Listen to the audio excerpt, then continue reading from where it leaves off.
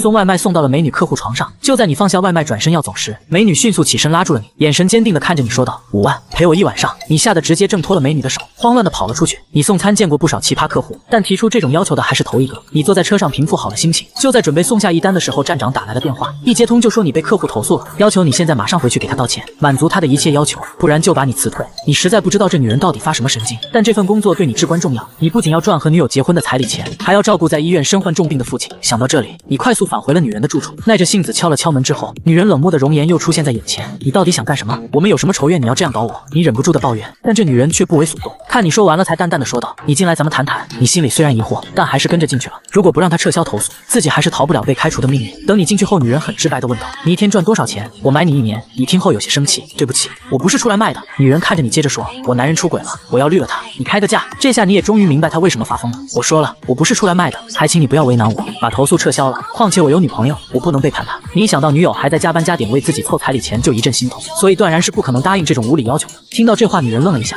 那我给你钱买你1天，陪我说说话吧。”陪着女人说说话就有钱拿，你顿时有些心动了。毕竟你现在也很需要钱，似乎看出了你动心。女人紧接着说：“你1天工资多少钱？1年能赚多少？”同时她还拿出一个箱子，打开盖子，里面赫然塞满了红票子，随后一打一打的拿出来摆在桌面上。你看着眼前的钞票有些心惊，心里下意识的盘算这箱子里有多少钱，一时间忘记回答这女人的问题。见你不回答，女人继续说：“我想你1个月往死里跑，最多也就能赚1万吧。只要你答应陪我说说话，我就给你1万。”你看着一打打的钞票，再三犹豫之后说道：“好，我答应你，但只是说说话。”女人笑了笑，随手就丢过来一沓钞票。你很聪明，这是你今天的酬劳。看着手里的1万块钱，你有种做梦的感觉。还不等你反应过来，女人继续说道：“我说话算话，并且已经表现出了足够的诚意。接下来咱们再做个交易。”你疑惑地看着他：“什么交易？”女人盯着你说道：“陪我1晚上，让我绿了那个渣男混蛋，我再给你5万。”不行，你想都没想就拒绝了。女人也不生气，你的反应也在她意料之中。那咱们就谈谈另一个。你听后有些无奈：“我不知道自己有什么值得和你交易的，你这么漂亮又有钱，随便找个人陪你不难。”女人看了你一眼，眼中闪过一丝忧伤，认真的说：“我老公有小三了，我要你帮我挽回我的男人。挽回你男人，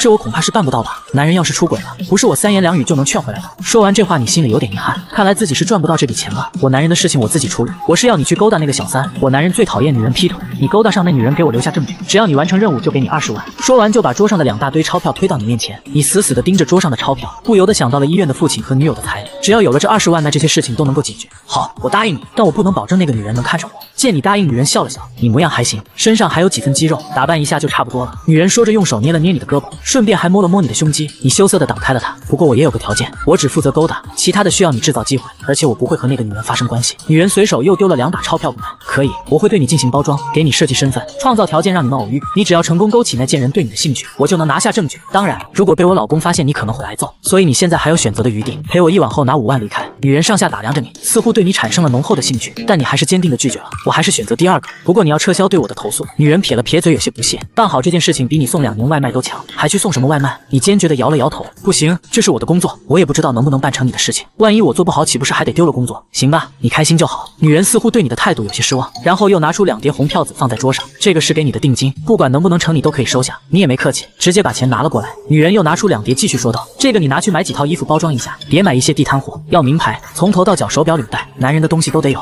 明天到我这来，我要看到你的打扮，如果不合格，这钱就从你的佣金里扣，让我满意了就算送你的。”看着女人又送出了4万块，你心里是相当的震惊，犹豫了一下，你好奇地问道：“你不怕我拿着钱跑路？”女人理了理自己的长发，脸上带着妩媚的笑意：“这点钱对我来说不算什么，但是你要觉得你拿了我的钱不做事，会有好结果吗？我敢拿5万给你，就敢拿50万买你命。不过既然说到这里，我们还是签一个协议吧。”他说完站起身来，拿出纸笔快速地写了一份协议，你拿在手里看了看，其他都没什么大问题，关键是有一条写着：如果因为他个人的原因导致任务失败，将给予10倍赔偿，10倍赔偿20万就是200万。这女人不会是在套路自己吧？你稍稍犹豫之后，指着那条款问道：“这条是什么意思？”女人看后淡淡的解释：“不用在意，这条只是防止你不听话乱来，你只要照我要求来办，这条等于不存在。况且我不觉得你能拿出这笔钱，对你只是一个约束作用。”你皱着眉头想了想，这话也对，自己没车没房，拿2万都费劲，更别说200万了。我明白了，那你现在该告诉我你叫什么名字吧？还有就是其他地方有需要我注意的吗？我叫周路云，但是你以后要叫我老板，没什么特别需要注意的，做好我给你安排的事情就行。另外没我的电话不准来这里找我。好，那老板我现在可以离开了吧？你起身问道。周路云看着你点了点头，行，办你的事情去吧，明天中午12点过来找我，记得重新带份外卖过来。好，我明白了。另外，老板，请你把那个投诉取消了，不然我肯定会被开除。你诚恳地看着周陆云，好了，我知道了，你拿着钱走吧。周陆云不耐烦地摆摆手，同时拿起手机看了一眼，就这一眼让周陆云呆住了，眼中顿时浮现了无比愤恨的神色。屏幕上一对男女亲密地抱在一起，仿佛一对恩爱的情侣。你犹豫了下，还是把5万块拿在手里，并没有发现这女人看到短信之后脸色突变，起身走到门口准备离开。站住！周陆云突然喊了一声。就在你疑惑的时候，这女人大步向前，把你推到了门上，完全不做任何的解释就开始强吻你。这女人的手还不顾一切的在你身上胡乱扒拉着，你瞬间呆住了，完全不知道这女人在发什么疯。反应过来之后，大力把她推开。你要干什么？我干什么？我给了你这么多钱，我现在想睡你也不行，把衣服脱了陪我，我再给你10万。周陆云歇斯底里的说着。老板，我说过我不是出来卖的，你别这样。你的态度依旧坚决。为什么？我哪里不好？要钱有钱，要模样有模样，要身材有身材。你们男人不都是喜新厌旧的吗？来让你占这个便宜你还不要？我看你才是疯了吧！周陆云愤恨地问道。那是别人，我是我。抱歉，我先告辞了。你说完逃似的离开了周陆云的家，虽然舍不得放弃这赚钱的机会，但是心里又不想被强迫服从这女人。周陆云如此强势的姿态，让你觉得身为男人有一种被侮辱的感觉。回到自己的电瓶车上，如果不是感觉到怀里鼓鼓的钞票，你还以为自己是在做梦。原本还在担心父亲的治疗费该怎么办，这一下子就有了5万块钱在怀里，你脸上露出了兴奋的笑容，随后拿出手机给女朋友打电话过去。铃声响了一段时间才被接通。喂，小林，我刚赚了一笔钱，我爸的治疗费有着落了，是吗？那真不错，我们一起努力。对面的声音听着有些奇怪，似乎有点压抑的感觉。小林，你在做什么？你有些好奇地问道。没事，刚才伸了一下腰，身子有点酸。对了，你赚了多少钱啊？小林的声音又恢复了正常。没事就好，我还要送外卖，先挂了。你慌忙地挂断了电话。被这一问，你才意识到自己还没想好怎么解释这笔钱的由来。你先到银行把钱存进医院的账户里，暂时解决了父亲一部分的治疗费，才算松了一口气。自己留了5000块以备不时之需。随后拿着周陆云另外给的2万去置办了一身不错的行头。在商店里，你看着镜子里帅气的自己，嘴角缓缓地翘起一个笑容。平日里忙于工作，你也没有时间收拾自己，一身衣服装扮出来，你对完成这份工作也有了几分自信，心里暗自决定，等这次事情办好了，一定要把小林娶回家。当天小林回来的很晚，而且回来的时候脸色有些难看。你问了2句，但他说没事，或许是白天受周陆云的刺激，你想要点补偿，却被他警惕地打开，借口太累，很快就睡着了。你也没想太多。第二天，穿戴整齐的你又来到了周陆云家门口，轻轻敲了3下门之后，老实的在门外等着。周陆云打开门，看到现在的你，眼睛一亮，嘴角挂起一抹笑意。果然是人靠衣装，马靠鞍。你打扮一番后，更符合他的要求了。他这个有些年纪的少妇看了都有些心动，别说那些给男人当小三的年轻小姑娘了。老板，您的外卖。你笑着递出手上的东西，进来吧。今天的她没有再穿着睡衣，反而是一身干练的黑色OL制服装。你稍微多看了一眼，这女人换上制服之后显得十分有气质。A 字裙下的黑色丝袜非常吸引男人的目光。这是那贱人的资料，你先看一下，一会我会安排你们接触。周陆云坐在沙发上翘起腿，递出一份资料给你。你拿着资料翻了一下，女人的名字叫做叶佳妮，同样也是一个非常漂亮的女孩子。看完了吗？你在和她接触的时候，身份是展阳公司的行政主管，年薪300万。我还给你准备了一套公寓，这是钥匙，你的车是奔驰，停在楼下。任务中我提供你所需要的资金，这张卡你拿去刷，密码6个0。周陆云说完，丢给你2把钥匙和银行卡。你把这些东西拿在手上，感觉像是在做梦。有车有房有存款有地位，这一晚上就实现了。虽然这些东西只不过是任务道具，并不属于你，但体验一下也好。我明白了，接下来我们怎么办？你点了点头，跟我走。我已经安排好你们接触，不过我得提醒你一下，你想继续送外卖倒是没问题，但是被他识破了身份，你就要按协议赔偿我的损失。周陆云站起身来，冷冷地说道。你眼睛都瞪了出来，被这女人一提醒，才意识到这个问题所在。高达200万的赔偿自己哪里去找？听到周陆云的话，你突然有些犹豫了。怎么怕了？你只要不去送外卖，事情不就保险了？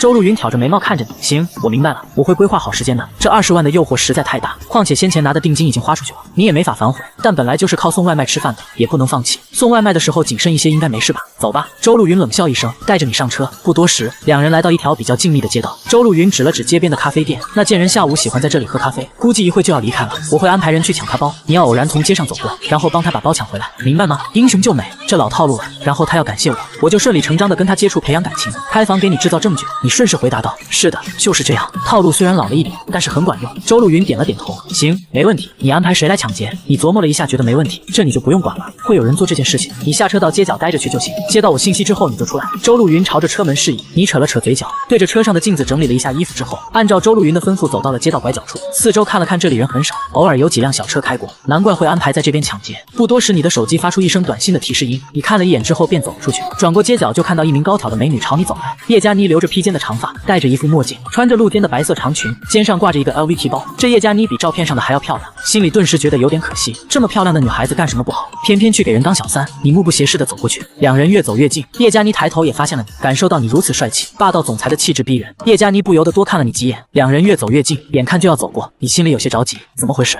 安排的抢劫呢？正想着，后背突然响起一个马达的轰鸣声，一个戴着头盔的男人骑着摩托快速的朝着两人靠近。突然，这男人伸手直接从叶嘉妮手里抢过了包，骑着摩托就朝前方开去。叶嘉妮被拉了一个踉跄，反应过来后大喊一声抢劫呀！同时左右看了一眼，最后目光落在了你身上。你皱着眉头看了叶嘉妮一眼，心里却是数万只草泥马奔腾。飞车抢劫，周路云这女人靠不靠谱？难道要自己去追一辆摩托车？可是现在已经开始做戏了，你已经没有后退的余地。如果周路云以此来说你没尽全力，要求赔偿200万的损失，那找谁说理去？想到这里，你鼓足劲朝着摩托车追去。好在运气不错，摩托车被一辆大货车挡住了去路，不得不急刹车停下来。抢劫的男人只能调转车头拐进了街角里。看到这一幕，你更加死命地追了上去。这要是把人给追丢了，还玩个屁啊！跑过街角，你看到摩托车停了下来，心里顿时松了一口气，往前走了几步，叉着腰喘气，同时伸出一只手来说道：“好了，兄弟，把包给我吧。”骑摩托的男人不断地踩着油门打火，可是摩托车就是发动不起来。听到你的声音，这男人从摩托车上下来，一手拿着叶嘉妮的包，另外一只手却是从兜里摸出一把匕首。看到眼前戴着头盔的男人居然摸出了匕首，你皱紧了眉头，上前一步，有些不悦地说道：“好了，兄弟，戏就演到这里了，包快给我，我还得回去继续演。要是人走了，我们不就白忙活了？”可是这男人丝毫没有要把包给你的意思，反而拿着匕首对着你挥舞了几下。搞什么？演戏而已，没必要这么认真。周围没人了，包快给我！你上前一步，想要把包抢过来，突然眼前寒光一闪，男人毫不犹豫地拿着匕首朝着你划了过去。严家栋大惊失色，还好反应够快，猛然地往后退了一步。可是即使这样，手臂上也被划了一刀。他刚买的衣服被划破，左手手臂上被划出了一个不深不浅的口子，血液很快的就进了出来。你玩的真的？这我刚买的衣服，一会我回去怎么交代？严家栋看了看自己的手臂破损的衣服，愤怒地问道。这衣服花了他好几千块，虽然是周路云给的钱，可也让他心痛。这被划破了也就没法穿了，意味着他必须重新买一件。可再买一件这么贵的衣服，周路云还会给钱吗？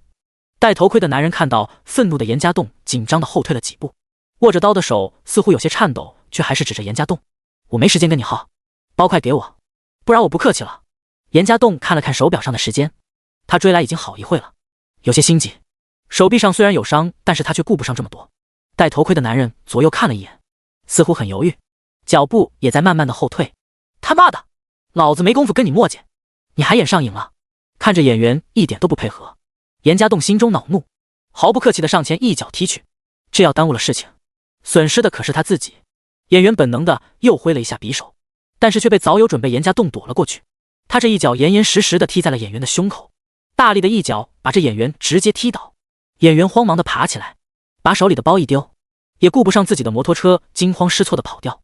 第5套路，严家栋上前几步把包捡了起来，眼中闪过一丝烦躁，怒骂道：“真是白费功夫，搞这么专业干嘛？当真以为是拍电影了？”感觉到手臂上传来的一丝痛意，他才有空查看了一下自己的伤口，还好，只是划破皮而已，看起来似乎流了挺多的血，实际上没有大碍。这男人虽然有些恼怒，不过眼眸一转，这伤口还正好说明了自己为了夺回叶嘉妮的包奋不顾身的事情。严家栋嘴角微微翘起，随后又恢复了一脸冷漠的神色，拿着包微微蹙眉的走了回去。拐出街角，严家栋发现叶嘉妮还等在原地，心里再次松了一口气，至少自己没有白忙活。他拿着包走了过去，叶嘉妮也赶紧迎了过来。你的包？严家栋淡淡的把递了过去，看到自己的包居然被抢回来，叶嘉妮有些惊讶，她摘下了自己的墨镜，感激的说道：“谢谢。”看到这女人摘下墨镜，严家栋眼睛亮了一下，看到这女人会说话一般的眼睛，心里更加感叹这女人的漂亮。没事，以后小心点。严家栋感叹归感叹，还是保持着冷酷的模样回答：“那抢匪人呢？啊，你受伤了？”叶嘉妮注意到了严家栋手臂上的伤口，想替他看一下，却觉得有些唐突，伸出手停在半空，摸也不是，不摸也不是，顿时觉得有些不知所措。他跑了？这小伤没事。严家栋看了一眼伤口，故作轻松的回答，心里暗自盘算，接下来叶嘉妮应该感谢自己吧，带自己去看医生治疗伤口，吃饭聊天顺理成的就认识了，接下来就只需要慢慢培养感情了。或许运气好，接下来就可以本雷打完成叶嘉妮的任务。可是严家栋在看叶嘉妮的时候，忽然留意到这女人漂亮的眼睛中似乎没有太多的感激之色，反而有种理所当然的感觉。严家栋觉得自己似乎遗漏了什么，如果真的顺势发展下去，自己想要跟叶嘉妮接触，真会跟想象中的一样那么容易吗？你衣服都划破了，血一直在流，我带去看看医生吧。怎么说也是你为了帮我才受伤的，我不能不管你。叶嘉妮关心的建议，如同预想中一样。那麻烦了。严家栋没有拒绝，实际上手臂上的刀伤也确实需要处理一下，还好附近就有一家诊所，简单的处理一下之后，两人站在了街边。谢了。严家栋微微笑，心里开始计算着下一步该怎么办。余光看了看街边不远处，似乎可以看到周路云还在车里盯着自己。怎么是你说谢呢？该我感谢你才是。叶佳妮礼貌的微笑。听到他的话，严家栋心里却有些犯难。叶佳妮似乎没有继续和自己接触的意思，难道这样就结束了？左右看了一眼，正巧发现附近有一家咖啡馆。你现在有时间吗？不如我请你去喝一杯咖啡。手臂还有些疼，正好休息一会。严家栋只能主动的提出邀请。叶佳妮眼中的似乎闪过一丝无奈，却还是笑着点点头。那好吧。两人一块走进附近的咖啡馆里。叶佳妮似乎对这咖啡馆很熟悉。就在严家栋还在观察着咖啡馆布局的时候，这女人已经朝着一个座位走去。严家栋赶紧跟过去，同时一名服务员走了过来。二位喝点什么？卡布奇诺。两个人几乎是同时说出了这个咖啡的名字。叶佳妮有些惊讶的看了严家栋一眼，转而露出一个微笑。你常来这？服务生走后，严家栋笑着问了一句。这家咖啡味道不错，环境也很好，而且有很多我喜欢看的书。叶佳妮说着就从座位边上的书架上拿下一本书来。这咖啡屋布置别具一格，在座位边上都放有一个书架，上面有着不同种类的书籍。留意到叶佳妮拿的书，严家栋眼睛一亮，穿过县界长长的隧道，便是雪国川端康成的作品。你也看过吗？叶佳妮有些惊讶地问道。贫寒之中自有一种强劲的生命力，这是书中的段落。当严家栋念出的时候，叶佳妮也跟着念了这一句。念完的时候，两个人相视一笑，仿佛找到了志同道合的朋友。真好。自我介绍一下，我叫叶佳妮。你呢？似乎是博取了这女人好感，叶佳妮总算有跟严家栋认识一下的意思了。严家栋，其实这咖啡屋我偶尔也来。严家栋笑了笑，为了避免出现纰漏，他选择了用真名。这些看似巧合的兴趣，全是严家栋在拿到叶佳妮资料之后做的功课。为了这笔佣金，他可是付出了很多的努力。是吗？我经常来这喝咖啡，怎么没见过你？叶佳妮笑着问道。或许时间不一致吧，我大部分是上午才来，或者工作太忙了就来不了。严家栋同样笑着回答。这样啊，那你是做什么工作呢？叶佳妮好奇问道。商贸，对外贸易。当严家栋说完这句话后，意识到两人虽然坐在咖啡厅里，实际上已经没什么可以聊的了。再这样继续待下去，恐怕也难有任何的进展。想要一步到位，怕是火候还不够。这男人脑中开始迅速地分析着各种的可能，随后装作手机来的信息拿出来看了看之后，歉意地说道。抱歉，公司还有点事情要处理，我先失陪了。说完，严家栋就直接起身离开了咖啡屋。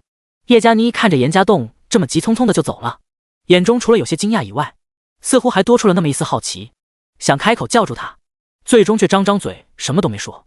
严家栋走出咖啡屋，稍稍回头看了一眼后，快速走向了仍然停留在不远处的车子，打开门坐进去，忍不住的抱怨道。你找的人到底靠不靠谱？飞车抢劫就算了，还用刀划我，我要是不躲开，岂不是被他开膛破肚了？我是去替你勾女人，不是去玩命。周路云可没心情听严家栋抱怨，一脸愤恨地问道。你居然就回来了？不回来干嘛？难道还等他请我吃饭？先说这衣服是因为工作才破的，我可不负责，医药费我就不找你报销了。严家栋抬起手臂示意了一下。你别给我说些有的没的，你就这样简单回来了？这么好的机会你就浪费了？你可是为他受伤了，他不该报答你吗？你不该趁机勾搭上他，接着就去宾馆开房把他给伤了？你居然就这样回来了？周路云一脸气愤地质问着。第六，心理学。周路云的指责让严家栋有些不悦，扯了扯嘴角之后，耐着性子解释。你要是以为真这么简单，那你换个人来试试。我可以明确地告诉你，今天的发展只能是这样，再多些其他的动作不会有任何的意义，搞不好还会引起叶佳妮的反感。我是帮了他，还受了伤，可是他对我也就是很普通的感谢，甚至说没有继续跟我接触下去的意思。那怎么办？你长得倒是人模人样的，结果连追个女人都办不到，那女人就是一个贱人，人尽可负。你怎么确定你不多勾搭一下，他就不会跟你去开房？周路云呼出一口闷气后问道。我当然确定。严家栋一脸认真的回答。第一，她是一个漂亮的女人，你们漂亮的女人看到有男人接近，都会自恋的想着这男人是不是对自己有意思，想找办法跟自己搭讪，从心理上来说就有着看戏戏耍的心态。第二，她虽然被你男人包养，但是她肯定也有钱。你们有钱人的想法就是能用钱解决的事情就是简单的事情，我虽然帮了他的忙，还因此受伤了，但是他对我只有感激没有感情，就连去喝咖啡都是我先提出来，这达不到我们想要的目的，更不用说开房什么的了。最好的结果就是他给我一笔钱，表示感谢之后，从此天涯陌路人，搞不好还会对我产生厌恶，那计划也就完蛋。就算我舔着脸皮去邀请他吃饭，想办法跟他接触，他对我总会有排斥的心态，认为我是故意接近他，甚至会担心会不会因为我影响了他当小三的生活。听到严家栋的这番解释，周陆云皱着眉头思考起来，仔细一想，似乎还真是这样。所以点到即止是最好的，让他对我产生好奇，这样一来，在接下来的接触当中，逐渐将这份好奇变成好感，让他主动的想接近我，才能更好的达成我们的目的。心理学说，女人对男人产生好奇了，那么就会逐渐被一个男人给吸引。严家栋有凭有据的分析着。呵，想不到你还懂心理学。周陆云冷笑，虽然不想承认，但是听了这一番分析，心里也觉得很有道理。读大学的时候选修的，多少了解一点。严家栋淡淡的回答。伤口没事吧？心情平复之后，周陆云看了看这男人手臂上的绷带，还死不了。你找的人能不能不靠谱一些？那家伙还真想跟我拼命啊。严家栋没好气的埋怨。做戏当然要做全套，这样才显得真实。周陆云理直气壮的解释，眼神却不自然的在躲闪。真实？真实就是要让我受伤吗？那他拿枪我岂不是还要去挡子弹了？严家栋瞪大了眼睛。这个意外好吧，别斤斤计较了。衣服破了我给你买新的，受伤了我给你补偿好吧？1万够不够？周陆云硬着脸皮安慰。算了，先这样吧，今天就这个样子了，想要有新的进展还需要安排一下。你后面是怎么计划的？严家栋摆摆手，也没心思去计较这个已经发生的事情了。我后面没计划。周陆云很尴尬的回答。没计划？难道你认为我是情圣吗？勾勾手指女人就会跟我上床？严家栋瞪大了眼睛，却只能看到周陆云讪笑着，忍住了心里的无奈。这男人闭了闭眼睛之后说道，先让我想一下吧。叶佳妮给我的感觉并不是一个简单的女人，你最好再详细的调查一下这女人的事情，特别是她跟你男人是怎么接触上的。没问题，接下来的事情你来布置，我听你安排。今天你辛苦了，不然晚上我请客吧。周陆云想缓和一下关系，毕竟自己的失误才导致严家栋受伤，他可不敢明说今天的演员出了意外，刚才那人是真的抢劫。不必了，我晚上回去要跟女朋友一起吃饭，这衣服破了，你照着尺寸再给我买一套吧，先放你那，下次任务的时候我再来拿。说完，严家栋把头看向了窗外，似乎不想再说话。周陆云自知理亏，沉了一口气后开车带严家栋离开。重新换了一套普通的衣服之后，严家栋骑着自己的电瓶车又去送了几单外卖。不过有了周陆云的叮嘱，他送外卖的时候都特地戴了墨镜和口罩，以避免可能发生的偶遇。晚上回到家里，聂小玲做好了一桌可口的饭菜，看到严家栋回来，上前给了一个热情的拥抱。怎么，昨晚还拒我千里之外，今天就投怀送抱了？哟，今天还做了这么多好吃的，有什么好事吗？严家栋笑着问道，摸了摸女人的秀发。昨晚是太累吗？今晚可以补偿你，你想要怎么样都可以。聂小玲红着脸靠在严家栋身上，听到这女人的话语，严家栋心中火热，揽着聂小玲亲了一下，随后拍拍这女人身后说，晚上一定会好好满足你，先吃饭吧，我都饿了。来，我做了你喜欢吃的糖醋排骨。对了，我今天去医院看过伯父了，原本还担心你爸爸的治疗费不够，我去的时候听说你存了1万多块进去，你发工资了？不对，你发工资了也没这么多钱啊。你昨天打电话告诉我说你赚了一笔钱，什么事情啊？聂小玲夹了一块排骨放在严家栋碗里后问道。听到女朋友的问话，严家栋心里咯噔一跳，脑海里不断的想着该怎么向聂小玲解释这件事情。这男人虽然心里非常的慌张，却还是不紧不慢的夹起排骨放在嘴里，好生品尝一下后，满意的点点头说，味道真不错。别转移话题，我问你事儿呢。聂小玲关心的问道。嘿嘿，我当然是赚了一笔钱啊，昨天出门踩到狗屎了，我觉得运气不错，就去买了50块的刮刮奖，没想到中了2万，2万块刚好缓解了一下我爸爸治疗费的压力。严家栋这时候已经想好了说辞，中了2万，天啊，这么多，你运气真好，你昨天怎么不告诉我？我们该去庆祝一下啊。不过这种看运气的事情中一次就好了，你可别陷进去了。聂小玲听到这男人的话，也露出一脸兴奋的神色，随后又语重心长告诫一番，放心吧，我只是偶然才买一次，你昨晚回来太累了，我也没机会给你说啊。改天我们去吃顿好的。严家栋欣然同意。还是算了，出去吃一顿又得花多少钱啊？我们现在的钱都得存着。我真的想快点嫁给你。聂小玲忽然黯然地摇摇头，随后期待地看着严家栋。小玲，你放心，我在努力，很快我就能存够钱，然后光明正大地娶你过门。严家栋放下筷子，感慨地抱着聂小玲，这女人跟了自己好几年了，不求吃不求穿，平日里好点的东西都舍不得买，一门心思都放在她身上，得妻如此，夫复何求？对了，你看。聂小玲说着拿出手机，在严家栋的注视下，这女人赚了1万块到这男人的卡上。小玲，你这是？严家栋惊讶地问道。我最近做了一笔大单子，公司给的奖励，还有提成呢。今晚也是庆祝这件事情，这钱你拿着，万一伯父需要用钱了，你也不用那么着急了。聂小玲得意地笑着。小玲，你对我这么好，我不知道该怎么报答你。严家栋深情地看着自己的女人。其实想报答我很简单的。聂小玲突然红了脸，羞涩地看着严家栋。身为男人，看到自己的女人这副模样，难道还不知道该干什么吗？晚饭也别吃了。严家栋拦腰抱起聂小玲，在这女人的一声惊呼中走向床边。现在先把这情意满满的女人吃了再说。第7错是，严家栋一把脱去身上外卖的制服，露出了黝黑健壮的身躯。长期在阳光下暴晒，他的肤色和聂小玲的肤色形成了鲜明的对比。不多时，严家栋靠在床头，点燃了一根廉价的香烟。为了存钱，他已经很少抽烟了，这盒烟都是1个月前买的，现在还剩不少。只有特别郁闷或者特别放松的时候，才会来这么一根解解馋。聂小玲留意到这男人手臂上的绷带，关心地问道：家栋，你怎么受伤了？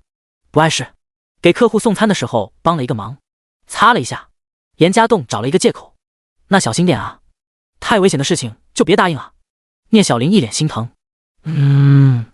我知道，只是自己大意了。不过这样换一个5星好评还划算的，总比给差评好吧？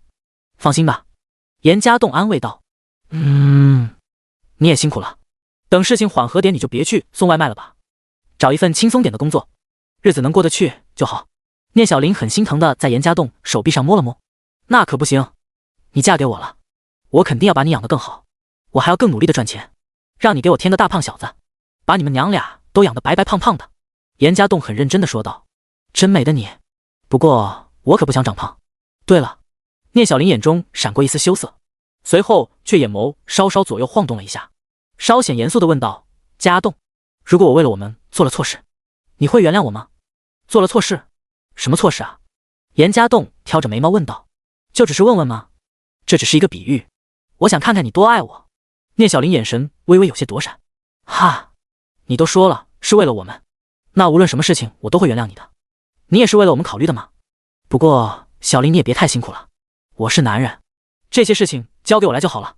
严家栋摇摇头，笑着回答，安慰地摸了摸这女人的秀发。你真好，真想快点嫁给你。我想只要我们一起努力，这日子应该很快了。聂小玲幸福地往严家栋怀里更紧密地靠了靠。放心吧，很快了。严家栋眼神看着缥缈的远处，神色却是无比的认真，看了看依偎在自己怀里的女人，这男人心里似乎下了某个决定，犹豫了片刻，有些忐忑地问道：小玲啊，那我问问你，如果我为了我们做了错事，你会原谅我吗？不原谅。没想到聂小玲毫不犹豫地回答。听到这答案，严家栋一时没回过神来。我的男人不会做错事，我相信我男人做的事情都是正确的，特别又是为了我们的事情，那肯定也是正确的，所以不会有错事。如果你真犯了错，那我肯定就不会原谅你。但是呢，聂小玲莞尔一笑，接着说道，但是呢，我也不会跟你分开，我要跟你一辈子。哈，你居然套路我，我要惩罚你。听到这女人的严家栋松了一口气，刚才他可是相当的紧张。这男人翻身把聂小玲压在身下挠痒痒，聂小玲嬉笑着反抗，不过原本还是挠痒痒的动作逐渐的又变了味道。不知不觉间，两人的呼吸又开始沉重起来。第二天，严家栋还是早晨，还是像往常一样送外卖。本以为周露云今天会去调查叶佳妮的事情，不会联系他，没想到下午些时候，这男人就接到了电话，让他去周露云的家中。没办法，现在那女人是老板。严家栋快速送达了手中的外卖之后，骑车朝着周露云所在的公寓赶去。站在门口，严家栋整理了一下衣服后，敲响了门。稍微等了片刻，房门才被打开。周路云又穿着一身单薄的睡衣站在他的面前。周路云衣衫不整地倚靠在门口的墙边上，手上还提着一瓶没剩多少的红酒。看到严家栋后，这女人脸上露出一抹醉醺醺的笑容。严家栋微微皱眉，一开门就闻到了浓郁的酒精味。这女人不知道在家里喝了多少酒。进来吧，把门关上。周路云施然地说道，转身走向沙发，同时拿起手中的红酒又狠狠地灌了一口。严家栋心里有些紧张，这女人脾气怪，又喝了这么多酒，把自己叫来准没好事。但是为了赚这20万，严家栋就是硬着头皮也要上，不然得罪了这女人20万，岂不是说没就没了？刚关上门，严家栋就看到周若云这女人傻傻的在转身，一个下盘不稳，眼看就要跌倒，他眼疾手快的上前一步，刚好把周若云揽在了怀里。你没事吧？小心点！看到周若云醉成这样，严家栋皱起了眉头。呵呵，没事，刚刚还挺好玩的。周若云反而直接借力靠在了严家栋身上，说着又要拿起酒瓶喝酒。别喝了，你看你喝成什么样子了！严家栋不悦，把酒瓶从这女人手里夺走。干什么？我可是你老板，什么时候轮到你来管我了？周若云顿时挣扎着站起来，皱着眉头呵斥道。不过这女人刚说完话，摸着自己额头，眼看又要倒下。严家栋心里十分的无奈，却又只有上前扶住周若云，将她安顿在沙发上坐下。看着这女人醉得太厉害，严家栋左右看了一下，找到杯子，在她家里倒了一杯温白开送了过去。来喝水。严家栋将水杯喂向女人口中。这是什么？我要喝酒。周若云喝了一口，就愤怒地将水杯挡开，温白开的水直接洒在了这男人身上。好在不是开水，不然非得给烫伤不可。严家栋有些恼怒，却忍住了心里的脾气。现在这女人醉成这样子，也不知道把自己叫来到底干什么。无奈之下，也只有先帮她醒醒酒才行。找到这女人家的卫生间，端了一盆热水出来，想替她擦擦脸。没想到这女人看到水盆，立刻兴奋说道：洗澡吗？我最喜欢了。说着就在严家栋的注视下开始脱衣服。第8，醉酒的女人。严家栋顿时瞪大了眼睛，这搞什么啊？他赶紧放下水盆上前阻止。不得不说周若云的身材非常的好，但严家栋明白自己的身份，强行给周若云把衣服给套上之后，用力抱住这女人，免得她又干傻事。老板，你叫我来到底想干嘛？严家栋已经有点不耐烦了，这放弃了送外卖的时间，难道跑来看这女人胡闹吗？我想你干什么你不知道吗？怎么，我不漂亮吗？周若云醉眼朦胧地看着严家栋。老板，老板！周若云，别这样！严家栋不停地躲闪，想把周若云推开，这女人却像是八爪鱼一样。严家栋一脸无奈，这女人到底想干什么啊？如果是一般的男人，或者直接顺势就把周若云给上了，可是严家栋心里有聂小玲，每次想到聂小玲也在辛苦为两人的事情奋斗，他就不忍心做出伤害自己女朋友的事情来。感觉到周若云已经开始动手了，这男人急中生智地喊了一句：老板，老板，你老公回来了。浩然回来了。浩然，浩然。果然这话语让周若云回过神来，赶紧从严家栋的身上站起来，慌张地整理了一下自己的衣服后，期待地看向门口。但是当看到紧闭的房门，周若云原本还期待的神色变得落寞，随后颓废瘫坐在沙发上，愣了片刻后，把自己埋进了双腿之间。浩然怎么可能回来？他陪那狐狸精去了，怎么可能回来？他都已经很久没回来过了。周若云抽泣起来，看到周若云伤心的样子，严家栋有些不忍，坐起来整理了一下衣服后，想要安慰几句，却不知道说什么好。稍稍看了一下这女人，赶紧把目光瞥到一边去。这女人蹲在沙发上，抱着自己的双腿，在宽松的睡衣下，白皙的双腿展露无遗，同时裙下的风光也毫无遮挡地露在严家栋眼前。看了看周围，空着的酒瓶不在少数，啤酒、红酒，甚至白酒都有。看来这女人心里郁闷，喝了不少。别哭了，她不回来是因为不知道你的好。严家栋试着拍了拍周若云的肩头，这男人有点不忍心看到女人哭，被严家栋安慰，周若云顺势就扑进了这男人的怀里，放声大哭起来。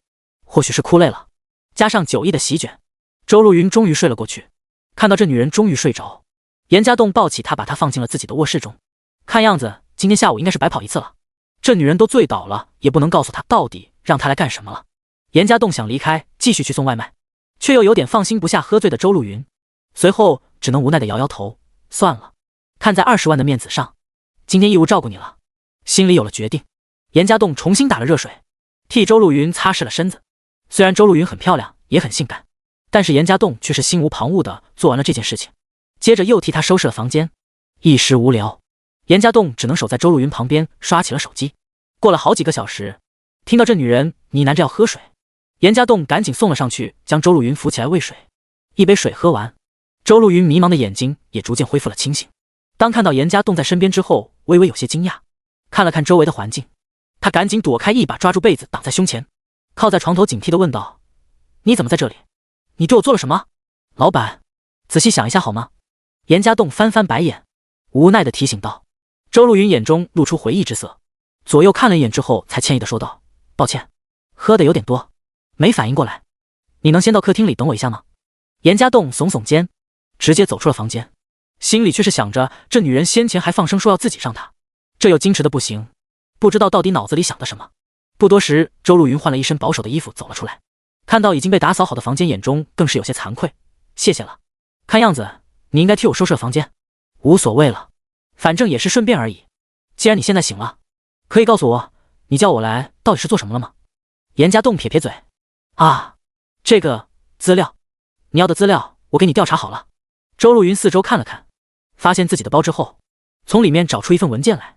严家栋接过去仔细看了起来，同时周露云又从房间里拿出一个盒子来。这是你的衣服，上次的划破了，我就重新给你买了2套，你一会试试看看合身不？好的，先放那吧。厨房里我给你做了蒸蛋，喝了那么多酒，也不知道你吃饭没有，伤了胃就麻烦了，也不知道合不合你胃口，将就一下，不喜欢吃就叫外卖吧。严家栋看着文件说道。听到这男人的话，周露云有些惊讶的看了一眼厨房，她没想到这男人居然给她做了吃的，感觉到腹中的恶意。她走进厨房里，端出一碗卖相不错的蒸鸡蛋来，稍稍尝了一口，味道还真不错。很快3下5除2的就把蒸鸡蛋给吃完，看样子还有点意犹未尽的样子。资料我看完了，明天下午我来找你，我会给你一个计划方案。严家栋合上资料站了起来，看样子准备离开。你要走了？不试试衣服吗？周露云看到严家栋要走，突然觉得有些舍不得。事情办完了，我要回去了。衣服你照着尺寸买的话应该合身，耽误了不少时间了，我出去应该还能送几单外卖。严家栋点点头，抱歉，你今天的损失我会补偿给你的，谢谢你给我做的蒸蛋。周露云说着就从钱包里拿出一叠红票子来。不用了，你是我老板，就当做员工赚表现吧，不过下次这样我可就要收费了。严家栋看了一眼红票子，淡淡的说道，走到门口打开门，又回过头补充一句，男人就像是捏在手里的沙子，你越用力，沙子流走的越快，稍微松一点，你会发现沙子还好好的待在手里。另外，在外面你可别再喝这么多酒了，我可招架不住你。说完留下一个笑容，严家栋关上门离开。第91幅，严家栋的离去让周露云又落寞了几分，想了想这男人离开前说的话，似乎又露出一抹莫名的笑容，又送了几单外卖。严家栋联系了聂小玲，准备回家吃饭，没想到小玲今晚似乎又在忙，匆忙的招呼严家栋不用等他一起吃饭后挂断了电话。刚放下电话，经理又打了电话过来，一接通就是一阵劈头盖脸的破骂。严家栋，昨天请假，今天又偷懒，你看看你才送几单，你要是不想做了就直说，没人会留你，别又给我搞出什么投诉的事情来。严家栋赶紧陪笑的说了几句之后，就被经理挂了电话，心里有些郁闷，想到反正小玲也不回家吃饭，这男人沉了一口气后，又继续骑着电瓶车去送外卖。当天晚上，聂小玲又回来得很晚，疲惫不堪的她洗漱之后没跟严家栋说几句话就睡着了。和聂小玲躺在一起，严家栋闻到自己的女人身上有一股异常的香味。平日里聂小玲为了节约也不怎么用香水，虽然有些奇怪，却也没有放在心上。聂小玲工作的环境女人还是挺多的，有同事买了香水炫耀一下或许也很正常。今天严家栋上工很早，昨天被经理训了一顿，为了不让自己的业绩太难看，只有上午抓紧时间多送几单，下午要陪周露云去办事，又不知道要耽误多久。临近中午的时候，严家栋去到周露云家里，今天这女人要正常了许多，还是一身 OL 制服干练的她和昨天郁郁寡欢的女人判若两人。这个是我的计划安排，老板你看一下。严家栋递出一张手写的计划。这是你买的新衣服，你换上试试看合不合身。周露云接过计划，同时指了指放在一边的衣服袋。严家栋斜着眼睛看了一下这个女人，虽然不知道她为什么又让自己试衣服，却也没想太多，拿着衣服走进了一个房间里，开始更换，脱掉了外套。这女人突然就把门给推开了。周路云站在门口，美目连连地看着严家栋精悍躯体，咂咂嘴，啧啧，没想到你还有几分肌肉。老板，尊重一下个人隐私好吗？严家栋只是愣了一下，也不慌张，继续淡定地把衣服脱下后换上。你是男人，怕什么？难道还怕我吃了你？周路云一脸调侃的样子。我倒是不怕，我就是好奇，你这样推开门，难道就是为了看看我的肌肉？严家栋歪着头问道。屡次被这女人调戏，让他心有不甘。我是想确定你一下，你身体有没有瑕疵，万一你要跟那贱人搞上了，他不喜欢你的身体，那就浪费我的时间了。周路云俏脸一红，赶紧解释。呵呵，那老板你是不是想试试？严家栋嘴角翘起一个弧度，上前一步，几乎贴在周路云的面前。我看到这个男人这么主动，周路云眼神有些慌张，特别是感觉到扑面而来的男人气息，他的脸颊更加红润了几分。严家栋微微弯腰，看似嘴唇慢慢的就要亲吻在这个女人的脸上。周路云有些不知所措，想要拒绝，却有些想试试这帅气男人的滋味，半推半就之间还闭上了眼睛，却没想到这男人的声音轻轻的在他耳畔响起。老板，别想多了，一开始我就说了，我不卖身的。听到这番话，周路云猛然瞪大眼睛，眼中尽是恼怒之色，刚想呵斥一番，却听到门口响起了敲门声。周路云一脸的疑惑，他想不起这时候谁会来他家里，愤恨地瞪了一眼严家栋之后，走向房门口。严家栋倒是无所谓的耸耸肩，老被这女人调戏，偶尔捉弄一下他还挺爽的，不然还真以为给自己钱就能为所欲为了。周路云贴在房门口的猫眼看了一眼外面的情况，顿时一脸欣喜的想要开门，手刚握在门把手上，他突然停住，一脸慌张的看了一眼房间门口的严家栋之后，脸色变得十分苍白。严家栋皱起了眉头，这女人脸上变化也太夸张了吧，到底门外的是谁让她有这样的反应？周路云慌忙的跑到了严家栋身边，压低声音说道，怎么办？浩然回来了，我老公回来了。回来就回来呗。什么怎么办？严家栋奇怪的问道。不是啊，你在我家里啊，他还难得才回来，要是看到你会怎么想？周路云紧张的解释道。而门口再次响起了敲门声和一个男人有些不耐烦的呼唤。这好办，你快去开门吧，不然人要是走了，那就麻烦了。严家栋耸耸肩，他看看自己已经换好了外卖的制服，也不担心，直接走进了厨房里。周路云不知道严家栋打算做什么，在听到一次敲门声之后，赶紧慌忙的跑去开门。浩然，你回来了。打开门，这女人有些激动的问道。一个男人稍微看了周路云一眼，皱着眉头走进了家里。厨房里的严家栋听到有人进来，故意弄出了一些响动后走了出来，稍稍看了一眼周路云的老公。这男人一身西装革履，一看都是牌子货，不过穿起来却随意很多，不像严家栋那样谨慎，模样不见得多么帅气，倒是一双眸子显得特别的深邃，脸颊有些刚毅，给人不怒自威的感觉。年纪应该在30岁左右，举手投足之间都有一股成功男人的气质。看到严家栋从厨房里出来，这男人微微皱眉，警惕地盯着，倒是留意到严家栋身上的外卖制服之后，才稍微缓和了点神色。老板，你燃气灶我看过了，没电了，换个电池就好，要没其他事情我就先走了，祝您用餐愉快，请给我5星好评。这是外卖的套路说法，现在外卖小哥被当成各种人才使用，也不是1天2天的事情了。严家栋就顺便客串了一下修理工。第10，离婚啊，好谢谢了。周路云反应过来，赶忙道谢。她的老公却是微微皱眉，盯着严家栋走向门口之后说道，燃气灶应该找天然气公司的人来修，你随随便便的叫人来处理，搞出点事情怎么办？你还是跟以前一样冒冒失失的，做事情都不动脑子。这话被严家栋清晰的听到，让他心里有点不高兴，自己只是随便找的说辞，也被这男人拿来利用训斥周路云吗？不过生气归生气，严家栋现在也犯不上去跟他较劲。刚走2步，这男人不加掩饰的声音又传了出来，这是离婚协议，签了吧？严家栋有些心惊，这男人难得回来一次，就是为了跟周路云离婚的吗？不出意料，周路云歇斯底里的声音响了起来。听到这女人的凄苦的声音，严家栋有些心塞，微微皱眉之后还是走下了楼去。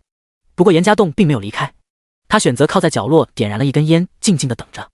不多时，周路云的老公面色寒冷从楼下下来，坐上一辆路虎之后直接开车离开。这时候严家栋吸了最后一口烟之后，把烟头丢掉，转身走上了楼去。还没走到周路云的房门口，就听到了这女人歇斯底里的哭喊声。严家栋叹了一口气，走上楼去，看到这女人跌坐在房门口，手臂都给摔破，一条血痕沿着她的白皙的皮肤滑落，显得有点触目惊心。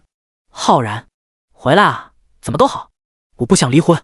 周陆云捂住自己的脸，不断的哭喊着，这声音听得让人心疼，完全没有看到严家栋上楼。别哭了。严家栋走到周陆云面前，轻声说了一句：浩然，你回来了。周陆云听到声音，抬起哭花的面颊来，原本还有些庆幸的神色，一看到是严家栋之后，变得更加的难过，反而更加伤心的哭了起来。怎么是你？你来干什么？我要浩然，我想要浩然回来。他已经走了，不会回来了。严家栋皱起了眉头。不，他会回来的。你滚，你滚啊！你现在滚去，把那狐狸精给我上了。我要浩然知道，只有我对他才是最好的。你滚啊！马上滚啊！周陆云变得歇斯底里，他抬起头疯狂看着严家栋，伸手指着楼下。严家栋心里有些不悦，自己担心这女人好心上来安慰一下，没想到她完全不领情，还叫嚷的让自己滚。气愤的严家栋转身就要离开，可是刚下了2层楼梯之后，这男人猛然的转身，大步跨到这女人面前，随后也不管这女人在挣扎，把她强行抱进了屋子里去。放开我！你想干什么？我叫你滚啊！不用你假好心！周陆云愤怒地骂着。严家栋也不说话，只是把这女人抱进房间之后，用脚带上门，随后把她放在了沙发上。混蛋！混蛋！人渣！滚啊！不用你管，不需要你假好心。你要想帮我，那你去把浩然给我找回来啊！周陆云还是不管不顾地骂着。严家栋也不说话，安静地站在一边，看着这陷入疯狂之中的女人。只是看到这女人流着血的手臂，微微皱眉，不知道这女人怎么弄的，居然把手臂划伤了一条大口子，流出的血把她的衣服都染上了色。稍微在这女人家里看了看，卫生间拿了毛巾，又从餐桌上拿到了纸巾，运气不错的又从一个柜子里翻出了些家用医疗包之后，他蹲在了这女人面前。严家栋双手抓住周陆云的肩膀，从下方望着这女人泪流不止的眼睛，随后严肃的喝令道：周陆云，别哭了，你听我说。这男人大声的喝令，还真让周陆云止住了哭泣，一脸忧伤的看着眼前蹲下的男人。你的老公刚才下楼就开车走了，不会回来了，你就算哭他也听不见，你现在这个样子他都能走，说明他完全不在乎你，你这样只能是作践自己。听着，别哭了。严家栋厉声喝道。周陆云的模样很凄苦，但是严家栋的这番话却让这女人从大声的哭泣变成了小声的抽泣。你这么漂亮，难道还怕没男人吗？同样作为男人，我可以告诉你，你越是缠着他，他越是不在乎你。你想要他回来，这样哭是完全没用的。严家栋继续劝道。缠着他回来？你告诉我，浩然他还会回来吗？还会回到我身边吗？周陆云一脸期望看着严家栋。会的，但是不是你现在这样子，就是我也嫌弃你现在这样。严家栋认真的点点头。那你告诉我，告诉该怎么做呀？周陆云反手抓住严家栋的手臂，似乎完全感觉不到自己手臂上的疼痛。放心，我会帮你。我们不是有计划吗？先赶走勾引你男人的女人，再慢慢帮你优化自己，让你的男人回来。相信我，我会帮你。严家栋郑重地看着周陆云，他实在不想看着这女人现在这个样子。其实严家栋完全可以直接走掉，但是他很怕这女人受到这种刺激之后会做傻事。从这几次的接触，严家栋就知道周陆云很在乎自己的男人，甚至可以说是迷失了自我。不管是从人情考虑，还是利益的关系，严家栋都不能放任周陆云出事。我相信你，相信你一定能让浩然回到我身边。只要帮我，多少钱我都给你，你要我做什么都行。周陆云是把全部的希望都寄托在了严家栋身上。严家栋微微闭了闭眼，迷失的女人让人觉得可怕又可怜。他丝毫不怀疑，现在只要说自己能把浩然给带回来，周陆云或许会把全部的钱财给他。可是严家栋不会这么做。平息心里那微微的悸动，这男人在睁开眼的时候叹了一口气，柔声说道：你先平息一下情绪吧，你手臂受伤了，我帮你处理一下。严家栋此刻的话仿佛有魔力一般。周陆云呆呆的照做，任凭这男人擦干了自己手上的血迹之后，消毒包扎，随后又像是木偶一般靠坐在沙发上，只有一双眼睛希冀地盯着严家栋。看到这女人现在一副失魂落魄的样子，严家栋有些为难。他觉得这女人情绪可能平息了，想要离开，但是又有点放心不下。你听我说，你这件衣服上有血迹了，最好给换掉，然后好好吃饭，吃完饭好好睡一觉，然后当做什么事情都没发生，事情总会好起来的。严家栋蹲在周露云身前安慰道：“你要走吗？”周露云呆呆地问道：“时间不早了，我还要去上班，一会还要回家去。”严家栋点点头：“别走，别走好吗？别丢下我一个人。”听到严家栋要走，周露云再一次激动起来，毫不犹豫地抱住了蹲在自己身前的男人，一个用力过猛，直接把严家栋给扑在了地上，随后像是八爪鱼一样抱着他。第11安慰，这已经不是周露云第一次这样抱住严家栋了。虽然两人的姿势有些暧昧，周露云的身体也不断地挤压着严家栋的脸，可是这男人完全没有一点享受的感觉，只能痛苦地咧着嘴角，忍不住地翻白眼喊道：“你先起来，放开我好吧？”“不行，放开你，你就会走掉。”周露云拼命地摇头，仿佛抓住的是救命稻草。严家栋心里无奈，这是搞什么啊？自己又不是他男人，用得着这么舍不得吗？但是看这女人丝毫没有放手意思，只能妥协地说道：“你先让我起来，我不走好了吧？你不骗我。”周露云低下头狐疑地看着严家栋：“我不骗你，你也不能一直这样压着我吧？万一你老公突然回来了，看到我们这样子也不好吧？”严家栋苦着脸劝道。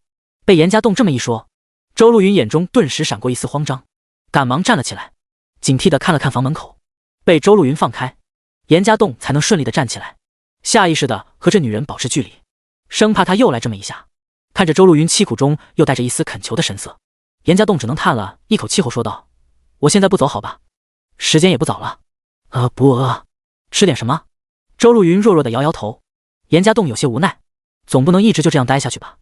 稍微琢磨了一下后劝道：“既然不饿，那你先去睡一觉吧，睡着了就忘了。那睡醒了呢？”“睡醒了，浩然能回来吗？”周露云期待地问道。“睡醒了。”严家栋有点不知道该怎么说，他就算撒谎安慰也是一个蹩脚的谎言。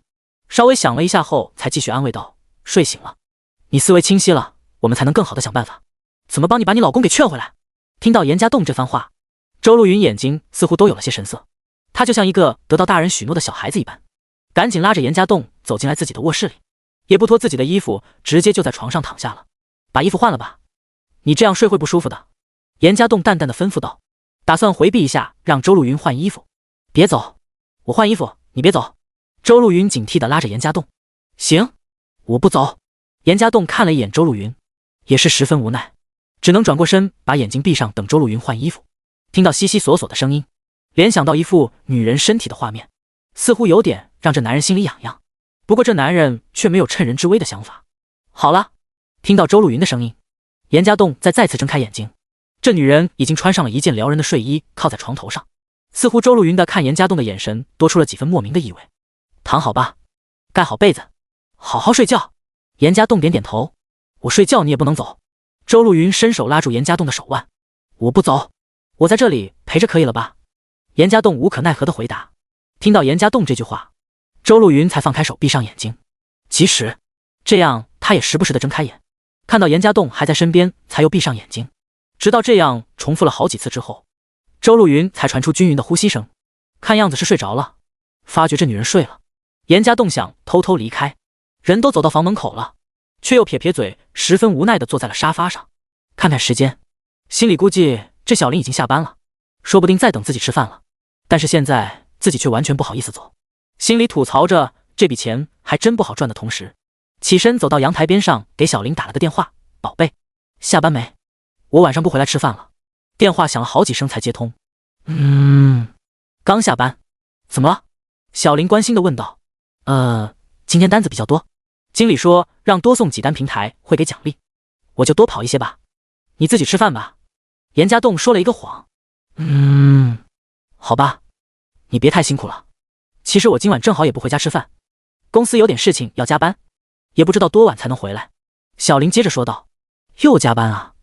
你才是别太辛苦了，钱的事情我会想办法，你不用这么拼命的。”听到小林又要加班，严家栋有些心疼，这段时间小林加班的次数也太多了一些，心里觉得这女人为两人的事情付出的实在是太多了，自己作为一个男人没有理由不拼命。没关系的，我要回去晚了，你就早点休息吧，拜。小林说完就挂断了电话。严家栋还在感慨，忽然间就听到了周露云的喊声，急急忙忙地跑进房间里一看，才发现这女人是在梦呓，或许是离婚对她的刺激太大了，就算睡觉也不断地喊着不要走，不要离婚的话语。仔细一看，这女人已经睡得是满头大汗了，不知道是不是做了噩梦。既然照顾，那就照顾好点吧。想到这里，严家栋找来毛巾替周露云擦了擦汗。这女人微微睁开眼睛看了这男人一眼，随后才又心满意足地合上。倒是等到了晚上9点多，严家栋百般无聊的只能靠在客厅的沙发上刷手机。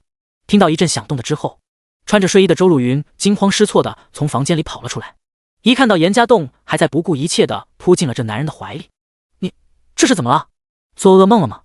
严家栋摊开双手，有点不知道放在那里，好一会之后才慢慢的拍了拍这女人的后背。我以为你走掉了。周露云感动的回答，没有，我答应了你，怎么会走掉呢？怎么睡醒了？感觉好点没？严家栋柔声安慰道。周露云点点头，倒是红着脸从严家栋怀里离开，偷偷的看着眼前的男人。饿了吧？想吃点什么？叫外卖还是我随便给你做点？严家栋问道。你随便做点东西给我吃吧。周露云淡淡的回答，看样子恢复了很多。那我就只有给你煮面了，我下的面很好吃的。严家栋开了一个半荤不素的玩笑，想调节一下气氛。周露云脸上还残留着伤心的痕迹，却眨巴的大眼睛看了这男人一眼，随后伸出手就朝着这男人的大腿抓去。第12入套。严家栋大吃一惊，赶紧跳开，随后尴尬的看着周露云。他没想到这女人居然直接将计就计了，如果被周露云抓到自己要害了，岂不是还真打算给吃了？你跑什么啊？不是让我吃下面吗？周露云露出一个妩媚的微笑，残留着梨花带雨的痕迹，倒颇有一番风味。那个，我开个玩笑而已，想让你心情好点吗？我意思是我去给你煮面。煮面吃。严家栋讪讪的解释，赶紧走进厨房里。周露云莞尔一笑，逗一下这男人之后，心情也确实好了很多。不多时，严家栋端出一碗香喷喷的番茄煎蛋面，正巧周露云也饿了，看到卖相不错的食物，很快的就给吃得一干二净。怎么样，吃饱了没？不过就算你没吃饱也没办法了，你家里就这点东西，要是还就点外卖吧。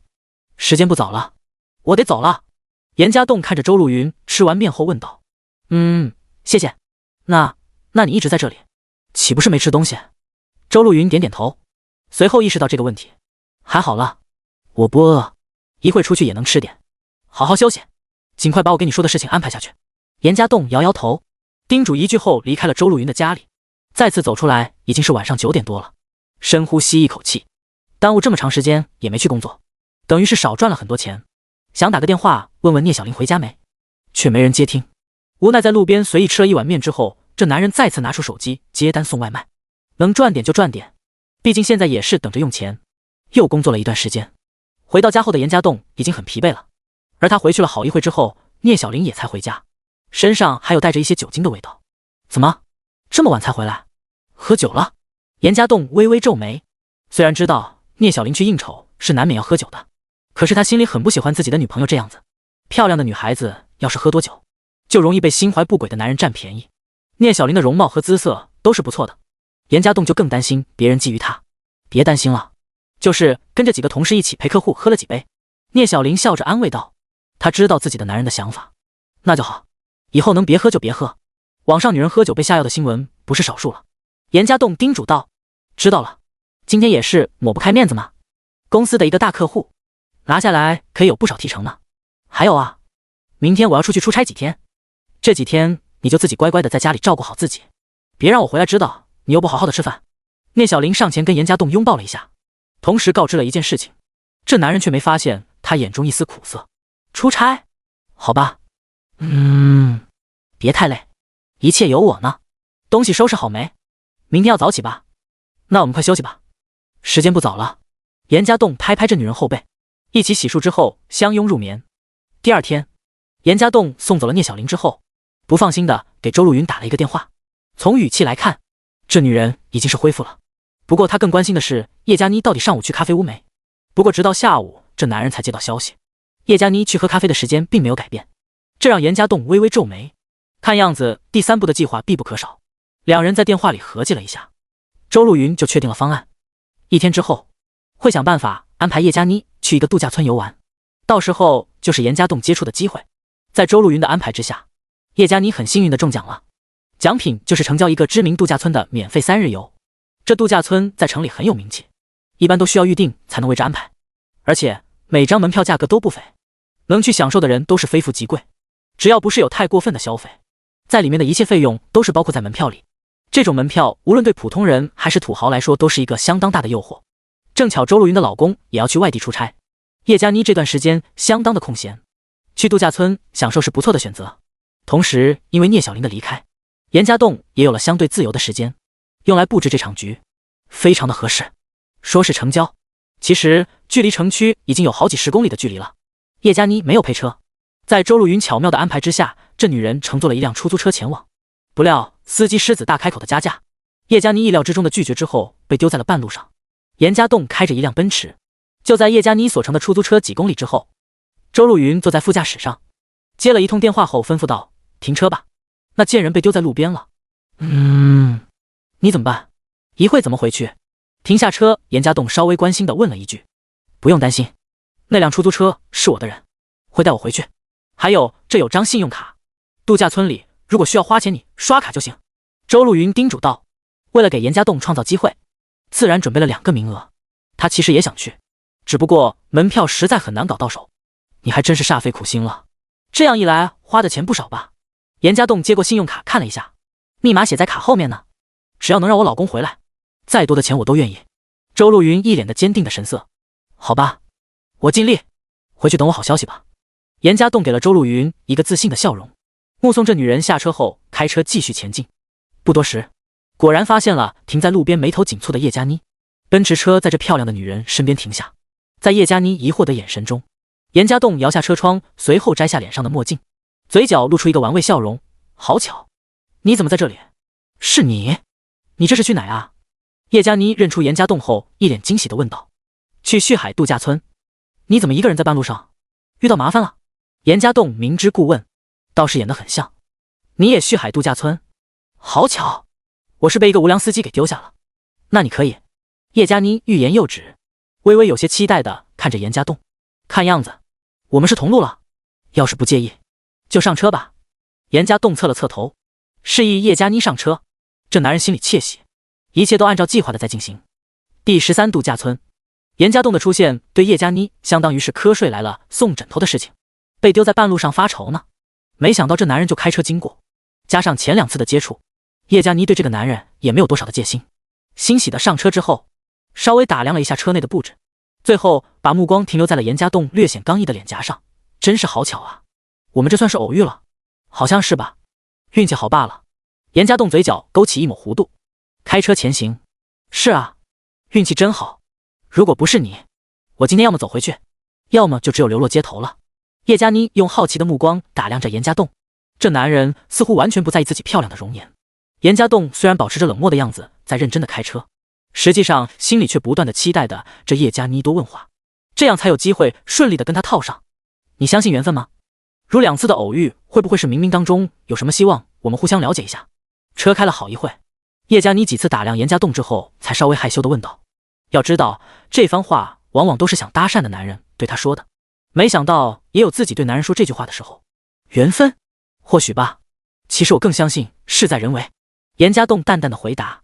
如果不是自己亲自设计了这几次偶遇，或许还真信了所谓缘分天注定的话语。想到这些事情，心里隐约还有点担心，出门在外的聂小玲会不会被人给套路了？哥哥，你还真不一样，看样子你还是一个很努力上进的男人啊。叶佳妮掩嘴轻笑，随后很认真看着严家栋问道。我记得你叫严家栋吧？你还记得我的名字吗？叶佳妮，你这么漂亮的一个美女，我当然记得。严家栋笑着回答。你多大了？在哪里工作呢？叶佳妮好奇地追问。怎么，查户口啊？怕我把你拐去卖掉？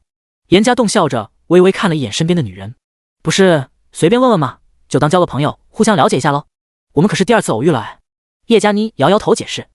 28岁，之前不是说了吗，是做贸易的，我有一家海外贸易公司。沉默了片刻，严家栋才淡淡的回答。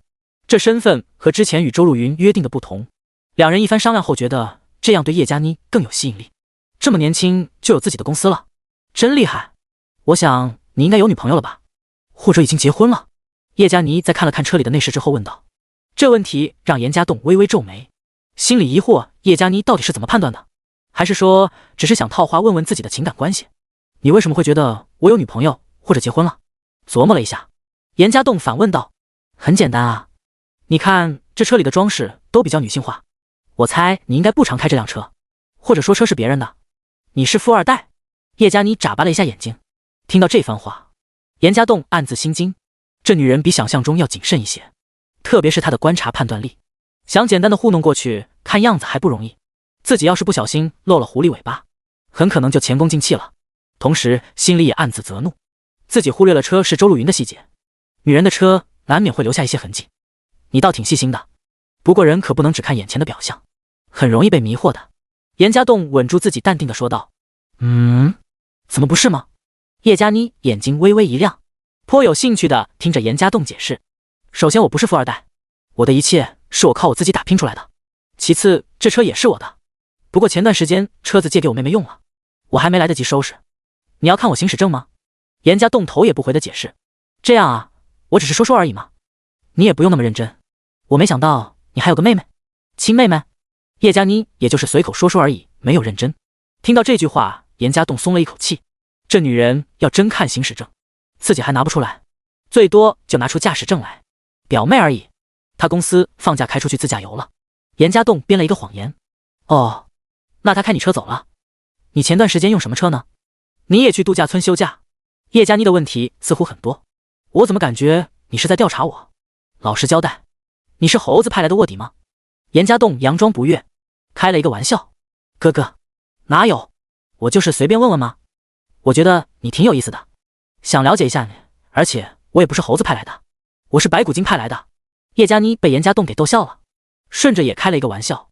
好吧，既然大家都是妖怪，告诉你也无妨了，我又不止这一辆车，平时上班开的不是这辆，去度假的是顺便考察一下里面的待遇，准备接待一批国外的客人。严家栋点点头，装着一脸严肃的回答：哥哥，你是妖怪，我最多是妖精，可别搞错了，看样子你的公司还是对外贸易公司啊。叶佳妮笑得花枝乱颤。算是吧，有些国外的业务。你呢？去度假村干什么？严家栋顺口问道。稍稍熟络之后，这女人比想象中的要开朗许多，并不是完全如同外表一般的高冷，心中暗自将这女人与周露云和聂小玲比较一下。周露云给她的感觉就是泼辣不讲理的感觉，自己的女朋友则是文静内敛，出身大家闺秀，在家热情如火的女人。行驶了一段时间的路程，两人抵达了旭海度假村。这度假村修建得很有气势，直接占据了一座山头，在周边环境都相对比较荒凉的情况下，硬是修出了一条端庄大道上山，半山腰就是接待处。两人下车之后，就有服务员上来迎接泊车，同时带人去登记入住。一会一起吃饭怎么样？我们都是刚来这里，我也不熟悉，好歹有个照应啊。服务员带两人去客房的路上，叶佳妮主动邀请道。严家栋淡淡的应了一句，跟着服务员在房间门口停住。先生，这是您的房间。美女，隔壁是您的房间。服务员礼貌的替他们把房门打开。我们两个房间相邻。叶佳妮有些意外的问道。如果记得不错，这度假村方案是按照客户订单时间安排的，他的是中奖。那严家栋呢？难道真这么凑巧？严家栋的刚好就在自己之后订了房间。第14晚宴。听到这房间的安排，严家栋心里暗自埋怨了一下周露云，如果巧合安排的太多，这就会让别人觉得另有用心。两位客人，你们运气不错，这正巧是度假村本期最后2间客房。服务员笑着说道。哈哈，看样子运气不错。严家栋顺势说着，心里松了一口气，这服务员的说法正好给了他一个借口。叶佳妮也没有多问，对严家栋笑了笑之后走进了房间里。严家栋关上了房门，立刻拿出手机给周露云发了一条消息，货已经接到手中。这是让周露云明白，事情按照计划在进行着。两人来到度假村的时间已经不早了，稍作休息就准备去吃晚餐。严家栋淡定待在房间里，似乎一点都不着急，同时拿出了周露云给准备的笔记本，开了一个文档窗口之后，玩起了小游戏。也没花多久时间，房间门被敲响，严家栋嘴角翘起一抹弧线，关掉了笔记本的游戏窗口，只剩下一个列着各种数据的文档。直到房门那在响起的时候，他才慢悠悠地走出过去开门。不出意外，叶佳妮等在门口，看表情似乎因为严家栋等了这么久才来开门，心里有些不悦。你在做什么啊？叶佳妮柳眉微蹙。不好意思，刚才有点工作要处理，在忙呢。这是要去吃饭了吗？严家栋愣了一下，笑着道歉，侧身给出一点位置，让叶佳妮可以看到满是数据的笔记本。这女人的打扮也让他眼睛一亮，没想到这么短的一点时间里，叶佳妮居然换了一身衣服，不过是在度假村而已。这女人用着换一身晚礼装吗？紫罗兰的晚礼服让这女人显得庄重了许多，深 V 的领口露出了大片白皙的事业线，很是吸引男人的目光。没事，你现在都还忙工作呀，够努力的，难怪你可以自己开一家公司。留意到严家栋工作的电脑之后，叶佳妮的不满也消失了。你怎么穿成这样？严家栋忍不住地问了一句，微微把目光挪开，不敢直视那诱人的部位。怎么样，漂亮吗？叶佳妮抬抬手，颇有兴趣地看着严家栋的反应。是挺好看的。严家栋红着脸回答，随后走进房间里，把笔记本给合上了。这本来也就是装个样子，要真给叶佳妮看出什么了，自己还没法解释。你怎么脸红了？难道没见过女人穿成这样？叶佳妮调侃问道，同时也不客气地跟着严家栋走进房间里。不是没看过，是没见过你这么漂亮的女人穿过。严家栋头也不抬地奉承了一句，刚合上电脑一转身，就听到叶佳妮一声惊呼，这女人踩在自己裙子上脚滑了，眼看就要跌倒。严家栋眼疾手快地伸出手，刚刚合适的把倾倒的叶佳妮抱在怀里。房间里，两个人像是做了一个跳舞的动作，女人仰躺在男人的怀中，男人微微俯身，双目深情地注视在一起。时间仿佛在这一刻定格了一下，片刻的沉默之后，似乎可以听到一个心跳加速的声音。你没事吧？严家栋一脸关心地问道。没事，那个谢谢你。叶佳妮突然红了脸，不知道为何突然觉得羞涩的不敢看严家栋的眼睛。没事就好，那你可以先站起来？严家栋认真地问道。要保持这个姿势，他实在很难受，况且他稍微一低头就可以看到那深邃的事业线，这让他的眼睛实在有点不知道往什么地方看。啊，抱歉。叶佳妮站了起来，目光躲闪一下后落到了自己的晚礼裙上，仔细查看一下，发现衣服没有损伤，才松了一口气。看吧，穿这衣服就不好走路，不过就是去吃饭而已，不用穿这么正式吧？严家栋耸耸肩，才不会，到时候你扶着我一点就好了。去这种度假村吃饭就要这样穿，不信一会你看，餐厅的女人基本都会像我这样。叶佳妮倒是信誓旦旦地回答。严家栋并没有去过这种类似的场合，倒也不知道这些规矩。在他印象中，女人只有出席隆重上流宴会才会穿成这样吧。想归想，抬起手腕看了看手表上的时间之后，伸出一只手，微笑着对叶佳妮邀请道，现在时间不早了，请问这位美女，你愿意跟我共进晚餐吗？严家栋突然绅士起来，让叶佳妮美目连连地看了几眼，倒也满心欢喜地把柔仪放在了这男人的掌中，带着叶佳妮来到度假村的餐厅。严家栋发现这里的晚餐居然还真和这女人说的一样，女人几乎都是穿着晚礼装，再不然都是非常漂亮的衣服，仿佛在争芳斗艳一般。男人则是西装革履，一个个彬彬有礼的样子，各种姿色的美女让严家栋有点目不暇接。以前送个外卖遇到一个美女客户都能让一些小哥酒后谈资，况且现在这百方争艳的场面，他也没想到这度假村居然把晚餐办成了宴会的模式。严家栋和叶佳妮的出现吸引了不少人的目光，男人的帅气，女人漂亮，说是金童玉女也不为过。不过餐厅里的人似乎互相认识的比较少，都是小团体的交流在一起，偶尔有些善于交际的男人左右游走。严家栋没遇到过这种阵仗，心里有点不知所措，还好表现的还算镇定，依稀回忆着电影里的场景，带着叶佳妮在一张小圆桌边落座。想吃点什么？严家栋留意到不远处的一张餐桌，上面放满了各种山珍海味的食物。我晚上吃的比较少，你随意拿点就好。叶佳妮笑着回答，下意识地看了一眼站在不远处的服务员。餐厅里的服务员不少，这是供客人的使唤的，如果有需要也会替客人拿菜品。严家栋主动去帮他拿食物，这在叶佳妮心里看来是一种很绅士的表现。不过严家栋并没有意识到这一点，他完全把这宴会当成自助餐了。餐桌上东西很多，严家栋只是随意的取了一些。考虑到叶佳妮的说话，他想到女人晚上减肥一般都是吃水果，也就精心挑选一些拿回去。走回去的路上，严家栋随意的看到了周围一眼，倒是发现一个熟悉的女人身影一闪而过，直觉感觉那女人似乎很像聂小玲。不过严家栋记得聂小玲不是出差去了吗？难道是自己看错了？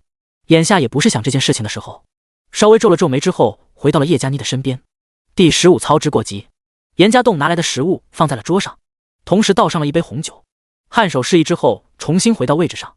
叶佳妮稍稍看了一下这男人拿的东西，嘴角露出一抹笑意，你怎么知道我晚上只吃一些水果？猜的。我想现在的女人一般都很注重自己的保养，晚上不吃东西是常态了。但是不吃东西对身体不好，多少吃点水果也算补充维生素了。严家栋笑着解释。你还挺有心的。叶佳妮展颜一笑，端起严家栋送来的红酒，微微举杯，来，庆祝我们认识，成为朋友。哈哈，我们就成朋友了吗？这不是刚认识吗？严家栋笑着问道。怎么，你不愿意跟我这个大美女做朋友啊？再说，我们应该不算是初次见面了。叶佳妮柳眉一挑，当然乐意了，这是我的荣幸。我只是觉得我们今天才算正式认识吧，怕你不愿意呢。严家栋微笑着举杯，红色的酒液随着两个杯子的碰撞微微摇晃，随后滑入两人的口中。严家栋用着余光看到叶佳妮毫无顾忌地喝下自己递来的酒，嘴角翘起一个弧度。女人不拒绝男人的酒，这是一种防备心很弱的表现，同时也是一种潜在的暗示。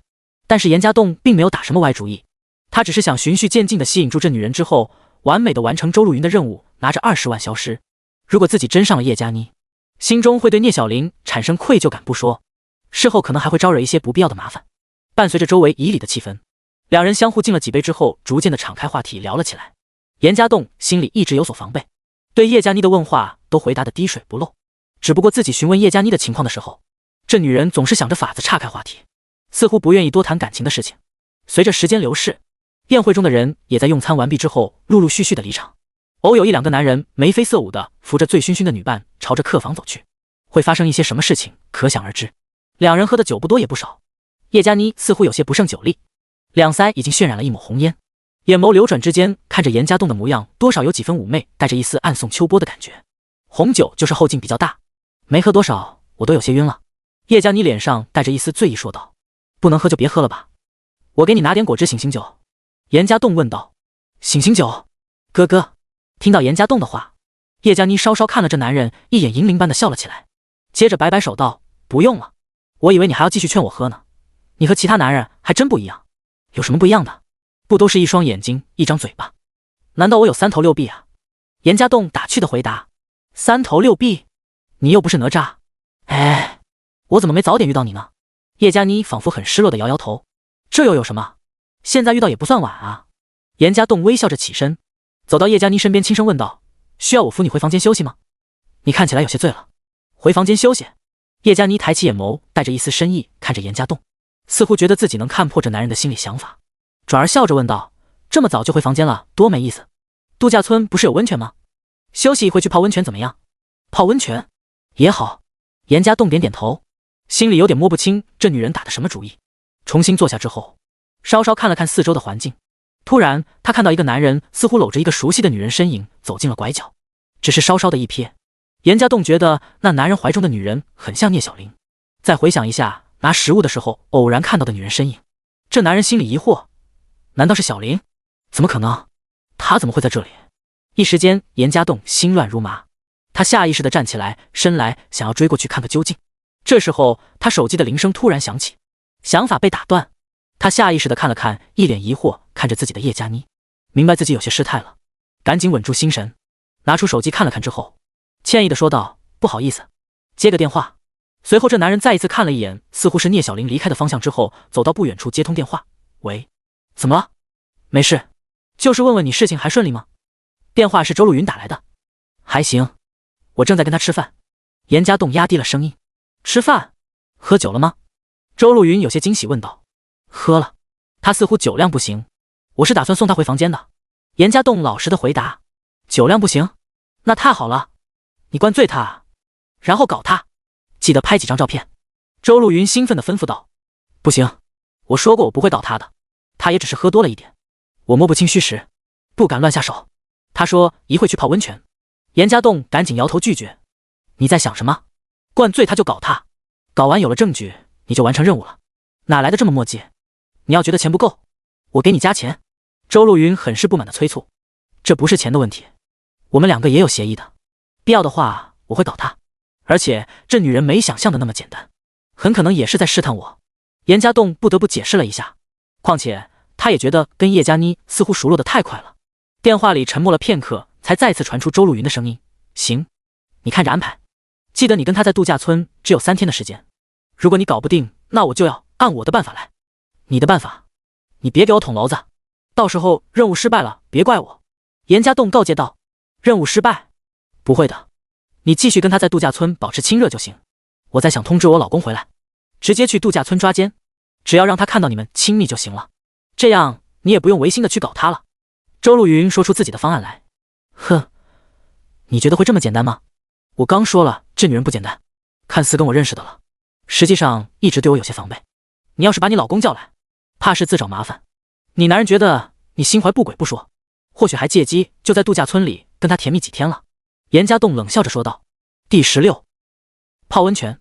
严家栋话并不是危言耸听，虽然叶佳妮看起来熟络之后很好相处，甚至若有若无的还带着一丝勾搭的意思，只是严家栋很警觉地发现和叶佳妮之间的谈话神色似乎都隐藏着一丝警惕。这男人的话让电话里再次沉默起来。过了好一会才传出周路云愤恨的声音。行，还是你自己安排，但是你别让我等太久了。说完周路云就挂断了电话。严家栋微微皱眉，把手机放进兜里之后回到桌边，歉意地笑着解释，不好意思，刚有比业务和公司的人确认了一下。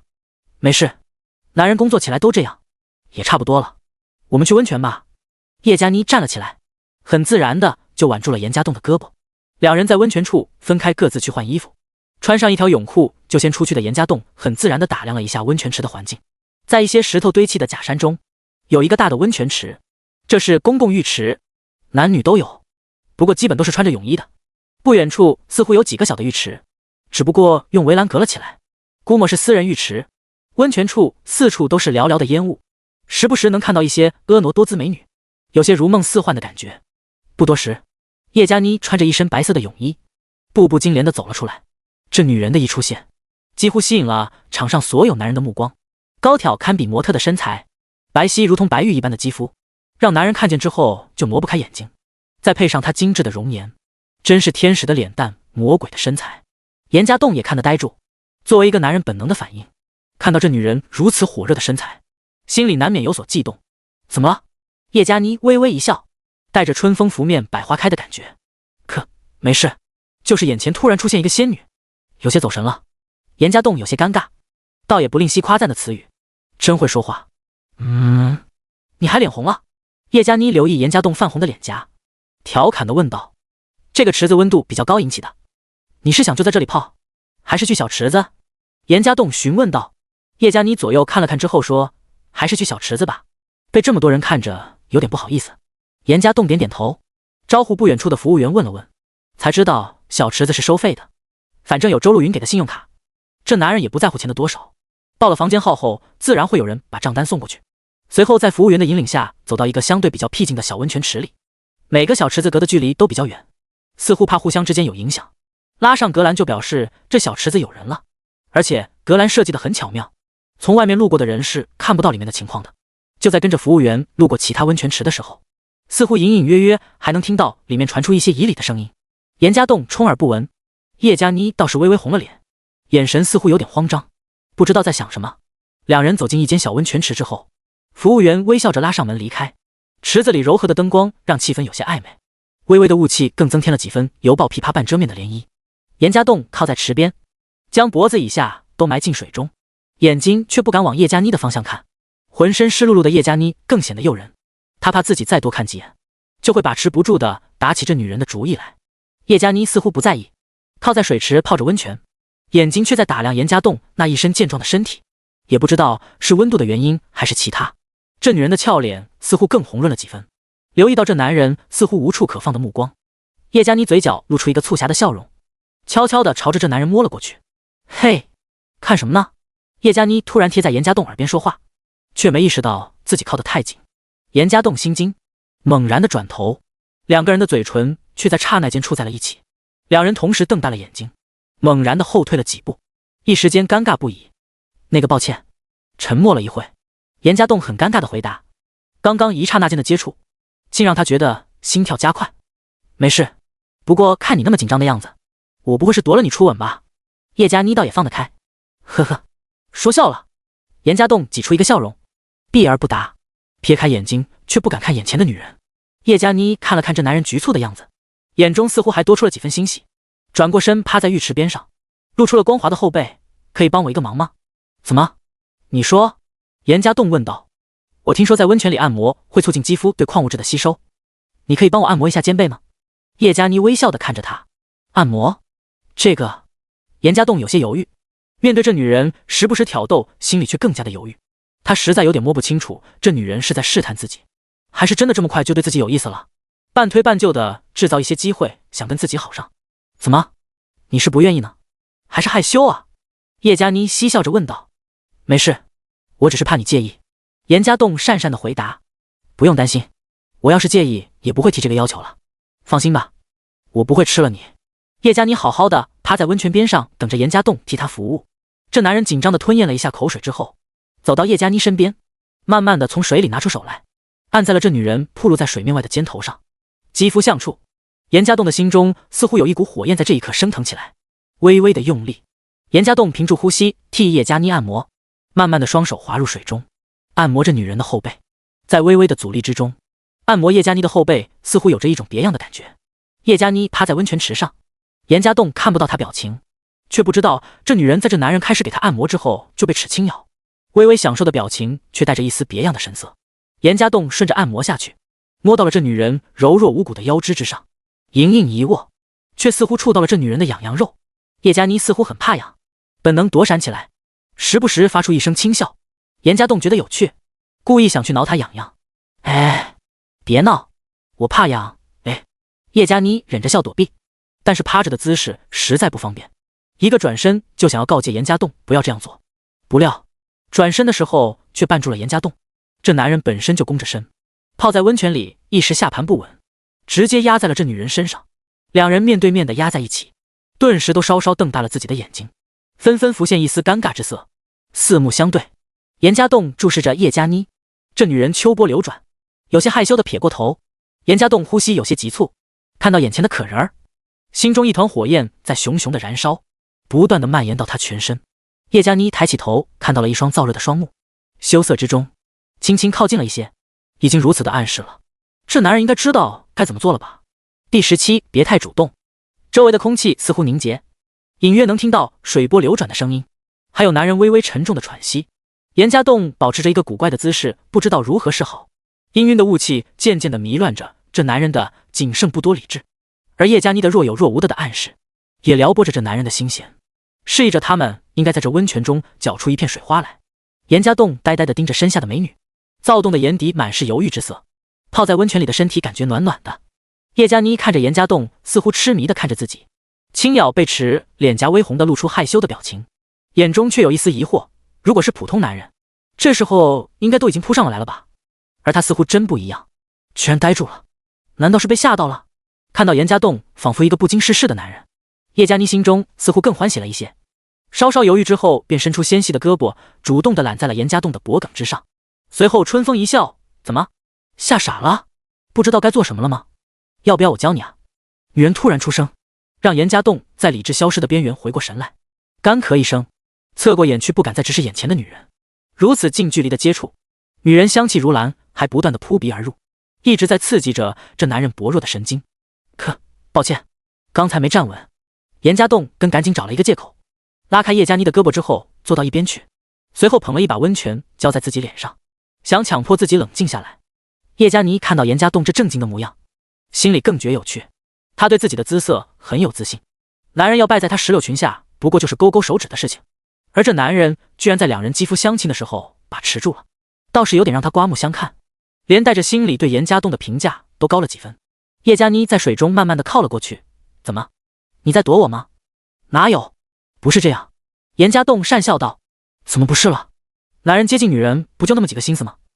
你帮了我2次了，我也没感谢你，正巧就遂了你的心愿啊。叶佳妮似笑非笑的看着严家栋。听到这女人话，严家栋心里揣测，自己这几次跟叶佳妮的偶遇，看样子还是引起了他的留心。不过还好，只是被误认为想接近他，这倒不碍事。你误会了，我没有这个心思。严家栋一本正经的回答。哥哥。叶佳妮发出银铃般的笑声。好吧，好吧，看你严肃的模样，算我误会你了好吧。不过你也太正经了吧，我觉得我还是有点魅力的吧。像你这样不近女色，要么是老婆管得严，要么就是 gay。你属于哪种？都不是，我很正常。严家栋严肃回答：“是吗？那你不想跟我发生点什么？”叶佳妮眼眸一弯，伸出手指点在这男人宽阔的胸膛之上：“想啊，不过我不喜欢女人太主动，况且我觉得我们认识的时间太短了，还不至于发生那种亲密的关系。”严家栋一本正经地回答：“哥哥，还是我主动了。也对，你也算是我第一个主动男人了。你还真和其他男人不一样，他们都是主动的跟我搭讪，偏偏你还躲着我了，有意思，有意思。严家栋，你到底是一个什么样的男人呢？”叶佳妮倍感兴趣地看着严家栋，一个正常的、自律的、有原则的男人。严家栋看着叶佳妮，信心十足地回答：“好吧，好吧，就算你是这样的男人吧。这温泉太热，泡一会就好了。我准备回房间休息了。你呢？”叶佳妮站了起来，毫不掩饰地把自己完美的身材展示在严家栋眼前。“我再泡一会好了，平时工作累，这温泉正好解乏。”严家栋淡定地回答：“那好吧，我就先回去了。”叶佳妮刚走2步又停了下来，回过头来秋波流转地问道：“再给你最后一次机会哦，今晚你来我门前敲3下，我会给你开门的。不然话，我觉得女人还是别那么主动的好，对吗？”叶佳妮说完，对着严家栋眨眨眼后就离开了。这女人是离开了，严家栋还泡澡温泉池里发愣。叶佳妮有着极好的姿色，要是能一清芳，则都是男人梦寐以求的事情。现在她还主动送上门了，机会难得，可是偏偏自己不行。严家栋不是不想，而是不能。只要想到聂小玲还在为2个人的事情劳苦奔波，他就不能做出对不起自己女朋友的事情来。就算知道今晚只要去把叶佳妮给上了，也算是完成了周露云给的任务，他心里还是很纠结。不过严家栋心里还是有些疑惑，叶佳妮似乎表现得太过主动了，难道就仅仅的是因为自己帮过他，又或者是自己伪装出的这一身皮囊？想想自己还是送外卖的时候，就算遇到漂亮美女，他们对自己都是不屑一顾。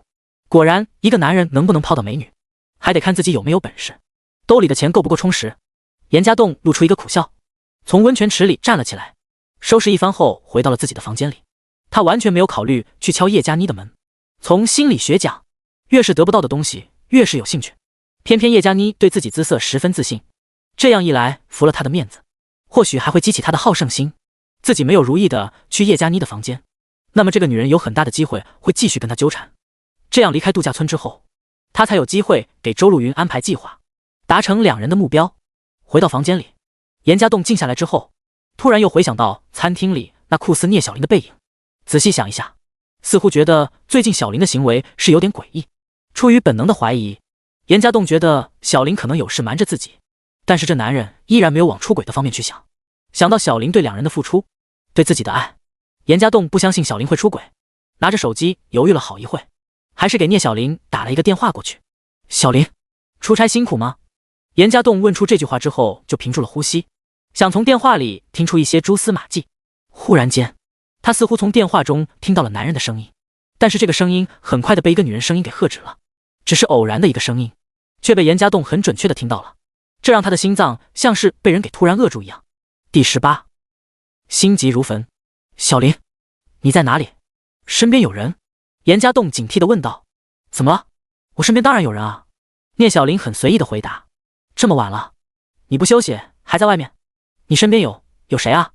严家栋很想直接地询问聂小玲是不是跟其他男人在一起，但是犹豫一下，还是委婉地在试探。“不告诉你。”聂小玲这时候却调皮起来，这让严家栋眼睛一红。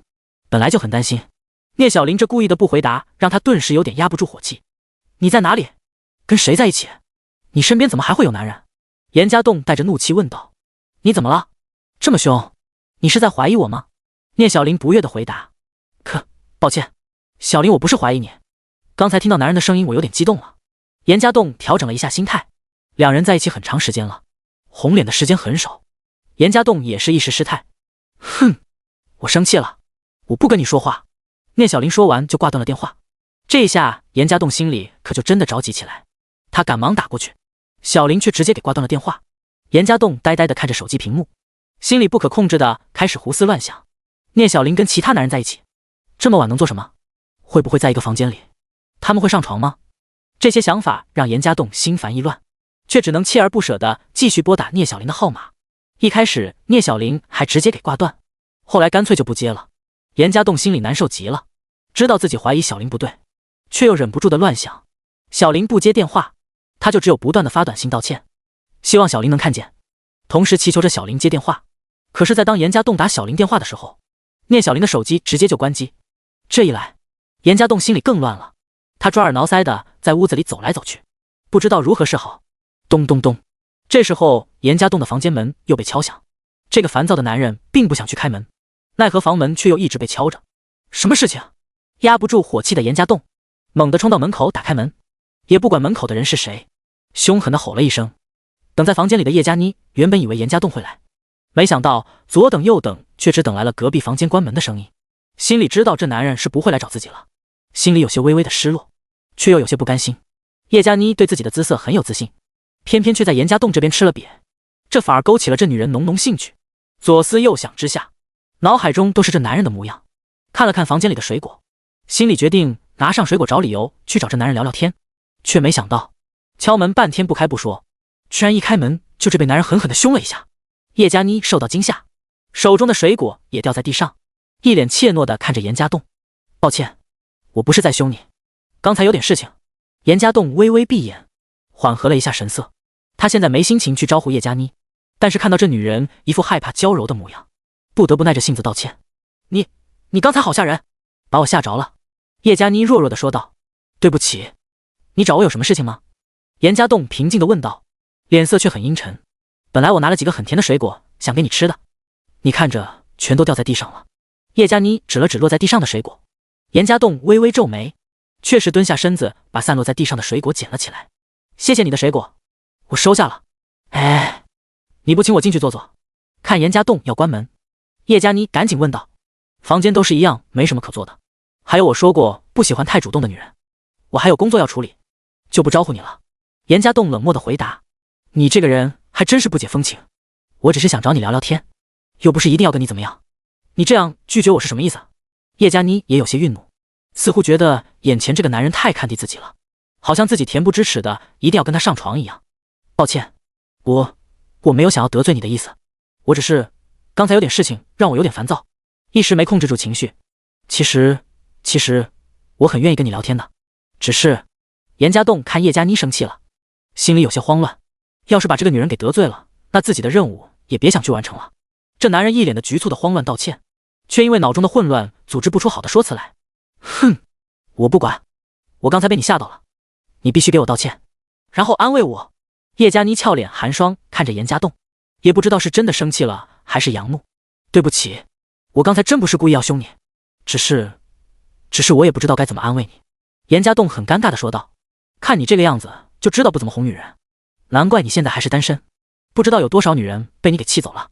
去把苹果给洗了，然后削给我吃。叶佳妮白了一眼这男人，随后大大咧咧地走进男人的房间坐下。严家栋心有无奈，却只能遵照吩咐去把苹果给洗了，然后削皮后递给了叶佳妮。真是个呆子，有你这样为人的吗？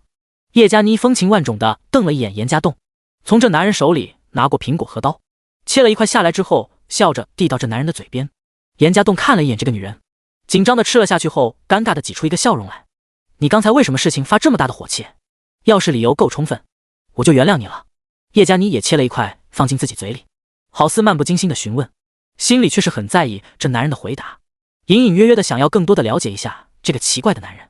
这个主要还是公司的事情，有件交代的很好的业务，一切都安排下去，准备充分了。没想到在最后衔接上出了问题，这样一来，前面的努力可能都会功亏一篑。严家栋急中生智，冷静下来之后，心中快速地组织好说辞。叮铃铃，这时候严家栋的手机又响了起来，搭眼一看是聂小玲打回来了。严家栋激动的赶紧把手机拿在手里。第19稀有男人，喂。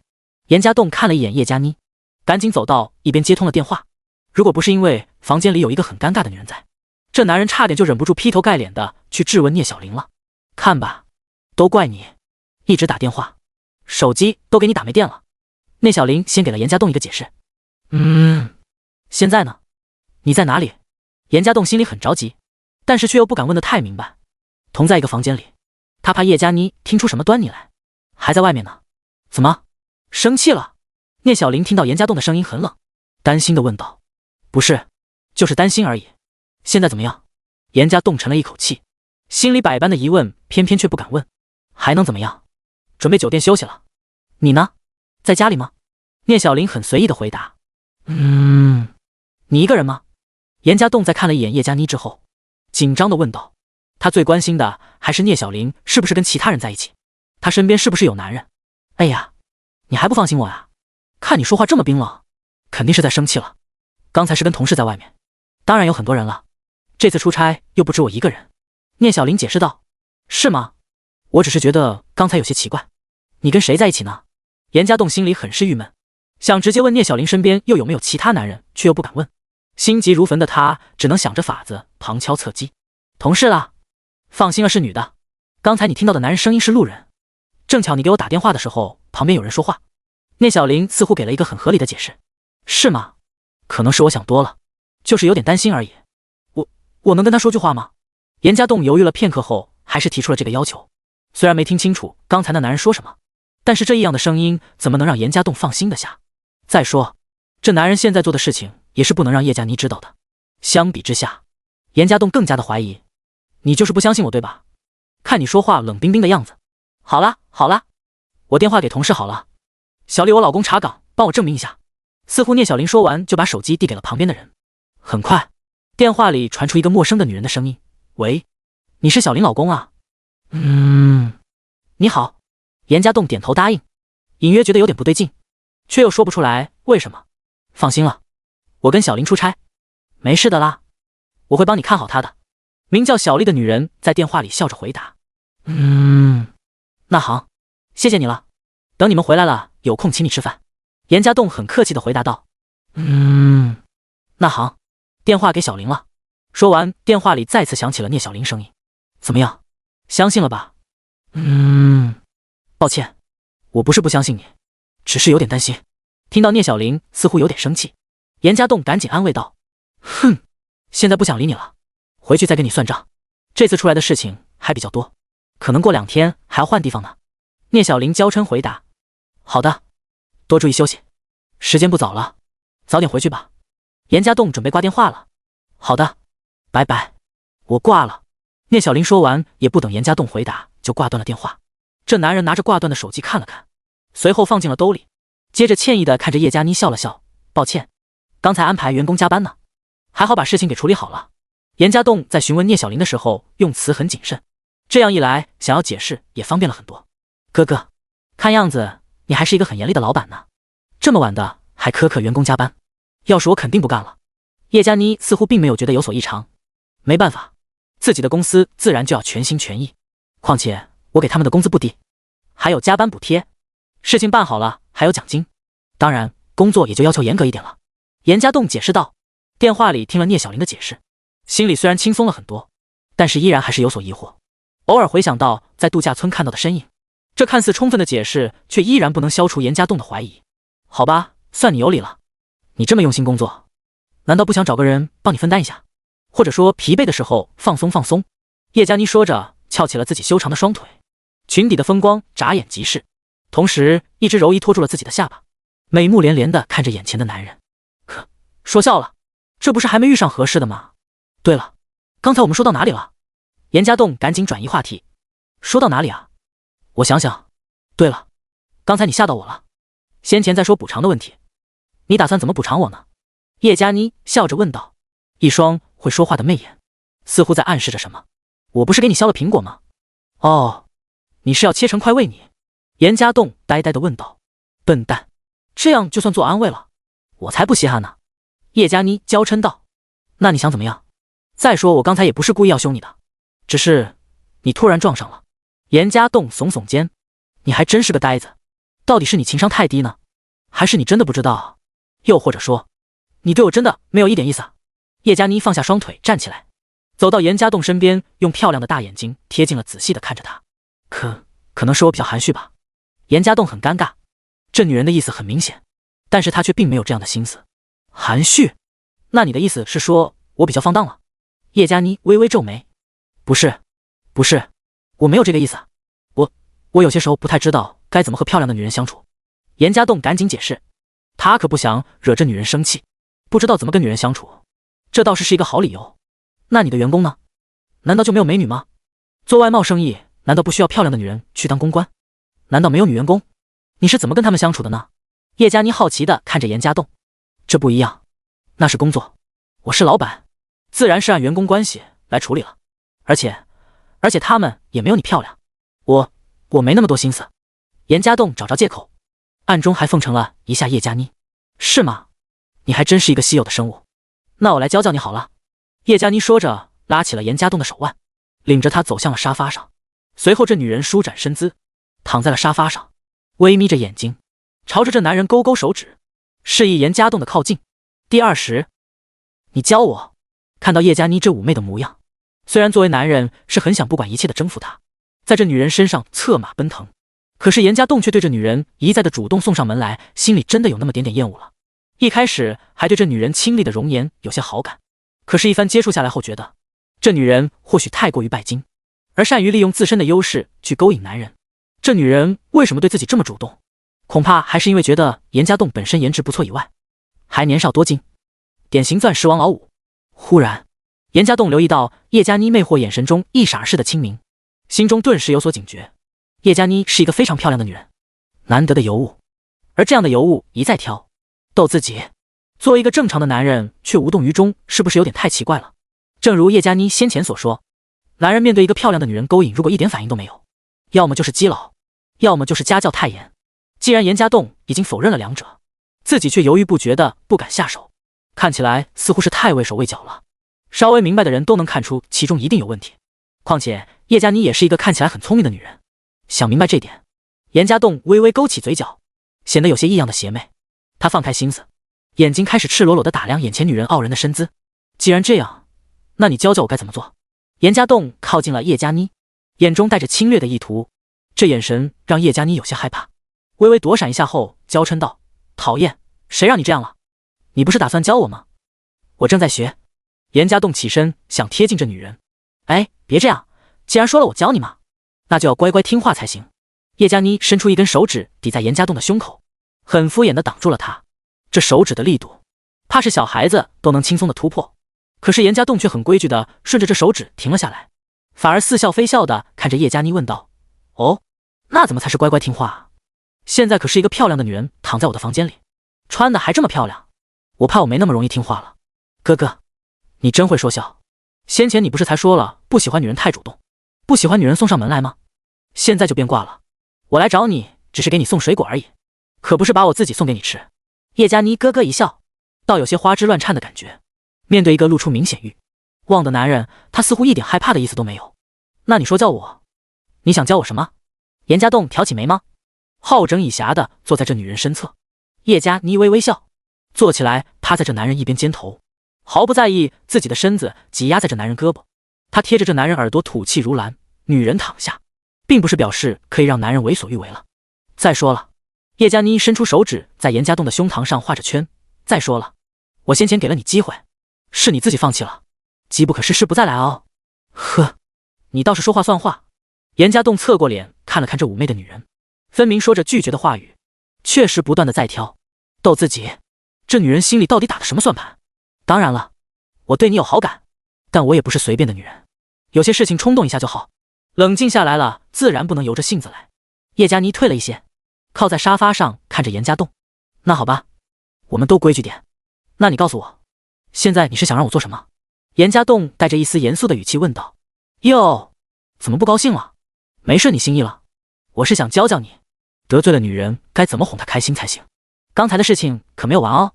叶佳妮一点都不担心，一脸玩味的看着严家栋。OK， 那教我。严家栋点点头，用迷恋的眼神扫视着叶佳妮傲人的身躯，似乎这才是一个正常男人该有的模样。好了，那替我按摩吧。今天走了一天，身子挺累的，温泉池的按摩可没让我满意。你这要是让我舒服了，那刚才的事情我就不跟你计较了。叶佳妮眼中闪过一丝促狭，随后慵懒地趴在了沙发上。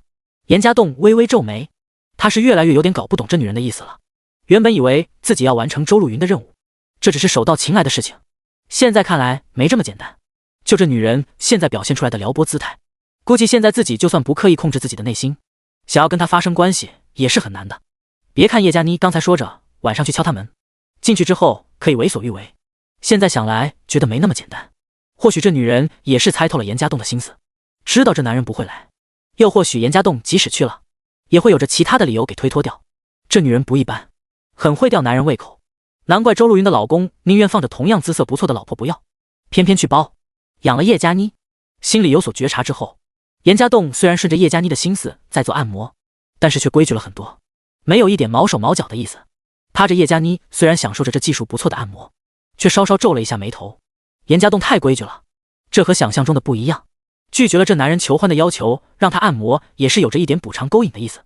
要是其他男人肯定会忍不住的占便宜吧，到时候自己又可以演一下。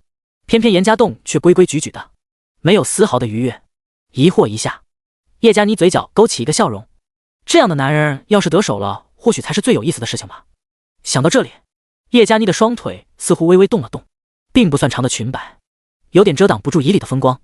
严家栋微微一瞥，顿时呼吸再一次的急促起来，按摩着这女人腰肢的双手似乎挪动了几分。第21是什么？叶佳妮能感觉到严家栋的手上的动作，嘴角微微翘起，心里还是挺满意这男人的反应。果然男人都是装正经，自己稍微诱惑一下就不行了。可是没能让叶佳妮得意太久，这女人愣住了。严家栋的手是滑到这女人的大腿上，他只是帮叶佳妮理了一下裙摆，这样把先前没有遮住的风光给遮挡得严严实实的。叶佳妮的眼眸左右转动了一下，严家栋的反应也让她意外了。回想了一下这男人前后的反应，难道这家伙真的是一个很自律的男人？心里惊吓之下，也对这男人更多了几分兴趣。严家栋心里憋着一口气，拉下这女人的裙摆之后，老老实实的给她做了一套放松的按摩。说实话，他并不怎么擅长这个，也是以前聂小玲不舒服的时候，自己用手机在网上查资料学的。以他这几年来的情况，去享受按摩推拿的次数，怕是一个手掌都数得清。好了，按摩完了，这样我们刚才的事情就算了结了吧？严家栋问道。还行吧，虽然你的手法很一般，但是我也不能对你要求这么高是吧？好歹也是，你也应该是属于享受按摩的男人。叶佳妮笑着坐了起来，也不在意衣衫滑落了一角，露出半抹香肩来。是不太会，还有什么事情吗？严家栋点点头，这个没事了。叶佳妮歪着头想了一下，那现在时间也不早了，况且我们孤男寡女的待在房间里，怕是传出去对你声誉不好吧？严家栋这是逐客的意思了。哥哥，这又没认识的人，你担心什么啊？你就这么不喜欢跟我待在一起？你在怕我呀？叶佳妮掩嘴轻笑，不是怕你，是我怕我控制不住自己。你太漂亮了，跟你在一起需要很强的定力。严家栋一本正经的回答。你还真会说话，不过看样子要么是我在你心里不够漂亮，要么就是你定力太强。我们待的时间也不少了，你不也没对我做什么吗？叶佳妮眨巴的眼睛看着严家栋，呵呵，明明是只小白兔，却披着狼皮闯进狼窝里来，还是说原本是只老虎，却装成了小猫呢？严家栋笑了笑，淡淡的说出了另外一番话来。叶佳妮愣了一下，稍微想了一下这男人话中的意思之后，再次露出笑容。你说是什么就是什么吧，不管我是什么，还得看你是什么才行。这女人说完这番话后，就从沙发上站了起来，稍稍整理好自己的衣服之后，走向门口。好了，今晚就先到这里吧，明天跟我一起在这度假村里逛逛吗？乐意至极。严家栋微微躬身，做出一个绅士的礼节，随后大步走到门口，替叶佳妮把门打开。叶佳妮带着笑意，在看了一眼严家栋之后，走回了隔壁的房间里，关上门。这男人才好好的松了一口气，时刻想着怎么应付叶佳妮，这让严家栋的压力很大，很怕自己一不小心就露出什么蛛丝马迹来。先前心情大起大落，奔波了一天，这男人也累了，躺在床上很快进入了梦中。而晚上，周露云在跟严家栋通过电话之后，怎么样都睡不着。她拿着手机在房间里来回踱步，似乎在做着什么决定。手机的号码不时切到严家栋的号码上，又切回了自己的老公林浩然号码上，想着严家栋叮嘱现在不要轻举妄动，心里却又觉得他跟叶佳妮在度假村亲热是一个机会，应该抓紧时间联络林浩然去抓奸才是。想来想去，却依然没想到一个好主意。犹豫再三之后，这女人拿出早就准备好的一张电话卡，给林浩然发了一条短信：你的女人正在旭海度假村和别的男人鬼混，自己长点心吧。这短信的内容也是思虑了好一会才想出这么一句话来。周露云不想暴露是自己搞鬼，却又怕林浩然能看出什么蛛丝马迹来，发了短信。他很快的把手机给关了，抽出电话卡来扔进了马桶中冲走。不管这样做会不会影响严家栋的计划，他都要搏一搏了。严家栋虽然给他感觉不错，但是两人毕竟认识时间太少，作为一种防备心理，周露云还是担心着男人会找借口拖延时间，甚至巧立名目的骗钱花。想到这里，周路云又赶紧查了一下自己拿给严家栋的信用卡账单，似乎这么长时间了，只有一笔几百块钱的消费。知晓了情况，周路云微微皱眉，倒是不是觉得严家栋花多了，相反是觉得这男人到了度假村居然才花了几百块，这也太节约了吧？难道其他开销都不花钱吗？他也不花钱讨好叶佳妮吗？想到这里，回想了一下先前跟严家栋的接触的时候，周路云突然又觉得自己是太以小人之心夺君子之腹了，心中突然又有点后悔，自己急功近利的给林浩然发了消息，会不会坏了这男人计划？原本想通知一下严家栋，好让这男人有点心理准备，可是左右思量之后还是放弃了。不管成不成，自己也要赌赌看，万一给严家栋带来什么麻烦，那自己以后多给他点钱补偿就好了。放宽了心，周路云也不去多想，回到房间里睡觉。只是第二天，她被一阵急促的铃声给惊醒了，拿起手机看了看，居然自己老公林浩然打来的。喂，浩然，这么早，有什么事情吗？你不是在出差吗？累不累？要多注意休息啊。周路云赶紧把自己想说的话说了出来，她很担心等到林浩然说话了，自己就没有机会开口了。问完了，你在哪里？林浩然的声音显得很冷漠。我在家里啊。怎么了？周路云有些茫然。开门，我在门口。林浩然冷漠地吩咐道。你在门口？浩然，你来看我了。你等等我，马上给你开门。我还没化妆呢，你等等。周路云眼中充满了惊喜，顾不上自己还穿着凌乱的睡衣和稍显憔悴的容颜，赤着脚跑向了门口。第22，擅作主张。打开门。林浩然一脸寒霜地站在门口，上下的打量了一下周路云，随后一言不发地走进了屋子里。哎，浩然，你怎么回来了？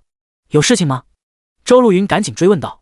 只是林浩然完全没有理睬的意思，直接走进房间里，挨着查看衣柜、床底、窗帘后面，不放过任何蛛丝马迹。浩然，怎么了？你在找什么呢？周路云疑惑地询问，心里却暗自想着，林浩然这么反常的回来，难道是跟昨晚自己发的消息有关系？他还把自己当成他的女人，所以回来抓奸，看看自己是不是跟其他男人厮混。不过周路云记得昨晚他是说清楚了，在旭海度假村啊。你一个人？林浩然皱着眉头问道。当然啊，你走了我一直都是一个人。周路云点点头，模样有些凄苦。最近你都没出去过，或者你遇到什么奇怪的人没？林浩然继续追问。没有啊，除了去公司看看，我还能去哪？周路云摇摇头，心里却很清楚这是林浩然在试探自己。突然林浩然似乎想到了什么，神色一紧就要走出房门去。哎，浩然，你这是要去哪啊？你好难得回来，多陪陪我好吗？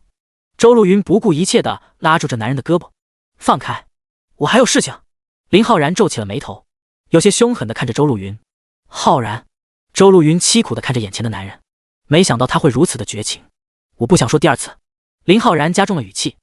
周路云将嘴唇咬出一丝血痕，却只能无奈地放手。浩然，我们一定要像现在这个样子吗？我们结束了明白吗？离婚的事情好好考虑一下吧，有什么条件尽管提。林浩然严肃地回答，随后头也不回地离开了周路云的屋子，留下一个女人呆坐在原地无声地抽泣着。忽然，周路云露出一丝阴狠表情，他能猜到林浩然这么急急忙忙的，肯定是前往旭海度假村，先来自己这里，不过也是下意识的反应，来看看自己是否撒谎出轨给他戴绿帽子了。要正巧抓到了人了，也就名正言顺的跟自己离婚。当明白自己没问题之后，才会想到是叶佳妮那小贱人可能有问题。想到林浩然如此的担心叶佳妮，周路云又是一阵心酸，心里更加坚定了要把叶佳妮从林浩然身边弄走的想法。这女人拿出手机给严家栋发了一条信息：我老公去度假村了，务必在这段时间跟那贱人保持亲昵，让我老公看到你们亲热。今天事成，我给你加10万。严家栋此时正在跟叶佳妮逛着度假村，这不知道花费多少资金的建造的度假村占地很宽，里面的设施也是相当的齐全，小到按摩涂指甲，大到一些游乐园的设施都有，其中的一些景区也按照世界一些有名的风景来布置，也难怪能来这里名额一票难求，能来享受的都是非富即贵。两人距离靠得很近，叶佳妮倒是很随意的挽着这男人的胳膊，看起来就好像一对情侣一般。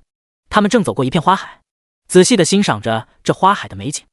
不过相比叶佳妮享受时间的同时，严家栋心里却是想的，什么时候自己能带聂小玲也来这么漂亮的地方玩就好了。突然响起的短信提示音打断了这男人的沉思，拿起手机看了看了，片刻间就变了脸色，心里忍不住的抱怨周路云实在是太操之过急了。怎么了？你脸色似乎变得很难看，有坏消息？叶佳妮看了一眼严家栋之后，关心的问道。不过这女人很懂事的，没有去偷看男人手机上的内容。没事，就是看到员工给我发消息抱怨工作问题。严家栋摇摇头，不动声色的把手机放进包里，他可不能让叶佳妮看到手机上的内容。那你要去处理一下工作？叶佳妮问道。不用了，良辰美景，又有家人陪伴，工作的事情先不管它，一会有空了再来处理。严家栋笑了笑，伸出一只手，主动地揽住了这女人的香肩，让两人看起来更亲密一些。周路云已经擅自做了决定，自己就算去抱怨也没用，那只有由着这女人的安排来。早点结束任务也好，但是能不能成也就要看运气了。叶佳妮美丽的大眼睛稍稍看了一眼这男人，倒也不拒绝他这亲热的揽着自己，反而也顺势靠在了这男人的身上。走，我们去那边看看，似乎那里可以看到山峰以下的景色呢。严家栋带着叶佳妮走向不远处的一个观景台，根据这观景台的建筑位置判断，严家栋觉得这里应该可以看到山脚度假村门口的情况。两人走进观景台里，度假村还在贴心的位置放置了几个瞭望镜，方便客人欣赏远方大自然的景色，这也更方便了严家栋观察。看看瞭望镜，这也算是在大自然里，运气好可以通过这瞭望镜看到山坡上的野兔什么的。严家栋示意道。真的？那我要看看。叶佳妮很欣喜，用起了瞭望镜，似乎真在往远处的山坡寻找野生动物。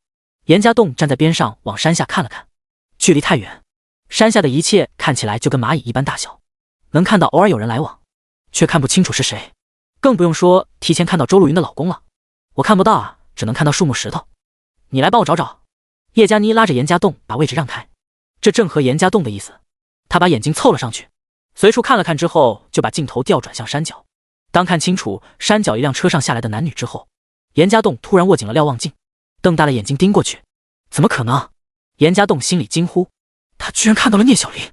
就刚才调转了镜头，严家栋居然看到聂小玲和几个男女站在山脚一辆车旁边。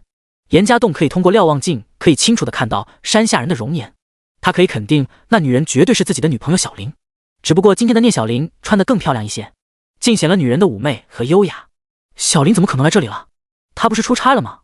自己昨天明明才跟她通话，还有同事证明了这一切，难道小玲在骗自己？严家栋离开瞭望镜，神色复杂的思考着，心中一片慌乱。怎么样，找到野兔子了吗？旁边叶佳妮催促的声音响了起来。第23，看错了。严家栋看到了聂小玲，心里一时慌乱，并没有注意到叶佳妮的询问。怎么了？看什么那么入神啊？你不让我看了？叶佳妮有些不满地拉了一下严家栋。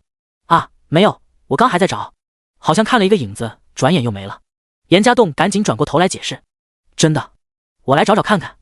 叶佳妮很雀跃地想试试。这个，严家栋赶紧又贴近瞭望镜看了一下，想再次确认一下聂小玲的存在。但是在看的时候，山下已经没有那群人了。心中复杂的严家栋只能悻悻地把位置让开，随后掩饰地说道：你找找看吧，好像跑没了。真是的，你眼神还能把几千米远的兔子给吓走了，也不让我看看。叶佳妮白了一眼严家栋，不满地发了一句牢骚，随后眼睛又贴近了瞭望镜上。这女人握着瞭望镜四处晃了晃，随后定格下来。突然这女人离开了瞭望镜，眼眸慌乱的左右转了一下之后，又赶紧贴在了瞭望镜上去。严家栋心里有事，也没有注意这女人忽然间露出的异样一面。叶佳妮再次离开瞭望镜之后，脸色似乎变得有些难看，盯着严家栋的时候，眼中也多出了一丝莫名的神色。这个，今天我们先到这吧。叶佳妮挤出一个笑容提议道。啊？怎么？你累了吗？严家栋只是随口问了一下，实际上困惑于刚才看到聂小玲的身影，他的心思也不在这上面了。有点事情，我先离开一会。我们做个约定怎么样？叶佳妮似乎想要离开，但是走之前却停住了脚步，很是认真地看着严家栋。约定？严家栋有些疑惑。我会离开一会，说不定还会给你一些考验，如果你让我满意了，我会给你一些奖励。当然这期间我不找你，你就不能找我，而且不能跟我说话，怎么样？叶佳妮点点头，眼中有些一丝紧张。这样啊，这算什么约定和考验？严家栋皱起眉头，这女人突然变化让他有些意外，不过心中很快想到了原因。难道这女人发现林浩然来度假村了？这是要回避自己，避免被林浩然给发现其中的猫腻。可是周路云刚刚才发了消息，让他跟叶佳妮速战速决，更是加了10万块的奖金。这10万块让严家栋心动，但是聂小玲的出现却让这男人心烦意乱。左右思考之下，严家栋觉得自己现在也没有这个心思去设计叶佳妮，他更想在这度假村里找到聂小玲，以证实自己的猜测。不管妈，你答应我好不好？到时候我会给你一个满意的奖励哦。叶佳妮拉住严家栋的胳膊撒起娇来。好吧，依你便是，我们现在就分开。严家栋点点头。乖，我先走，你不能跟着我哦。看看我们能在这山庄里偶遇几次，缘分到底有多少。叶佳妮找了一个很好的借口，踮起脚尖在这男人的脸颊上亲吻一下后，眨巴一下眼睛，快速的消失在这男人的视线里。叶佳妮走了，严家栋根本没有去追的意思，脸颊上虽然还残留女人的香味，但是这男人毫不在意。他快速的走到瞭望塔边上，对着瞭望镜又仔细查看了一下度假村的环境，最后只能带着疑惑离开。再次寻找的时候，他没有看到聂小玲的身影。难道这女人已经住进度假村里？还是说，其实聂小玲说的出差却一直是在这度假村中？如果刚才自己看到的人真是聂小玲，那是不是就表示先前这女人对自己撒谎了？说是出差，却是来到了度假村中。可是聂小玲来度假村干什么？忽然，严家栋又联想到电话中偶然闪过的男人的声音。难道聂小玲出轨了？他所谓的出差，只是来陪男人到这里来享受。严家栋心乱如麻，他不愿意去相信聂小玲会背叛自己，甚至他开始怀疑自己的眼睛，怀疑自己看错了。刚才看到的女人样子确实像是聂小玲，实际上却不是。严家栋看过聂小玲所有的衣服，却没有看到过聂小玲刚才穿过的那一套漂亮的服装。会不会是自己看错了？只是看到一个相似的人而已。聂小玲从来没有像刚才看到的那样华贵高雅过。严家栋越想越乱，他想要去证实自己所看到的，却又害怕得到自己不想要的答案。犹豫了好一会，这男人才朝着服务台走去。路上他很留心地看了看周围的女人，不过并没有聂小玲的身影。来到山庄下的服务台，他犹豫着问向接待的美女：你好，你知道度假村里有一个叫做聂小玲的女人入住吗？请问你是她什么人吗？另外能够提供一下你的名字和房号吗？服务员美女微笑着问道。我是她男朋友，我叫严家栋，房号是8809。严家栋回答。服务员在电脑上操作了一下后，礼貌地说道：严先生，是这样的，我刚才查到您是一个人入住度假村，并没有其他人的相关信息，而您现在询问的是其他客户的信息，我没有权限回答你的问题。没有权限？我又不是问他住哪个房间干什么，我就是想问今天，不，这2天你是不是接到了这个女人而已？难道这都不能回答吗？严家栋有些恼怒地问道。先生请息怒，我们度假村有规定，对客户信息都是保密的，所以很抱歉，我不能回答您的问题。服务员歉意地回答。好吧，算了。严家栋摆摆手离开。看样子想从吧台查到聂小玲在不在度假村是不可能了，那现在剩下的方案就是自己在度假村的里找聂小玲。但是度假村很大，胡乱的寻找基本上机会很渺茫。忽然严家栋灵光一闪，在度假村的人都是要吃饭的，而度假村有专门的用餐地点，只要自己在吃饭的时候守在餐厅里，岂不是基本可以看到在度假村所有客户？那这样一来，自己想要找聂小玲也简单了很多。看了看时间，这会距离下次用餐时间还有好几个小时，严家栋只有再等一等。他打算随处去转转，又或者去做个按摩，放松一下过于紧张的自身。没走几步，严家栋就看到迎面走来了2个亲密的男女，叶佳妮甜腻的挽着林浩然走进了度假村中。第24偶遇，周露云的老公林浩然。严家栋虽然只见过一面，但是这男人身边带着叶佳妮，很容易就唤醒了严家栋脑中的记忆。稍稍看了一眼这2个人，很容易就发现了叶佳妮眼中的慌张之色，似乎很担心严家栋上去打招呼。严家栋心念急转，如果这时候迎上去说点什么，那是不是可以给叶佳妮和林浩然之间制造一点误会，能让林浩然怀疑叶佳妮跟自己有染吗？可是现在似乎并没有实际的证据证明2个人的关系。如果真的贸然行动了，严家栋觉得以叶佳妮的聪明，或许很容易就给自己洗脱了嫌疑，而且至此计划肯定失败，自己要去搅黄2个人，叶佳妮肯定心生怨恨，估计从此不相往来。想明白这点，严家栋心里对周露云的贸然安排又产生了一些不满，这女人实在有点太心急了。严家栋和叶佳妮2人面对面的走过，眼睛只是稍稍在2人身上停留一下之后就挪开，只不过他嘴角故意露出了一个似笑非笑的表情，让叶佳妮看见自己配合了叶佳妮表演。想必这女人也心中有数，也只有这样先演下去，从度假村离开之后才能继续他跟周露云的计划。不过就在三人刚刚要错身而过的时候，林浩然突然停住了脚步。朋友，等一等！林浩然的声音让叶佳妮和严家栋都暗自心惊，他们完全没有预料到林浩然居然会在这个时候说话。你叫我？严家栋稍微犹豫了一下，还是停住脚步，面向林浩然冷静地询问。是的，朋友，我们见过吗？林浩然上前2步，仔细看了看严家栋后疑问道。叶佳妮有些担心的看了看两人，最选择乖乖的待在林浩然身边，没有说话。我想应该没有吧。朋友，你看起来比较面生。当然也不一定，或许我们在哪里遇到过，却忘记了而已。严家栋笑了笑，心里却是很担心林浩然认出自己。毕竟当初他们见面的时候，他只是一个送外卖的，而现在却是西装革履，一个富二代的形象。要是被林浩然认了出来，这恐怕要给周露云带来不少的麻烦。敢问朋友贵姓？哪里高就？林浩然露出回忆的神色，随后笑着问道：这个重要吗？我不太喜欢别人查我底细。严家栋假装露出一丝愠色，任谁被一个不认识的人质问，心里都会不高兴，哪怕这人话语很礼貌。抱歉，我只是觉得朋友看起来比较眼熟，想认识一番，没别的意思。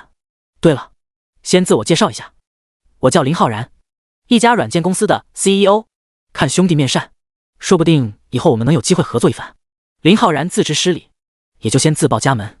我是做海外贸易的，我想我们之间可能没多大的交集。严家栋神情微缓，有些遗憾地表示道：海外贸易，这个或许……林浩然想了想，随后还是摇摇头。对外贸易这一块，我虽然有熟人，不过现在关系比较僵硬。朋友，你要是不介意话，留个名片。我除开软件公司以外，还有其他几个业务，说不定以后有机会合作。听到林浩然的这番话，严家栋心里疑惑，这男人怎么就这么想认识自己？难道就因为见过一面，心里留下了些印象？左右斟酌一下后，严家栋淡淡的说道：抱歉，我没带名片，我叫严家栋，相逢不如偶遇。不过现在我还有点事情要去处理，有机会再跟林兄好好聊一聊。严家栋，也好，不好意思耽误你时间了，我也就来这里看看而已，很快就会走。要是有必要，你可以跟我女朋友聊聊。林浩然看了看身边叶佳妮，这女人眼中露出一丝惊讶。好的，告辞。严家栋顺势看了一眼叶佳妮，随后淡定的离开，心里却是在暗笑着，林浩然这家伙居然不知道他早就跟叶佳妮认识了，这是打算给他戴绿帽子呢。林浩然看到严家栋离开了，笑了笑，这人有点意思，挺有个性的。亲，怎么了？你怎么突然想认识一个陌生人？叶佳妮挽着林浩然的手腕，好奇地问道。没什么，就是觉得这个男人比较眼熟，随便问问。不过看来他可不给我这个面子，估计那小子是个富二代吧，也不知道家里做些什么生意。林浩然若有所思，怎么？你想我跟他接触接触，了解一下他的底细，要我勾引他吗？叶佳妮歪着头问道。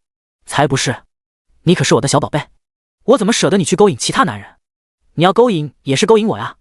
林浩然笑着捏了捏叶佳妮的俏脸，讨厌。话说，那你怎么突然就来了？不是要出差吗？叶佳妮好奇地问道。没事，就是想你了，来看看。这度假村不错啊，有几次想安排客户来这里享受，都没预定上门票呢。林浩然找了一个借口，心中却是仔细在判断叶佳妮道是不是跟一个陌生短信上说的那样跟男人乱搞了。运气好吗？你要在这里陪我吗？我的套票只能待3天。叶佳妮一脸期待地看着林浩然。看看情况吧。林浩然想了想后回答，接着提点道，刚才那人要是你再遇上，你可以帮我稍微了解一下，也不用刻意去问，我只是觉得那人有点眼熟，却又想不起来在哪里见过了。当然你可要保护好自己，可别让坏人占便宜了。放心了，只有你这个坏人才能占我便宜，要是剩下这2天遇上了，我随口问问就好了。叶佳妮妹笑着回答。乖，那我们去你房间看看。林浩然眼中露出一丝期待，脸上是一个男人都懂的笑容。坏蛋，就知道你心怀不轨。叶佳妮脸上露出一丝娇羞，却更让男人食指大动，任凭林浩然揽着自己的香肩，带着这男人走向自己的房间去。严家栋虽然说是告辞了，实际上却并没有走远，他找到了一个角落，偷偷地观察了一会这2个人。可以看到，林浩然面对叶佳妮时和先前在周露云家里看到的这男人时候2种截然不同的态度。严家栋心里替周露云叹了一口气，看样子这女人想要林浩然回到身边，希望实在是渺茫。恍惚间，他听到了一群人的谈笑之声，搭眼一看，再次看到一个熟悉的背影转进了度假村的电梯之中。严家栋赶紧追了上去，可是这时候电梯门已经关上了，心里紧张之下，只能暂时留在门口，看着这电梯最后停留的楼层。第25误闯。旭海度假村除开在一个山头上修了不少建筑风景以外，也修了好几栋高层的建筑物，也是算是充分利用了占地的优势。严家栋看到电梯停在5楼之后，毫不犹豫地从楼梯跑了上去，来到5楼，发现这里是按摩推拿的地方，算是跟这男人之前想去的地方不谋而合。不过严家栋现在可没心情去享受按摩，他左右看着这里一个个房间，想着聂小玲会去哪里了？难道是要他一个个的去寻找吗？正巧看到一个服务员走到了吧台接待处，严家栋赶紧上前问道：“你好，就刚才应该上来了一群人，他们在哪里？”刚才是上来了几个客人，不过他们分了2边，女的去了左边，男的去了右边，请问您是和他们一起的吗？服务员很礼貌的回答：“女的在几号房间？我老婆东西忘拿了，我要去拿给她。”严家栋找了一个借口：“在832。不过先生，您不能过去，那边男士止步，不然我替您拿过去。”服务员劝住了严家栋：“男士止步，那算了，我等等吧。”严家栋皱起了眉头：“好的，先生，请问您喝点什么？现在技师满了，如果您要做按摩，可能需要等一会。”服务员微笑着询问：“不用了，我就在这坐一会好了，一会有技师空了再替我安排一下。”严家栋直接在门口找了一个位置坐了下来，看到眼前茶几上有些杂志和报纸，他想了想后，随手拿了一份杂志，装模作样的看了起来。这只是利用杂志的封面挡住自己的脸。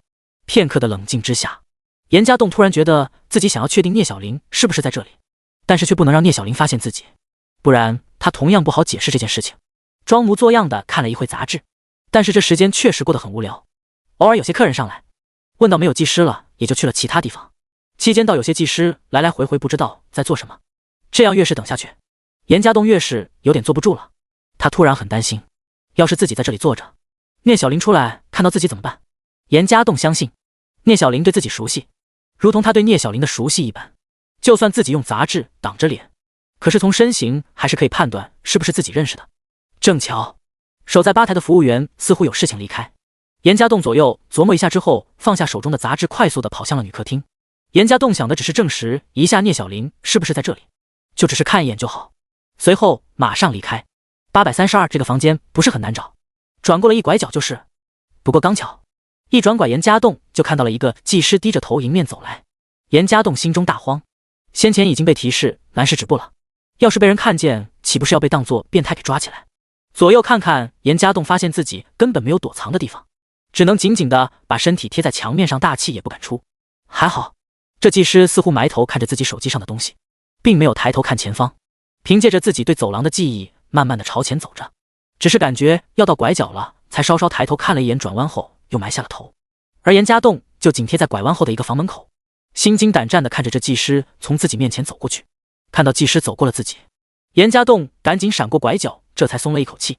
随后看着门牌号码找到了832，他犹豫的看着门房门，想着要不要进去。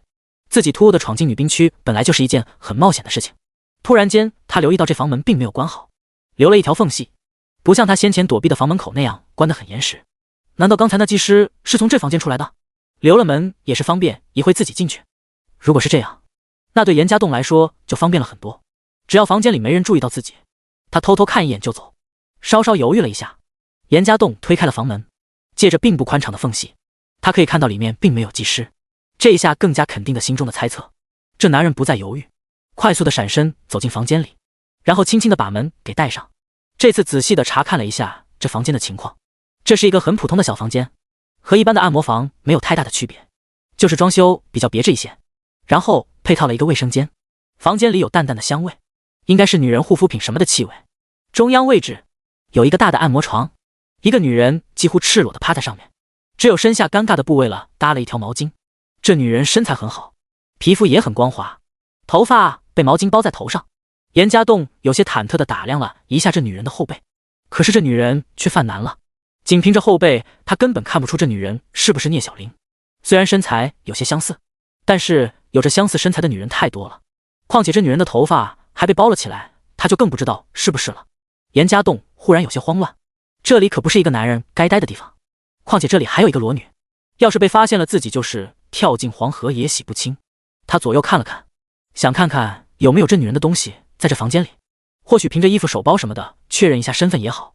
可惜，这里除了一件浴袍以外，也就没了别的东西。难道自己只有想办法让这女人转身才能确认她的身份吗？这怎么可能啊？要是这女人不是聂小林，那看到自己怎么办？就算是聂小林，那自己又该怎么解释她出现在这的事情？严家栋左右思考，突然觉得自己闯进来实在是太冒失了。就算心急于确定聂小林的存在，也不该做出这么冒险的事情来。按照先前的计划，等在餐厅守株待兔不就好了吗？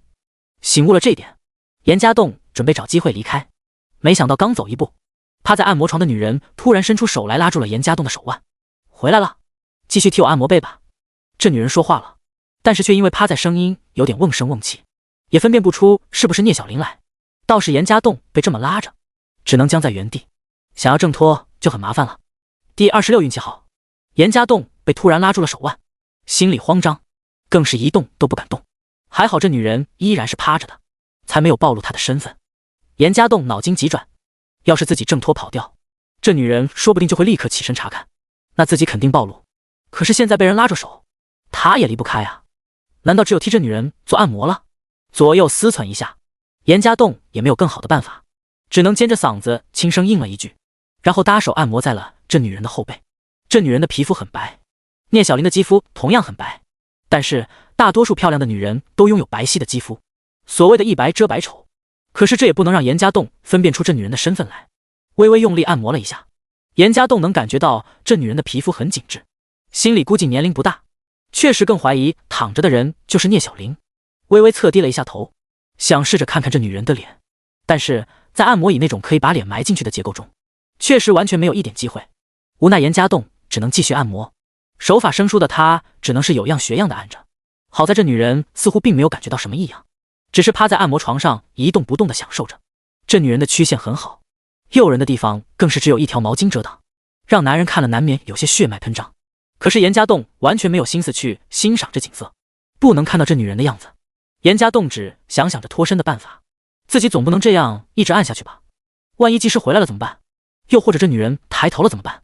想试着找机会离开，没想到自己稍微发力不对了，这女人又呢喃出声，用点力，肩背多按一下。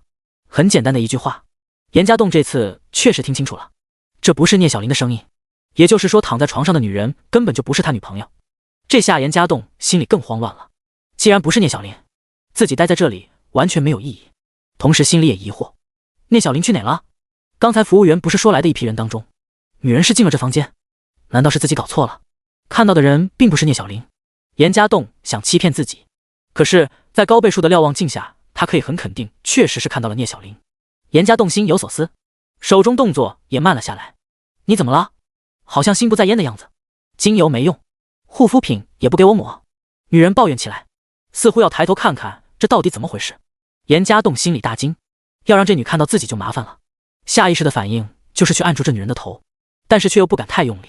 好在这女人被严家栋一按之下倒也不动了。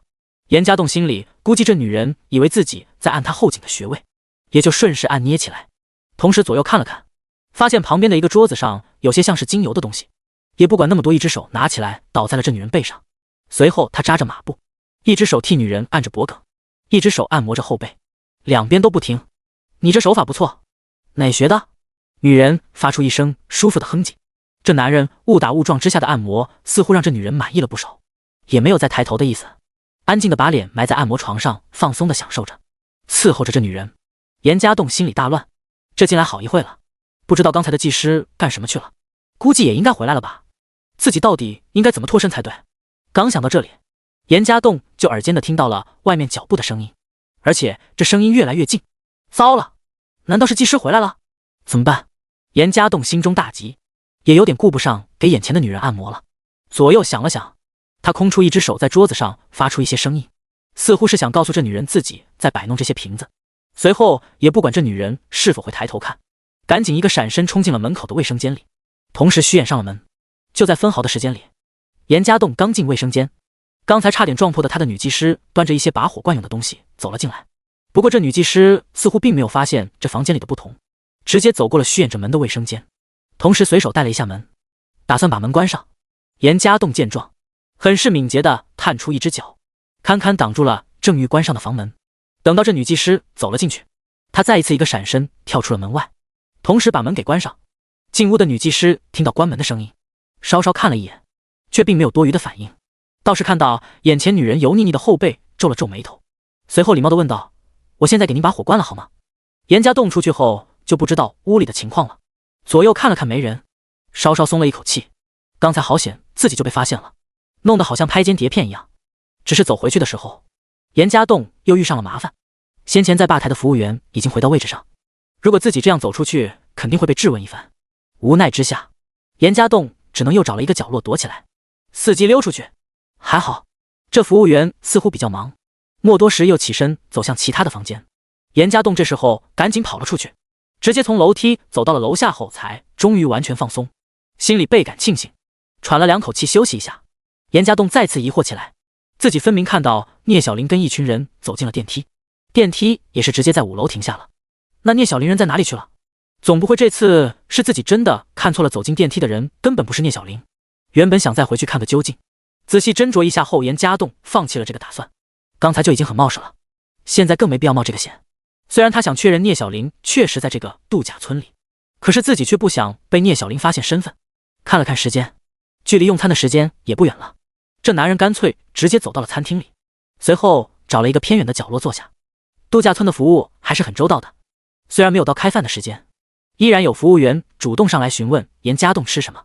这男人心思本来就不在吃饭上面，随意要了一杯酒之后，就安静地待在角落里，静静地看着每一个进出餐厅的人们。随着到了饭点，前来吃饭的人也是越来越多，有的3、5成群，有的也只是单单一个人。漂亮的美女，帅气的男人，也有丰臀肥腰的女人或者大腹便便的男人。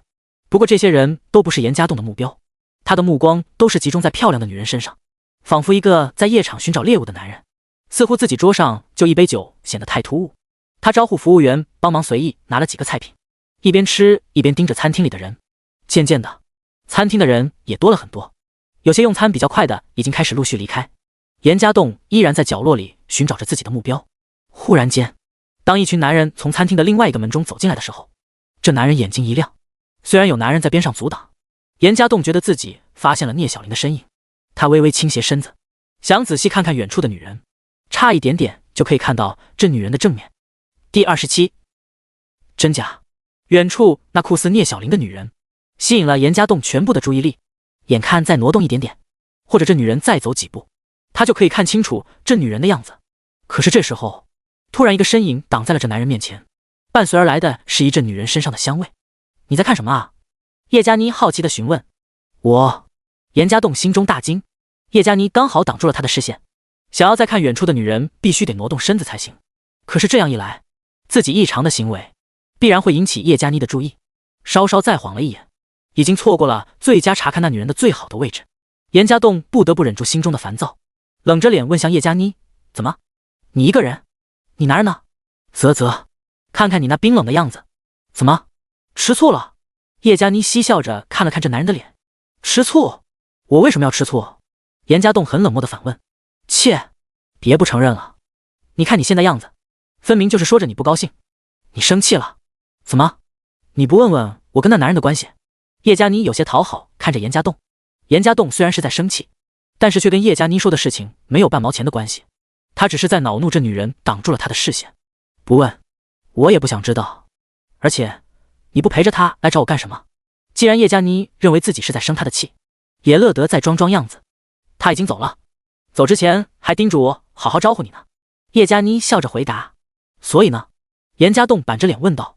不所以什么，我只是想让你知道他不是我男朋友。叶佳妮犹豫了一下，带着一丝可怜的神色看着严家栋。不是你男朋友？为什么告诉我这些？严家栋露出一丝疑惑。这个其实说来有些复杂，我跟他在一起只是为了报恩而已。给你讲个故事吧。叶佳妮似乎有些忧伤，随后给严家栋讲了一个很狗血的小故事，大概意思就是这女人家里困难，读书都要读不起了，然后一个男人资助了她，无论是生活上还是学业上。随后这女人毕业了，为了报答这个男人就跟他在一起，算是一个有情有义的故事。严家栋听完之后淡淡的评价道，如果不是了解那么一些事实，或许还真会被这女人可怜的样子给欺骗了。你是不是觉得我不是一个好女人？叶佳妮紧盯着严家栋问道。不是，每个人想法不同罢了，故事里的女人选择也没有错，毕竟知恩图报也是一个好事。严家栋摇摇头，那你觉得故事里的女人还有资格去寻找属于她的幸福吗？叶佳妮期待地看着严家栋，每个人都有寻找自己幸福的权利，我对你亦或者故事里的女人都没有别的看法。严家栋严肃地回答道。真的？叶佳妮欣喜地问道。真的。严家栋认真地点点头。好吧，其实刚才也就是一个故事而已，不过刚才那男人是有妇之夫，他想要跟我在一起而已。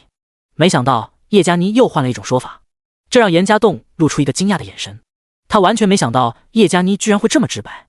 那你的意思是你是小三？严家栋疑惑地问道。可以这样说吧，我不否认，可是这并不是我想要的，我想放弃这段关系，可是他却说着要跟老婆离婚什么的，要娶我。我知道他老婆很恨我，可我也不想这样。叶佳妮点点头。这个我不知道该说什么。严家栋沉默了，他不明白叶佳妮告诉他这些是什么意思，难道是猜到了他的身份？这女人又推翻了自己故事，让严家栋也不知道他的话中到底有几分真假。而这个时候他还是尽量少说话的好，避免露了马脚。没事，你不需要说什么，我只是觉得你很不错，跟我认识的其他男人不一样，他们看到我就想的是怎么才能跟我上床，而你似乎完全没这个意思。叶佳妮端起桌上的红酒喝了一口，也不在乎这杯酒是严家栋的。或许吧，我只是没那么随意，而且我管得住自己而已。严家栋淡定地回答。哥哥，你这话好像说的我就很随意一样了。喂，你知道我是小三了，还敢不敢继续跟我联系呢？叶佳妮掩嘴轻笑。我想这件事情并不妨碍我们接触或者联系吧。严家栋反问。那就好，刚才你的表现很让我满意哦，按照我们之前的约定，我应该给你奖励才对。你想要什么？或许我都可以答应你哦。叶佳妮点点头，媚眼如丝地看着严家栋。我其实并不想要什么，我不说话也是不想破坏别人的关系罢了。如果你一定要给我什么奖励，那你回答我一个问题好了。严家栋并没有露出什么欣喜的神色，面对叶佳妮的坦白，他很谨慎，同样心里也有很多疑问。问题？好吧，你问吧，不过我不一定会回答。当然我觉得你换一个更实际一点点的奖励也不错。叶佳妮轻咬贝齿，桌下的脚暗中蹭了蹭着男人的小腿。严家栋可以很直接感觉到这女人流露出来的魅意，心中暗骂一声小妖精。如果不是任务需要，他对这样的女人从来都是敬而远之。要是娶这样的女人当老婆，估计要头顶一片草原了。你为什么要告诉我这些？严家栋严肃地问道。这个问题让叶佳妮愣了一下，她抿了一下嘴唇，暗中的小动作也收敛起来。沉默片刻后，这女人很是正经地回答。或许你不相信，我觉得我可能有点喜欢你了。喜欢我？我们才认识2天吧？你这个玩笑可不好笑。严家栋呆愣了一下，讪笑着拿起桌上的东西吃了起来，掩饰着一些尴尬。我没有开玩笑，或许你觉得我可能是一个不要脸的女人，但是我同样想把握住自己的幸福。我主动那是因为我喜欢一个人才会主动，当我倾心一个人的时候，所有一切我都会收敛，而我的一切也只属于那个男人。叶佳妮说这番话的时候显得特别的认真，仿佛是一个为追求爱情而至死不渝的大家闺秀。第28互相了解。叶佳妮的这番话让严家栋心中有些震动，这女人难道现在是向他表白了？这怎么可能？才认识几天，叶佳妮就喜欢上自己了？严家栋心里回忆着自己套路叶佳妮的计谋，绞尽脑汁地思考在大学里学到的心理学知识，想分辨一下这女人的话中到底有多少的真假。一开始严家栋觉得叶佳妮可能是比较高冷的女人，心里也做好了长期攻坚的准备。可是没想到路上把这女人捡来度假村之后，似乎得手的也太容易了。到底这女人是真的喜欢上自己了，还是她同样算计着自己，想把自己当跳板？又或者她跟林浩然过腻了，想换了一个口味？也难怪，在设计的形象中，严家栋可是帅气多金的单身贵族，能吸引女人也不出预料。这个我们是不是还不太互相了解？严家栋尴尬地问道。我觉得我想知道的已经知道了，而关于我的事情我也告诉你了，你还想了解什么？又或者你想的哪一方面的了解？叶佳妮眨巴一下充满诱惑力的眼睛，形象转变得很快，刚刚还一本正经的样子，现在又变成了勾魂的小妖精。不，我指的是性格爱好什么的，又或者是其他。严家栋赶紧解释。哥哥，你还是慢热型的，不过能多了解一下也好，我也是想找一个可以托付终身的男人，当然前提是你不嫌弃我。叶佳妮微微一笑。没有，我没有嫌弃的意思，不过你那男朋友感觉挺厉害的。我要挖他墙角，会不会惹麻烦啊？严家栋想了想后问道。他的事业做得比较宽的，不过照你这么一说，还真有点可能。那人占有欲很强的，要是知道我跟了你，难免会有点过节。叶佳妮沉吟一下后回答。这样啊，那看来我还得小心点了。严家栋讪讪地笑了笑，依稀记得周露云也说过类似的话，要是让林浩然发现他勾搭自己的女人，难免要挨一顿揍。以严家栋真实的身份跟林浩然相比，估计被打了都只能吃个哑巴亏，想要报复都得掂量一下自己的斤两够不够。怎么，你怕了？叶佳妮神情莫名地看着严家栋。听到这个问题，严家栋心惊，赶紧控制住自己的神色，这时候可不能露出自己胆怯的痕迹。他嘴角微微一笑，悠然地端回自己的酒杯，喝了一个口才淡定的开口，也不是怕，冤家宜解不宜结，我跟他都是做生意的，虽然现在项目不一样，但是难免有合作的时候，况且一个圈子里面人说多不多，说少不少，到时候断了自己的财路可不是一件好事。照你的话的意思，就是你不想去招惹他了？叶佳妮微微皱眉，似乎有着一丝失望的神色。也不是尽然，我白手起家打拼出这半壁江山，也没有怕过谁，但是我是个生意人，也得看这值不值得。严家栋淡定的一笑。哦，是吗？这意思是得看我在你心里的分量够不够重吗？叶佳妮美目连连的看着眼前的男人。当然，我这个人不太喜欢虚与委蛇，实话实说，希望你不要介意。我觉得跟你接触时间太少了，而且也不熟悉你，虽然对你有好感，但是还不至于让我为你付出太多，你觉得呢？严家栋说完打了一个响指，示意路过的服务员端一杯酒来。哥哥，你倒是挺直接的，我果然没看错你，一开始就觉得你不一样。不过我也能看到你认真的一面，如果是其他男人，或许现在就是用这好听话勾我上钩而已，等他们玩够了，我也就没有价值了，到最后什么都捞不着。女人最有价值的时间也就这年轻的几年，过了之后年老色衰，想要找个好婆家也不容易了。感情固然重要，当然我也希望在有感情的同时能过上好日子。说实话，这样实话实说，我感觉挺轻松的。叶佳妮也把话敞开了说，你也挺直接的。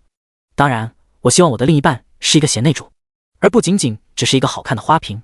严家栋笑了笑，这当然，从能力上来说，我想我应该不输于大多数的女人，我可是有 CFA 证的，而且林浩然的很多客户我都认识，如果你有需要，我完全可以介绍给你认识。叶佳妮很自信的，你果然比较厉害，不过你要是把你男朋友的客户介绍给我，不就是坑了他吗？那你以后跟了我，又遇到更满意的男人，岂不是同样会坑我？严家栋微微皱眉，很认真的问道。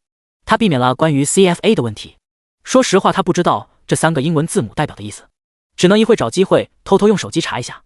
不，你想多了，只要你以后好好对我，我绝对是推心置腹的跟着你，好好的经营我的家。叶佳妮很郑重的回答。哈哈哈。严家栋应了一声之后笑了起来。笑什么？你不相信我？叶佳妮疑惑的问道。不，我当然相信，我是觉得我们谈话有点奇怪，我们这是在相亲交流感情，还是什么？或者没有几对男女会像我们这样互相了解的吧？严家栋回答道。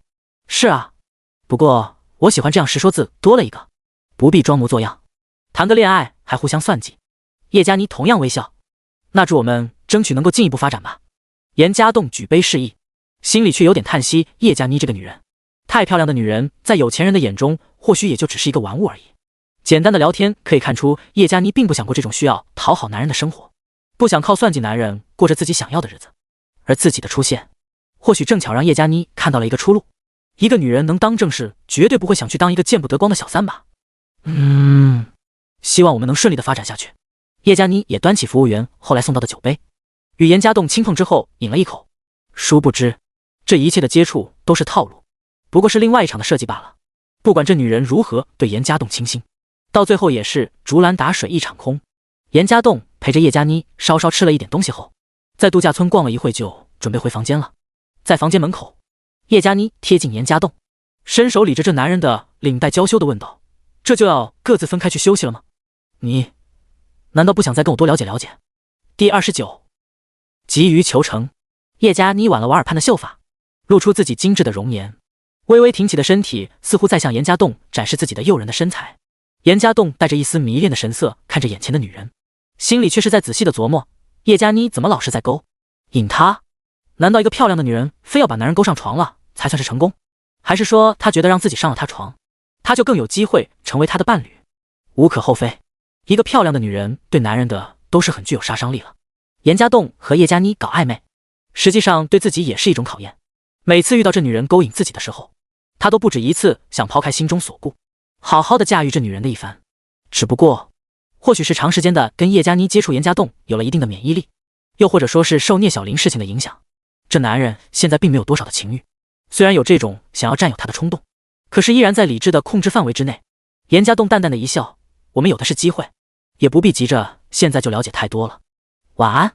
说完这句话，这男人就走回了房间里。房间里没有了其他人，严家栋松了一口气，可以脱去自己的伪装。他有些烦躁地坐在床角，伸出双手狠狠揉了揉自己的太阳穴。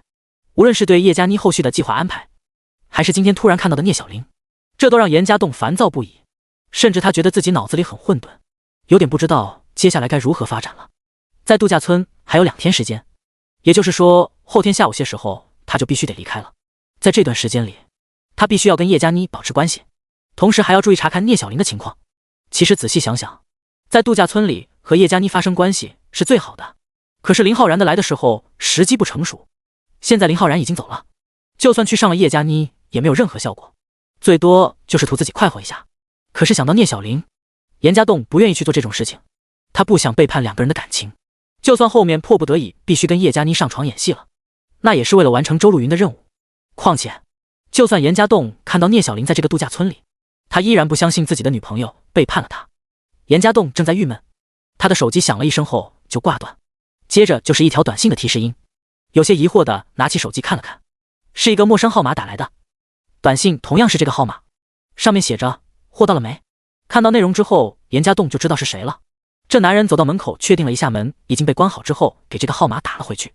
喂，你还挺谨慎的，直接换了一个号码，怕耽误的你工作。周露云的声音果然响了起来，你怕耽误我工作就不应该擅作主张，我提醒过你的，你乱来话很可能导致计划失败，这样的话我是不负责任的。严家栋告诫道。我等不及了，我要知道结果。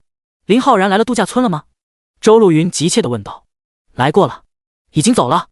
严家栋淡淡的回答。怎么样？他看到你跟叶佳妮亲热了，计划成功了？周露云语气很紧张。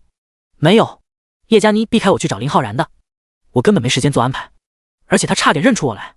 严家栋摇摇头。没有，你干什么吃的？这么好的机会，你为什么不好好利用？你想让我等多久？周露云顿时恼怒起来。我们之前就说好了，你要是有计划，那就按照你的来，失败了我不管。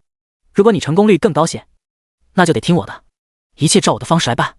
你这样横插一手，差点让我前面所有的布置前功尽弃。既然你有你自己的办法，那么你告诉我该做什么，我照你的来。先说清楚，失败了我不管，这是你的责任，剩下的钱我可以不要，预付的钱我不会退给你。严家栋也有点生气了。你，周露云也很恼怒，不过知道现在一切的都靠严家栋去布置，最终也只能沉了一口气问道。那好，现在林浩然都走了，你打算怎么办？你不会就是想着在度假村享受几天拖延时间吧？你既然信不过我，为什么还要找我来帮你？这份工作不是我求着你让你给我的，而且我也没有乱花你1分钱。严家栋不高兴了，自己到度假村后很多都是花钱的地方，他没有铺张浪费，还想着替周露云节约，这女人居然还不相信他。抱歉，我有些着急了，你总得给我汇报一下进度吧？你们现在到底什么情况？我还需要等多久？林浩然又在跟我谈离婚的事情，难道你要我跟他离婚之后才能把事情给办成吗？另外，你说的他差点认出你是怎么回事？周露云深呼吸一口气后道歉，想到这男人先前的话语，也算是转移一下话题。我也不知道，我跟他们2个碰过面，他对我有些记忆，但是不熟悉，可能跟我上次在你家里的时候见过他有关系。不过还好，他应该没有认出我来。另外，你放心，我有十足的把握搞定叶佳妮，我们塑造的身份很成功，他对我很有兴趣。如果没有意外，我跟他的感情将会持续升温。离开度假村之后，我会给你制造机会，到时候你再让林浩然来就行。严家栋郑重的回答。那好，我等你回来再继续安排。还有，你在度假村里该花的钱就花，不用替我省钱，别让那家人觉得你小家子气不像个男人。周露云叮嘱道。我明白，该花钱的时候我不会犹豫。另外，先前我们设计的身份你要替我完善一下，我怕出去之后叶佳妮会怀疑。严家栋点点头，同时提醒周露云可能忽略的事项。他跟叶佳妮离开度假村了，势必要回归到现实中来。到时候严家栋的身份背景都是叶佳妮可能接触得到的，必须做好完美的掩饰，否则一旦露出马脚，叶佳妮产生怀疑之后，也就没机会进行下一步的计划了。这个你放心。还有什么问题没？周露云点点头。还有，算了，没事，就这样吧。严家栋说完就挂断了电话。原本他想请周露云帮忙查查聂小玲的事情，后来想一想后还是放弃了，本能的觉得家丑不可外扬，聂小玲就算有问题，也等自己来慢慢发现好了。第3时游泳。第二天，严家栋是被叶佳妮也给叫起床的。等到这男人打开门，还穿着睡衣的叶佳妮不由分说的就窜进了他的房间里。还好，严家栋的房间没有什么需要隐藏的东西，也就由着他乱来。叶佳妮也不客气，直接走到严家栋的房间里，拿起客房中的电话叫来了早餐。需要昂贵门票的度假村服务也是相当到位的，不会像很多星级宾馆那样早上固定的时间供应早餐，这里只要客人有需要，任何时间都会把食物送上来的了。严家栋愣了一下，拿出手机看了看时间后问道：现在还能点吃的？会送到客房来？对啊，这点基本的服务还是有的。叶佳妮点点头。也就是说，其中午餐晚餐的时候都不必要去餐厅吃，在房间里待着让服务员送就好了。严家栋追问：啊？怎么问这么白痴的问题？叶佳妮古怪的看着严家栋。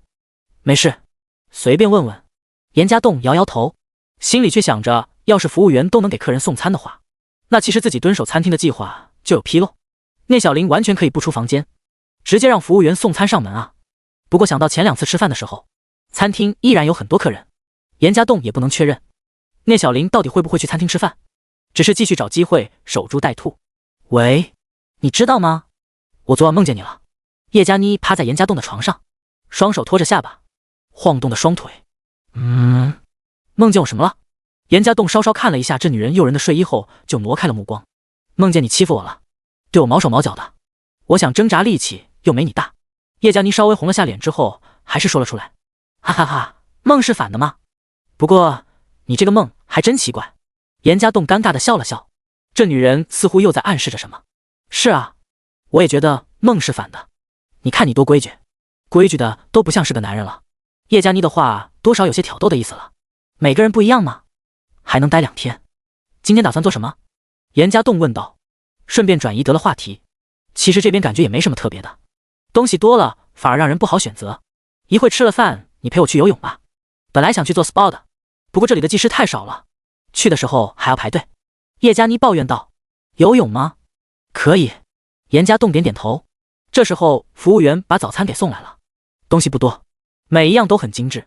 当服务员把账单给严家栋时候，他才知道原来点餐是要付钱的，同时难免又要给这个服务员一些小费。陪着叶佳妮吃了早餐，2个人也走到山巅去呼吸了一会新鲜空气。到了饭点，严家栋想去餐厅守着，叶佳妮却没有一点离开的意思。无奈之下，只能陪着这女人直接去到了度假村的露天游泳池。或许是因为到了用餐时间原因，游泳池的人不算多，偶有几个人懒洋洋地躺在沙滩椅上享受阳光。这游泳池设计得很巧妙，在山边开阔了一片空地当做水池，最边上的地方像是瞭望台一样突出了山体，如果游到边缘往下看，倒有一番一览众山小的风景。严家栋换好了泳裤，走进泳池里等着。不多时，穿着一身粉色飘花的泳衣的叶佳妮走了出来。上次见这女人穿泳衣的时候，还是泡温泉的晚上，因为光线的原因看得也不清楚。这在白天看到这女人曼妙的身材，严家栋心里更加的震惊。高挑的身材，白皙的皮肤，纤细的长腿，似乎女娲在捏出这个人的时候，把每一个人女人的优点都仔细的捏在了这女人的身上。还好叶佳妮出来的时候戴了一副墨镜，这才堪堪挡住了绝美的容颜。饶是这样，都有几个正在游泳的男人看到她之后，不小心撞在了泳池边上。看什么呢？叶佳妮笑着走向严家栋，毫不掩饰地展示自己完美的身材。没什么，就是觉得你好像又换了一套泳衣，上次泡温泉的时候穿的不是这件吧？严家栋问道。呆子，你就注意到泳衣去了？叶佳妮娇嗔道。那我该注意什么？严家栋装模作样的扫视了一番这女人的身材之后，邪笑着问道。讨厌，这太阳也不算小，你不戴墨镜吗？叶佳妮抬手挡了挡阳光后问道。墨镜在车上，没去拿，这点太阳无所谓的。以前打拼的时候烈日之下一样工作呢。严家栋说着，弯了弯手臂，露出一坨鼓鼓的肌肉。这男人长期送外卖的工作，让他有着一身古铜色的皮肤，与叶佳妮的一比，就黑白分明了。同时，这男人身上腹肌也让这女人微微侧目，忍不住用手摸了摸。别乱摸，给钱的。严家栋故作严肃的提醒。就摸了就摸了，大不了让你也摸回来。叶佳妮倒是不客气，大着胆子继续捏了捏着男人的腹肌。别闹，有外人呢。你不是要游泳吗？做下放松运动就下去吧。严家栋提醒道。等等。叶佳妮说完，又走回了更衣室门口的小卖部。再回来的时候，她手上已经多了一副墨镜，送给你的。这么大太阳，还是戴着墨镜比较好。我指不定要多游一会，你要累了就在椅子上躺会。严家栋有些惊讶地看了这女人一眼，随后笑着把墨镜戴在眼睛上。谢了，哥哥，你戴起来还真有点酷。先来陪我游一会。叶佳妮示意道。恭敬不如从命。严家栋取下墨镜，随着叶佳妮在游泳池里游玩了一些时间，两人也是游到泳池边上去看了看，仿佛有一种在云端里游泳的感觉。叶佳妮或许平日里的运动的时间并不多，游了一会就有些累了。她拉着严家栋回到了泳池边上，两人重新戴好墨镜之后，这女人递过一瓶防晒霜给严家栋，帮我擦一擦防晒霜吧。别人沙滩擦防晒霜，你这是山顶也擦防晒霜啊？严家栋调侃地问道。都一样，都这么大的太阳，要是被晒黑了就不好看了。快点了。叶佳妮趴在了椅子上，严家栋也没有拒绝，接过防晒霜之后倒在手里，准备给这女人擦擦背。这时候又有几个妙龄女子从更衣室里走了出来，严家栋微微抬眼一瞥，顿时他就愣住了，眼前一个穿着泳衣的女人，显然就是聂小玲。第31，近在眼前。自己仔细的去寻找，没能找到聂小玲，偏偏在这偶然间的一瞥，聂小玲居然就在严家栋眼前走过。这男人心里百感交集，严家栋有些发愣，只是呆呆的看着穿着泳衣的聂小玲，仿佛一个被漂亮女人吸引的男人，连给叶佳妮摸防晒霜的动作都停了下来。聂小玲一如既往的漂亮，穿上了一件类似比基尼的白色泳衣，可爱的娃娃脸多出了几分成熟女人的妩媚，更让人有一种征服的欲望。这女人从严家栋面前走过，只是稍稍的一瞥就转过了头。严家栋戴着墨镜，宽大的墨镜遮住了这男人大半张脸。聂小玲本身的注意力也不在这男人身上，一时间也没能认出近在眼前的男人就是自己的男朋友。严家栋稍稍仔细地看了一眼聂小玲，就赶紧低下了头，被墨镜遮挡的眼神竟是不敢相信的骇然。他纵是百般想否认自己在度假村看到聂小玲的事实，当这女人从他面前走过的时候，一切的自我安慰仿佛成了笑话。严家栋万万想不到，告诉自己去出差，还找人证明了事实的聂小玲，居然真的就在度假村里，这到底怎么回事啊？以严家栋所知道的，聂小玲家里也并不富有，完全没有能力来这种高档的度假村享受。他能来，只能说明一个问题，是有人带他来的。这人到底是谁？严家栋左右看了看，似乎没有看到其他人，只看到聂小玲找了一个沙滩椅，把带着的东西放下之后，就徐徐地落入水中。怎么办？怎么办？自己该上去拆穿他吗？他居然没有认出我来，是真的没有认出来，还是故意当作不认识？这怎么可能？他居然真的在度假村里，这到底怎么回事？他对我撒谎了，为什么？严家栋脑中无数的问题，他错愕地看着在水中游玩的聂小玲，茫然不知所措。你在看什么呢？忽然，叶佳妮幽怨的声音传来，这女人侧过头，拉低了自己的墨镜，很是不满地看着严家栋。这没什么。严家栋收回目光，悻悻地回答。他知道自己现在应该好好继续自己的任务，可是一片混乱的大脑突然不知道自己该怎么继续，该怎么去做。还没什么，要不是墨镜挡着，你眼珠子都要掉出来了。那女人就这么漂亮？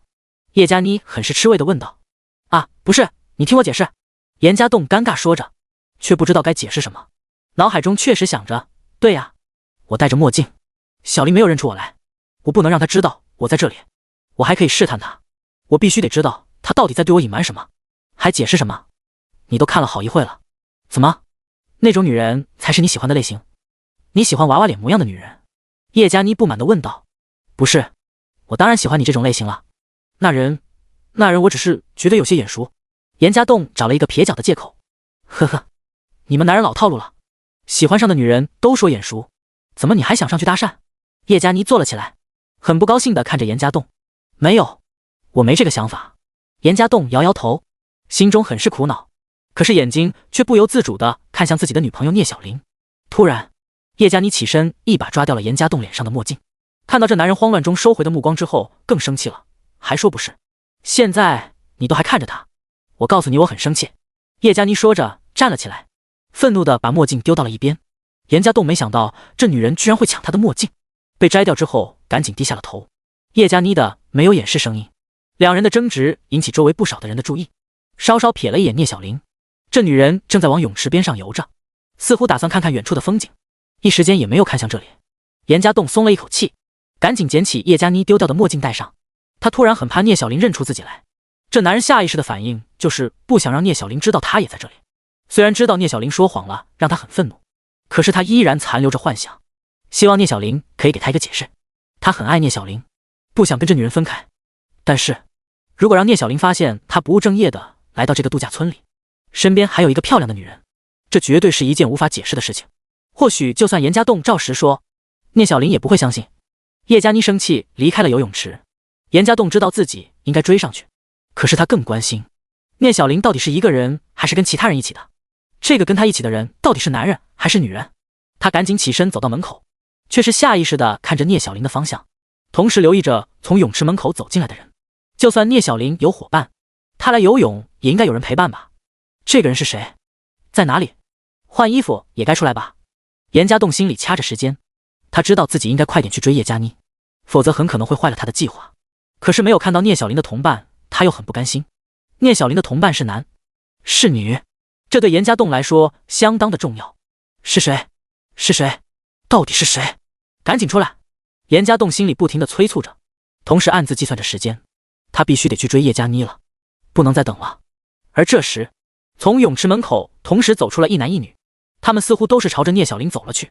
看到这两人，严家栋紧张极了，他几乎能够感觉到自己心脏的跳动，眼睛更是在墨镜的掩饰下紧紧地瞪着两个人。他的拳头不由自主地握紧，心里不断地祷告，千万不能是那个男人，否则他很能忍不住冲上去。你居然还在看！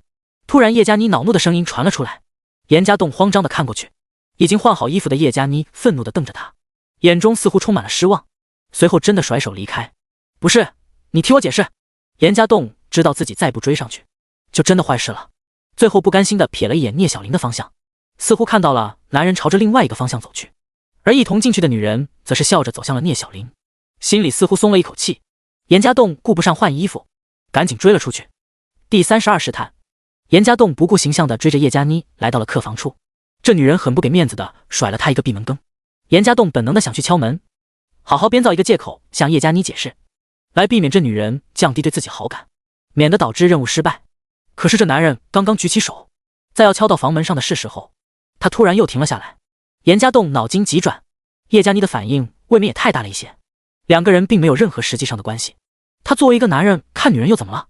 难道自己一定想像普通男人那样苦求着哄她？这样一来似乎有点拉低自己的骨气。要知道他现在塑造的这个形象是慢热型的男人，对叶佳妮有兴趣，却还不至于迷恋。那因为自己看了一个女人就慌慌张张去追叶佳妮，甚至连衣服都顾不上换的追出来去安慰她好吗？严家栋站在叶佳妮的房门口，眼眸左右转动，越想越觉得自己不应该表现得太过于主动，就这样若隐若离地保持着，或许才是最好的勾搭这女人的方式。在两人先前的谈话中，是叶佳妮先主动表示出想找一个可靠的男人托付终身，并不是严家栋非要拜倒在这女人的石榴裙下。想明白这一点，严家栋收回了准备敲门的手，淡定地走回自己的房间里，把衣服给换好。再想想看，叶佳妮毕竟也是一个女人，稍稍分析一下，不难猜出这女人的用意，或许就是想借着吃醋这件事情，看看自己现在在严家栋心里的分量到底有多重。看样子，必要的道歉和安慰还是得有。想到这里，严家栋走到吧台找到服务员，在这度假村中，只要肯花钱，基本上可以提供一切的服务。轻轻的一刷卡，严家栋肉痛的刷掉了2000块钱，就为了买一捧99支粉色玫瑰。随后拿出纸笔，在一张精美的卡片上写下思虑周全的说辞。抱歉，让你生气了。我知道有你在身边的时候，去看其他女人是一件很失礼的事情。不过，我还是想解释一下，在我看来，你是一个很有魅力的女人。游泳池，我看向另外一个女人，不是因为她漂亮，而是因为熟悉。这不是借口。刚刚看到的时候，我觉得她很像我的一个客户女人，那是我的一个大客户，往来不少，期间也见过几次面。如果真的如我所想，那我没去打招呼也是一个很失礼的事情，毕竟这影响了我的事业。而且我也不知道他是否认出我来，所以我稍稍留心多看了一会，没想到因此触怒了你。我真诚地向你道歉，这99朵玫瑰代表我的心意，希望你接受我的道歉。如果您愿意原谅我，那在晚上7点，希望我能继续有这个荣幸与您共进晚餐。这番说辞，严家栋几番斟酌，写完之后又检查了几次，觉得没有漏洞之后，才放进了玫瑰花里。这男人的字很漂亮，所谓见字如见人，寥寥几行字，却给人行云流水、刚正不阿的感觉。拿着玫瑰花，轻轻地放在叶佳妮的门口，敲了3下门之后，严家栋就走回了自己的房间里。他并没有亲自送花的打算，这样做也只是为了一个形式，同时也尽量避免一些尴尬。听到敲门的声音，满脸幽怨的叶佳妮的打开门了，心里想着这男人还算有良心，知道来安慰自己。可是没想到左右看了一眼，却是看到空荡荡的走廊，这让他皱起了眉头，稍稍低头，当看到一束漂亮的粉色玫瑰花之后，才露出欣喜的神色，蹲下身子将这束玫瑰捧了起来，从中拿出一张卡片看了看。叶佳妮露出一丝莞尔的笑容，再看了看严家栋的房门，美丽的大眼睛中原有的幽怨之色早已消失，换来的倒是几分期待的感觉。歪着脑袋想了想，他甜甜的一笑之后，捧着玫瑰花回到自己的房间里。严家栋并没有把自己的房门关严实，隐约听到叶佳妮关闭房门之后，他走了出来，随后走到房门口不远处的一个花台边上，从一个隐秘的角落里拿回了自己的手机，左右看了一眼没人注意之后，他赶紧回到了房间里。这手机拍下了刚才叶佳妮走出房门后的一举一动，就连脸上浮现的表情都很清晰地出现在大屏幕中。严家栋心思缜密，通过这偷偷录像的方式看到叶佳妮的反应之后，才能更好地做出对策来。从屏幕中看到叶佳妮欣喜的表情，这男人倒是松了一口气，可是心坎上却多了一块石头。聂小玲怎么会出现在这里的问题，始终困扰着严家栋。犹豫再三，严家栋决定再给聂小玲打一个电话。手机响了好几声才被接听。严家栋心里估计聂小玲可能还在游泳池中，但是他现在不方便离开，不然的话找一个角落观察聂小玲是最好不过的办法。亲爱的，吃饭没？严家栋努力控制好自己的语气。吃过了。你呢？在家里有没有乖乖听话啊？聂小玲看起来似乎很高兴。当然，就是很想你嘛。你还要多久才回来啊？严家栋问道。快了，最多也就2-3天了。要不要给你带礼物啊？聂小玲笑着问道。不用了。对了，你一直没有告诉我你在哪里出差呢？这次是去做什么啊？严家栋装作随意地问了一句。怎么？你这是在担心我还是在调查我啊？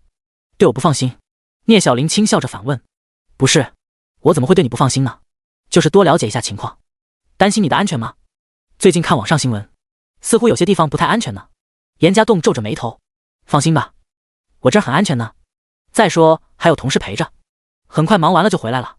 聂小玲依然避而不答。就不能告诉我你在哪里吗？让我也放心些。严家栋追问道。就不告诉你。不过这次出差还挺轻松的，待遇什么都好。不说了，我跟小丽在游泳呢，她叫我了，回来再跟你慢慢说。第33，共进晚餐。聂小玲匆匆忙忙地挂断了电话，这似乎有点欲盖弥彰的意思。严家栋左右思考，自己的女朋友说话滴水不漏，虽然试探了一番，却没有得到一个实质性的答案。不过唯一缺点就是聂小玲果然在度假村中，如果不想被聂小玲发现，那自己就要减少在度假村中的活动，避免出现意外的情况。还要在度假村中待1天，剩下的时间还是谨慎点比较好。接下来的时间，严家栋都待在房间里，没有四处走动。他对叶佳妮欲擒故纵，送了玫瑰花之后也没再去找她，一直等到约定的7点钟。这男人重新换了一身比较正式的衣服之后，再一次亲自捧着玫瑰花敲响了叶佳妮的房门。不多时，房门打开，严家栋微笑着把玫瑰送上，希望这束玫瑰花可以让你心情好起来。原谅我的错误。叶佳妮看到捧着玫瑰花的严家栋，眼中闪过一丝欣喜，倒是接过玫瑰花之后，傲娇地靠在门边上，装作还在生气的样子。好了，别生气了，我这不是来道歉了吗？严家栋赶紧安慰，同时留意看了看这女人的装扮。叶佳妮早就换好了一身漂亮的衣服，看样子也是做好了准备，等着他来邀请吃饭。听到这男人的话，叶佳妮把花放进房间里，笑着问道：怎么，我对你很重要吗？你竟然这么有诚意的来道歉。我只是不想错过一个合适的人，不过我能说句实在话吗？严家栋认真地看着叶佳妮。你说。叶佳妮点点头，又有些疑惑地看着一本正经的严家栋。说实话，我对你很有好感的，而且看得出我们都是比较实际的人，或许会很合适在一起。但是同样，我们现在也只是在初步的接触阶段，理论上说，我们还只是普通的朋友关系。不管我看其他女人有没有道理，你突然发这么大的脾气，而且又是当着很多人的情况下，我觉得实在是有点不应该。如果我们确定了关系，我做出不规矩的行为，是应该受到惩罚。但是男人嘛，在外面都是要面子的，有事情回家商量，跪键盘什么的都好说。你觉得是不是？严家栋这番看似没有情商的话语，却说得非常中肯。两人接触期间，他表现出来就是一种实在，带着一些出歌的性子。这番话说来，倒也让叶佳妮微微点头。好吧，你说的很有道理。先前我也确实不应该发那么大的脾气。不过女孩子肯定有任性的时候了，你们男人本来就应该要宠着女人，所以呢，我们就算扯平了，都不再计较这件事情如何。这当然好了。那请问漂亮的美女，您现在愿意与我去共进晚餐吗？严家栋笑着点点头，随后很绅士地伸出一只手，身子微轻地邀请道：非常乐意。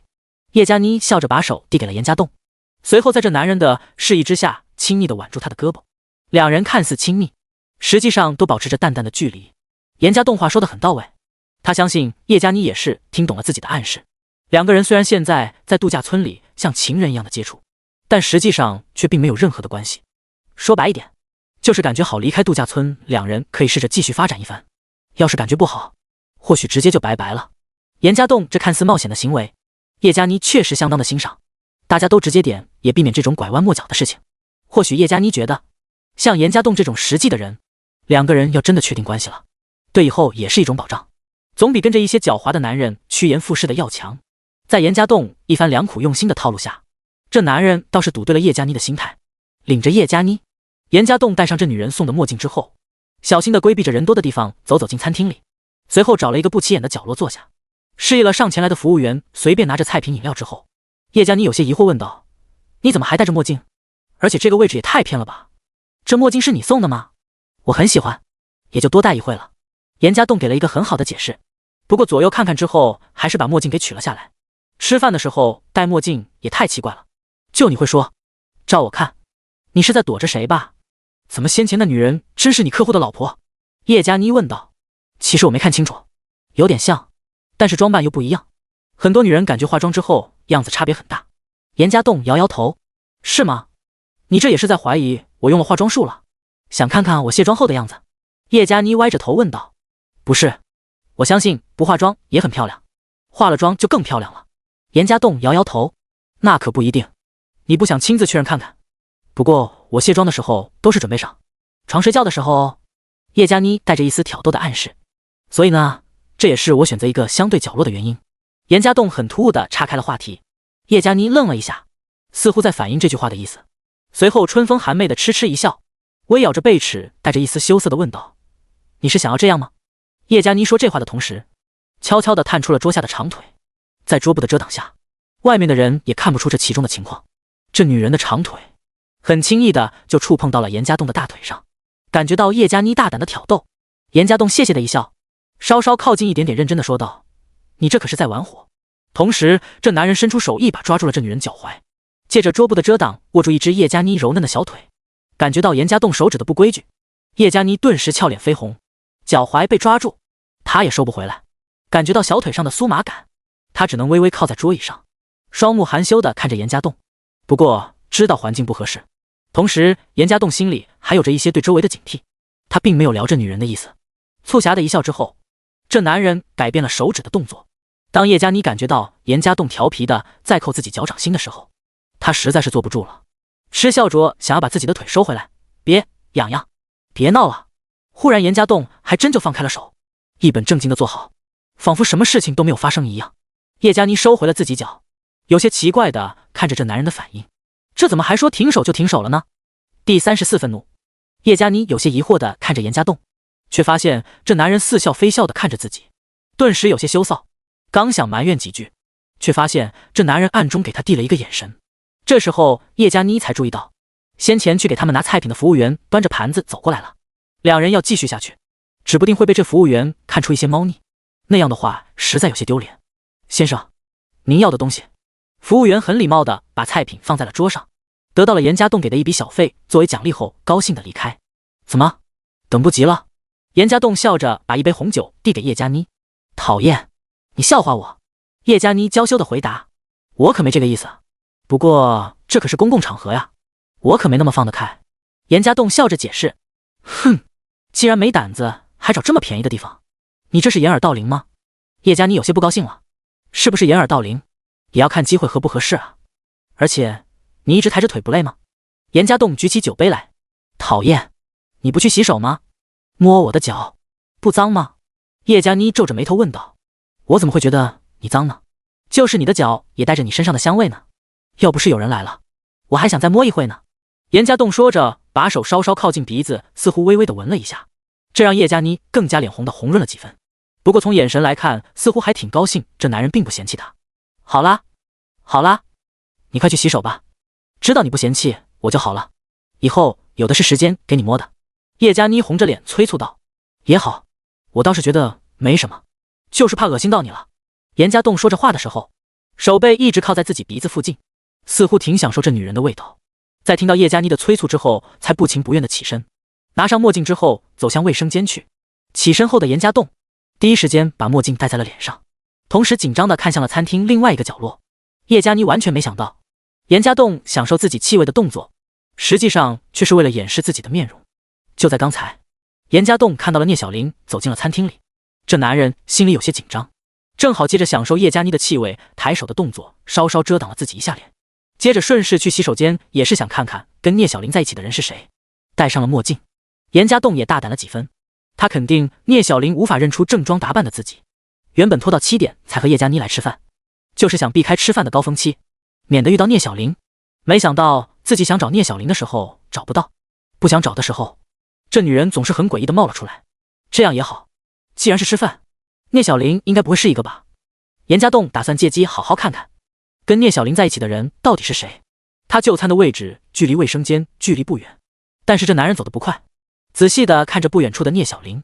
这女人换上了一身碎花的晚礼裙，让她可爱的脸庞多出了几分高雅，微微露出的事业线有着淡淡的诱惑，却不失方寸。安静地坐在桌椅上，顾目四盼，仿佛在等着什么人。忽然间，聂小玲看向了严家栋的方向，在墨镜的遮挡下和这男人目光有些碰撞。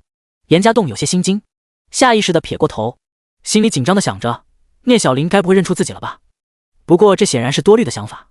聂小玲只是稍稍看了一眼严家栋之后就转过头了。严家栋心中一时慌乱，不敢再继续拖延时间，快速地走进了卫生间里。走到洗手前台，这男人取下墨镜，捧了一盆水浇在自己的脸上，强迫自身快点冷静下来。严家栋抬起头看了看镜子里显得有些狼狈自己，蓦然间浮现一丝苦笑。聂小玲现在看起来是多么的庄重高雅，和自己在一起的时候完全是两个人。或许跟聂小玲交往这么多年了，严家栋都没能看到如此漂亮的聂小玲。严家栋觉得心里惭愧，觉得自己亏待了这个女人。女人再美丽，同样也需要漂亮的衣服首饰来装点自己，可是严家栋却没有这个本事给聂小玲带来这些贵重的东西。小玲，只要你不离开我，我亏欠你的一定会慢慢补回来。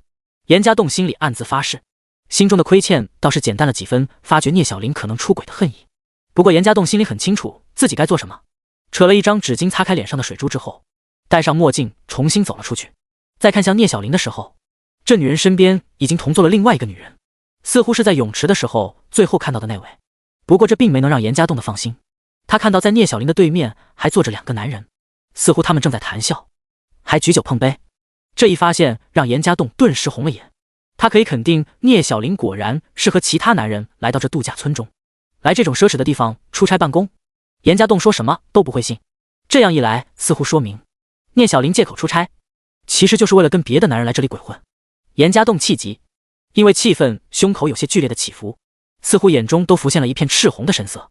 他很想走过去看看聂小玲身边的男人到底是谁，他甚至想狠狠地给这男人一拳。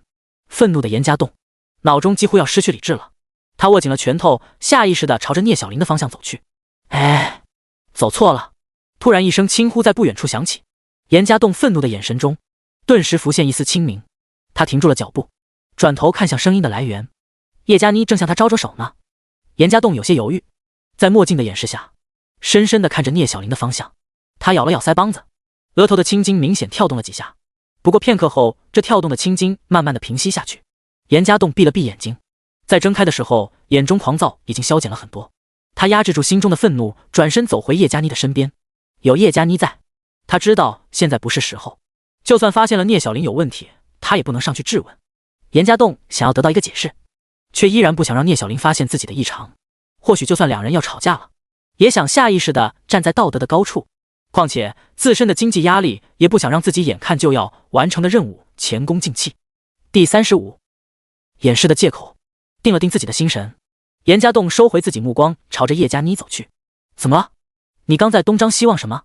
看到严家栋落座之后，叶佳妮好奇地问道，同时稍稍探出身子，看了看着男人张望的方向。没什么。严家栋平静地回答，却没有再取下墨镜来。怎么了？嘿嘿，又看到你客户的女人了？叶佳妮挤眉弄眼地问道。好像是。严家栋点点头，既然说破了，也就不再隐瞒。不过去打个招呼吗？客户关系也是需要维系啊。再说，就算在这里偶遇了，也没什么吧？你怎么看起来很紧张似的？叶佳妮仔细看了看严家栋后问道。不太方便吧？严家栋赶紧说道。他现在只想躲着聂小玲，怎么还敢去打招呼？有什么不方便的？要不然我陪你一起去。女人之间是最好说话的，说不定我还能帮你们，给你拿下几个单子呢。叶佳妮说着就端起了酒杯，似乎还真打算去找聂小玲搭讪。别！严家栋赶紧一把抓住了叶佳妮的手腕，还好有墨镜掩饰了他慌张的眼神。怎么了？我就说你很紧张，难道你们之间有什么猫腻？还是说他根本就不是你的客户，而是有着其他什么关系？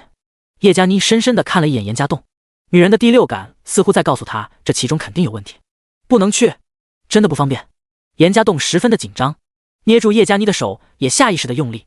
你弄疼我了。叶佳妮痛苦的皱了皱眉，有些不悦的看着严家栋。抱歉，真的不能去。严家栋赶紧放松了些气力，但是依然没有松手的意思。你这就奇怪了，我搞不懂你在想什么了。不过我倒也很想去问问那个女人是不是认识一个叫做严家栋的男人了。呵呵。叶佳妮眼中闪过一丝促狭的神色。别！我警告你，不准乱来。严家栋加重了语气，明显有些发怒了。怎么？你生气了？你这么在意，我去找他。行，我可以不去，那你得向我坦白你们的关系，说好大家以诚相待。你不应该隐瞒。叶佳妮严肃地看着严家栋。不是，我跟他真没什么关系，我不让你去是因为现在不方便。严家栋脑筋急转，不停地想着解释的理由，还在看到聂小玲对面的男人之后灵光一闪。这男人稍稍整理了一下自己情绪表情之后，拉着叶佳妮淡定地坐下来。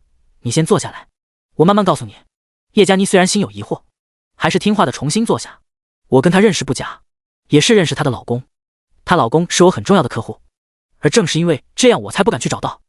我刚才看到她坐着的男人并不是我的客户，她的老公，而他们看起来似乎又特别的亲密，难道我还赶不着分寸的上去打招呼？严家栋好整以暇的问道。你的意思是那女人可能出轨了？叶佳妮惊讶的问道。嘘，小声点。严家栋赶紧捂住叶佳妮的嘴，同时担忧的看了看聂小玲的方向。两队人之间隔了100多米的距离，中间还有很多用餐的客人阻挡。叶佳妮的这句话是怎么也不可能被聂小玲听到的，而严家栋这样做主要就是让叶佳妮意识到自己心中的担忧。哎，没事，这么远他怎么可能听得到？叶佳妮打开严家栋的手，嘿嘿，真香。严家栋把刚刚捂住叶佳妮的嘴的手放在鼻子前闻了闻，露出一脸享受的神色。讨厌，没点正经，这都想着占人家便宜，真要便宜你的时候倒有色心没色胆了。叶佳妮幽怨地看着眼前的男人，这叫做情趣啊。不过道理我都告诉你了，你现在应该明白我为什么刚才特意的看了几眼吧，就是想确定那男人是不是自己的客户。如果是我上去打声招呼聊一聊也没什么，说不定还能介绍你们认识，但是现在看来他们两人之间明显也有问题，我一个局外人当然不好意思去掺和，而且他要是发现我的了，肯定对我有戒心，以后跟她老公合作的时候搞不好就会被她穿小鞋。她在自己男人耳边吹吹枕边风，我的生意就要难做了。严家栋解释道。哥哥，你这人还奇怪，明明你抓住了别人的小辫子，你居然还怕上了？难道你没想过，你这抓到了他的把柄，以后合作的时候岂不是可以利用他帮你说话？叶佳妮咯咯一笑，带着一丝深意提醒道。话虽然没说，不过我不喜欢为难别人，先前大家关系还不错，没必要因为这件事情导致关系变味。对我来说，当一个透明人没看到他们就是最好的。反正明天我们也该回去了，严家栋摇摇头，你倒是挺正直的，我还以为当商人的都很善于心计呢。你这样的心态做生意，搞不好会被别人给利用。叶佳妮关心地叮嘱了一句，这个我不担心，做生意钱够用就好，我但求问心无愧，愿以诚待人。严家栋微微一笑，很正经说道，好一个问心无愧，以诚待人，我就喜欢你直率的样子。来，干一杯。叶佳妮举起杯来示意，干杯。严家栋同样端起酒杯，饮了一口红酒。叶佳妮眨巴着大眼睛想了想后问道，家栋哥，明天回去了，你还会约我吗？当然，只要你有时间，我当然愿意约你。严家栋毫不犹豫地回答，那就好，不过我回去之后就不能像在度假村这么自由了，你知道的，毕竟我现在的身份还是林浩然的情人。叶佳妮说这话的时候明显有些忐忑。我能理解，不过我真的希望你能快点处理好这段关系。我是一个男人，自然也不能忍受自己喜欢的女人跟其他男人在一起。严家栋一脸严肃地说出这番话来，下意识地看了看聂小玲的方向，微微眯了眯眼睛，不经意间似乎散发了一些煞气。第36林荫小道，感觉到严家栋不经意间散发出的一点点煞气，叶佳妮稍稍脸红，娇弱地说道，知道了，我会尽快处理的。你的样子真凶，不过你刚才看起来好男人啊。这女人话让严家栋愣了一下，没想到有感而发的话竟然被这女人当成男人的表现。不过也好，能让这女人更多的迷恋自己。周路云给的任务完成起来也简单了很多，有聂小玲在这餐厅里，严家栋和叶佳妮用餐也拘谨了很多。为了避免被聂小玲看见，两人稍微吃了点东西就草草的收场。现在时间还早，我们去做点什么呢？明天就要走了，感觉时间过得真快，也没有玩到什么了。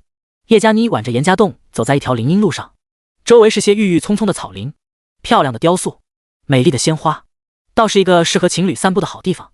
晚餐过后，三三两两的男女在其中散步，人不多，也算有各自的发挥的空间。你想玩点什么？我都可以陪你。严家栋笑着回答，感觉也没什么了，不过有你陪着就好了。叶佳妮幸福的微笑。忽然间，似乎从不远处传来了一声明显带着压抑的轻喃，两个人互相看了一眼，似乎都意识到了什么。严家栋倒是神色震惊，叶佳妮眼眸左右转了转了之后，偷笑着拉了拉身边的男人，示意着他跟过来。严家栋稍稍犹豫了一下，还是跟着叶佳妮躲到了一棵万年青树后。女人压抑的声音听得更清晰了几分，稍稍探出头，可以看到不远处被树丛遮挡的一张石凳上坐着一对男女，两人忘情地拥抱在一起。女人微微仰着脖子，闭着眼睛露出一脸享受的神色。两个人完全没有顾及周围情况的意思，又或者太投入了，根本没心思去管这些。男人背对着他们倒是看不出模样来，女人倒是长得不错，虽然跟叶佳妮相比要逊色了几分，身材倒是不相伯仲。严家栋微微有些脸红，他可没心思去 TOU 看这种事情，不过两人的动作倒是触动了他男人本能的一些反应。侧过头看了看一旁的叶佳妮，这女人微微弯低了身子，露出后背玲珑的曲线，几乎是下意识的动作。严家栋伸手搭在了叶佳妮的腰肢上，感觉到男人的触碰，叶佳妮回过头，一张俏脸绯红，她微微咬了咬嘴唇，秋波流转水润的眼眸看着严家栋，似乎在诉说着心中的一些渴望，身子不由得更贴近了严家栋几分。她微微仰起头，娇羞地闭上了眼睛，似乎在寻求着男人的回应。严家栋左右看了看，大庭广众之下亲热，让他有些放不下脸面来。周围虽然人少，偶尔也是有人路过的。走吧，别在这里。严家栋拉了拉叶佳妮，叶佳妮俏脸泛红，乖巧地任这男人拉着离开了这茂密的树丛。稍稍走了一段距离，两个人也来到了一个静谧的地方，左右没人之后，叶佳妮突然主动地揽住了严家栋的脖子，嬉笑地问道，刚才看到精彩的表演有什么感觉啊？没感觉，我不喜欢这样。严家栋正色回答，骗人，我刚刚明明都感觉到你不规矩了。怎么，你想要啊？叶佳妮笑盈盈地看着严家栋，贴得也更紧了几分，这让严家栋有些局促，微微的后退来的几分，避免贴得太近。想要是男人的本能反应，不过也是不在这种地方吧。严家栋目光稍稍躲闪，这女人的大胆到让他有些害羞了。我还以为你们男人只要兴致来了，在哪里都无所谓呢。而且你不觉得这样会更刺激吗？叶佳妮咬着嘴唇问道。那是别人，我可不一样。严家栋摇摇头。那你想不想要啊？叶佳妮笑着问道，像是一个勾人的小妖精。这个严家栋怎么可能不想要？叶佳妮是一个极品的女人，只要是一个正常的男人都会征服她的欲念，这是一个男人本能反应，只不过有些男人可以约束自己，有些男人则不能。看着叶佳妮的勾人的样子，严家栋很是犹豫一番后，还是找着借口拒绝了。这样不好吧？我觉得要是跟女人发生关系了，就应该负责才行。所以才不想那么草率。我也想确定自己真的爱上你之后才得到你。你还真是一个好男人啊，看样子你还挺规矩呢。不过你的想法我很欣赏。叶佳妮满意的看着严家栋，眼中有些欣喜。纸醉金迷的世界让严家栋这样的男人都快绝种了。想再去泡泡温泉吗？或者我们去看看电影？这里好像有私人影院。严家栋转移了话题。怎么都好，你安排吧。叶佳妮笑着回答，倒是和这男人分开了一段距离，没有再挑逗他的意思。突然严家栋不由分说的抱住了叶佳妮，在这女人猝不及防之下，靠在衣服上就突然的贴了上去起来。叶佳妮惊讶的眨了眨眼，她不知道为什么这男人刚刚才反驳了，居然又主动起来。不过她可没有拒绝的意思，任着男人亲吻着自己，同时也主动的抱住了他。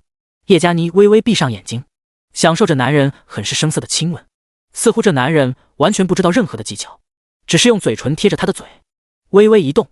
叶佳妮开始主动的引导着严家栋。感觉到叶佳妮的动作，严家栋瞪大了眼睛。他可不是改变了主意想占这女人便宜，而是刚刚一个晃眼，他居然看到聂小玲挽着一个男人的胳膊走了过来。还好天色较晚，如果不仔细看是看不清楚人脸的。严家栋突然发现，也是之前对聂小玲穿着的记忆，还有本身的那种熟悉感。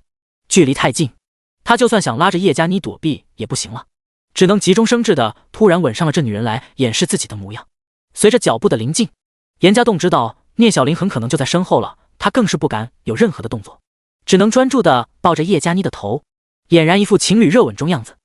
第37，身后家人在怀，又热情的回应自己，严家栋却没能有一点享受的意思。他心里十分的紧张，不敢回头看，只能靠着耳朵听着身后的情况。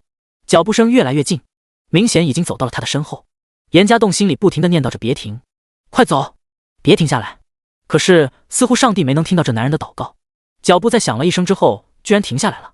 严家栋心里震惊，停下了？为什么？聂小玲为什么停下来？难道是认出自己了？这男人的心里不停的猜测，却不敢有丝毫多余的动作。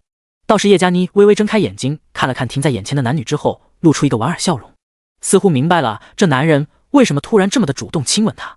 不过她也不在意，继续抱着严家栋的头亲吻着。先生。聂小玲突然唤了一声，严家栋心里大惊，怎么会？聂小玲难道真认出自己了？为什么喊自己？严家栋不敢回答，只能当作没听见，继续亲吻叶佳妮。先生，聂小玲居然又喊了一声。叶佳妮倒是听见了，睁开眼睛带着笑意看着聂小玲，走吧，别打扰别人。没看他正忙着吗？跟聂小玲在一起的男人说话了。聂小玲犹豫了一下，接着最后提醒了一下，先生，你手机掉地上了，不好意思。聂小玲的话让严家栋松了一口气，原来并不是发现自己了，刚才叶佳妮贴得太紧，自己的手机掉了都没发现，差点就被这手机给暴露了。不过严家栋仍然没有转身的意思，反而压低声音，用不耐烦的语气，知道了，谢谢，走吧。他现在可没工夫领你情，这还打扰他了呢。听到严家栋不耐烦的语气，聂小玲身边的男人不悦地催促了一句。这时候严家栋终于如愿地听到了脚步远离的声音，保险起见，他再亲吻了一回叶佳妮，随后用余光看到聂小玲确实走远了，才跟他分开。看了看落在脚下的手机，严家栋皱着眉头捡起来了之后，才歉意的看着叶佳妮，怎么，利用完了就不管我了吗？叶佳妮坐在石凳上似笑非笑的看着严家栋，抱歉，刚才也是没办法。严家栋一脸的歉意，哎，我还以为你突然想通了呢，结果是假装的，你这让我很受伤啊。叶佳妮幽怨的看着严家栋，对不起，你知道我不好让他认出我来。严家栋故技重施，好吧，我可以不怪你，不过你这样鬼鬼祟祟的样子，真让我怀疑你们的关系。你似乎也表现得太过了吧？叶佳妮有些怀疑的问道。有吗？这可能只是我本能的反应吧，就像小时候上课看小说怕被老师发现一样吧，下意识的去遮掩了。严家栋额头浮现几颗冷汗，他很担心叶佳妮会仔细去追究这个问题。哥哥，这样看来你读书的时候一定是个好学生了。不过话说回来，你应该怎么感谢我呢？为了帮你，我牺牲很大呀。叶佳妮微笑着看着严家栋，这个不然我请你吃饭。严家栋有些紧张的问道，不过看着女人没有深究的意思，也稍稍松了一口气。才不稀罕呢，一顿饭就把我给打发了。我刚才可是很动情的才回应你啊，没想到你却在利用我。叶佳妮满脸的幽怨。那我不知道了，你说怎么办吧？我听你的。严家栋有点不知道该如何是好了。虽然大学的时候选修了心理学，可是应付女人还是显得不够看。这个我想想。叶佳妮歪着脑袋，似乎在很认真想着法子，随后嘴角浮现一抹笑容后说道：这样好了，算你欠我一个条件吧。等我想到什么之后再让你来做，如何？一个条件？这感谢会不会有点过了？我答应你一个条件，岂不是你让我做什么我都得去做了？严家栋有些惊讶地问道。才不会，我提我的条件，做不做由你啊。不过男人说话可要一言既出，驷马难追。你也放心，我不会提什么过分的要求的。怎么样，答应不？叶佳妮期待地看着严家栋。行，我答应你，但是前提是不能太过分，当然有些违法乱纪，违背道德事情也不行。这样可以吗？你也放心，我许诺的条件，只要你开口了，我肯定也会去做。严家栋严肃地点点头。你的规矩还真多，拉钩吧。叶佳妮伸出小拇指。又不是小孩子了，还拉什么钩？我都答应了你不是？严家栋有些鄙视这种小孩子的行为。拉钩吗？这样我才相信你。叶佳妮撒娇说着。好吧，好吧。严家栋无奈，只能伸出小拇指跟另一只白皙的小拇指勾在一块。拉钩上吊，一辈子不许变。叶佳妮勾着严家栋的手指摇了摇，念出这段话后露出一个灿烂的笑容。好了吧，我们去看会电影。严家栋笑着问道。可以啊，不过我问问你，你是不是真的没怎么接触过女人？又或者说你真的还是一个处男啊？叶佳妮俏皮地问道。怎么这样问？严家栋一脸的茫然。你刚才亲我的时候好生涩啊，感觉就像没亲吻过一样。不会是初吻吧？叶佳妮眨巴着大眼睛问道。怎么可能？你也说了，我刚才不是认真在亲你。严家栋老脸一红，虽说不是刻意在亲吻叶佳妮，可是他以前跟聂小玲亲吻的时候也是这样啊。聂小玲从来都不会说什么，这女人却说她生涩，听起来就好像一个女人说男人不行一样，是吗？那你认真亲我试试，算是弥补我受伤的心灵。叶佳妮挑衅地看着严家栋。不要了吧，再说我刚才不是答应你条件了吗？还弥补什么？当然，你可以用这个条件来让我亲你。严家栋摇摇头拒绝。嘿，你还真是的，我这么漂亮的一个人要你亲，你还拒绝了，还谈上条件了。而且刚才的条件是你答应感谢我，不是弥补我受伤的心理，让你认真亲一下才是弥补，明白了吧？叶佳妮有些生气地解释道。这个，那我们换一个地方好不好？这里我有点放不开。严家栋尴尬地问道。第38私人影院，换个地方。叶佳妮俏目看着严家栋，似乎领会到了另一种意思。别多想，我就是不喜欢在外面这样。严家栋不得不解释了一下。行吧，随你了。那你准备带我去哪里啊？叶佳妮耸耸肩，贴近了严家栋问道。那就去私人影院看电影吧。严家栋随口说道。叶佳妮也不多说，笑着挽住了这个男人。严家栋左右看了一眼，带着叶佳妮朝着和聂小玲相反的方向离开。私人影院也是在严家栋先前去找按摩的时候发现的。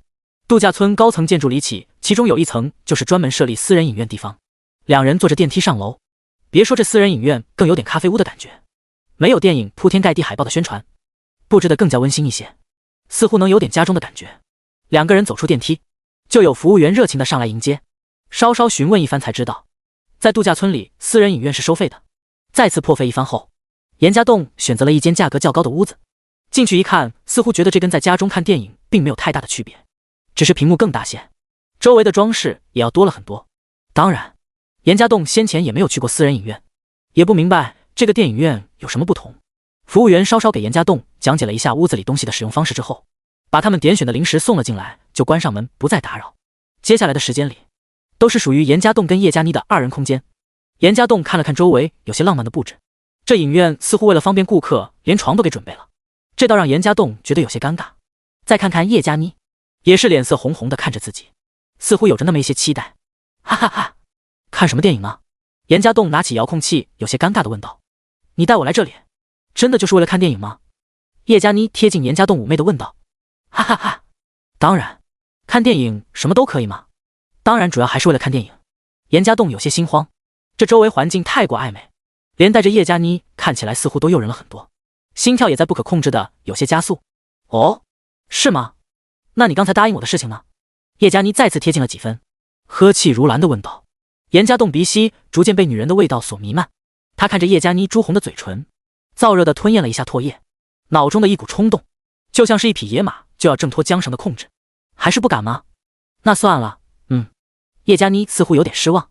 就在放弃的一刹那，严家栋突然抱住了她，这男人的举动让叶佳妮的有些意外，随后露出少许惊喜的神色，感觉到这严家栋慌乱的动作，嘴角微微勾起一个弧线，随后向这男人展示了什么叫做一个勾人魂魄的妖精。房间里电视不合适的发出了一些嘈杂的声音，严家栋有些分神，随后又被这女人引导回来。严家栋有些歉意的看着叶佳妮，但是这女人没有任何的不满，依然甜蜜的看着眼前的男人。此时严家栋才明白，为什么林浩然会喜欢上叶佳妮，这女人太懂得怎么引起一个男人的兴趣了。哪怕严家栋这会只是因为一时的冲动，因为看到聂小玲引起的愤怒，现在都化成了绕指柔，似乎只是想好好的享受这片刻的时光。叶佳妮在严家栋身上坐起身子，示意他该继续下去了。这男人紧张的伸出有些颤抖的双手，他也不知道为什么自己会如此的紧张。第39坏了兴致，柔美的灯光映照在叶佳妮身上，让这女人显得更加的妩媚。弯月似水的眼睛似乎在诉说着无尽的渴求。严家栋双眼有些发红，眸子里几乎都是这女人的身影。他低沉的呼声似乎预示着脑海中仅存的一丝理智正在逐渐的远离。这男人越来越冲动了，眼中尽是躁动的神色。严家栋基本已经无法控制自己了，他现在不想去管什么任务，不想去管自己有没有女朋友，仅剩的意识就是想征服这女人，好好的驾驭这诱人的妖精。咚咚咚，突然很不合时宜的响起了一阵敲门的声音。一开始严家栋还没有听到，可是当这敲门的声音再次响起的时候，严家栋烦躁的侧过头，眼底的躁动却在一瞬间消失了大半。叶佳妮被严家栋压着，微微皱眉，似乎也很郁闷这不合时宜的敲门声。他揽住严家栋的脖子，柔声说道：“别管他，我们继续。给我。”虽然被这敲门声打断，让严家栋很烦躁，可是当那冲头的躁动消失的时候，这男人的理智也逐渐恢复到脑子里，怀中的温玉时刻的撩拨他薄弱的神经，这让严家栋意识到要继续这样下去肯定会再次失去控制。仅仅是稍稍犹豫了一下后，他歉意的笑了笑：“抱歉，我去看看有什么事情。”说完，严家栋从叶佳妮的身上站了起来，他顺手拉起边上的被子盖在这女人身上，自己赶紧穿了外套，整理了一下形象后走到门口打开了门。“抱歉先生，很不好意思打扰你们。”门口一个女服务员一脸歉意的说道。“怎么了？”严家栋平淡的询问，同时在不断的平息心中残余的激动。刚才交接班的时候没有说明清楚，你们现在这个房间因为设备有问题，暂时没有提供使用。您看，我给你们换一个房间如何？服务员很紧张的看着严家栋，这是他们的失误，要是被投诉了，可是要扣工资的。设备问题？你指的什么？严家栋疑惑的问道。进屋之后，他们还没有开始放电影，所以并不知道情况。这一提起，似乎刚才电视自己播放起电影节目来了，就是电影设备不能正常使用，我们已经紧急找工人来修理了，只是人还没来。您看我给你们换一个房间如何？女服务员稍稍解释了一下。这样啊，行吧，你换房间吧，我们等下就出来。严家栋点点头，谢谢。服务员感激的道谢之后就关门离开。怎么了？看严家栋关上门，叶佳妮用被子挡住自己曼妙的身体，疑惑的问道：“这房间有问题，不能放电影，所以说服务员来让我们换一个房间。”严家栋解释道。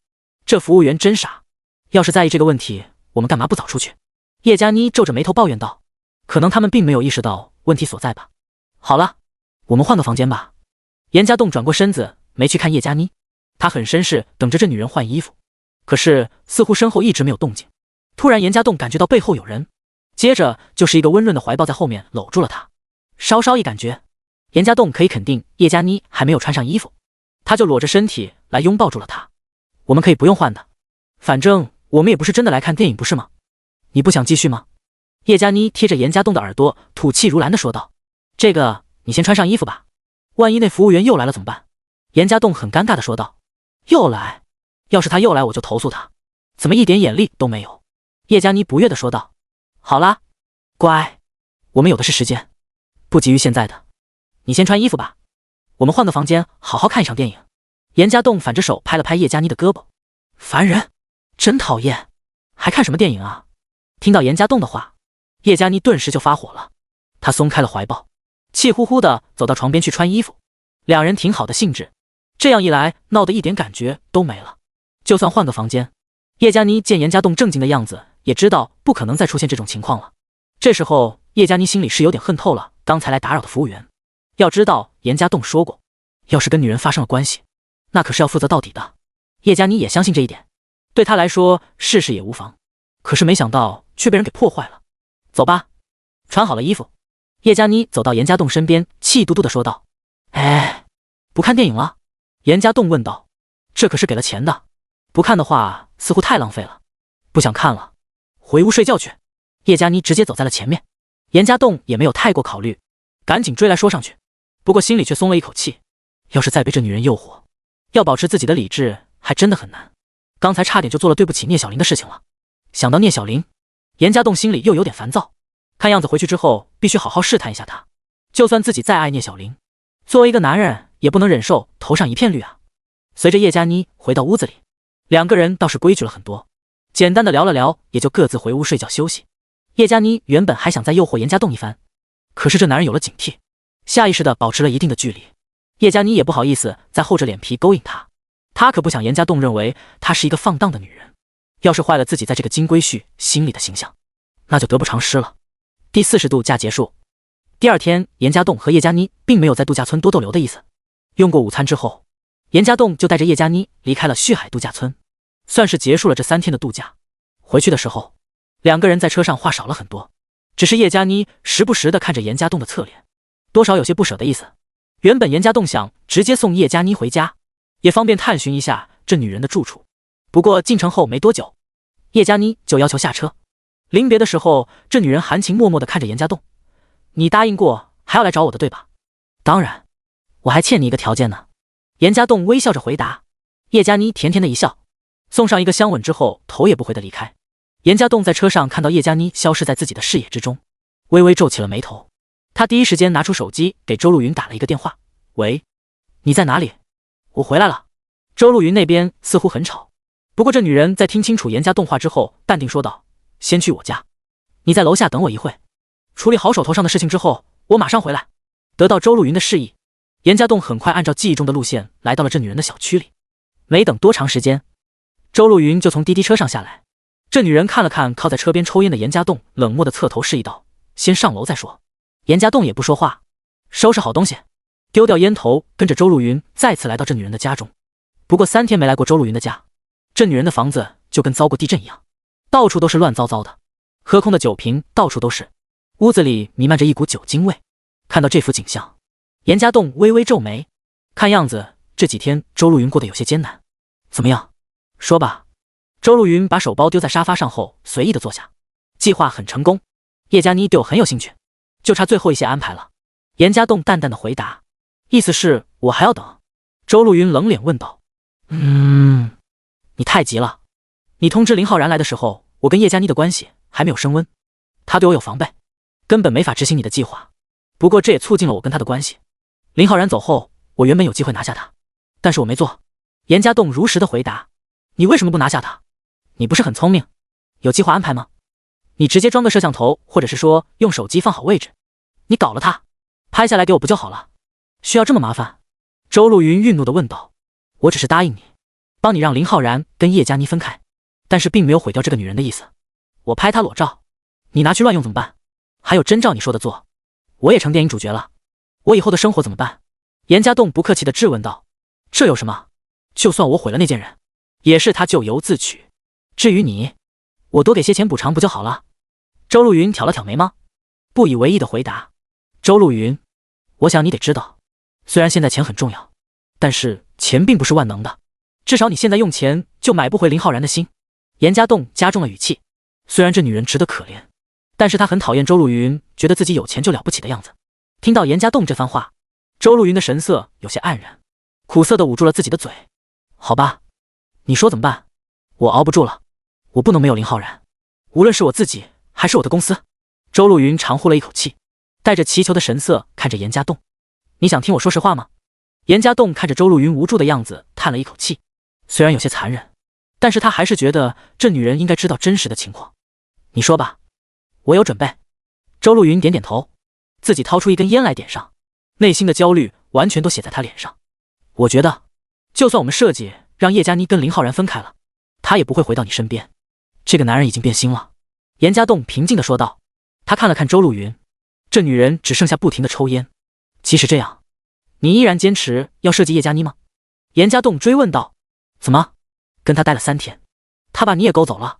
周露云抬起眼睛，冷漠地看着严家栋。没有，你是我的老板，我知道我在做什么，我只是觉得你现在做的事情没有任何意义了。严家栋摇摇头。你知道就好，我做什么需要你来告诉我？我很明确告诉你，就算我知道我现在做的事情都没有用，我依然要毁掉叶佳妮。如果不是那个贱人勾引林浩然，浩然他也不会离开我，我现在也不至于沦落到这个样子。这一切都是叶佳妮的这个贱人的错，我过不好，也不会让她好过。周露云突然很失态地咆哮起来。好，我明白了，之前的安排照旧，你依然要派一个人在咖啡屋盯着。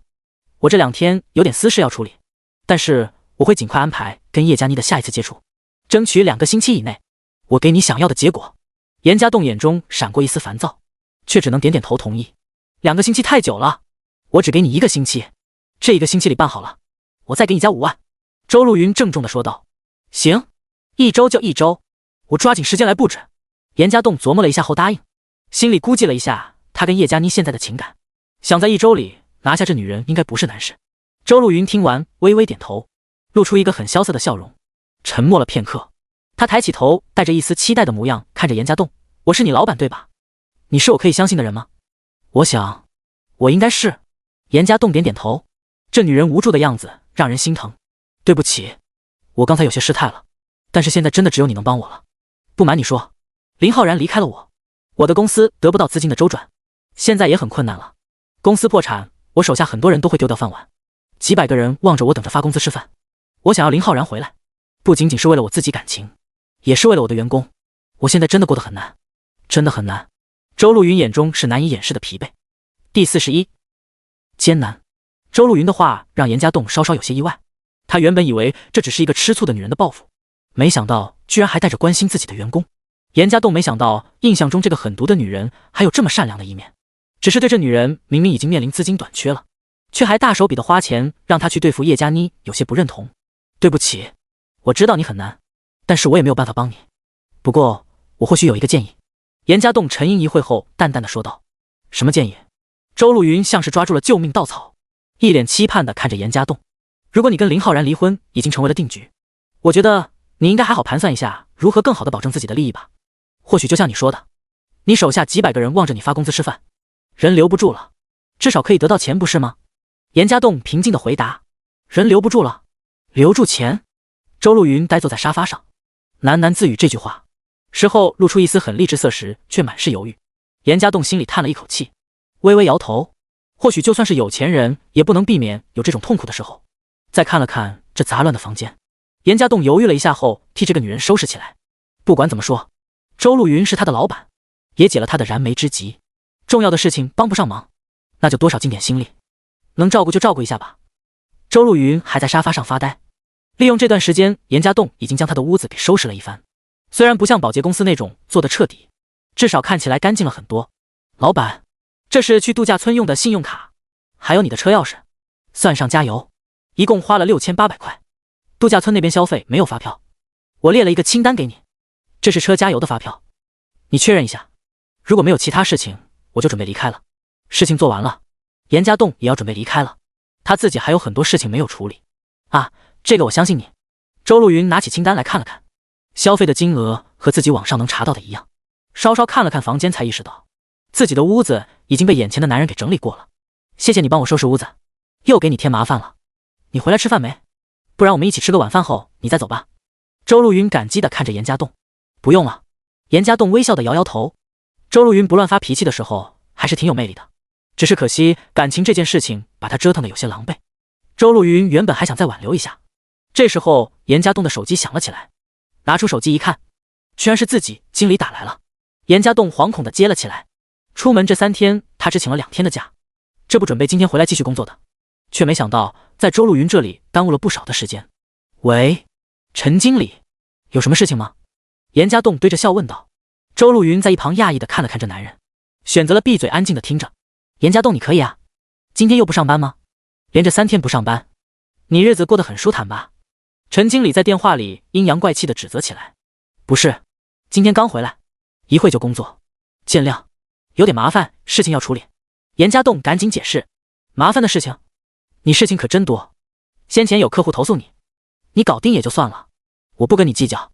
结果呢？你看看你这段时间是怎么工作的？别人一天至少送20单，你呢？10单都送不到了。你到底还想不想上班？一天到晚游手好闲的，你在玩什么？你是在敷衍你自己还是敷衍我？当初找我说这工作对你如何重要，你想赚钱，你就是这样赚钱的。这班我看你也别上了，回来把东西交了，自己走吧。陈经理毫不客气地说道。什么？走人？陈经理，你是要炒了我？严家栋怒目问道。怎么，没听明白？那我郑重地告诉你，严家栋，你被开除了。陈经理直接在电话里下了通知。你不能开除我，红包我没少给你，烟也没少孝敬你，你怎么能开除我？再说我耽误3天，有2天是请了假的，就算我今天还没工作，也就是没保底工资罢了。你不能开除我！严家栋紧张地反驳。我又没主动找你要这些，都是你自己给我的。你现在工作不积极，我为什么不能开除你？我是经理，我有这个权利。陈经理毫不客气地回答。不积极？陈经理，我们把话说开了，我们工资保底也就几百块，其他的都是靠自己跑单，赚多赚少算自己的。你呢？平日跑得少不说，很多时候还把别人的单算自己头上。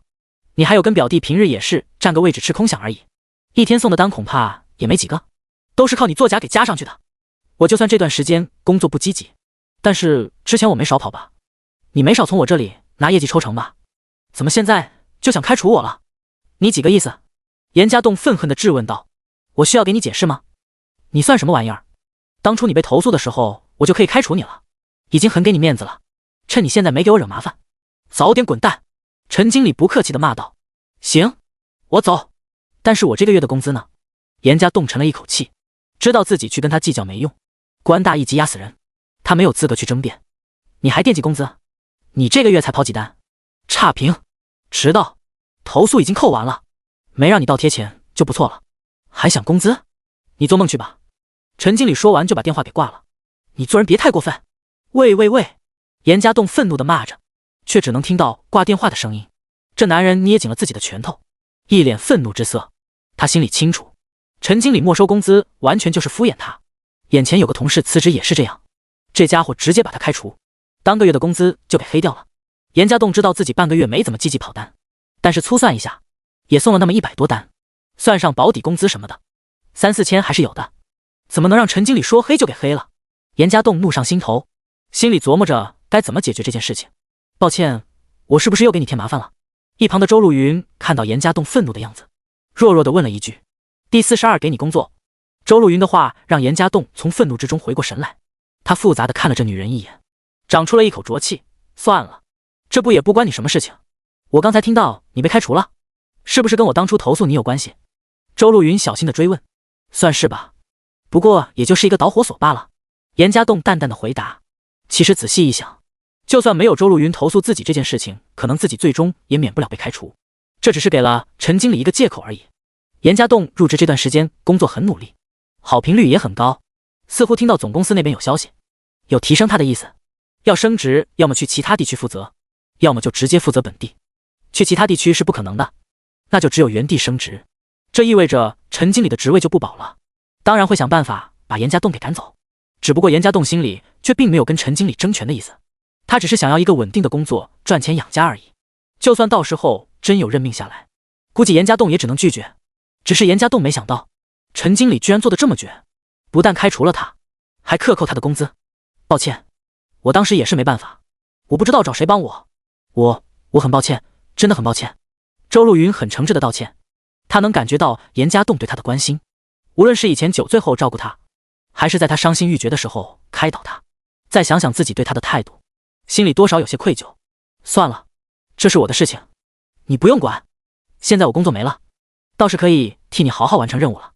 严家栋挤出一个笑容。不然这样吧。周路云欲言又止，皱着眉头想了想后接着说道，我公司现在虽然比较困难，但是还不是说一定就破产了。如果你不介意，到时候你来我公司上班如何？去你公司上班，你能给我什么待遇？工资能按时发吗？严家栋愣了一下，这似乎不失为一个好主意。这要看你有什么能力。如果你能力强，工资不会比你送外卖低。至于公司，就算我公司要破产了，我也会先发员工的工资的，这一点你不用担心。周路云认真地回答道。你现在公司已经很困难了，我还去给你添一张嘴，岂不是让你雪上加霜？严家栋平静地问道，心里却多少有些感激。这个没关系，如果我公司困难的时候，你都能来帮我，那说明你是自己人，我不会亏待自己的人，我需要一个能与我共患难的人。周路云摇摇头，紧紧地看着严家栋，我会考虑你的建议，不过我得先处理好自己的事情。但是话说在前头，我知道你现在很不容易，可是我也需要钱，我帮你完成了任务，你答应的酬劳不能少我的。严家栋严肃地告诫道。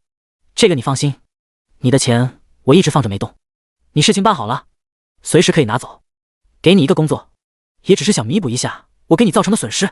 周路云坦然地回答。我明白了，谢谢你的好意，我会尽快给你一个答复。既然这回没事了，我就先离开了，回来之后我还有点私事要处理。说完，严家栋就告辞。周路云要给他一个工作，让他异动。谁不想在一个安逸的环境里上班，又能拿高工资呢？送外卖看起来工资不低，却是在每天风吹日晒之下的血汗钱啊！甚至可以是说，每天冒着生命危险在都市里穿梭赚的钱。如果有更好的选择，严家栋当然愿意换一个工作。只不过考虑到周路云坦白地告诉他公司现在情况不好，他也担心自己的工资无法到位，到时候碍于周路云的情面去追要也不可能。他自己的情况很困难，每个月的一发下来就填进了窟窿里，要是哪个月不发工资，他真的就有点走投无路的感觉了。虽说聂小玲也在拿自己的工资帮助他，可是严家栋一个大男人，怎么好意思一直用女人的钱？想到聂小玲，严家栋心里又是一阵无奈，但是事情也只有等自己的女朋友回来之后再说。想到已经被开除了，严家栋下午也不急着去上班了，抽了个时间回了一趟老家，去医院看了看自己的父亲。还好先前手术费到位及时，父亲倒是没了生命危险，不过还有几次后续的手术以及康复的问题，这又是一大笔资金，一场大病拖垮一个家庭，这真的不是开玩笑。严家栋很担心，就算周路云许诺的20万块到手了，也很难填上这个窟窿，更别说娶聂小玲的彩礼问题。想到聂小玲，严家栋心里又是一阵烦躁。回到两人简陋的出租屋里，屋子里的东西都没有动过，这说明了聂小玲还没有回来。联想到自己在度假村里看到的事情，严家栋是越来越郁闷。他想不明白，深爱自己的聂小玲为什么会骗自己？难道他也经不住金钱的诱惑出轨了？颓废的严家栋又丧气地坐在床上抽烟，他很恨自己的没用。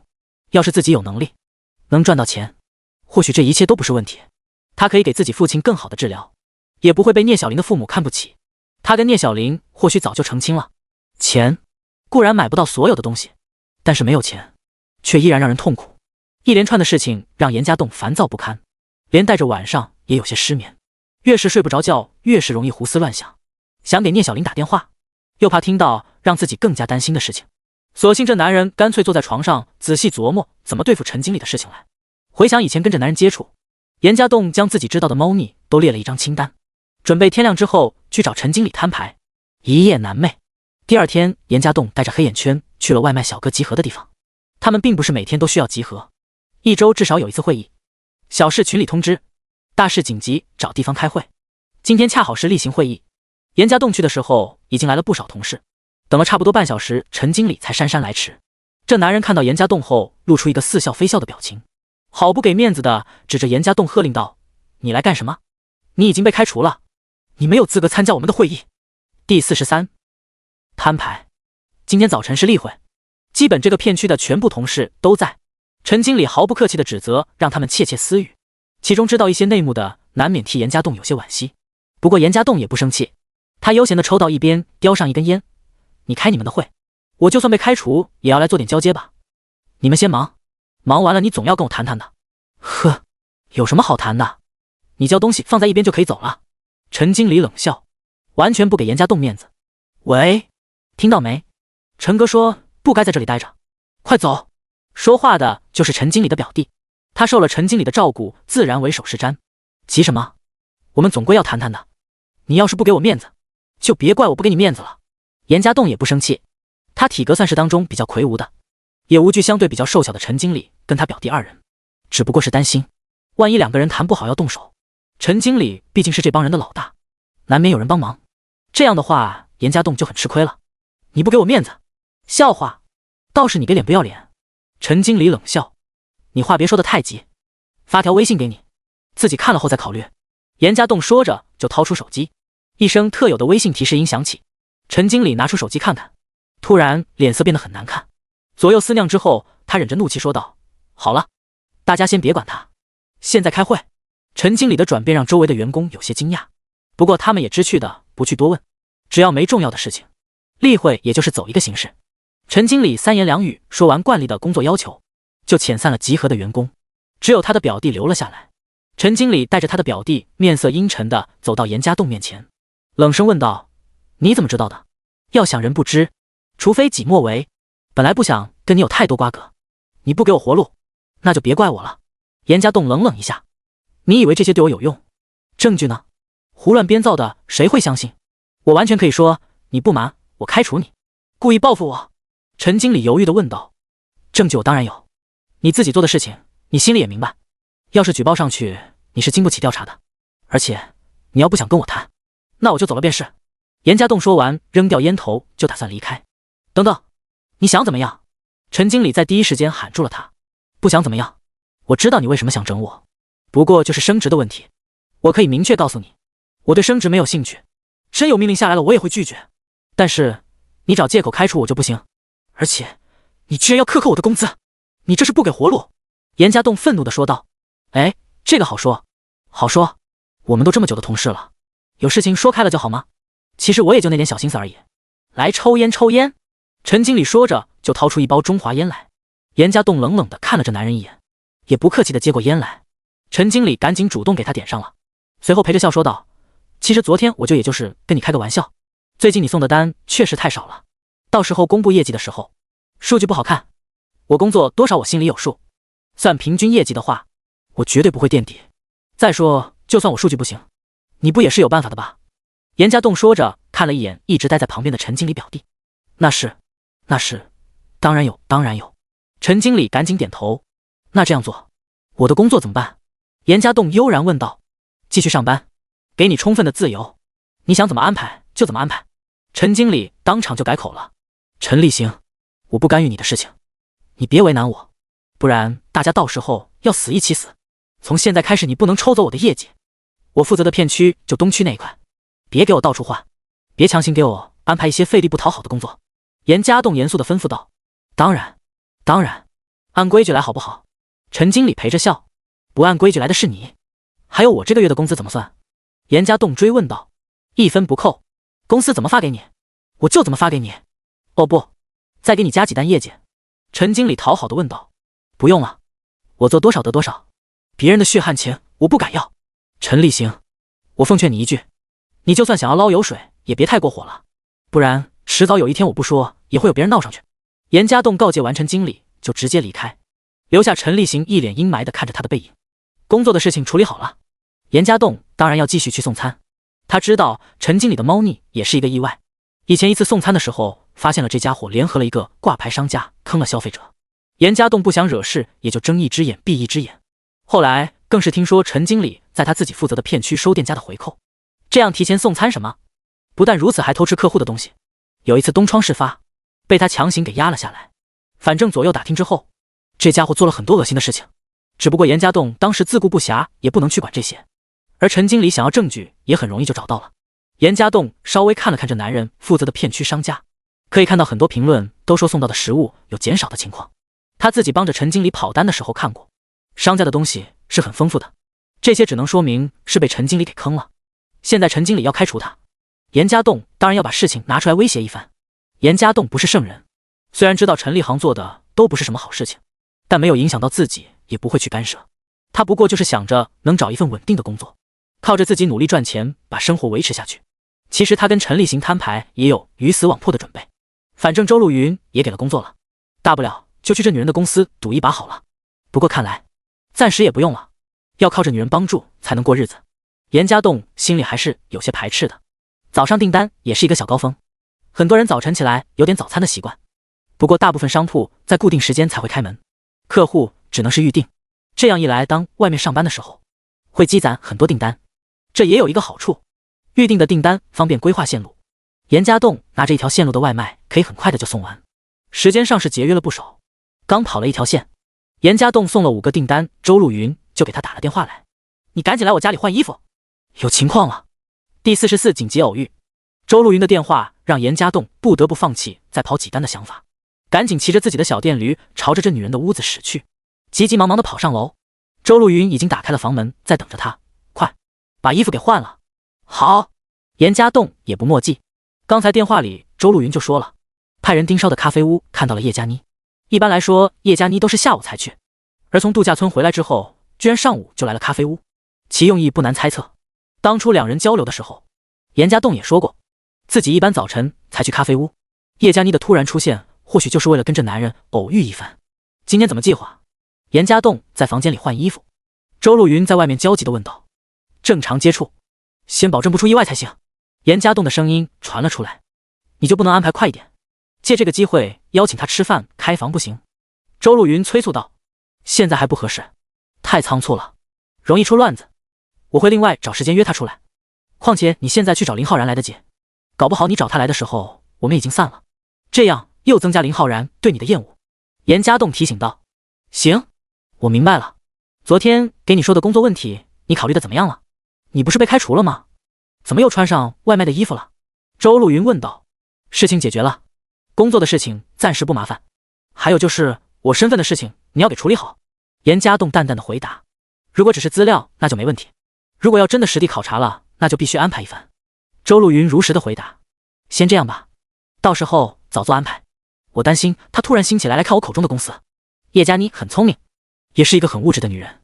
严家栋提醒道，同时换好衣服走了出来。车钥匙、烟、打火机、信用卡，我就不去了。周路云挨着把这些东西递给他了。严家栋点点头，走下楼，开着车来到了那熟悉的咖啡屋不远处，稍稍整理了一下自己的外表，觉得没有遗漏之后，走进了咖啡屋里。严家栋第一时间就发现了叶佳妮的身影，不过他装作没有看到的样子，径直走到吧台点了一杯咖啡，随后走到一个不起眼的角落，拿出笔记本装模作样的工作起来。不多时，他听到了身后浅浅的脚步声，嘴角微微勾起一个弧度。叶佳妮果然和想象中的那样，自己送上门来。“喂！”叶佳妮端着咖啡重重地放在桌子上，很生气地喊道：“佳妮，你也在？”严家栋故意露出一脸惊讶的样子：“怎么，我就这么不显眼吗？你进来居然没有看到我？”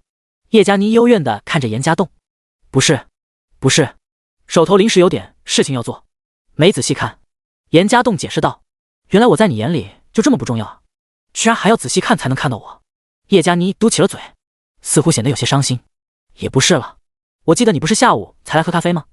怎么上午就来了？”严家栋问道。“因为我想看看能不能遇到你啊，虽然是真的遇到了，可是我一点都不开心。”叶佳妮一脸不高兴的样子。“好啦，是我不对，别生气了。”严家栋赶紧安慰道。“哼，你来喝咖啡还工作呀？这么忙还出来喝咖啡，不该在公司里待着吗？”叶佳妮似乎只是随意的问道。“休息时间，本来没打算工作的，临时有点业务。”严家栋解释道。“这样啊，你倒是蛮自由的，上班时间想去哪就去哪，不该叫员工给你送咖啡来吗？”叶佳妮点点头。“员工是用来工作的，不是给自己打杂的。我一个当老板的这点自由的权利还是有的，不过要是太忙了也不会出来了。再说在度假村待了3天，有点怀念这家咖啡的味道了。”严家栋回答的滴水不漏，端起咖啡喝了一口，他心里稍稍得意。叶佳妮虽然装作是随意的询问，严家栋可不这么想，这些问题他提前就有了准备，经得起这女人的试探。“不错，你不是说回来之后邀约我吗？怎么也没看你给我发消息打电话？”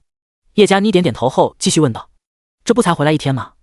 公司的很多事情要处理啊，本来今天晚点给你打电话的。”严家栋赶紧解释，口是心非，我看你根本就是要把我给忘了，只是当做一场艳遇了。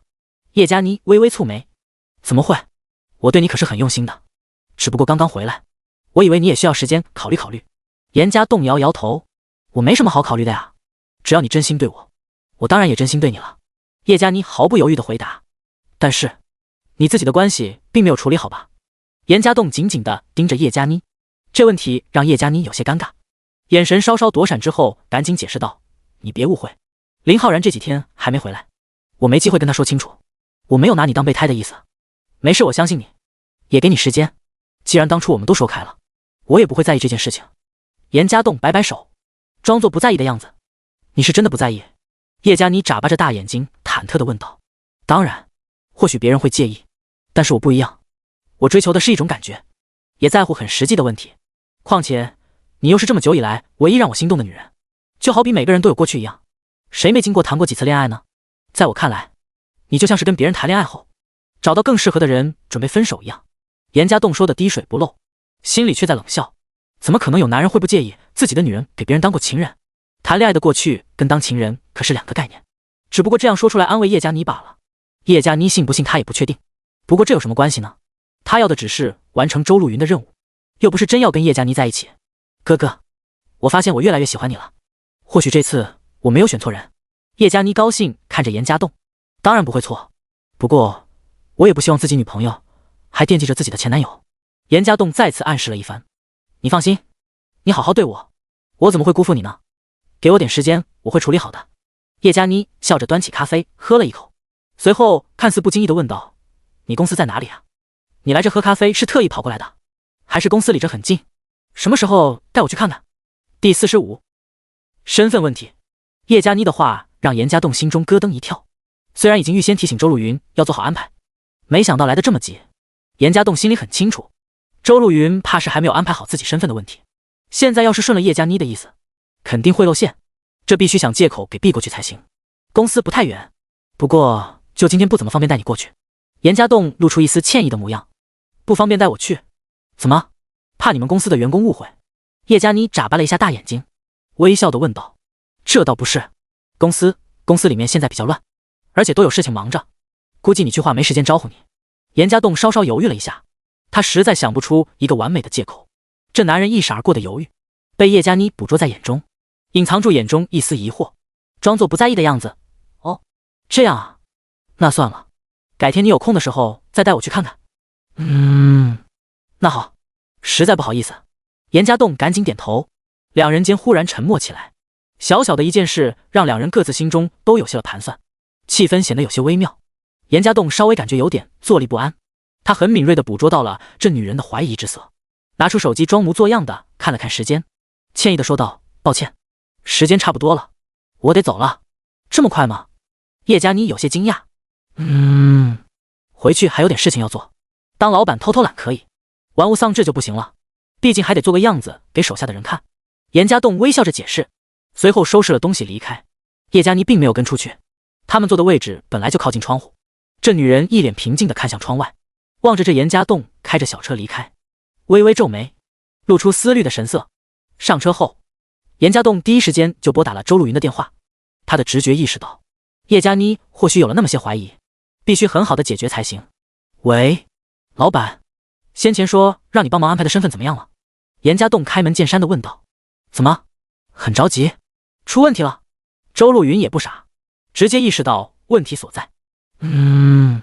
叶佳妮可能有点怀疑，她今天要求去我公司看看，我找借口拒绝了，恐怕她已经有了怀疑。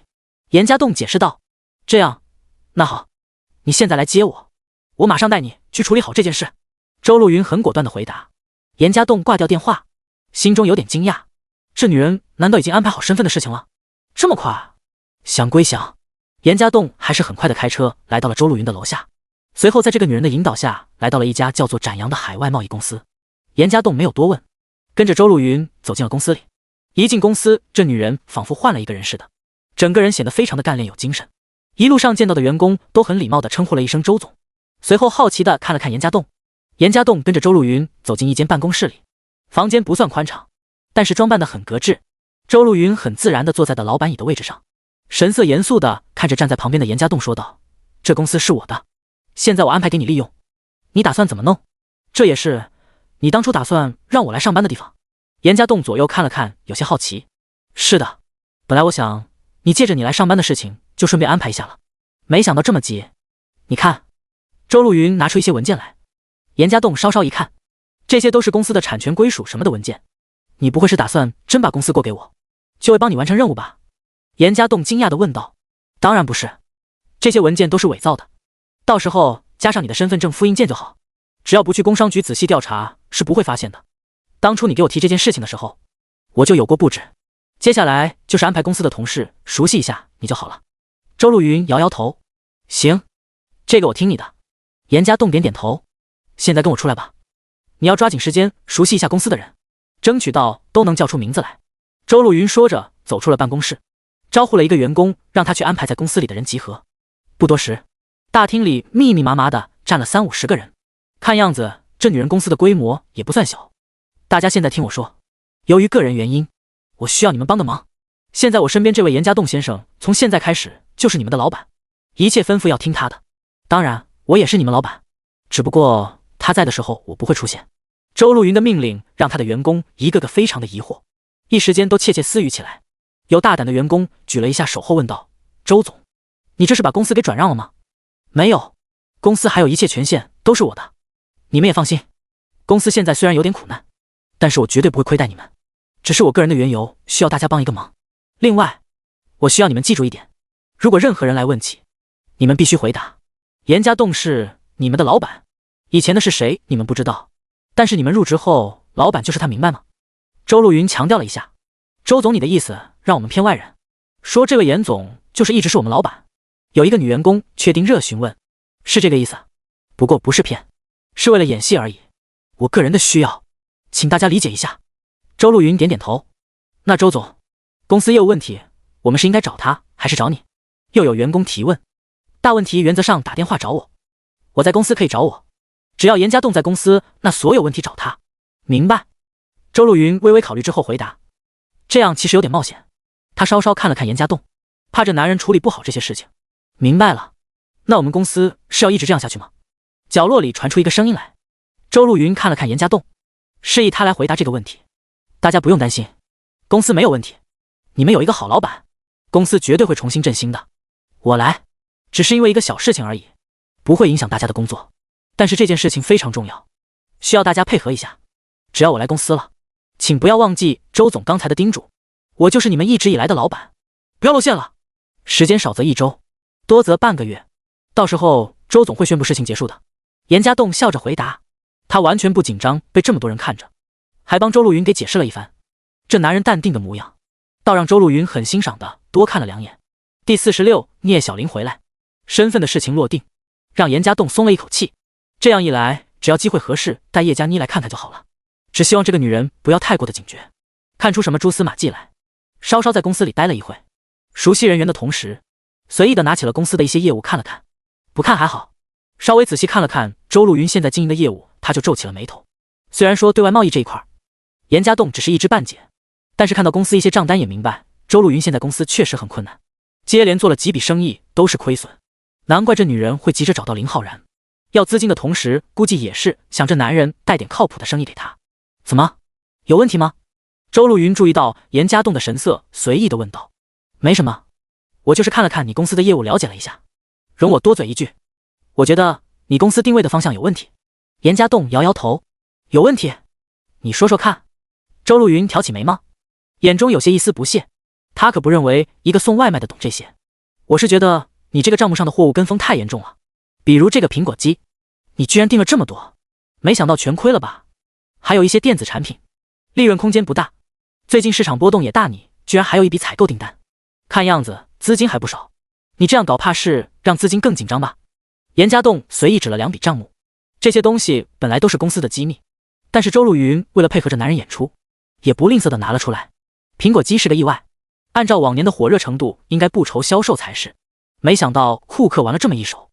还有你刚才说的内存条，现在涨得这么厉害，不抓紧时间定以后又涨起来怎么办？周陆云嗤笑地问道。你不了解市场的吗？内存条现在已经涨到一个很高的阶段了，况且上次上涨的问题你了解过没？帆船问题由海关引起的，后面必然会有一定的回落，你这么积极的采购，肯定会亏。严家栋郑重地提醒道。是吗？或许吧，这些都是我的团队决定的，我当老板的自然放权给他们，用人不疑，疑人不用。周陆云耸耸肩，显得不以为意。放权归放权，你当老板还是要有点决策意思好吧？你可是公司掌舵的，手下犯错的了，你要能看到出来才行，不然让你的员工随便拿着公司的钱去乱挥霍吗？严家栋皱起了眉头，这个你就别管了，你来只是为演戏，不是真要在这公司上班。当然，你要是有兴趣，我也完全可以给你提供这工作，让你自由发挥。周陆云挥挥手，显然没把严家栋的话放在心上。算了，该说我都说了，听不听在你。公司信息我了解的差不多了，走吧。严家栋站起来准备离开。行，那走吧。周陆云点点头，将严家栋又送回了自己的住宅区。这男人的小电驴停在他们楼下，还要回去换衣服什么的，自然也只有回来。严家栋看看时间还早，又抓紧时间送了几单外卖。晚些时候，严家栋终于接到聂小玲的电话，这女人回来了。严家栋很激动，送完手上的单子就立刻急急忙忙地往两人的出租房赶去。这男人心里有太多的话想要问聂小玲了，可是当这男人在家门口停好小电驴之后，严家栋却犹豫起来。在度假村看到的一切让他很生气，可是自己对聂小玲的爱又不希望这一切都是真的。他期待聂小玲可以给一个解释，却又不想因为说的太直接影响了两个人的感情。稍稍犹豫一下，心里有了大概的方案之后，严家栋才打开了门。门一开，一阵香风扑了进来。严家栋笑着将怀里的女人抱住，自己回家闹出的动静应该让聂小玲已经知道自己回来了。亲爱的，想我没？聂小玲在严家栋怀里高兴地问道。当然想了，要不然怎么会急着回来看你啊？严家栋捏了捏聂小玲的俏脸，这次出差老板给了不少的补助，还拿下了一个大单子，估计有能1-2万的提成呢。家栋你看看伯父那边医药费还差多少，等我拿到钱就先交到医院去。聂小玲认真地说道。听到这女人的话，严家栋心中一阵感动。聂小玲无私的爱让这男人心中的怨恨都少了几分，似乎有那么一个声音在对他说，严家栋算了吧，只要聂小玲还真的爱着你，一心一意的为你，何必要计较那么多。这声音仿佛有催眠的效果，原本还打算试探一番的严家栋渐渐地将这件事给放在了脑后，心里只有这娇柔的可人儿。似乎这几天没进女人，严家栋心里也有些火热起来，抱着聂小玲手就有些不规矩的乱动。讨厌，刚回来就没正经。聂小玲娇嗔道，稍稍躲了躲，嘿嘿，这不是太想你了吗？对了，这几天你去哪出差的啊？严家栋渐渐地笑了笑，随口问了一句，不告诉你，一个好玩的地方。我也没想到会去那么高档的地方出差呢。聂小玲说得很含糊，让严家栋心里又产生了一丝不悦。如果聂小玲心里没鬼，为什么要掩饰？为什么不直接说？刚刚被催眠一点点的心态又有了那么一丝复苏。高档的地方很好吗？到底去哪的？我很想知道哎。严家栋追问了一句。嘿嘿，旭海度假村啊。没想到吧，我们老板居然带我们和客户去那谈业务。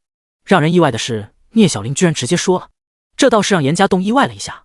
他以为聂小玲会一直隐瞒下去，难道自己看到的真是聂小玲跟着老板去和客户谈业务？他们并没有发生任何的事情，一切都只是自己多想了。旭海度假村，这可是很高大上的地方啊，没想到你能去，我还真有点羡慕了。严家栋故意挤出一个别扭的笑容。安了，亲爱的，其实我在想等我们日子好些了，我希望你能带我去那边度假呢。聂小玲再次抱住了严家栋。放心，我会努力的，以后你想去哪里我就带你去哪里。严家栋坚定地回答。好啦，我才刚回来都没吃饭，我们吃点什么？聂小玲昂起头问道。严家栋低头看到自己漂亮的女朋友就食指大动，这几天被叶佳妮撩了又撩，实在也憋出了一些火气。随后这男人渐渐的一笑，在聂小玲的惊呼声中将她拦腰抱起，亲吻了一下这女人的朱唇之后，柔声说道，先让我吃了你吧，我饿了好几天了。第47痕迹。这几天憋出来的火气让严家栋很冲动，3-2下就完成平时比较复杂的流程。也不知道过了多久，严家栋才心满意足地躺到了一边。讨厌，回来就欺负我。聂小玲娇嗔道，似乎回来后这男人太凶猛了一些。嘿嘿，太想你了吗？严家栋笑了笑，揽住像猫咪一样黏着他的聂小玲。看样子你还算老实，这段时间肯定没乱来。聂小玲点点头，从这男人刚才表现就看出他憋了很久。我当然不会乱来了，我可只有你啊。严家栋赶紧发誓。好了，我去洗一下。出了一身汗，聂小玲凑过头在这男人脸上亲了一下后就下了床，完全不在意自己身体被严家栋看光，就这样走进了卫生间里。严家栋笑了笑，心中的火气得到释放，让他也轻松了许多。似乎两个人在交流的过程中有一点点的异样，也没让他想太多。稍稍休息了一下，严家栋看着乱糟糟的床铺，微微皱眉，便起身收拾起来。这男人似乎有点洁癖加强迫症，看到杂乱的事物总想给收拾整齐，如同在周露云家里看到一片杂乱的时候会帮着收拾一样。他自己穿上裤子，随意的拿起聂小玲的贴身衣服想给堆叠起来。刚刚放好，这男人的留意到肩带上的一处痕迹之后，顿时脸色紧张起来。严家栋仓皇拿起聂小玲的胸衣看了起来，肩带上有一个明显的字奴。看到这个字，严家栋顿时一变，奴？什么奴？女奴？奴隶？奴家？这什么意思啊？严家栋可以确定聂小玲肩带上以前绝对没有这个字，他以前为了多弥补聂小玲，很多时候都包干了家务活，两人的衣服大多都是他一块洗的，就连贴身衣物都一样。这个胸衣的款式严家栋洗过，他很清楚记得这上面绝对没有这个字。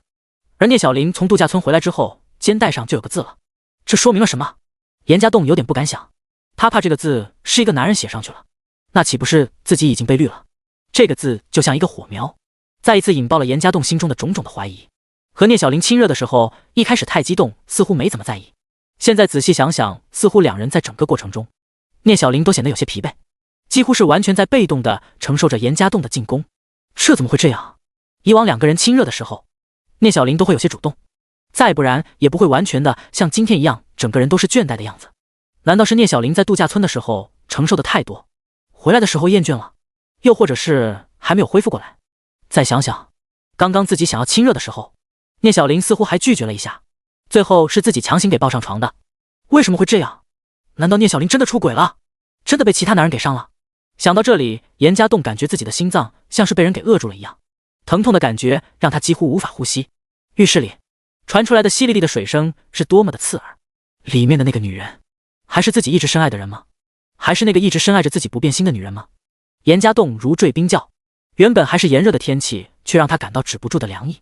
他拿着聂小玲衣服的手有些颤抖，随后狠狠地用力捏了一下后再次放开，一双不断闪动的眼睛里充满了各种的神色，愤怒、徘徊、犹豫、后悔，或许就是严家栋自己都不知道自己在想着什么。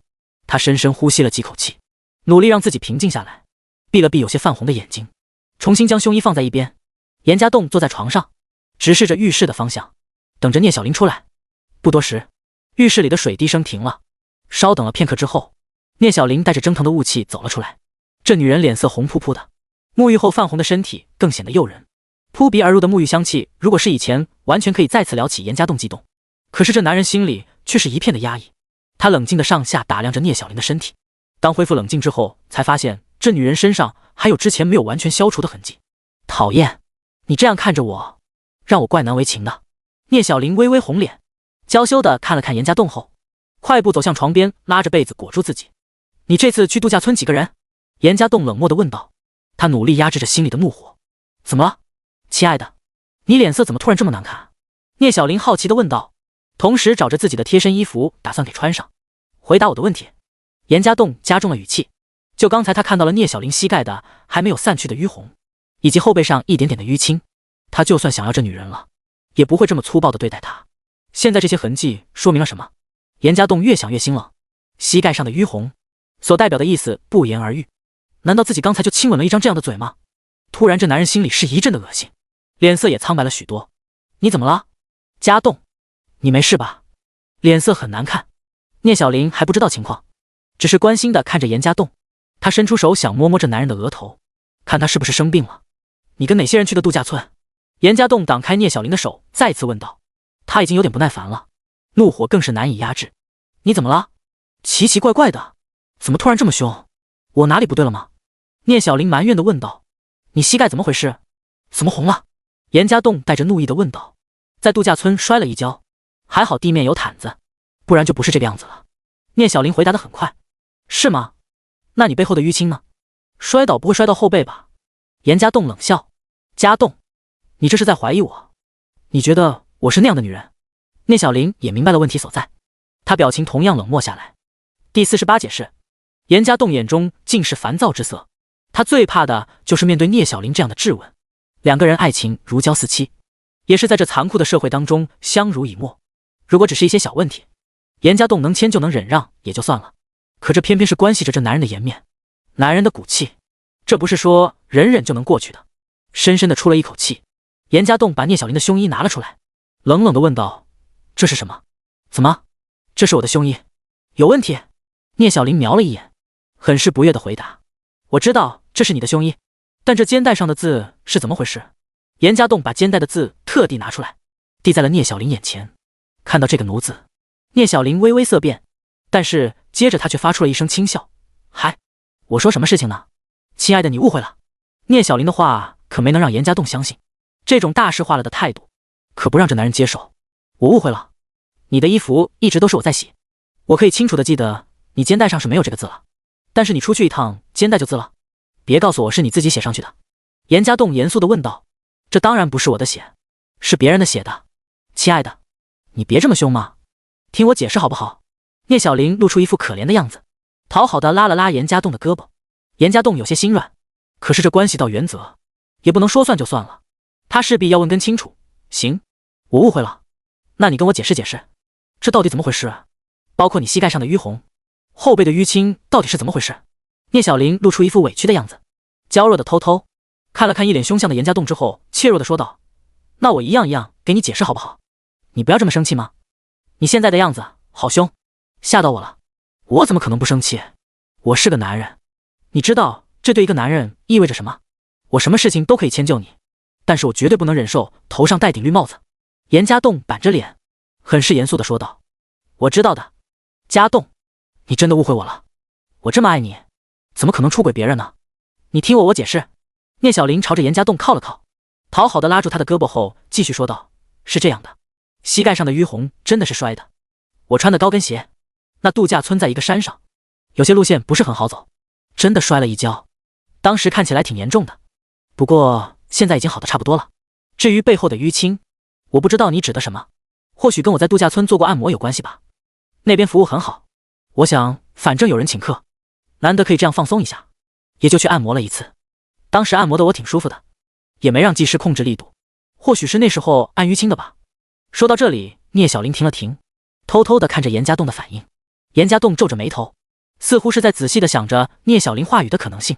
虽然感觉有些巧合了，但是前两样似乎能说得通。摔到膝盖的事情就不论了，听说有些时候被技师按摩了，后背确实容易产生淤青，但是这并不能让这男人释然。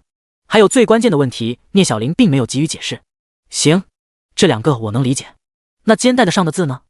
你总不会莫名其妙自己在上面写这个字吧？严家栋严肃地问道。亲爱的，这个可真的不怪我。哦不，如果严格意义上来说，我也有错。这边很多东西都是免费的，就算付费也不用我们给。晚上的时候，我跟小丽贪吃了一些，叫了一些红酒在房间里喝，一时喝高兴就玩了起来，玩所谓的真心话大冒险游戏。我输出了，所以让小丽在我贴身衣服上写字。她本来想写在我内裤上的，我好不容易才说服她，让她写在肩带上。当时写的什么我也没看，就顾着跟她喝酒，扳回一局了。亲爱的，对不起啊，回来的之后还没来得及跟你解释这件事情，让你给误会了。聂小林怯生生地看着严家栋，看起来十分的可怜。你是说这个肩带上的字是跟你小丽喝酒玩游戏留下的？他写了一个奴字，你不知道？严家栋有些不相信，这个借口似乎太牵强了一些。是啊，我当时也没看。他只是哈哈哈大笑，然后又开始喝下一轮了。聂小林一脸无辜地回答：小丽，跟你一起出差的，就是先前你在电话里跟我说过话的那个女人。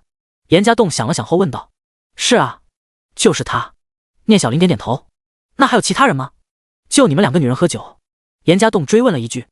这个，聂小林咬了咬嘴唇，最后似乎下定了决心，才坦白地说道：好吧，实话告诉你吧，除开我和小林，还有我们老板和客户一起，我们一起玩的游戏，所以我才拼命让他只在肩带上写，露出肩带总比露出内裤要好吧？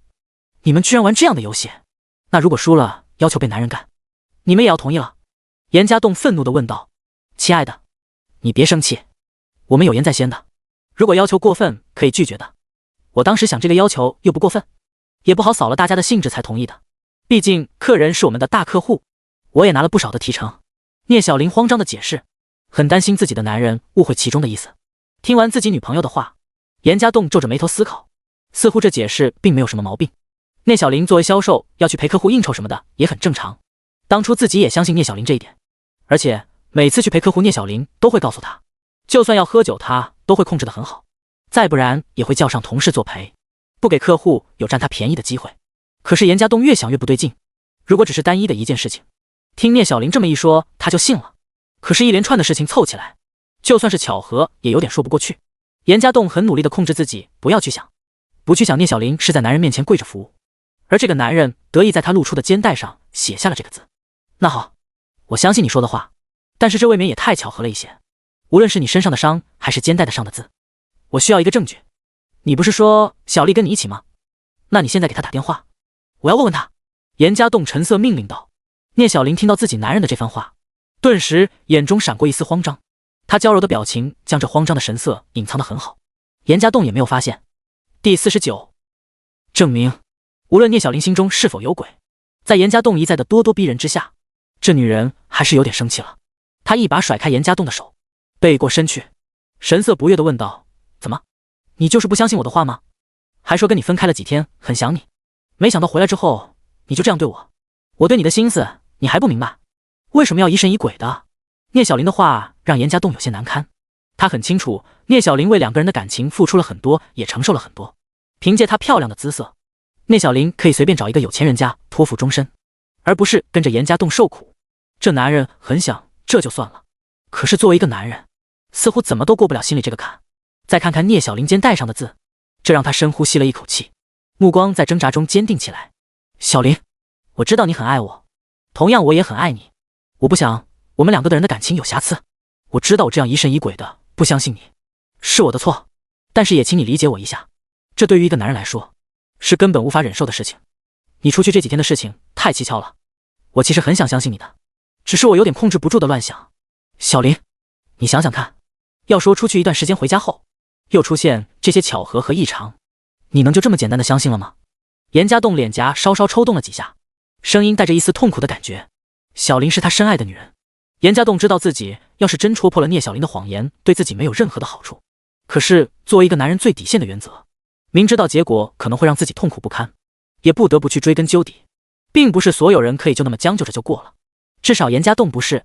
也或许严家栋心里祈求着聂小林说的一切都是真的，一切都是一个巧合，他可以给出证据说服严家栋相信这一切。你的意思是非要我给小丽打电话来确定这件事情了？不然你就一直怀疑我？聂小林转过脸认真地看着严家栋。我希望你能给他电话让我问一下，当然你如果真的不愿意，也就当我没说过。小林，我其实不想怀疑你，也不想惹你不高兴。严家栋很是为难地说道，他真的不想因此影响两个的人感情。聂小林现在可以说他身心的寄托，失去了他，严家栋会痛苦不堪。聂小林深深地看着严家栋，他手里拿着手机，手指下意识在这屏幕上来回摩擦，心里似乎有些犹豫又有点紧张。最后聂小林深呼吸一口气，眼中的苦楚一闪而逝之后，他笑着说道，行，我给小丽打电话，你问吧。说完，聂小林就当着严家栋的面把手机拿了起来，随后找到小丽的号码拨打了过去。聂小林开了外放，铃声响了好一会之后才被接通。小林，有事？一个女人的声音响了起来，严家栋依稀能听出这确实是小丽的声音。小丽在干什么呢？聂小林装作没事般的打招呼，刚回来一会还在收拾呢，怎么要请我吃饭啊？你可是没小丽这样的，我男朋友不相信我，我需要你帮我证明。聂小林突然打断了小丽的话，帮你证明？你指的什么的事情啊？小丽在电话里问道。我男朋友现在在我边上呢，你记得我们在度假村喝酒的事情吗？真心话大冒险，我输了，你在我肩带上写了一个奴字的事情，本来你是要写在我内裤上的。小林提示道。听到小林的话，严家栋微微皱眉，却没打算说什么。聂小林的这句话等于就是把事情给交代了啊，记得。怎么了？要我帮你证明什么？小丽笑着问道。你问吧，有什么直接问小丽。这时候聂小林把手机递给了严家栋。喂，我是小林的男朋友，先前我们通过话，记得吗？严家栋稍稍看了聂小林一眼，对着手机说道，记得，我还记得你说过有空请我吃饭呢。小丽似乎是一个自来熟，有空一定请你。你跟小林是去哪里出差？几个人啊？严家栋平静地询问。聂小林突然看了这男人一眼，似乎问题有点出乎他的意料。小林没告诉你吗？这个我来说不好吧，我要说了，岂不是出卖自己姐妹了？小丽很圆滑的把事情给推开了。小丽告诉我了，我只是跟你确定一下。严家栋看了聂小玲一眼，继续问道：嗨，不是我说你，你连你女朋友都不信，难道相信我？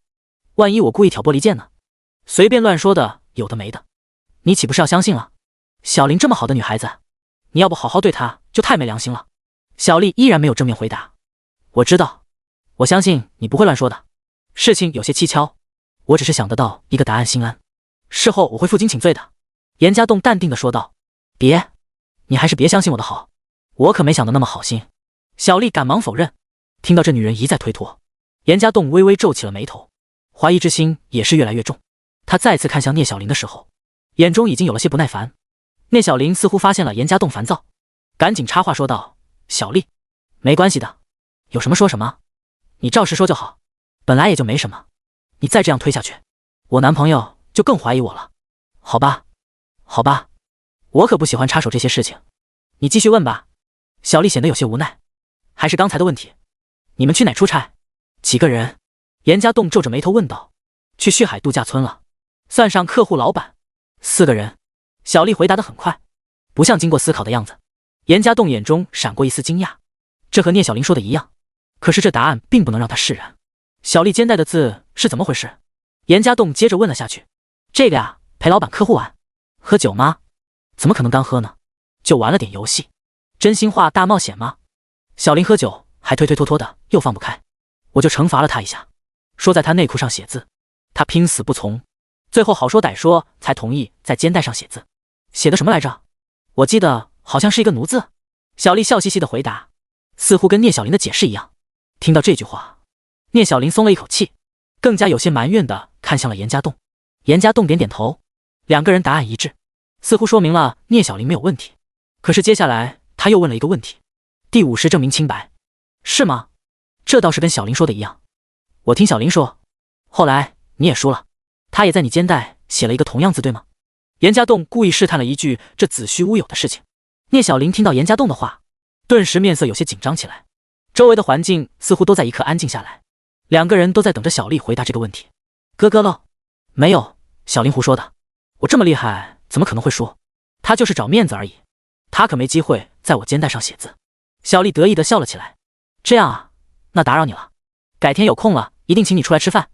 严家栋点点头，示意聂小玲可以挂机了。而聂小玲听到小丽的最后一句话后，终于松了一口气，不等严家栋提醒，看到男人说完客套的话就直接挂机了。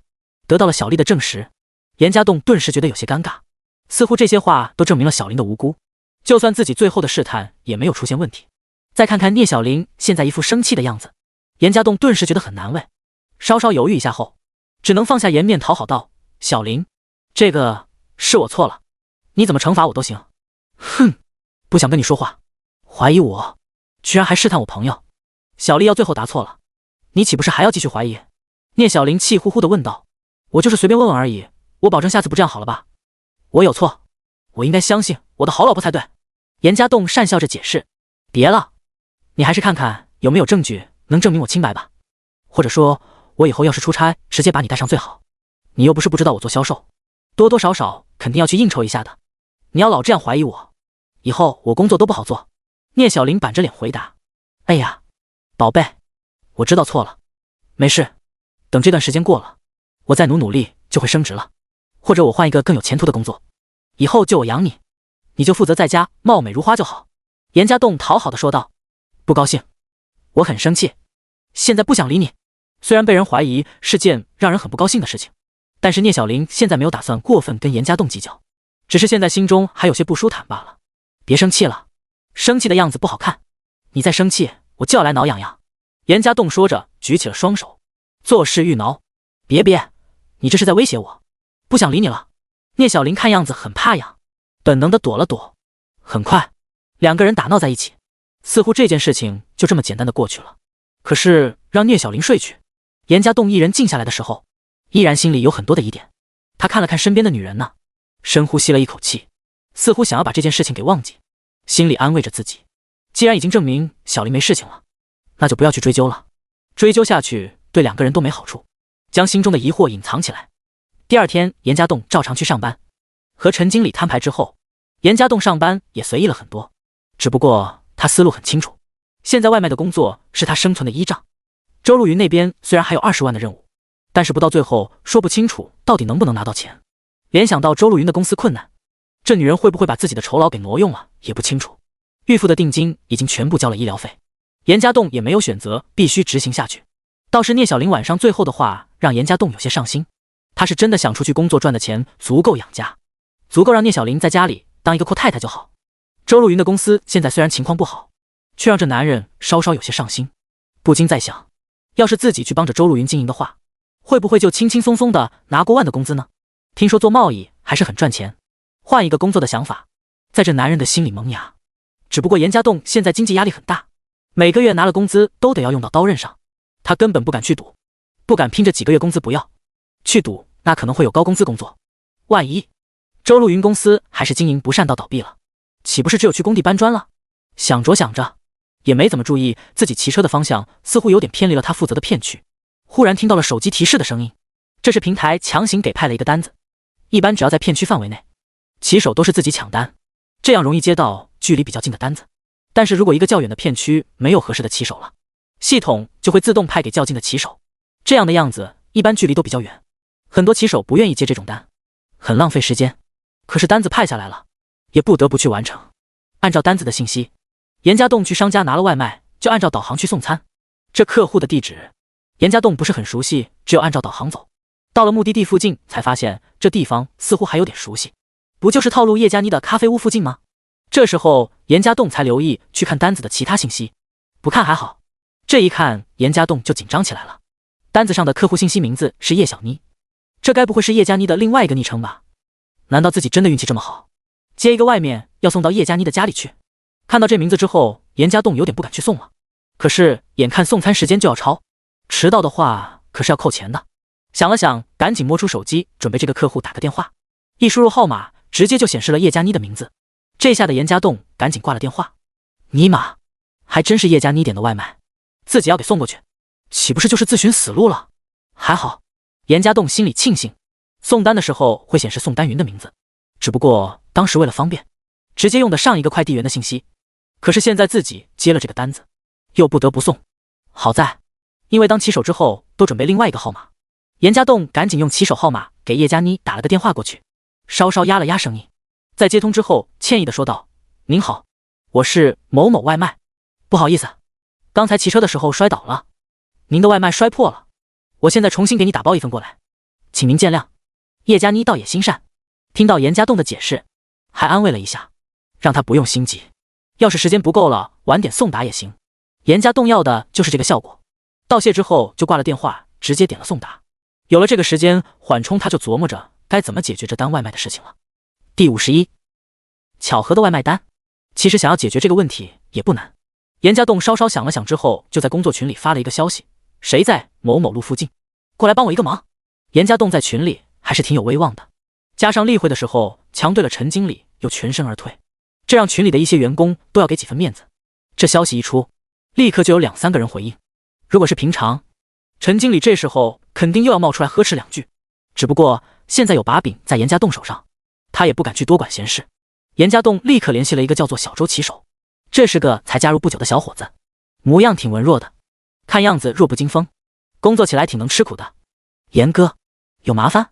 小周骑车到严家栋身边之后，笑着问道：“帮我个忙，帮我把这份外卖送上去行不？”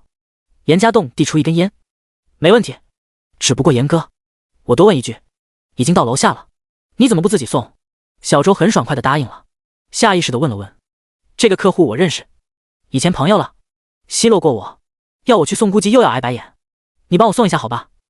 我请你喝饮料。”严家栋找了一个借口：“嗨，小事情，等着吧。”小周很容易就相信了，接过严家栋手中的外卖。哎，对了，我刚才有告诉他摔倒外卖破了，记得别露馅，要是他有问题就说这是重新订购的。严家栋不忘叮嘱了一句：“知道了。”小周说完就拿着外卖走进小区了。严家栋等在门口，心里多少有些忐忑。不多时，小周就神色古怪地走了出来。怎么样，搞定没？他问什么没？严家栋追问道。没有，不过严哥，这客户不会是你以前的女朋友吧？还是说当初没追到手的女人？小周古怪地问道。嗨，别多问。怎么，看到漂亮女人就心动了？严家栋不愿意多讲，这女人可不是一般的漂亮啊，实在太漂亮了，还穿着睡衣，要不是我定力好，这简直是诱人犯罪啊！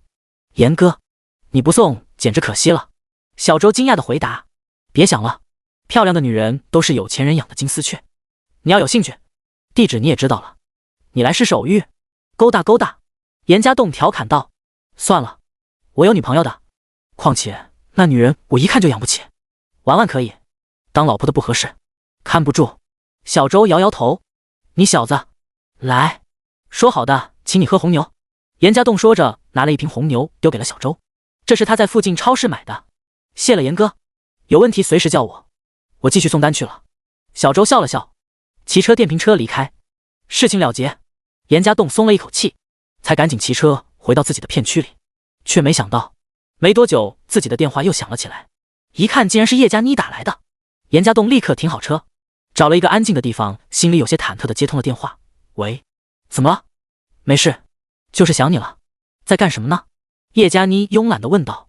公司上班呢。严家栋简单的回答。怎么，你今天来不来喝咖啡呢？叶佳妮问道。今天事情比较多，可能不会来了。严家栋想了想后拒绝。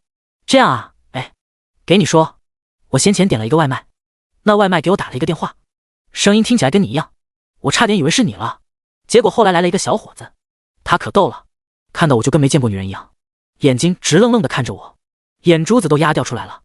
哥哥，叶佳妮笑着说道，声音相似的人应该还是很多的吧？你这么漂亮，一些年轻小伙子看入迷很正常，就是你别有人犯罪了。严家栋心里有些紧张，没想到自己已经刻意的去控制声音了，还是让叶佳妮听了出来，看样子以后还得更小心才行。我可不想引诱别人，就算引诱，也是要诱你犯罪才行啊。叶佳妮在电话里妩媚的说道。怎么，一个人在家里寂寞了？严家栋笑着问道。可不是嘛，你又不来陪我，我现在又刻意里在冷落林浩然，一个人实在有点无聊了。叶佳妮幽怨的回答。你等下，我看看今天的安排。严家栋说完，装模作样的沉默了一会，自言自语的说道。开会，确定货物型号、样品、接待客户。佳妮，白天的时间好像都比较紧张啊，那晚上呢？你晚上该有时间了吧？叶佳妮赶紧追问。晚上也有一个客户，不过你晚上没事情，林浩然不是回来了吗？你不陪他？严家栋反问。别提他好吗？我只是不想把关系闹僵了，再跟他冷战分手呢。我答应了你要快速处理好关系的，我晚上当然不会陪他了。当啊，你要是觉得我该去陪他，那我现在就给他打电话好了。叶佳妮生气的回答。别，佳妮乖，这样好了，晚上我陪完客户，要有时间就给你打电话好吗？严家栋讨好的问道。那好，我等你电话好了，不管多晚你都要给我打电话才行哦。叶佳妮说完，在电话里亲了一下后才挂机。挂断电话，严家栋就有些犯难了。晚上的时间他一般都要陪聂小玲的，叶佳妮的要求让他有点麻烦，倒也不至于为难。心里有了拿捏之后，严家栋继续送餐。过了中午送单的高峰期之后，看一个单子，顺路他骑着小电驴去了周路云的公司。有了周路云先前打的招呼，严家栋一身外卖的制服走进公司里，让员工都有些意外。好在认出了是严家栋之后，才一脸古怪喊着严总好，随意的跟周围的员工打了招呼。严家栋走进了周路云的办公室里。你怎么来了？还穿成这样？看到严家栋，周路云有些不高兴的问道。过来看看，另外晚上我可能会约叶佳妮出来，周围没人。严家栋关上门后直接说了出来。晚上？你打算今晚行动吗？周路云有些激动的问道。第52订单建议。严家栋稍稍考虑一下周路云话的可行性，随后摇摇头，不行，今晚可能不太合适，我只是想单纯的约她出来而已。说实话，如果不是叶佳妮提了要求，他晚上根本不想出来陪这个女人。晚上的时间在严家栋看来是陪老婆的，如果晚上出去约叶佳妮了，还跟这女人亲热，严家栋心里会有很深的罪恶感不说，很可能会让聂小玲发现蛛丝马迹，导致两个人感情破裂，又不合适。你到底打算拖到什么时候？晚上约她出来不正好去开房吗？周路云皱着眉头问道。恐怕没这个时间，我女朋友回来了，我能找借口出来就不错了，我也不想因为完成你这个任务破坏了我的生活，这是当初我们有过约定的。严家栋老实的回答。呵，你还是个好男人，那你到底打算拖到什么时候？一次不行，2次不行，这都好几次了，难道你还真打算跟那贱人培养感情？我只是要你机会合适就搞了他而已。周路云冷笑地问道。快了，我绝对会给你一个交代的，到时候会让叶佳妮主动离开林浩然。林浩然想追都追不回去。严家栋郑重地回答。最好是这样，你办得好一点，也对得起你浪费这么多的时间。要不是我觉得你这人还不错，我真怀疑你是在忽悠我了。周路云白了一眼这男人。不会，再说我也只是拿了你的定金，还有10多万放在你这，我不是傻子，不会舍本逐末。严家栋摇摇头。行了，那你继续按照你的方案来做。你现在来找我是干什么？周路云不耐烦地挥挥手后问道。我就是想跟你说一声，我晚点过来拿车换衣服，还有你准备点现金吧。严家栋解释道。好，我晚上在家，你直接来就好。周路云点点头，似乎事情说完了。严家栋却没有离开的意思。这女人挑着眉毛问道，还有什么事情没？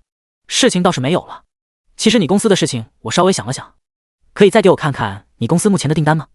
严家栋犹豫了一下后问道。呵呵，你还真对我公司上心了。行啊，你看吧。周路云在自己办公桌上的笔记本电脑敲了几下，然后转向严家栋。严家栋稍稍看了一下，发现和上次看到的单子大同小异，不由得皱了皱眉头，指着屏幕上的一条采购单问道，你订单怎么没变？上次不是告诉过你内存条波动很大，你还是下了这么多订单？很正常啊，我团队估计还有上升空间，国内需求量本来就多，我当然不能因为你一句话就取消了这个单子。周路云摊摊手解释道。好吧，你这单子上的数据有些我不清楚，但是从我了解的东西来看，很大一部分你订购下来可能都无法赚钱，甚至说是会亏。严家栋控制笔记本拉红了几个订单项目。周路云稍稍瞄了一眼，有些不屑地问道，怎么？你很确定？你不是还穿着这身外卖制服？我还以为你是专业搞贸易的人才了。严家栋不难听出周路云话中的讥讽之意，可是想一想，这女人要是破产了对自己没好处，况且在职场上有过这么一句话，你想要拿多少钱的工资，首先得向你老板证明你能带来多少钱的利润。这男人忍住了心中的不悦，双手放在键盘上敲打了几行字。我只管说出我的建议，听不听在你。根据我最近送外卖的情况，可以看到未来短时间内会有大批2胎出生。联想国家的政策，2胎开放，这会导致国内持续很长一段时间生育新生儿，加上现在人们对生活质量的提高，对新生儿的养育质量也跟着提高。你可以试着订购一些国外的高质量婴幼儿产品，奶粉、纸尿布等等，这个在一定时间里都是刚需。或许利润空间有限，但是只要是正品行货，我想应该不愁销路。奶粉、婴幼儿产品，我以为很多母婴店把这些都垄断了。周路云稍稍思考后问道，怎么可能垄断？各个产品模式不一样罢了，其他的就是销售问题，只要你有货，应该不愁销路，最多就是和其他品牌的竞争。严家栋解释道。行，我先记下这个事情，让我的手下去做一个调查之后再考虑是不是要订购。周路云点点头，不过看样子似乎并没有把这件事情放在心上。那好，我先告辞了，该说的都说了。严家栋也不想自找没趣。等等，你以后要来公司，记得别穿外卖的制服，不然我的员工不知道会怎么想。今天我还得找理由去解释一番。在严家栋走之前，周路云叫住他叮嘱道。行，知道了。严家栋撇撇嘴，这种被人看低的感觉让他心里很不爽。纵然自己是送外卖的，但严家栋从来不觉得自己低人一等。送外卖不偷不抢，也是凭劳力赚一份糊口的钱。从周路云公司离开，严家栋又抓紧时间送了好几单外卖，不管风吹日晒，排队堵车什么的，只要能按时把单子送到客户手里，听到客户说一声谢谢，他心里都挺知足的。晚上想着先回家做饭等聂小玲回来吃，没想到他却突然打电话通知严家栋今晚就在外面吃了。从父亲生病以来，2个人为了节约很少在外面吃饭，稍微多问了一句才知道小玲帮严家栋约了小丽吃饭。谁叫这男人一再打电话说要请客呢？陪聂小玲的朋友吃饭也要注意一下形象。严家栋回到家里换了一身衣服之后就去了约定的地点，为了节约自然还是吃自助餐划算，东西多酒水又免费，想吃多少吃多少。不过不知道聂小玲是不是为了不显得寒酸，选择了一家价格相对较高的海鲜自助。普通的自助火锅也就50块钱一个人，而海鲜自助要贵了1倍多。地方既然定了，严家栋自然也不会多说什么，就当做偶尔打打牙祭。吃饭的时候，这男人也见到了聂小玲的同事小丽，这还是2人第一次见面。小丽比聂小玲更显得高挑一些，不过妆化得很浓，同样也是一个姿色不差的美女，而且比聂小玲更有成熟女人的韵味。严家栋稍稍看了一眼，就把注意力留在了自己的女朋友身上。他本身不喜欢这种浓妆艳抹、世俗气息很重的女人，倒是小丽时不时的看看严家栋，看样子好像对这男人颇有兴趣的样子。三人边吃边聊，小丽也不生疏，总能说出一些能让大家探讨的问题。时间倒是不知不觉的溜走了，直到严家栋的电话响起来，这男人看了看号码之后，歉意的起身走到一边去接电话。第53回避的电话。严家栋去边上接电话，似乎只是一个小事情，聂小玲也没有在意，若无其事的在吃东西。倒是小丽若有所思的看了这男人也一眼之后，似笑非笑的对着聂小玲说道：“你们感情很好吧？”怎么？聂小玲刚吞了一个虾仁，有些疑惑的看着小丽：“帮你打个掩护，作为同事我也算仁至义尽，不过我得提醒你一下，男人接电话都要回避你的时候，你就应该长个心眼了。”小丽略含深意的说出这番话来。聂小玲微微皱了皱眉头，似乎在严家栋不在的时候，这两个好姐妹关系不是想象中的那么融洽。她继续包着白灼虾，同时包出几个放进严家栋的碗中，之后才淡淡的说道：“我的男人，我自然相信，请你帮个忙而已，不用你提醒，这份人情我成了，随口说说而已，听不听在你，记得你说过话的就行。”小丽耸耸肩，不以为意。聂小玲也不继续说话，只是包着白灼虾，偶尔抬头看了看走到一边接电话的严家栋。严家栋其实接电话并不避讳聂小玲，只是个号码的主人身份实在尴尬，两个人坐得太近，他很怕聂小玲听到什么，避开了聂小玲。严家栋走到自助取餐的区域，借打电话的同时顺便看看有没有想吃的食物。喂，怎么了？你说过晚上邀约我的，不会忘记了吧？电话里传来叶佳妮幽怨的声音。记得，现在还在陪客户吃饭呢，晚点好吗？严家栋歉意的回答。还在陪啊？你客户是男的女的？要陪这么久？要时间再晚下去，我都不知道你来约我干什么了。叶佳妮不悦的问道。客户是女的，所以更不好意思失礼。不过这样也好，吃完饭也就没其他多余的活动，稍微招呼一下就可以走了。你也放心，晚上的时间说多不多，说少不少，跟你约个会的时间还是足够的。严家栋淡定的回答。女的？你还挺老实，就不怕我乱想吗？你会不会顺便跟客户发生点什么？两个女人啊，漂亮吗？你有没有什么不轨的想法？叶佳妮调侃的问道。确认严家栋晚上会来约她之后，心情也好了很多。长得还行吧，不过怎么都没你漂亮啊。至于不轨的想法，你说笑了，连你这个小妖精我都克制住了，更何况其他人呢？严家栋自若的一笑。你说的好像不错，算你过关了。你要快点来接我呀，我一个人在家很无聊的，要是等太久了，我可不确定我会不会打电话找林浩然来安慰我。叶佳妮的话似乎有着那么一丝威胁的意味。你敢？我可以告诉你，你这样的做的话，后果会很严重。严家栋顿时加重了语气。别这么凶嘛，我就是开个玩笑而已，人家就是太想你了吗？你放心好了，我会乖乖待在家里等你的。被严家栋这么一吼，叶佳妮顿时很委屈的回答。不过片刻后，这女人发出一声窃笑，告诉你，我现在一个人在家，虽然穿着睡衣，但是睡衣里面，哥哥，你要是来得早，我可以给你福利哦。就算你不敢要我，我也有其他办法让你舒服哦。叶佳妮这妖精般的话语，用在其他男人身上绝对是难以克制的诱惑，但偏偏严家栋心猿意马，听到这番话，并没有在心里产生太多的波澜，反而暗骂一声，这女人太过大胆，你有点过分了呀，你这话都让我有点反应了。我对面可是两个女客户，要是被他们看到出丑怎么办？别人还以为我心术不正了。严家栋故意板着脸说出这番话来。嘻嘻，那你还说出来，他们岂不是听到了？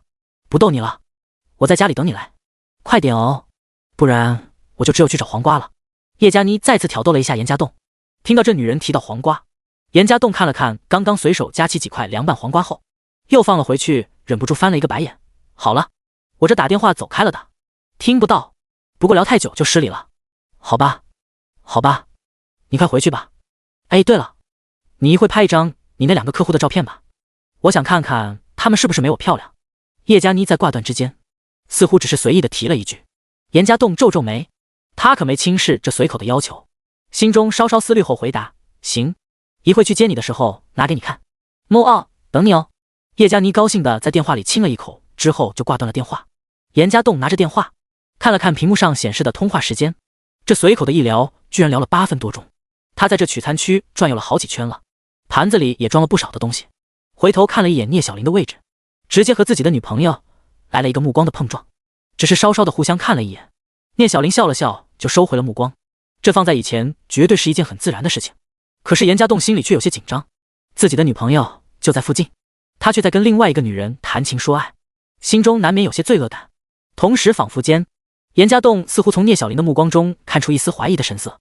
这男人不禁在想，难道这是做贼心虚的错觉？端着一盘子东西，严家栋重新回到了位置上，开玩笑的说道：“多吃点，不然就亏本了。那这就要看你多吃了，我们女人要减肥，可吃不了太多。小玲对吧？”小丽笑着回答，只是最后似乎有点提醒聂小玲的意思，别那么俗套，出来吃东西怎么还要想着吃回本呢？不错，刚好白灼虾吃完了。聂小玲似乎多看了这男人一眼，却暂时没有多问电话的事情。严家栋立刻领会了自己女朋友的意思，也就是不想在朋友面前掉面子吧。他立刻着哈哈回答：“哈哈，那是，吃好，吃高兴就行。对了，为了纪念我们第一次吃饭，我给你们拍张照片吧。”这男人顺便把叶佳妮的要求给提了出来。听到这男人的要求，聂小玲和小丽都有些意外的看向了严家栋。第54谎言，拍照？为什么？聂小玲的第一个反应就是质问。严家栋有些尴尬，却还是厚着脸皮解释道：“纪念第一次一起吃饭吗？看你们关系挺好的，我也算是第一次见你这个闺蜜啊。过很长时间之后再拿出来看看，说不定会觉得很有纪念意义。”旁边的小丽则是看了聂小玲一眼之后嫣然一笑，拍拍身边的座位说道：“小玲坐过来啊，我觉得你老公说的不错，算是一个纪念吧。”“是啊，应该有个纪念才对。”聂小玲突然改口应和，眼中闪过一丝紧张。不过严家栋并没有留意到这神色，这男人同样也在紧张地掩饰自己真正的目的。“好了，给我们拍照吧。”小丽搂住聂小玲，两人一副亲密的样子。“好嘞。”严家栋拿出手机来，随手拍了2张。“你也坐过来，我们3个人一起拍一张。”小丽提醒道。“我也好。”严家栋愣了一下后点点头，坐在聂小玲身边，伸手揽住自己女朋友的肩头。小丽则是同样伸手搂抱着聂小玲。让严家栋心里奇怪的是，小丽伸在聂小玲后背的手不知道是有意无意的在她的手臂上轻轻的划拉了几下。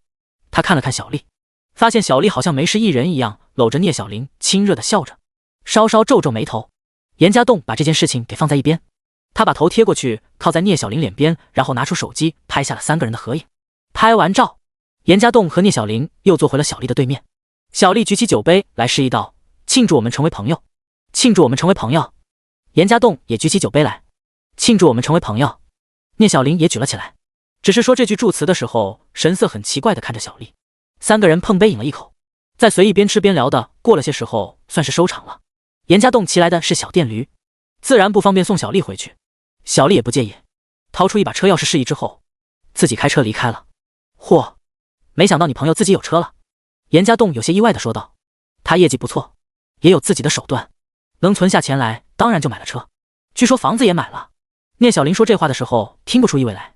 “抱歉，如果不是我拖累你，其实你现在生活也应该过得不错吧？”严家栋有些惭愧地看着聂小玲。“亲爱的，别说这些，他拥有的我们以后努力也会拥有，而我现在拥有的是他无论如何也无法得到的。”聂小玲笑着搂住严家栋。“谢谢，时间不早了，我们回去吧。”严家栋心中被这幸福的感觉给填满，这时候觉得就算为聂小玲上刀山下火海都是值得的。骑车小电炉，聂小玲坐在身后搂着严家栋的腰，夜色中两人在繁华的街道里穿梭。虽然这没有在豪车里舒适，但是2个人在这个简单的生活中，幸福的却是满满的。或许有些人宁愿坐在宝马车里哭，也不愿意坐在自行车上笑，但是人总是不一样的，只要知足，就容易在点点的满足中收获甜蜜的幸福。来到了家门口，聂小玲还搂着严家栋，似乎并不愿意下来。“好了，乖，到家了，我们回家再抱。”严家栋背过手拍拍聂小玲的肩头：“再抱会。亲爱的，你知道吗？虽然你现在并不有钱，但是你的肩膀总能给我一种别人给不了的安全感。”聂小玲很亲昵的在严家栋的后背蹭了蹭。“好吧，抱多久都可以，不过你也放心，我以后肯定会努力赚大钱的，让你也过得风风光光的。”严家栋郑重的回答。稍稍再温存一会，聂小玲从电瓶车上下来，走到房门口去开门。严家栋准备停车，同时摸出手机来看了看，时间已经到10点了，如果再不去找叶佳妮，搞不好会惹这个女人生气。虽然叶佳妮事后没再给严家栋打电话，可是这男人却收到了好几条周路云的短信，都是催问他什么时候去找叶佳妮的。严家栋心急，眼眸一转，拿着手机放在耳边，装作很紧张的问道：喂，怎么了？什么？在哪里？好，我马上过来。这男人紧张的声音引起了聂小玲的注意，他站在门口关心地问道：怎么了？出事了吗？不是什么大事，一个同事送餐的时候遇到点麻烦，召唤我们去撑下场子，经理都去了，我们这些当手下的当然要去看看。严家栋编造了一个谎言。麻烦？不会是打架吧？这种事情你可不要参与的好。聂小玲担心地问道。应该不会，就算打架我也不会出手。据说是一个客户老是无理由的给差评，让我们一起去讨个说法，我似乎也被他给了好几次差评，正好去问问了。严家栋不得不继续另外一个谎言。怎么会有这么可恶的人？也好，你去看看吧，不过要是闹起来你别动手，说话也别太冲动了，不然你要是惹了麻烦那就真的麻烦了。聂小玲关心地告诫道。放心，你要是累了就先睡，事情结束我就回来了，别担心。严家栋说着走到聂小玲面前，和她甜蜜的一吻之后才重新回到电瓶车上开车离开。聂小玲站在门口，稍稍有些疑惑地看了看严家栋离开的方向之后，转身走进了小出租屋里。纵然自己有些怀疑，他也打算等到时机合适了再问。离开的后，严家栋直接来到了周路云家里，看到这男人姗姗来迟，周路云忍不住地喝问道：搞什么？这都几点了，那家人还等着你约会呢。我知道，我已经尽快赶来了，现在去也不算晚，我说不定可以聊一下他。严家栋随口解释一句，开始换衣服。聊？你这会搞他？这个时间就算我去通知林浩然也来不及吧？周路云不满地问道。不，只是撩不是搞，度假村里已经聊过他一次了，这次要是聊成功了，当下次准备真正搞他的时候，他就没那么多防备。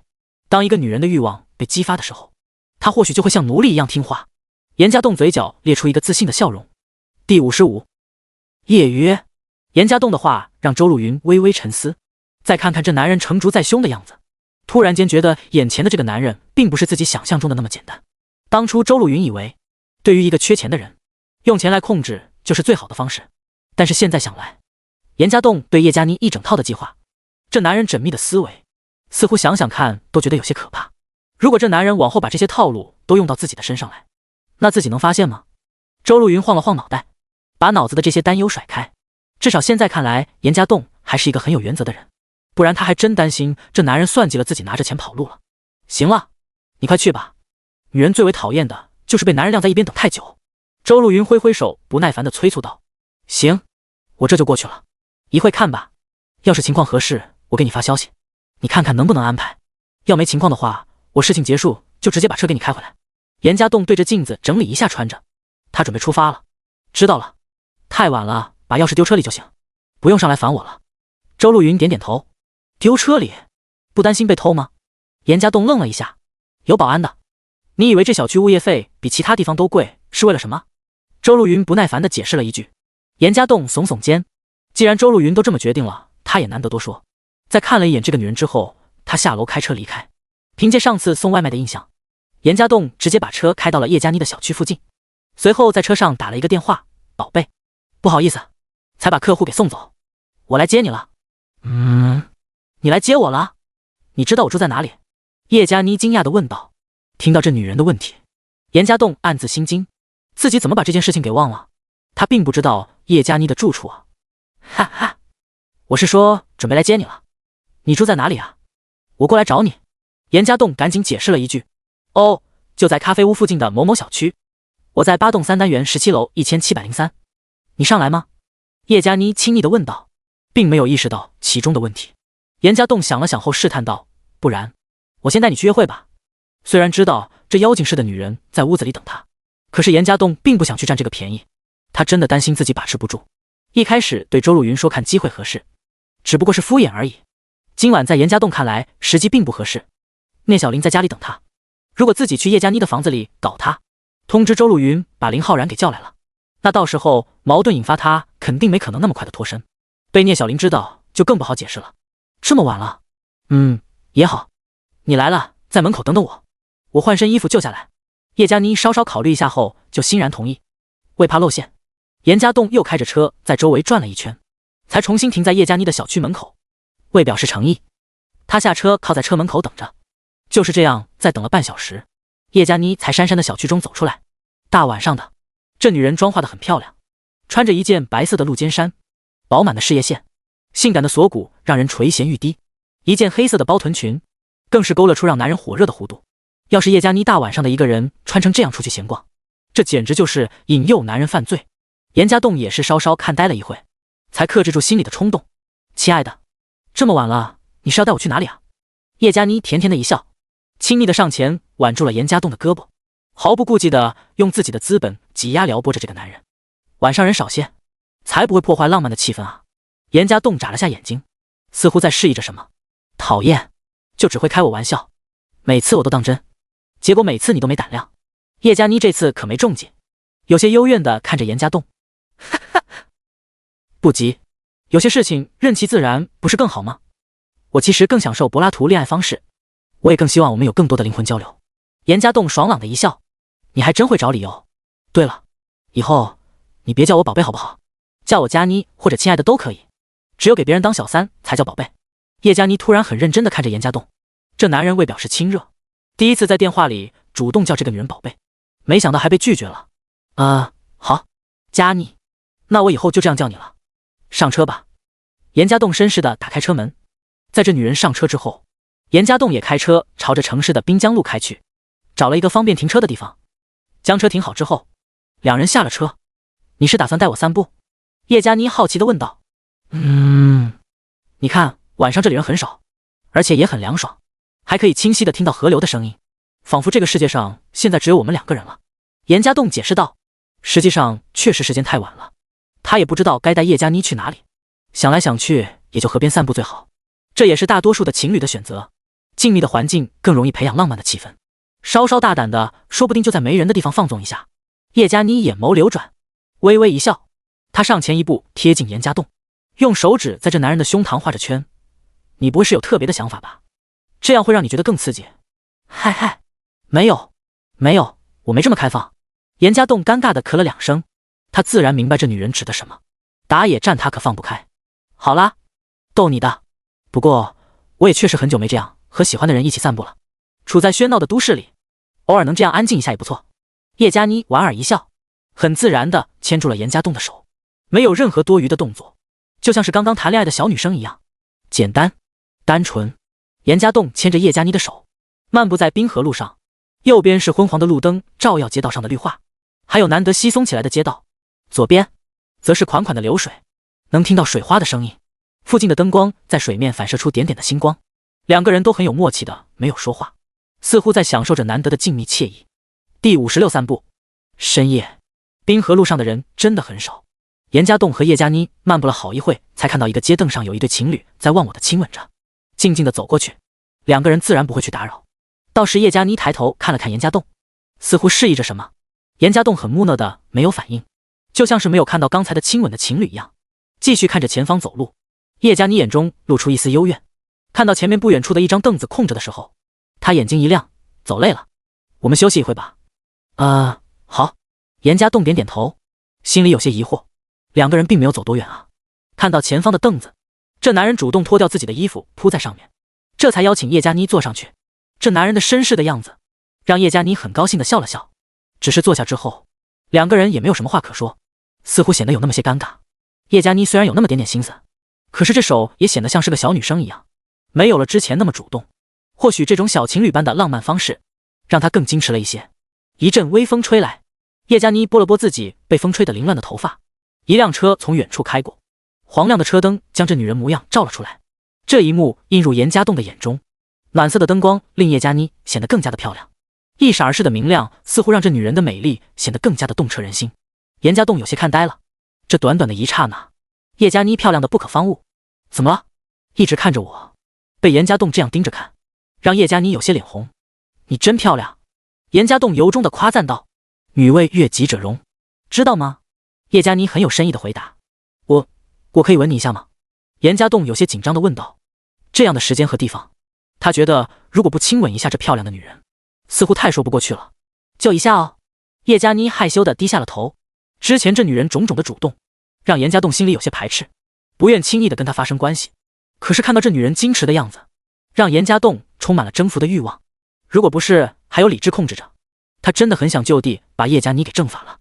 看到严家栋有些火热的目光，叶佳妮矜持之余似乎若有所思，心里怕是想着，原来这个男人喜欢这种情调。得到了叶佳妮的同意，严家栋犹豫了一下后，慢慢的靠了过去，轻轻的贴住了这女人嘴唇。严家栋显得很拘谨，像是初恋般的局促，一双手有些不知道该放在哪里。叶佳妮稍稍躲了一下，知道这男人的癖好之后，她明白欲拒还迎才是最好撩拨这男人的方式。果然严家栋更加的主动了一些，似乎按耐不住心里的渴望，似乎想要获得更多。好了，说好的就一下哦。就在这男人心情激动的之时，叶佳妮突然推开了严家栋，却是笑盈盈的看着他。严家栋呆在原地，突然不知道如何是好。他没想到叶佳妮居然拒绝了。叶佳妮无奈于严家栋的木讷，递了一个眼神过去。严家栋反应过来，朝着周围看了一眼，发现不远处似乎有好几个男人走过，夜色太暗，看不清楚这些人的样子，也不知道是大街上的混混，还是消遣后准备回去的人。不过真要在大街上表演，严家栋肯定还是放不开的。刚才也只是冲动过头而已。清醒之后，严家栋很快平息了心中的躁动，想要再这么亲热一下，也是放不开了。走吧，我们前面转转。严家栋站起身来，太过静谧和暧昧的气氛，容易让自己把持不住。叶佳妮也站了起来，主动拿起这男人的衣服，帮他把灰尘给拍了拍，再替他给穿上，像是一个贤淑的妻子一般。两人继续往前走，人似乎也多了一些。走到近处才看到，原来这个路口处有一家卖烧烤的夜宵店，坐了2、3桌人，生意似乎还不错。听到煎油的声音，加上烧烤那独有的香气，让严家栋似乎也感到了一丝饥饿。他也很长时间没有吃过烧烤了。再看看叶佳妮，似乎也露出了想要吃的意思。我们吃点烧烤，很久没吃了呢。严家栋建议道，吃烧烤对皮肤不好，而且要减肥，晚上不能吃东西了。原本严家栋以为叶佳妮会拒绝，没想到他话音一转，可是我也很久没吃过烧烤了，这家烤的好香啊，偶尔吃一次没事的吧，应该不会有影响吧。叶佳妮期待地看着严家栋，似乎想得到这件事情的肯定。当然不会，你已经很漂亮了，吃点烧烤给其他女人留点活路吧。严家栋打趣的回答，说着拉着叶佳妮找了一个位置坐下。烧烤摊有开着灯光，在灯光的照耀下，漂亮的叶佳妮很快被周围几个吃烧烤的路人看到，其中几个男人眼睛都要掉出来了，手中拿着的烧烤都忘记吃下去。叶佳妮似乎习惯了这样被男人盯着看，也不在意这些人的目光。大多数的男人也只是有色心没色胆罢了。看到这些男人的表现，也是对自己的一种肯定，让叶佳妮也更自信一些。严家栋想到今晚的开销应该也算是周路云，拿东西也随意了一些，随后要了一瓶啤酒一听饮料之后，坐到叶佳妮身边，两人随意的聊天也显得很惬意。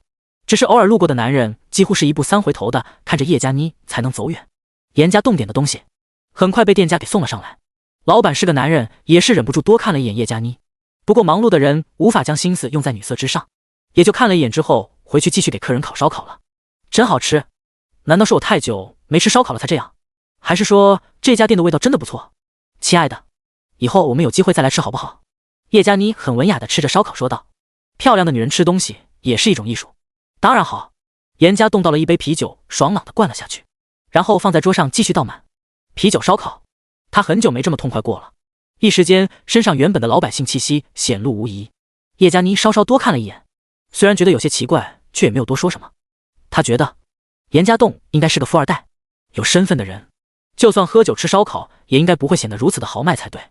就像他一样，就算很想吃烧烤了，也不会光着膀子叉开腿拿着烤串横在嘴边就咬吧。微微有些疑惑，却被他压在了心底。眼前的美味也很快转移了他的注意力。吃得起劲的两个人完全没有注意到不远处有几个男人盯着叶佳妮看了很久。第57麻烦，严家栋和叶佳妮吃得正欢，也没有注意到的周围的情况，就算有人路过也没能引起他们的注意。直到好几个男人走到他们身旁的时候，两个人才互相茫然地看了一眼对方。你朋友？叶佳妮疑惑地问道。听到这女人的询问，严家栋顿时皱起了眉头。这不是叶佳妮的朋友，也不是自己的朋友，突然就这么围了上来，看样子来者不善。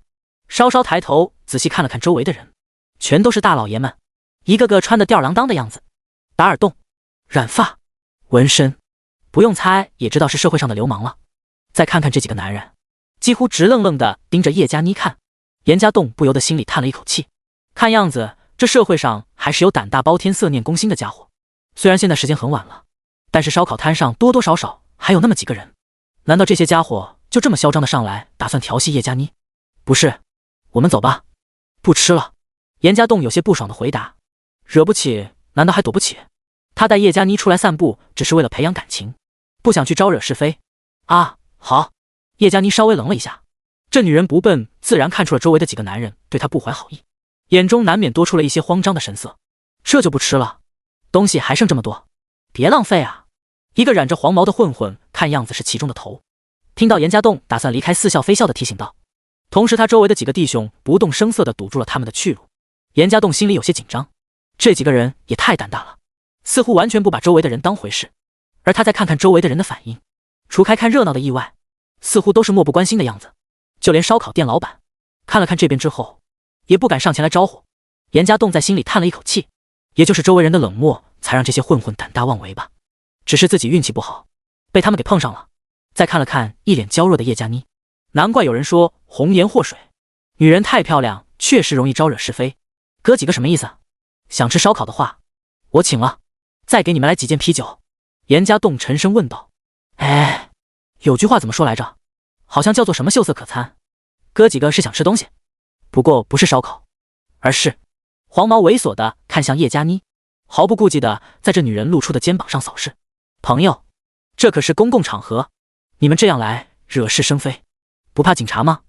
严家栋告诫道，同时站起来抓着叶佳妮人的手，把她拉到了自己身后。惹是生非？我们惹事了吗？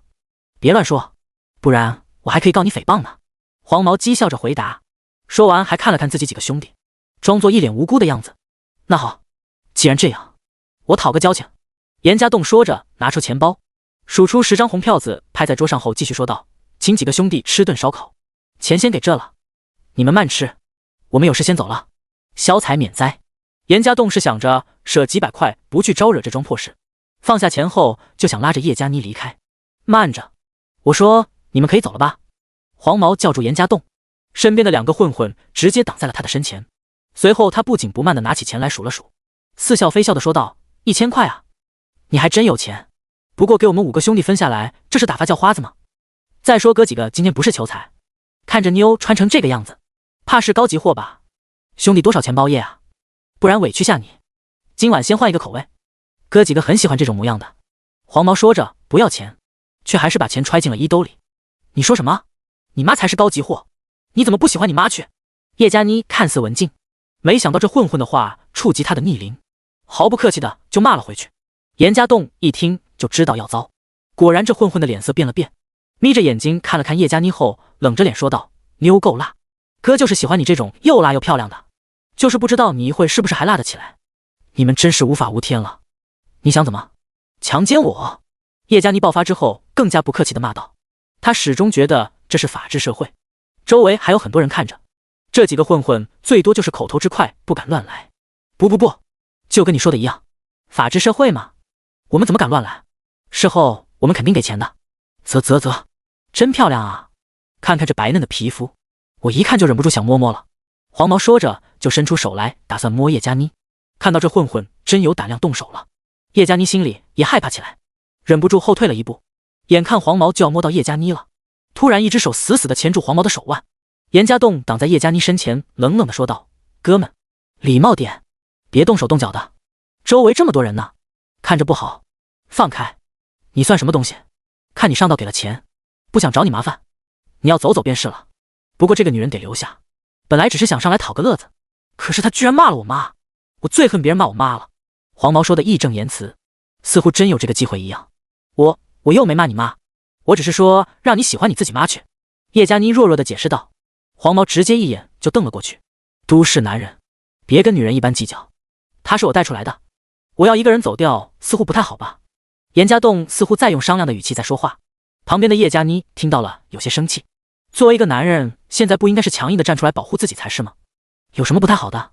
放心吧，我们会温柔点的，怎么样带走的，到时候怎么样给你换回来，绝对不会缺胳膊少腿的。黄毛眼睛一亮，似乎觉得严家栋很好说话，混了这么多年的社会，他觉得越是有钱人越是怕自己受伤，这家伙一来就给了1000香钥匙，说不定也是这样的人。女人对他们来说并不重要，这是自然。只不过人是我带出来了，也要问他愿不愿意吧，毕竟给了钱的，对吧？严家栋笑着回答，眼中却是闪过一丝阴冷。呵，还真是给钱的高级货。哪带的？多少钱？黄毛好奇地问道。你稍等，我先问问他的意思。严家栋笑着招呼了一下，拉着叶佳妮后退几步，同时悄声说道，等会你马上跑，什么都别管。叶佳妮还在生气严家栋居然这么不是男人，可是听到这男人的话之后愣了一下，还没等他反应过来，严家栋就上前一步贴近了黄毛，笑着说道，交代的差不多了，我告诉你他其实是……严家栋头靠了过去，似乎要说悄悄话。黄毛也不在意，本能靠过去想看看这男人说什么，却没有注意到严家栋的另外一只手已经握在了桌上的一个空酒瓶上。第58，你先跑！哗啦，很清脆的一声破响声，伴随着四溅的玻璃，还有黄毛惊愕的眼神，周围的空气仿佛都凝滞了。所有人都没想到严家栋会突然来这么一下，眼前还堆着笑说着好话，刹那间就是一个酒瓶子直接砸在了这混混的头上。扑通一声，被严家栋狠狠给了这么一下的黄毛捂着自己的头倒在了地上，猩红色的液体不断的从他指缝中流了出来。周围的人群也反应过来，意识到这里马上就开打了，赶紧让开了位置。操！操！他居然打了黄毛哥，弄死他！别让他跑了，逮住他！大卸八块，不然我们以后还在这里怎么混？快打电话叫人，今晚非弄死这小子不可！对面的混混立刻炸了锅，叫嚷着就要围上来。跑啊！你傻逼了吗？赶紧跑！严家栋回头看了一眼叶佳妮，这女人居然还待在原地，忍不住破口骂道，别让那女人跑了，一起给抓住！听到严家栋的吼声，后面的混混也喊了出来，他妈的，我看你们谁敢上来，谁动我就扎死谁！严家栋往混混面前一荡，一手拿着碎酒瓶，一手直接把刚才吃的串签拿在手上，指着对面的人。这男人凶恶的样子，一时间镇住了对面的混混，谁都不想上来挨这么2下，两方人一时僵持在原地，谁都不敢先动。再看看混混那边，已经有人在打电话了，一会要是真的把人喊来，严家栋肯定讨不到好处。严家栋心里有些烦躁，再看看身后，叶佳妮居然还站着，你干什么？怎么还不跑？严家栋稍稍侧了一下头，随后继续警惕地看着对面的混混，颇为无奈地问道，我不能丢下你一个人跑啊！叶佳妮慌张地回答，美女，什么时候了？你还顾这个？你赶紧跑啊！严家栋无奈地翻了一个白眼，我不跑，我不能丢下你，你也是帮我才动手的，我不能丢下你一个人，要死我们一起死好了！叶佳妮说着上前一站，左右看了看，没有东西可以当武器，只能把桌上剩下的2根竹签拿在手里，只不过他这个样子实在看起来没什么威胁性。看到叶佳妮这强壮着胆子顶上来的模样，严家栋心里有些感动，这女人明明很害怕，却又在这危机的关头没有丢弃她的打算，让这男人有些心暖。严家栋嘴角露出一个笑容，依稀间从心底对这女人产生了一丝真切的好感。就算叶佳妮丢下自己跑掉，严家栋也不会怪罪于她，偏偏这女人却愿意与他同患难，这种感觉严家栋很难言喻。你看你手都在抖，拿2根竹签有什么用？快跑吧！严家栋再次劝道。我不，你不走我不走！叶佳妮一脸坚定。哎，你真是胸大无脑吗？难道你看不清楚现在的情况？添什么乱子啊？严家栋有些无语。现在随你怎么说，事后我再跟你算账，现在快想办法解决。叶佳妮白了严家栋一眼，也不在乎这男人的说辞。我的大小姐，我求你，你先跑，你这是打乱我的计划了，你先跑掉了我才有机会跑，不然我带着你我怎么跑啊？你就这么笨吗？严家栋忍不住低声骂道。啊，我……叶佳妮愣住了，她完全没想到严家栋是这个打算。行了，快跑，我给你断后，你跑远了我就跑。严家栋催促道。那你一定要跑快点，别死了呀！叶佳妮有些犹豫了，她慢慢的后退几步，随后慌乱的朝着远处跑去。妈的，那女人跑了，抓住她！看到叶佳妮跑远，顿时有混混喊了出来，都别动，谁动我扎死谁！严家栋迎着上前一步，挥动着手里的碎酒瓶和竹签，硬是把打算追上前的混混给逼了回去。看到这男人手上尖锐的玻璃，混混也是怕死的，也不想被来这么一下，这东西要扎进身体里可不是好玩的。叶佳妮尖叫着跑开，当鼓起的勇气消散之后，他心里只剩下恐惧。跑了好一段距离，他看到身后没人之后，才找了一个角落蹲下躲了起来。他已经被吓哭了。梨花带雨的他稍微镇定一下之后，再回想到严家栋似乎完全没有跑的意思。仔细想想，严家栋的话哪是为了跟他分开逃跑啊？这就是让他自己逃命而已。对面5个混混把严家栋团团围住，这男人怎么可能有机会跑得掉？不行，自己不能丢下他。叶佳妮心里不断的喊着，却又很害怕的不敢回去。在狠狠的咬了咬自己的嘴唇之后，这女人重新站了起来。不能丢下他。对，报警，现在报警。叶佳妮哆嗦着拿出手机来，简单的3个数字却是按了好几次都没按准。这女人被自己笨得都快哭了。这种事情她这一辈子也是第一次遇到，心中爆发的恐惧难以压制。就在叶佳妮好不容易定下心神，拨出了报警号码之后，几辆警车呼啸着从她眼前开了过去。有人报警了。叶佳妮有些茫然，但是看到警车之后，她心里稳定了很多，没有太多的犹豫。她循着警察的方向又跑了回去。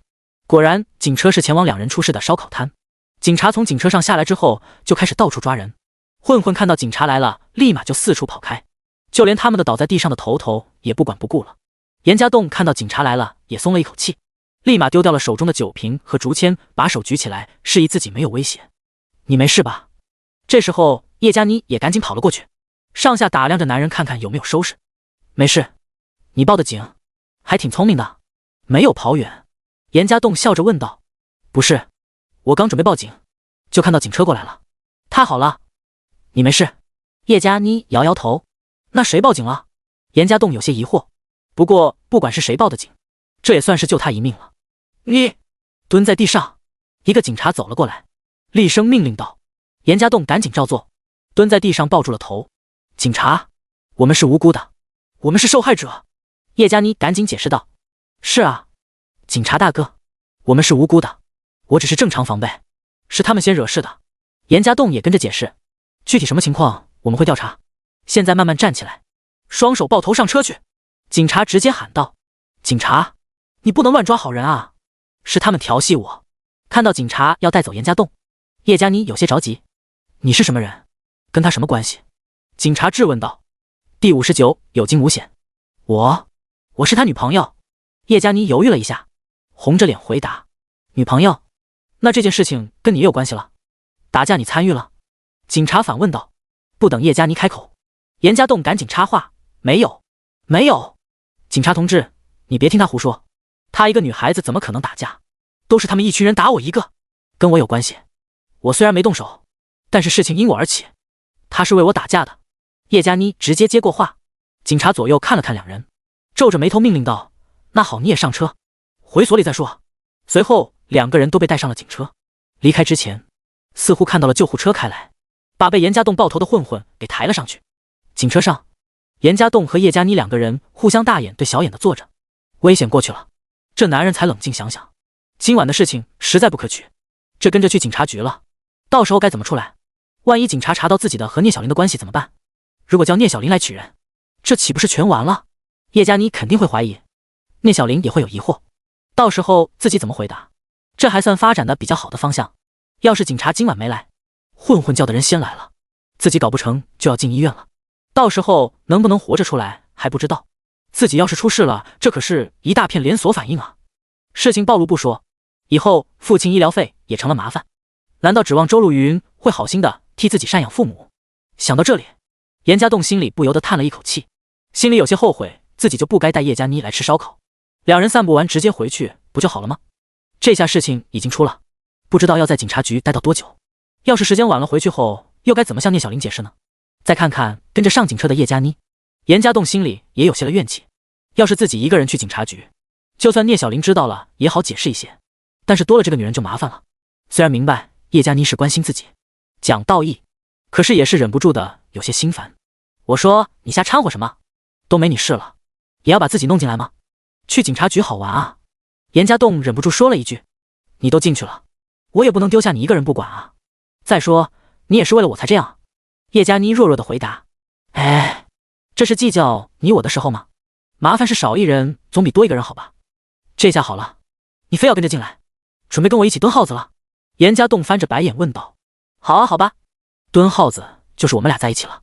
也不用管外面的世界，到时候看能不能跟法官求情，给我们开一个夫妻号子，我们一起蹲。叶佳妮还有心情开玩笑，我去，你还真想得开。夫妻号子，你以为监狱里很好玩吧？不过说实话，这次肯定还有点麻烦。我刚才下手不知道轻重，不晓得会不会把那家伙直接送去见阎王了。严家栋有些担心地说道。见阎王？把他打死了？那怎么办？叶佳妮关心地问道。还能怎么办？估计是一命偿一命呗。打死了，我可能就被枪毙了，搞不好也是无期。希望那家伙命大点吧。轻伤重伤的话，可能赔点钱，少判个几年，到时候出来估计就物是人非了。严家栋唏嘘地回答。不会这么严重吧？你吓我，我们是正当防卫啊。那烧烤店的老板也应该可以为我们作证的。是他打算侮辱我，都说要强奸我了。叶佳妮有些慌乱地问道。但是别人只是动口啊，是我先动手的。算了，我们说这些没用，只有回答看看警察怎么说。严家栋有些心烦，虽然说的轻松，要是真被判刑他的事情就麻烦了。心烦之下想掏出烟来抽，可是看看周围的环境，想了想后还是把烟给放了回去。哥哥，突然间叶佳妮居然笑了。都这样了你还笑？严家栋皱着眉头问道。我是开心啊，一开始我还以为你很怂不够男人，看到混混就软了，没想到你这么有魄力，你突然给那混混一下，我都被你吓到了。说真的，那时候我觉得好有安全感。你好帅啊。叶佳妮目光闪闪地看着严家栋。呵呵，我宁愿不动手，不过既然是男人，保护自己的女人也是应该的。严家栋挥挥手，现在可没心思听这些马屁。你放心吧，要是你真出事了，我肯定等你。叶佳妮认真说道。等我？等我出来黄花菜都凉了，公司没人打理，肯定破产，到时候一穷二白。你要是看到我太落魄的话，就赏口饭吃吧。对了，希望你跟林浩然关系不要闹得太僵，这样你以后的生活至少还有一个保证，不用指望我。严家栋叹了一口气。不，你放心，我去工作能养活自己。严家栋，你是一个让我心动的男人，我愿意等你。林浩然那边我不会再回去了，我也不需要他来养我。你出来了，公司破产我陪你创业，有苦有难我陪你一起扛过去，只要到时候你别嫌我年老色衰就行。叶佳妮一脸坚定地回答。听到这女人的话，严家栋意外地看着她，这男人的面容稍稍抽搐了一下，眼中是一闪而过的犹豫和痛苦。他万万没想到叶佳妮居然对他付出真心了，虽然不知道这女人话到底是真还是假，可是真的让严家栋狠狠感动一把。他差点忍不住就想把自己跟周露云的计划给告诉他了。呵呵，不要把话说这么满，事情会怎么样大家都不知道，说不定我也没事呢。你们女人年轻漂亮了才是资本，要真熬个几年几十年等我，这划算吗？严家栋有些不自在地问道。值得，我觉得值得。之前我或许觉得你有钱有能力，人也算耿直，跟你在一起我下半辈子可以活得不那么累，大家各取所需。可是就你刚才的表现让我真的心动了，或许我觉得我真的开始喜欢你了，就是很单纯的喜欢，不为钱不为物质，就像是读书时候初恋的感觉一样，我就是单单的喜欢你。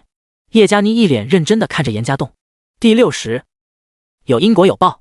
严家栋被叶佳妮这突如其来的表白搞得有些手足无措，他的眼睛慌乱地看着四周，甚至不敢跟这女人对视，心里却是出乎意料地自问道，他真的对你表白了？难道这样还不好吗？要的不就是这样的效果吗？这样就能更好地完成周露云的任务了。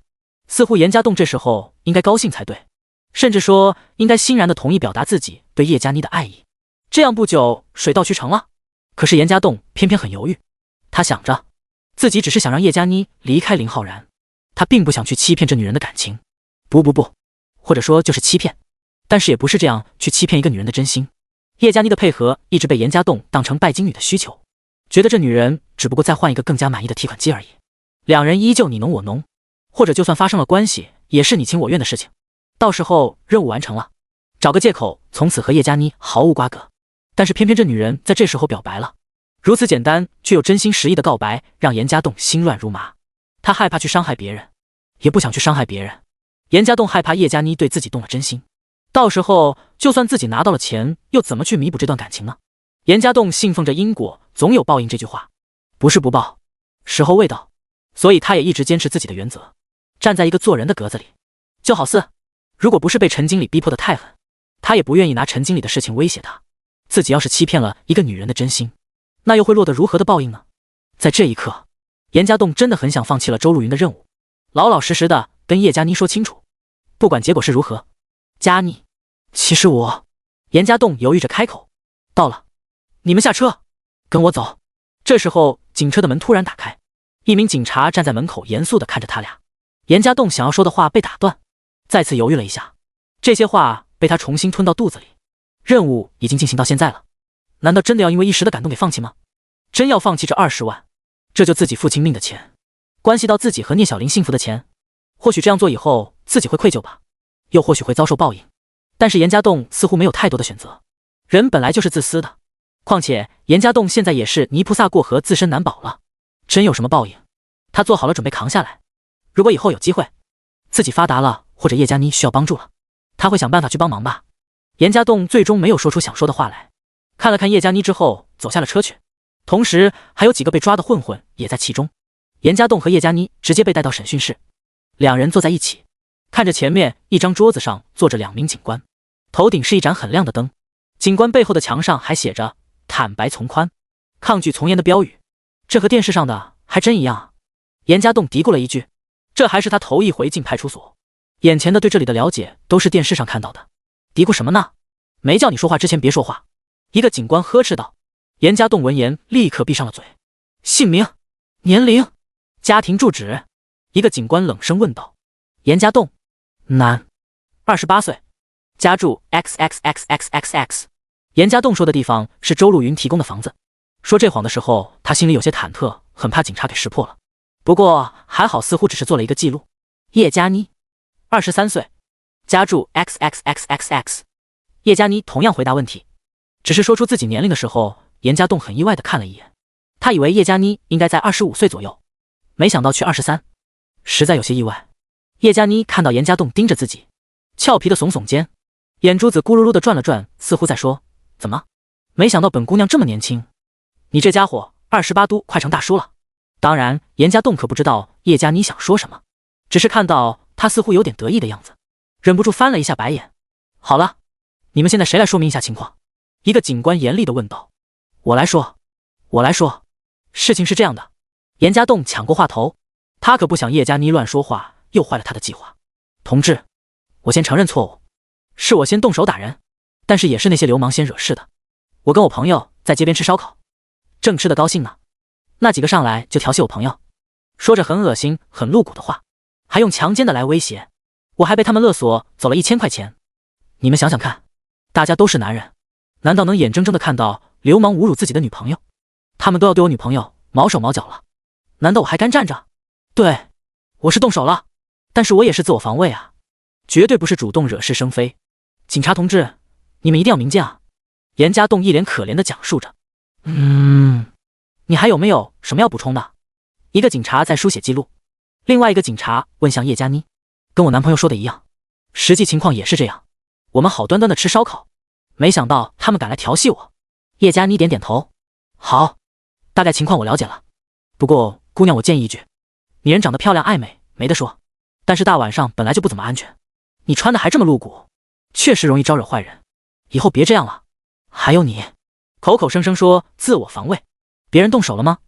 就凭你说的，我都能判断，别人肯定没动手，虽然有情由在其中，但是你做事很冲动。好了，这件事我们还需要进一步的调查，不过基本可以判断这件事跟姑娘你没什么关系了，你可以先离开。警察严肃地训斥了2个人。那他呢？能跟我一起走？叶佳妮赶紧问道。他的事情还麻烦着呢，今晚还得在这里待着，等事情调查结束再说。而且现在还有一个人在医院躺着，情况怎么样也不知道，要是出问题了，他还是有民事责任。好了，你跟我出去吧。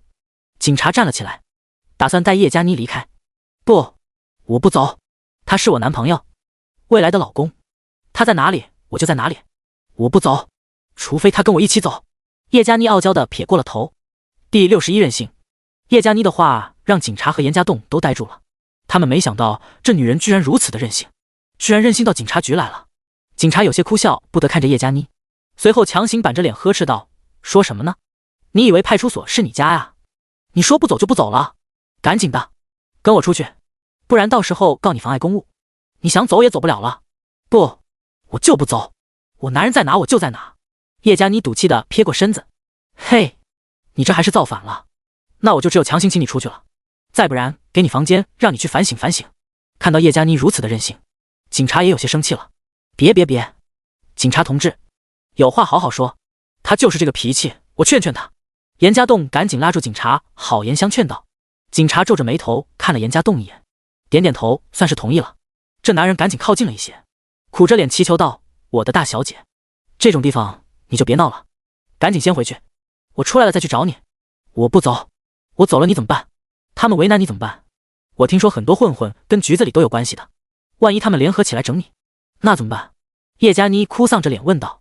严家栋被这女人的猜测也是弄得一阵无语。姑娘，话可别乱说，我们派出所可都是秉公执法的，可不会出现你说的那种情况。要调查完了你男人没事，我们自然就放出去了。而且我得郑重的警告你，你刚才的话已经严重影响到了人民警察的声誉。一旁的警察严肃的呵斥道。看吧，这下好了，你惹警察生气了，我没事都要有事。我的姑奶奶，你先回去吧，世界没你想的那么黑暗，这警察同志一看就是好人，秉公执法的好同志，你可别给我添乱了行不？再说派出所里有什么好玩的呀？赶紧回去。严家栋装作担心的样子。警察看到这两口子一唱一和，也是忍不住的翻了一个白眼，却又只能保持严肃的样子。对不起，我只是随便说说，我也相信你是一个好警察。那我先出去。叶佳妮知道自己失言，有点害怕了，赶紧走。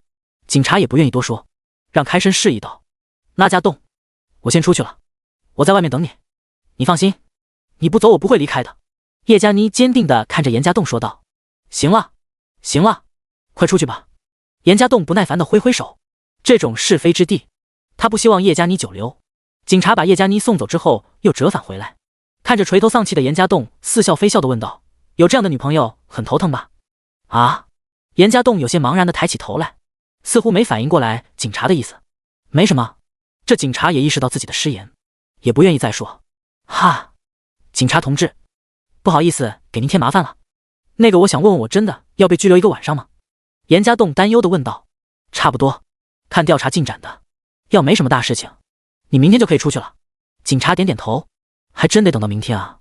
严家栋有些为难，自己要一夜不归，聂小玲肯定会担心，这一找起来事情就麻烦了。可是一进派出所，手机什么的都给收掉了，他也没办法跟外界取得联系。左右想了想之后，严家栋讨好的看着警察说道。警察同志，你能让我打个电话吗？打给谁？什么事？警察本能的质问道。一个朋友，晚上不能回去，要交代点事情。严家栋随意找了一个借口。行吧。在警察看来，严家栋本来就不是什么大问题，让他打电话也没什么。警察当久了，这些人的小心思也明白，也就是想看看有没有朋友能捞他出去。要真有办法，这家伙走了，他们也乐得轻松。多一事不如少一事，还能送个人情出去。谢谢了。严家栋从警察手里拿过自己的电话，赶紧道谢，随后找到了周露云的号码拨了过去。这时候他能想到可以帮自己忙的也只有周露云了。喂，这么晚了给我打电话什么事情？难道你真搞定了？电话接通之后，周露云明显有些不耐烦地问道。没有，只是我遇到些麻烦，我需要你帮忙。严家栋摇摇头，然后把事情的经过在电话里说了一下。你还真可以啊，约会居然打架了，还进派出所了，我真是服你了。周露云在电话里都不知道该怎么吐槽了。我也是没办法呀，你能找人捞我出去吗？现在时间很晚了，我要再晚点回去可能会很麻烦，你知道的，我家里还有一口子，要追究起来大家都麻烦。说到最后，严家栋压低了声音。行，我知道了，你先等着，我马上找人来捞你。叶佳妮呢？她跟你在一块吗？周露云也明白其中的关系，很是无奈的回答。没有，我把责任都揽在我身上了。她被警察先放了出去，不过她说会在外面等，我也不知道是不是。你要来的时候小心点。严家栋叮嘱道。好，我知道，我应该不会出面，你到时候随机应变吧。周露云说完就挂断了电话。喂，随机应变，这几个意思？严家栋茫然地问道。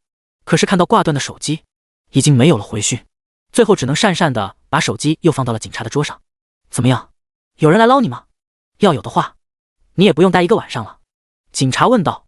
不知道，应该有吧，我也不确定了。警察，我可以抽烟吗？严家栋顿时觉得烦闷不堪。好在事情处理完成之后，这些警察也不是想象中那么严格。点点头，应允了严家栋的要求，拿过自己带着的烟，也不忘递2根过去，想要给点火，却被警察摆手拒绝。随后，严家栋自己一个人蹲在角落，烦闷地抽了起来，也不知道抽了第几根了。房间外面走来一个警察，看了一眼严家栋之后问道：“你是严家栋？”“哎，是我。”“怎么？”严家栋赶紧把烟丢掉，然后掏出烟来递了过去。“有人保你出去，你可以走了。”这个警察并没有接严家栋的烟，冷冷看了一眼之后就让开门口。第62，脱身，我可以走了。严家栋还有些惊喜，没想到这么快就有人来救他了。快点，收拾东西跟我走。难道你还真想在这里过夜？警察有些不耐烦。哎，是，这就走。严家栋赶紧把东西收拾好，在对着里面的警察点点头之后，跟着走了出去。离开审讯室还有一条过道，严家栋不由得思考起来，是谁来捞的他？周露云，还是这女人的手下？如果叶佳妮还在外面等着，会不会穿帮了？但愿不要露馅，不然今晚的事情就很不值得了。走出派出所，叶佳妮在第一时间迎了上来。严家栋看到这个女人有些头疼，心里还是有些温暖。她果然没走，一直在外面等着她。左右看了看，严家栋发现一个很陌生的中年男人。这男人穿得很正式，手里还拿了一个公文包。看到严家栋之后，微笑的点点头。再看看周围，派出所外没有了其他人。严家栋暗自确定，这个人应该就是周露云派来的。严总，不好意思，来晚了些。您在里面没什么事情吧？中年男人笑着问道。没事，麻烦你了。这么晚还让你跑一次。严家栋不知道这男人的姓名，只能省略了称呼。不碍事，这边手续也办好了，事情也通过这位小姐了解了一下，应该没什么大问题。如果他们找您麻烦，您随时通知我，交给我来处理就好了。男人客气地说着。好的。对了，我打伤的那个家伙怎么样？严家栋心里还是不想闹出人命来，受了点皮外伤，有点轻微的脑震荡，可能会产生一笔医药费。不过这您也不用担心，等他们拿医院发票报账就可以了，您不用太去过问，我会找人出面来解决这件事。男人回答道。那好，时间不早，你也回去休息吧，有问题明天我们再聊。严家栋点点头，自己既然已经出来了，那就没什么事情了。这男人留在这里搞不好还要露馅，还是赶紧直走的比较好。好的，那我先回去了。男人点点头，走进不远处的一辆车中，开车离开。家栋，担心死我了，你在里面没事吧？他们有没有欺负你？叶佳妮关心地问道，仔细地摸了摸这男人的身体。好了，别摸了，这派出所门口呢，像什么样子？他们没为难我，还同意我抽烟打电话呢。严家栋抓住叶佳妮的，微笑着回答。那就好，刚才那人是你叫来的呀？我说一来就问这问呢，我差点就忍不住去找林浩然的来帮忙了。叶佳妮松了一口气。别，说好不再跟林浩然联系的。再说就算他来捞我，我也不会领情，我怎么算一个公司老板？找个朋友帮忙捞我出来还是很容易的。严家栋故意板起脸来。知道了，我也就是担心嘛。现在我们做什么去？叶佳妮委屈点点头，随后带着一抹娇羞的看着严家栋。这女人可爱的样子让严家栋食指大动，不知道是不是因为对叶佳妮真的开始产生了好感。这男人发现自己越来越经受不住她的诱惑了，很想好好的征服这女人一番。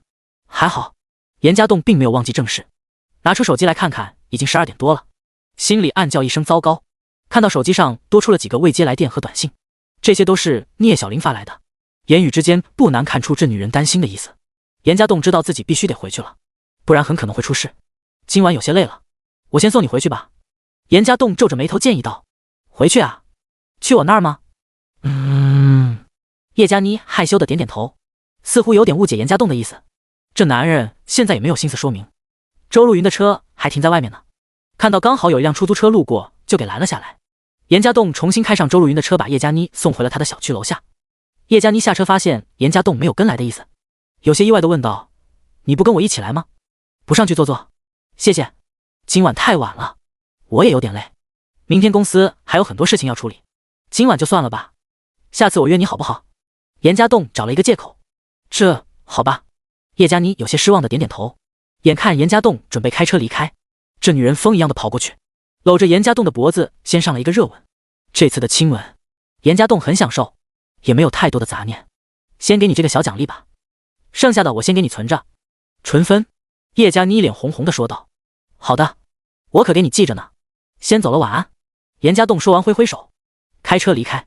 刚拐过一个路口，这男人赶紧给聂小玲打了一个电话。不等他先开口，聂小玲很是担心的问道：家栋，你在哪里？怎么样了？怎么给你打电话也不接，短信也不回？小玲，放心了，我没事，就是刚才闹得比较厉害，跟着去一次派出所。严家栋不得不编造了一个谎言。去派出所？打起来了？你没事吧？聂小玲急急地问道。没有，就是那家伙不老实，我们也没欺负人，他害怕打电话叫警察来了，我们跟去警察局说理了。放心了，不是我出的头，我也没事，这马上就回来了。严家栋继续编造这子虚乌有的事情。那就好，我等你，你快点回来。聂小玲明显松了一口气。应了一声后，严家栋挂掉了电话。说实话，他不想骗聂小玲，作为自己最爱的人，如果不是因为这档子事，他更希望的是两人之间都能坦诚相待。稍稍平息了一下心里的那点点愧疚，严家栋快速地开着车去了周如云的小区里。时间不早了，他也没有上去打招呼，按照先前的约定把车停好，钥匙放到车的储物箱中，外套东西更换之后，给周如云发了一条短信说明情况，就骑着自己的小电驴离开了。今晚似乎发生了很多的事情，严家栋回到家里也很累了。聂小玲看到严家栋回来，很高兴地给了一个拥抱，仔细地打量了一下自己的男人有没有受伤。简单的几句寒暄之后，严家栋也忍不住身心的疲惫，脱掉衣服倒头就睡。聂小玲微笑着看着自己男人，贤惠地替这男人收拾一番。可是当他拿到这男人穿在里面的衬衫的时候，微微皱起了眉头。他拿把衣服的衣领凑到自己鼻息前，仔细地闻了闻，随后稍稍皱起了眉头，神色有些复杂地看向了陷入沉睡的严家栋。第63世后，第二天，严家栋似乎并没有发现什么异常。随着聂小玲起床去上班，他也起床准备去送外卖。只是早晨两人一起吃早餐的时候，聂小玲沉默了很多。好几次严家栋觉得自己的女朋友想说什么，却又没说出来。聂小玲的时间比较紧，吃了早餐就要匆匆忙忙去的赶公交。只是走之前，他神色严肃地对严家栋说道：家栋，晚上早点回来，我有点事情想跟你聊一聊。啊，好。严家栋错愕地点点头。聂小玲的这句话让他有些担忧，这么久了很少看到自己女朋友如此的严肃的样子，难道昨晚的事情他起疑心了？可是自己想一想，似乎并没有露出什么马脚。而且聂小玲并不知道自己同事的电话，就是想问情况也应该无从问起吧。那聂小玲到底想跟自己说什么？这种被人留下悬念的感觉让人很不好受。但是严家栋也没去追问，收拾一下东西之后就出门去工作。期间有些担心昨晚的情况，严家栋给周如云打了一个电话，没想到电话一接通就听到这女人气急败坏的训骂声，随后很不耐烦地问道：什么事情？我是想问问昨晚派出所的事情处理得怎么样了。严家栋忐忑地问道。虽然不知道什么事情，看样子周如云应该在气头上。处理好了，赔了几千医药费，我替你给了。周如云很简单地回答。那谢谢了。严家栋愣愣地回答。没事了，以后没事别拿这么小的事情烦我。周如云说完就把电话给挂了。严家栋皱了皱眉头，真不知道这女人今天吃了什么枪药，居然这么暴躁。其实这也不怪周如云，谁能想到她早晨一来上班就被通知自己刚高价进的一批货物大跌，这批货压在手里，能不能卖掉都很难说。而且周如云的手下先前还信誓旦旦地告诉她可以赚钱可以赚钱，却没想到跌这么快。公司现在又是很困难的时候，资金本身就很紧张，周如云顶着很大的压力，又怎么可能不发火？正在气头上来，又遇到严家栋来打电话来问些鸡毛蒜皮的小事，没把气直接撒在这男人的身上算是好的了。被这男人打断一下，周如云也不知道该怎么继续生气，只能烦躁地挥挥手把呆站在面前的几个手下赶了出去。这时候他点开先前的进货单子，再次留意到了严家栋的备注的事项，下意识地在网上查了一下这男人给出的价格曲线。如果当初自己听这男人的建议，虽然不会赚太多，但是至少也不会像这样把货压在手里出不去。周如云皱了皱眉，隐约之间有点开始重视这男人的提议起来。再看看这男人给的另外几个可以进口的货物，查了查价格之后，这女人快速地打了一张单子出来，确认了一下公司账户的余额。虽然所剩不多了，周路云咬咬牙，依然按照严家栋当初的建议给订了一批货。如果这批货再没能有盈余，那公司真的要坚持不下去了。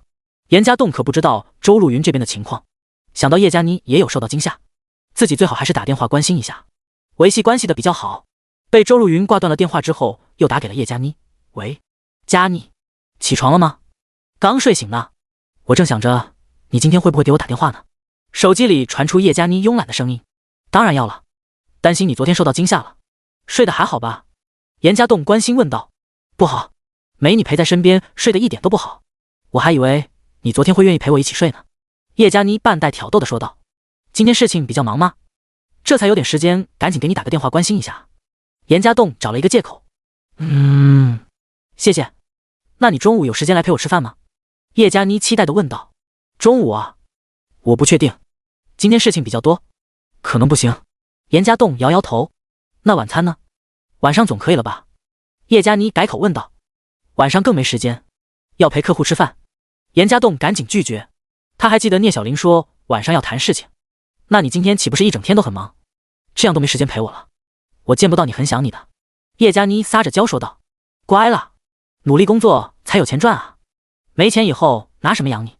今天忙过了，我再陪你好不好？严家栋安慰道。这样啊，那你公司在哪里？我来找你好不好？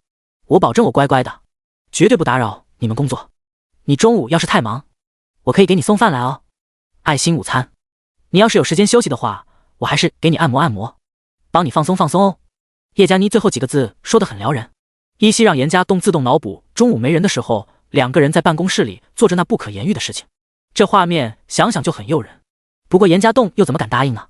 他的一切背景都是子虚乌有的，真要同意叶佳妮来公司，也好跟周路云事先商量好才行。不过今天看周路云一副暴躁的样子，严家栋也不想去触眉头。下次吧，今天我都在外面跟着跑客户，下次我带你来公司好不好？顺便让我的员工认识一下他们的未来老板娘。严家栋劝道。未来老板娘？哥哥，我可还没有答应你什么，你可别想多了，你可什么话都还没说，什么都没表示呢，哪能这么便宜你？不过亲爱的，别太累了，钱够用就好，身体要紧。叶佳妮听到这个称呼很高兴，赶紧关心的嘱咐了几句。是啊是啊，是我疏忽了，到时候一一满足你好吧？那我先挂了，这有点事情要处理。严家栋配合的笑了笑，找了个借口把电话挂掉。放好手机，这男人表情肃穆起来，他撇了撇嘴角，眼中带着一丝愧疚。叶佳妮的想法到最后难免也只能是空欢喜一场。处理好这两件事，严家栋继续在自己负责的片区穿梭送着外卖。去一个商家拿货的时候，刚好遇到另外一个同事，严家栋递了一根烟过去，算是打招呼了。严哥，你女朋友是不是在某某公司上班？这外卖小哥姓李，比严家栋年轻几岁，入职的时间也不短了，大家都叫他小李。你怎么知道？严家栋刚把烟放在嘴里，很疑惑地问道。我今天送了一单外卖去那边，有很漂亮的女人说是你女朋友，问了我些问题。小李解释道。问你问题？问你什么问题？严家栋心里咯噔一跳，隐约觉得可能要出事。第64应对。他问你什么问题了？严家栋很紧张地问道，连烟也顾不上抽了。他的问题也很奇怪，问我们昨天晚上是不是遇到有客户闹事找麻烦，还问是不是去了派出所。小李回想一下后回答。那你怎么说的？听到小李的说法，严家栋更紧张了，心里暗呼不妙，还能怎么回答？我昨天收班比较早，也不知道情况，就照实说了。不过好像昨天也没什么事情吧？小李耸耸肩，随后有些疑惑地问向严家栋。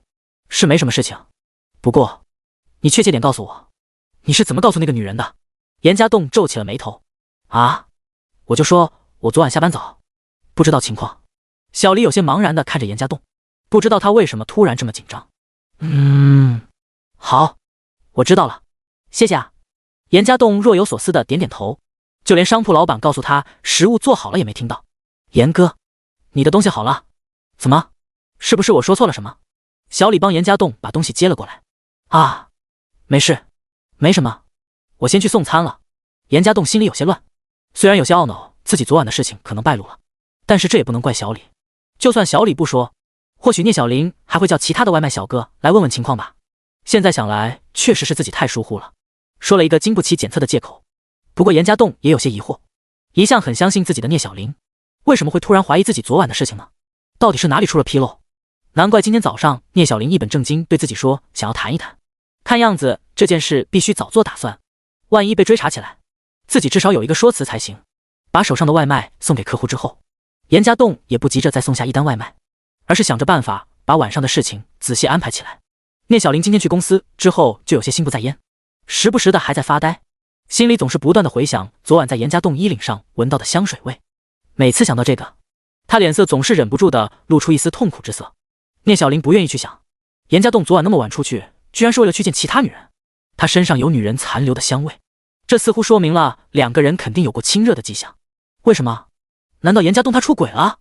再想到昨晚吃饭的时候小丽提点的话语，想到严家栋避开自己去接电话的事情，难道那时候严家栋就在和另外的女人邀约了？为什么？自己哪里做的不好，严家栋居然会背叛自己？聂小林越想越心烦，连一点工作的心思都没有。怎么了？看你一脸烦躁的样子。小丽手里端着咖啡上前问了一句。没事，就是昨晚没休息好。聂小林摇摇头，不愿意说太多。没休息？难道你男朋友太猛了？我看他挺强壮啊。小丽开了一个玩笑。别乱想，就是没睡好。聂小林冷着脸，现在他根本没心情开玩笑了。对了，很难得看到你点外卖，你刚才跟那外卖小哥说什么了？对了，听说你男朋友也是送外卖的。小丽言语间似乎有点轻视的意思。问够了没？我现在头很痛，不想说话。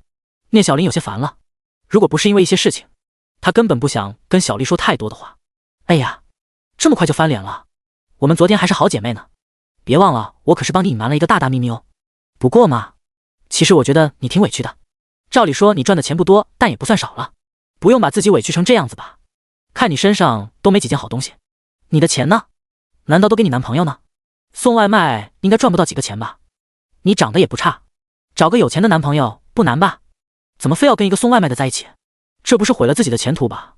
听我一句劝，女人啊，还是得趁年轻的时候多为自己想想。小丽苦口婆心的劝着。够了，别烦我好吧？聂小林用力拍了拍桌子，忍不住小丽的聒噪有些爆发了。哎呀，还生气了？对我生气有什么用？我只是好意劝劝你，你听不进去就算了。如果我是你，或许那天晚上根本不会那么扭捏，直接就将就那老板的意思了，这样大家都有好处。现实点吧，这个世界还是钱最重要，比这重要的就是拿在自己手里的钱。小丽说着掏出自己的车钥匙，在手指上炫耀的转了一个圈，得意的走开。聂小林忍不住的出了一口闷气，或许就是自己太傻吧，偏偏选择了一个连家人都不看好的男人。女人都是有虚荣心的，聂小林也一样，他也喜欢穿金戴银的过好日子，可是偏偏却选择了跟一个男人吃苦，还把自己辛苦赚来钱拿给这个男人用，而这个男人现在还可能背叛了自己。聂小林是越想越委屈，眼泪一直在眼眶里打转。滴滴滴。这时候聂小林公司门口突然响起了一阵汽车喇叭的声音，听到这声音，聂小林有些心烦。现在已经下班时间了，不难想象是小丽开着自己的车在公司门口显摆，假装好意的问自己要不要送她回去，反正这种事情也不是一次两次了。聂小林不想理睬，没想到这车子还不停的又按了2声，甚至开始喊起了他的名字。小林，聂小林。听到喊声，聂小林愣了一下，这是男人的声音，还挺熟悉的，好像是严家栋的声音。自己听错了吧？他不是在送外卖吗？怎么来公司了？抬起头来，聂小林看到公司门口停了一辆宝马车，副驾驶的车窗落了下来，严家栋正坐在驾驶室上对自己笑着呢。小林，这不是你男朋友吗？他不是送外卖的吗？小丽茫然地问道。他其实并没有走远，他还在收拾自己的东西。听到门口的按喇叭的声音，他也想看看到底谁这么高调，却完全没想到坐在车上的人居然是昨晚跟他一起吃饭的严家栋，聂小林的男朋友。更何况自己刚刚还嘲讽了这男人只是一个送外卖的，骑小电驴穿着黄色制服才是这男人应该有的样子吧。现在为什么一身西装革履的开着宝马车来接聂小林了？这反差要不要太快了？难道说送外卖的都这么有钱了吗？随便开的车都是宝马。小丽有些汗颜的捏了捏自己的车钥匙，她的车不过一辆普通的起亚而已，比起宝马来说还是差远了。第65要分手。聂小林眼中也是满是惊喜，但是眼底却是更多的疑惑。他得意的看了一眼错愕在边上的小丽，笑着收拾起自己的东西走出了公司，直接坐上了严家栋开来的宝马车。严家栋开着车扬长而去，他看得出聂小林在上车的时候似乎还是很开心的，只不过当车窗摇上之后，这女人的脸明显冷漠了下来。怎么了？刚刚还很高兴，突然就板着脸了。严家栋笑着问道：你打算带我去哪里？聂小玲没有回答问他，只是淡淡的问了一句：带你去吃东西。打牙祭。严家栋依然嬉皮笑脸的回答：哦，是吗？聂小玲说着转过头，仔细的上下打量了一下严家栋的穿着，随后又转过头冷漠的问道：今天穿得很正式啊，阿尼玛的衣服，你有钱买这么贵的衣服了？还是说别人给你买的？听完这女人话，严家栋心里有些紧张，女人的心思有些时候太细腻，一点小细节都不放过。不过越是听聂小玲这么说话，严家栋越是明白这女人肯定怀疑自己了。嘿嘿，是别人买的。严家栋讪讪的回答：我想应该是个女人吧，一个挺有钱的女人，这车也应该是她的吧。聂小玲声音更加冷漠了。嘿嘿，还真被你说中了。严家栋表情更加尴尬了。停车，我要下车。严家栋，我看错你了。聂小玲突然吼了起来。小玲，你别激动，你听我解释啊，一切都是有原因的，你别乱想。看到聂小玲反应这么大，严家栋立刻慌了。还解释什么？这不都说清楚了吗？怎么，你是来向我显摆的吗？不过谢谢你啊，至少最后你还给我在公司里留了点面子，没让别人看不起我。聂小玲这时候已经忍不住流出眼泪来了。你别这样，你听说我说，现在路上危险，你先坐好别动，不然大家都要出事。严家栋正开着车呢，看聂小玲这么激动，不得不空出一只手来拉了拉着这女人。好险车差点就撞别人车上去了，被严家栋这么吼了一句，聂小玲倒是安静了许多，一个人靠在座椅上无言的流着泪。严家栋看着很是心疼，他最怕的就是看到聂小玲哭了，这比杀了他还难受。小玲，你先别乱想，给我解释的机会，一会我们坐下好好聊聊可以吗？严家栋严肃地说道。聂小玲没有回答，只是伸手擦了擦自己的眼泪，然后茫然地看着车窗外。两人这样沉默地开了一段距离，来到了一家不错的西餐厅门口。严家栋怕聂小玲开门就跑掉了，一停好车，马上来到副驾驶门前开门，在外人看来就好像一个很绅士的男人一样。打开车门，不等聂小玲说话，这男人先紧紧抓住了她的手。聂小玲虽然还在生气，可是心情却平静了很多，任凭严家栋拉着她的手走进了西餐厅里，最后在一个包间里坐下。有服务员来询问点餐的情况，被严家栋三言两语先支走了，这也给了两个人谈话的空间。小玲，你别这样，你这个样子我心里很担心。严家栋关切地问道。你还担心什么？怎么，今天准备找我出来摊牌了？分手餐？聂小玲冷漠地问道。你别乱想，我是打算告诉你一些事情。严家栋慌忙地解释。行，你说，我听着。聂小玲好整以暇地看着眼前的男人。首先我得解释一下，这车不是我，是我老板的，我开过来接你也是想让你在你同事面前长点面子，衣服也是我老板买的，就跟你说的一样，我怎么可能买得起这么贵的衣服呢？严家栋笑着解释道。聂小玲面无表情地听着，严家栋只能尴尬地继续说下去。实际上，我得先给你承认一个错误，昨天我撒谎了。听到这里，聂小玲倒是挑了挑眉毛。其实，昨晚我出去并不是帮同事的忙，而且是帮我老板解决麻烦了。严家栋继续说下去。你老板这么晚叫你出去干什么？聂小玲忍不住问了一句。看到这女人有反应，严家栋心里倒是轻松了一些，最怕的就是女人生起气来什么都听不进去。这么说吧，其实我差点就丢掉送外卖的工作了，只不过因为一些原因我还能留下来，但是我心里盘算总不能一直这样寄人篱下，工作又累又辛苦，还赚不到什么钱，我就寻思着换一个工作。严家栋解释道。换一个工作？那已经换了。聂小玲追问道。还没有，我两边都在做，还不稳定。其实昨晚上虽然不是去帮同事忙，但是我还是进派出所了，这个我等下跟你解释。对了，你早上走的时候不是说晚上下班之后要跟我聊什么吗？严家栋抬抬手问道。你先别管我要跟你谈什么，你先把事情给我说清楚。聂小玲皱着眉头命令道。其实我在上次差点被陈经理给强制开除之后，我就去投了几个简历，然后应聘一个外贸公司的工作。你出差的那几天，老板跟我接触了一下，觉得我还不错，对事物很有见解，打算让我在他公司试试。其实昨晚我们吃饭的时候，他就给我打过电话，让我跟他一起去见几个客户，聊聊生意上的问题。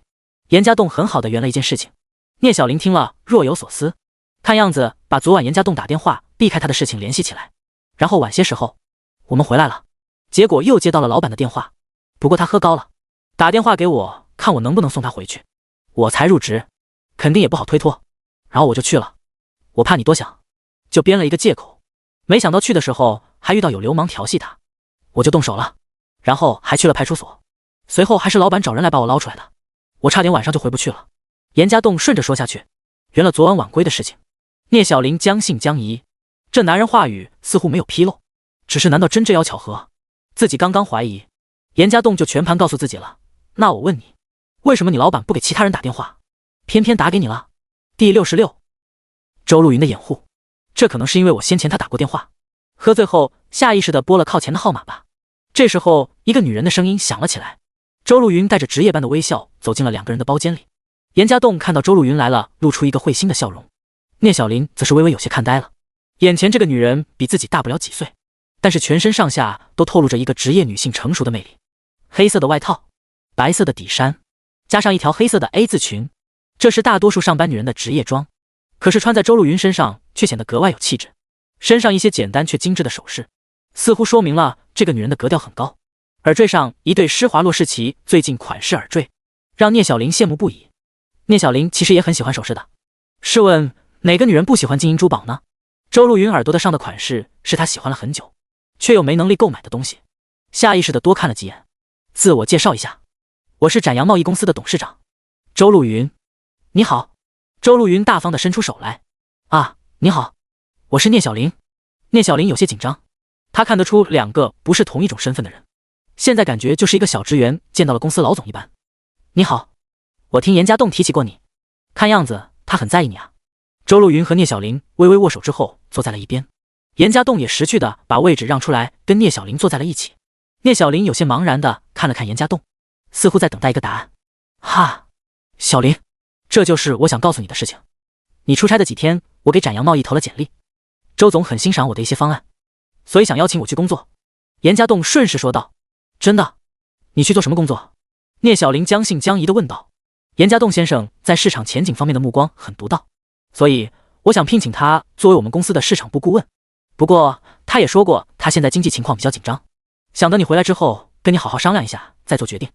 周露云开口帮忙解释道。是吗？市场部顾问应该是个不错的职位吧。那个周总，我能问问薪待遇吗？听到与严家栋利益相关，聂小玲突然变得谨慎起来。根据严先生跟我说的情况，我目前觉得对他采用底薪加提成的方式不错，底薪是5000，当然这不包括相关的补贴什么的，其他的按照国家制度来，如果需要加班我也会支付加班工资。周露云微微笑。底薪5000，这不错哎，4000相当于你跑大半个月的外卖了，这工作其实不用考虑，你完全可以换了吧。周露云很惊喜地看着严家栋说道。是啊，不过这个事情还是跟你商量一下的，我送外卖虽然辛苦，但是努力跑的话一个月赚1万多还是能保证的，只是去做贸易了要看点运气，我也不确定我能不能做好，能不能拿到提成。要是一直拿5000的底薪，我们生活也恼火，感觉也对不起周总的赏识。严家栋苦笑着回答。你不试试怎么知道？就跟你说的一样，你在外面那边都受气了，何苦还要留在那里？人往高处走，我觉得你可以换这份工作了。聂小玲笃定的回答。既然你同意了，我也没什么好犹豫的，这个月也快结束了，我打算把外卖那边交接一下就过去。周总你觉得怎么样？严家栋点点头。没问题，正好我公司还有些事情需要整顿，你安排好了尽快过来就行。周露云也点点头表示同意。那今天我们出来吃饭是为了？聂小玲有些疑惑的问道。这个本来是我想请你们一起吃饭，毕竟严家栋昨晚帮了我大忙，不然话我今天可没那么好过了，也算是感谢他。不过呢，他说今天一定要请我吃饭，主要就是向你解释一下昨晚发生的事情。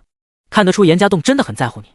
聂小姐，实在不好意思，昨晚因为我的原因害严家栋进了派出所，不过你们也别担心，我的律师可以处理好这些，不会留下任何的隐患。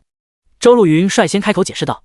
啊，这样啊，不碍事，不碍事。听到周露云的解释，聂小玲终于笑了出来，看样子这才算是相信了严家栋的话。留意到聂小玲放松的神色，严家栋心里的石头也算是放了下来。再看看周露云，这女人居然还调皮的跟他眨眨眼，严家栋心里直呼庆幸，要不是提前知道聂小玲去问了自己同事昨晚的事情，自己找周露云提前做了安排，晚上面对聂小玲的质问，自己肯定装不下去了。这样一来，两人几年的感情破灭是跑不了了。事情说开了，聂小玲也轻松了很多，加上严家栋带她来这比较高级的餐厅吃饭，心情也愉悦起来。多喝了几杯酒之后，聂小玲就去洗手间了。这时候，周露云似笑非笑地看着严家栋问道：“你这样套路你女朋友好吗？看得出她也是很在乎你啊。我有什么办法？不然就等着露馅大吵一架了。我这也是善意的谎言，本来我也没出去干什么，还是为了完成你的任务而已。”严家栋无奈地回答：“那我既然帮了你的忙，你又打算怎么感谢我？”周露云拿起一杯红酒，轻轻摇晃着：“感谢什么？这还不是为了你好。要是小林追究起来，我肯定也只有说实话来避免误会，搞不好他就去找你确认了，说不定就坏了我们的计划。我还感谢你什么？”严家栋茫然地问道：“这不一样，我任务交给你，你自己没处理好，我可没义务配合你。现在我有情帮你忙，你就欠了我一个人情。”周露云嘴角挂起一个笑容，说完之后微微品了一口红酒：“这好吧，算你说的有道理。你打算要我感谢你什么？”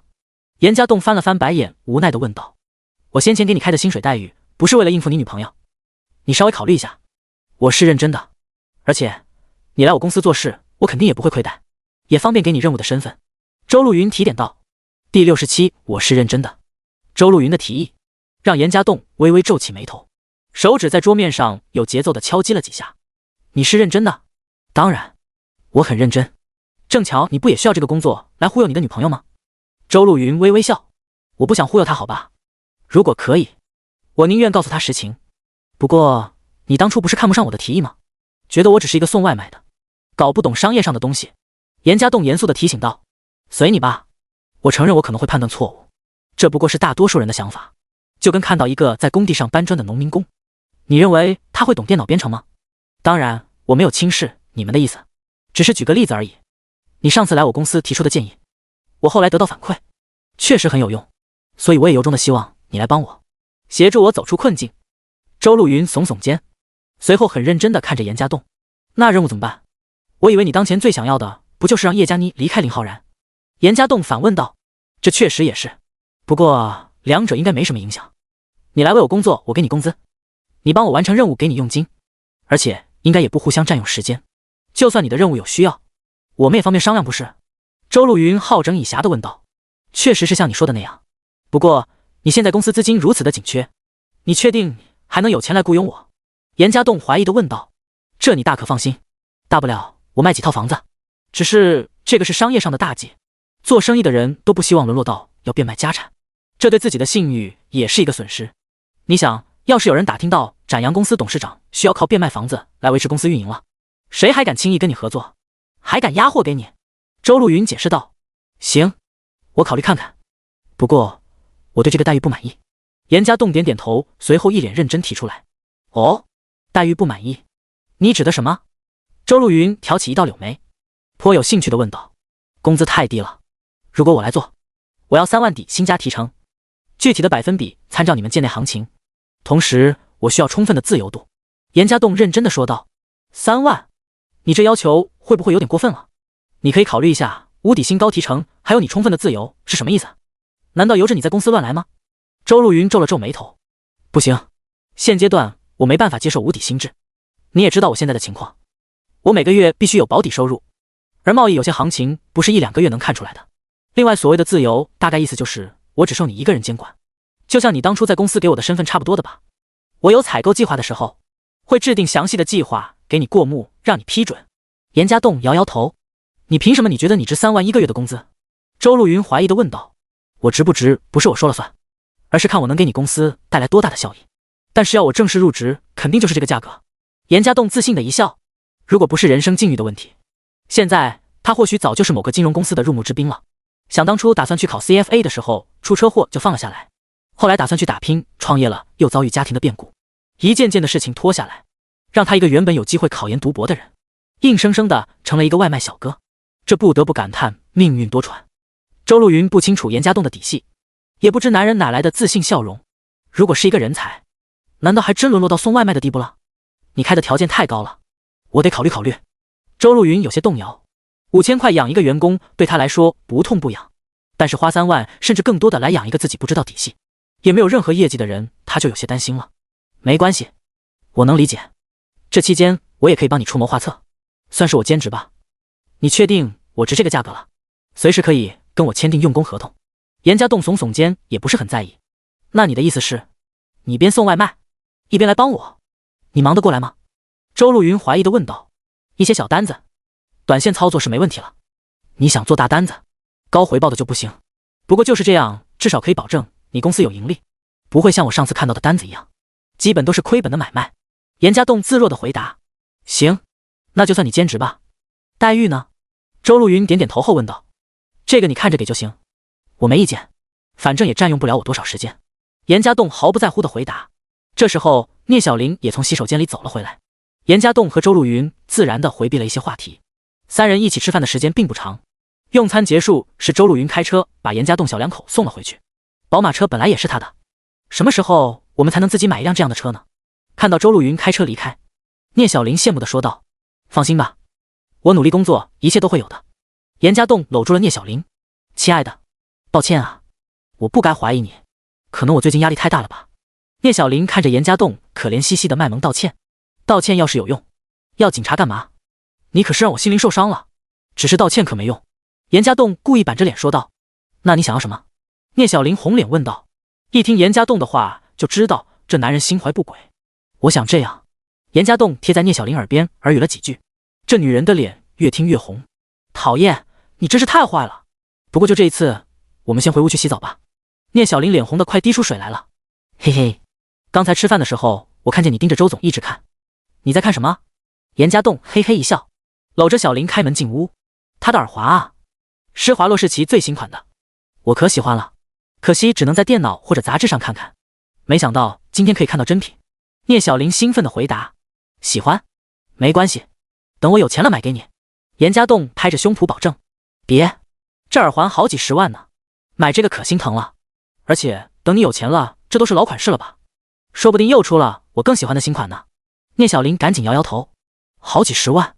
我去，周总等于是把一辆豪车挂在耳朵上啊。不过没关系，小玲相信你男人以后一定能赚钱，以后你想买什么就买什么。严家栋唏嘘的时候不忘记向聂小玲保证道。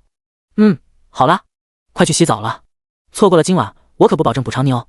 聂小玲红着脸将严家栋推开，随后在柜子里开始翻找今晚可能要用上的东西。第68，温存。两人在房间里一阵挥汗如雨之后，聂小玲依靠在严家栋的怀中。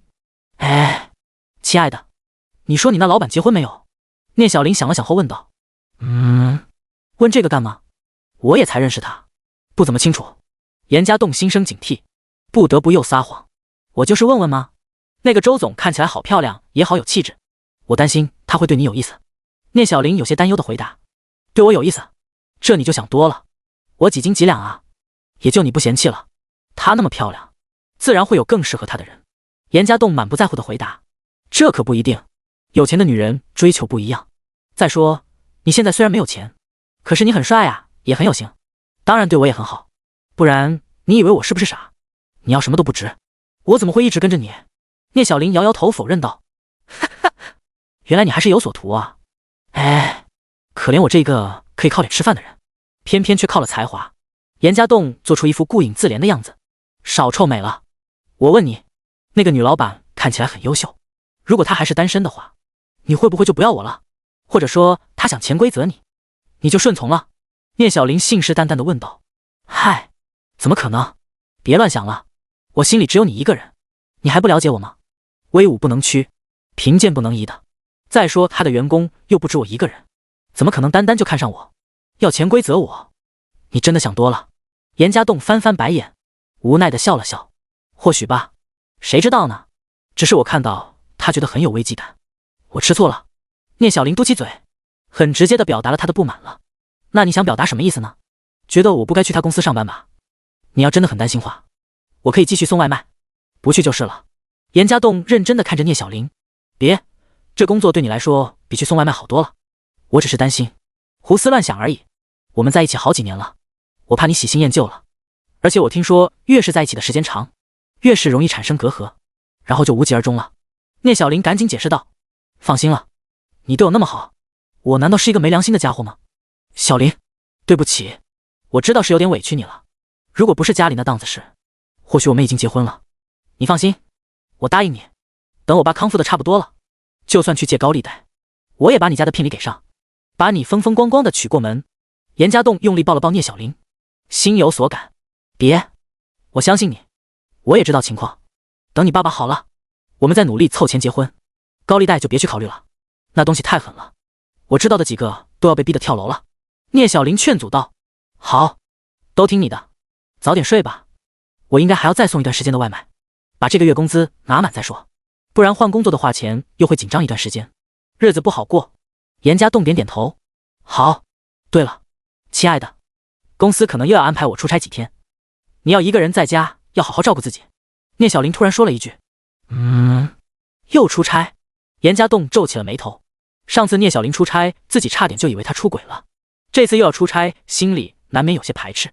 想到聂小玲肩带上的字，虽然这女人已经给了很好的解释，可是只要想起来，严家栋心里还是有些不舒服。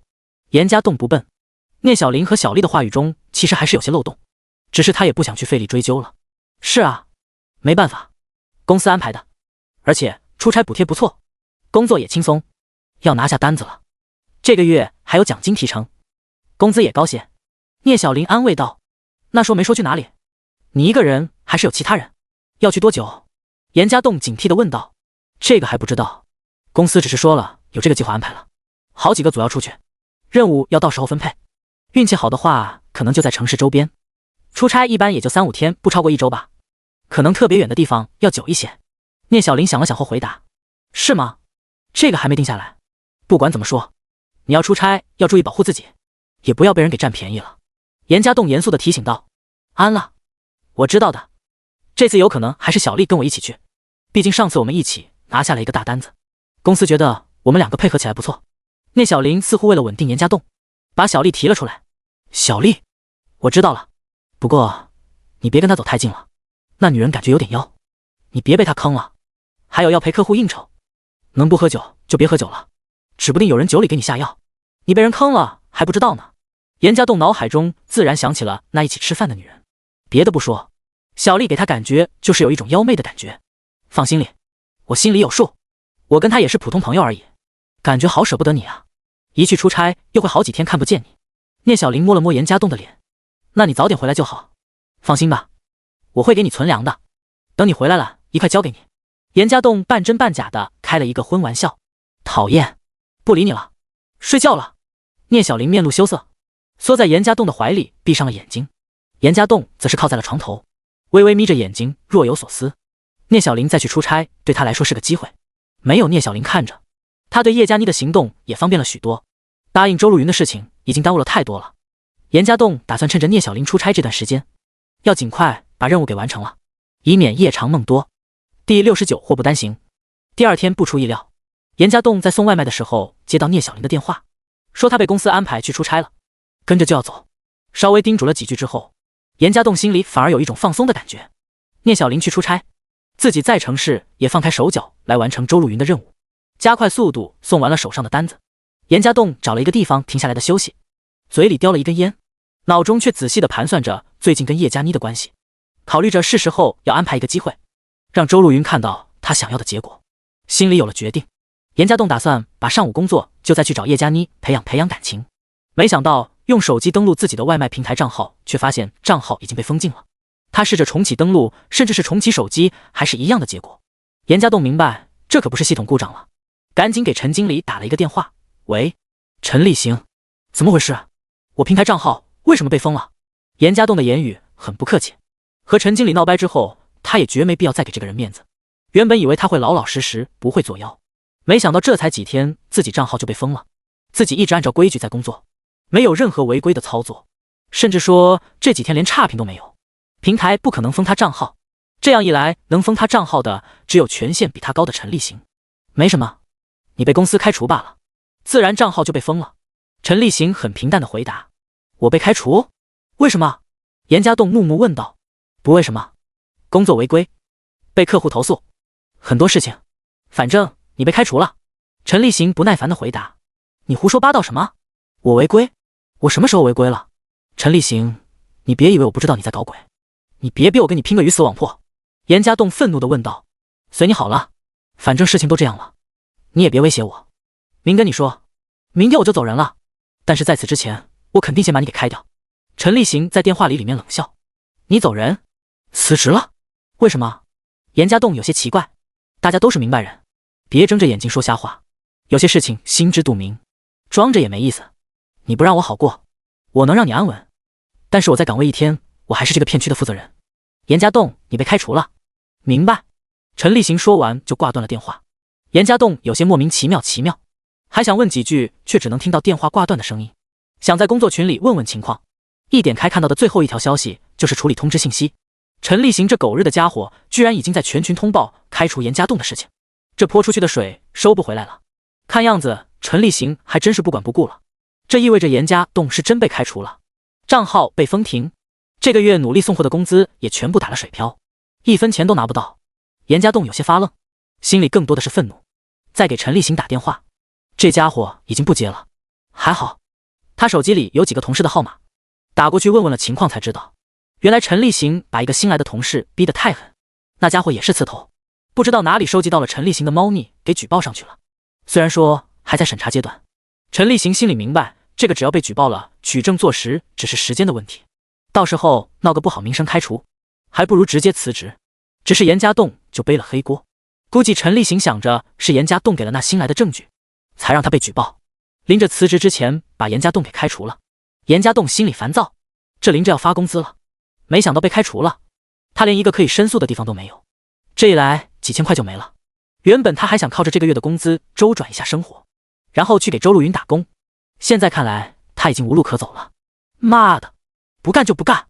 严家栋气的把身上的外卖制服给脱了下来，用手努力的搓了一下自己面颊之后，平息一下愤怒的心情，打算直接去找周路云谈谈工作的事情。虽然这女人先前只给他开4000的底薪，倒是聊胜于无，就算现在市场行情不好，严家栋也有信心做多提成来增加自己的工资。骑着电瓶车刚来到周路云的公司楼下，严家栋的手机又响了起来，有一些疑惑的看了看来电显示，这是他母亲打过来的。为了方便跟家里联系，严家栋给父母配了一部老年手机。刚接通电话，听到母亲的声音，他就呆住了。儿啊，医生说你爸爸病情恶化，需要马上动手手术，手术费要20万，这怎么办啊？20万，听到这个数字，对严家栋来说简直就是一个晴天霹雳。他现在哪里去找20万？周路云的任务完成，试了是有20万，可是现在还没有完成啊。妈，你先别急，问医生什么时候动手术，钱什么时候要？严家栋用力握了握拳头，先让自己冷静下来后，紧张地问道。医生说手术要越快越好，最好马上就做手术，不然后面成功率低不说，还有后遗症等问题。他要我们赶紧决定，要做手术就赶紧去交钱，然后安排。要是错过了，最好的治疗机会，或许就只有给老头子安排后事了。儿啊，20万啊，我们哪来20万啊？母亲说到后面几乎哭了起来。听到母亲的话，严家栋用力地咬了咬腮帮子，额头的青筋不断地凸显着，他眼睛微微泛红。20万对他来说就是天大的压力，可是就算顶着天他也得扛下来。父亲是他的至亲，怎么可能眼睁睁地看着自己的父亲因为自己的无能而死去？20万就算去借、去偷、去抢，严家栋也要凑够了让父亲动手术。妈，告诉医生让他安排动手术，我下午就把钱给送来。严家栋深呼吸了一口气，笃定地回答。啊，下午？儿啊，你哪来20万？你可别干傻事啊！自己老头子的命重要，可是当妈的同样也关心自己的儿子。他知道老头子的事情已经拖累了严家栋很多了，只是他心里也放不下呀。妈，别担心，我有办法，你照顾好爸爸，我下午就过来。严家栋说完挂断了电话，深呼吸一口气后走进了周路云的公司里。第70借钱。严家栋走进周路云公司的时候已经换掉了外面的制服，这女人之前也告诫过他这件事情。公司里的员工看到严家栋一脸阴寒的样子，都只能小心翼翼地打个招呼，生怕触怒了可能是自己上司的家伙。直接走到周路云的办公室门口，心中急切的严家栋也没想着要敲门，很不礼貌的就推开门，就喊着周路云，我有事情找你。而这时周路云似乎正在办公室里跟几个员工开会，看到严家栋出现在门口，不悦地皱起了眉头。抱歉，严家栋自知失礼，可是父亲的病对他来说很重要，他露出歉意的神色，然后关上门，安静地站在门内等着他们开会。好了，先这样安排。你们先出去。周路云虽然心里不高兴，但是看到严家栋一脸急切的样子，还是草草结束了自己的会议。几个员工路过严家栋的时候，问了一声好，纷纷离开了办公室。干什么？冒冒失失的，进门不知道先敲门吗？看到人都走了，周路云才板着脸训了一句：抱歉，我真有急事需要你帮忙。严家栋走到周路云面前，恳切地看着他：什么事情？直接说。周路云稍稍看了一眼严家栋，很少看到这男人慌张的样子。能不能把我的佣金提前给我？我会尽快安排，2天内一定给你想要的答案。严家栋紧张地问道：怎么？你需要钱？2天内给我答案？你有把握？现在林浩然可在外地出差，难道又叫他回来？再说我也给你了定金的，你慌什么？周路云挑起一道柳眉问道：老板，我现在确实需要钱，那你能不能先借我点钱？周路云的话让严家栋犯难，虽然自己2天内可以想办法把叶佳妮搞上床，可是林浩然不在本地，却也给不了周路云结果。而看周路云的说法，似乎也没有提前结清佣金的想法。借钱？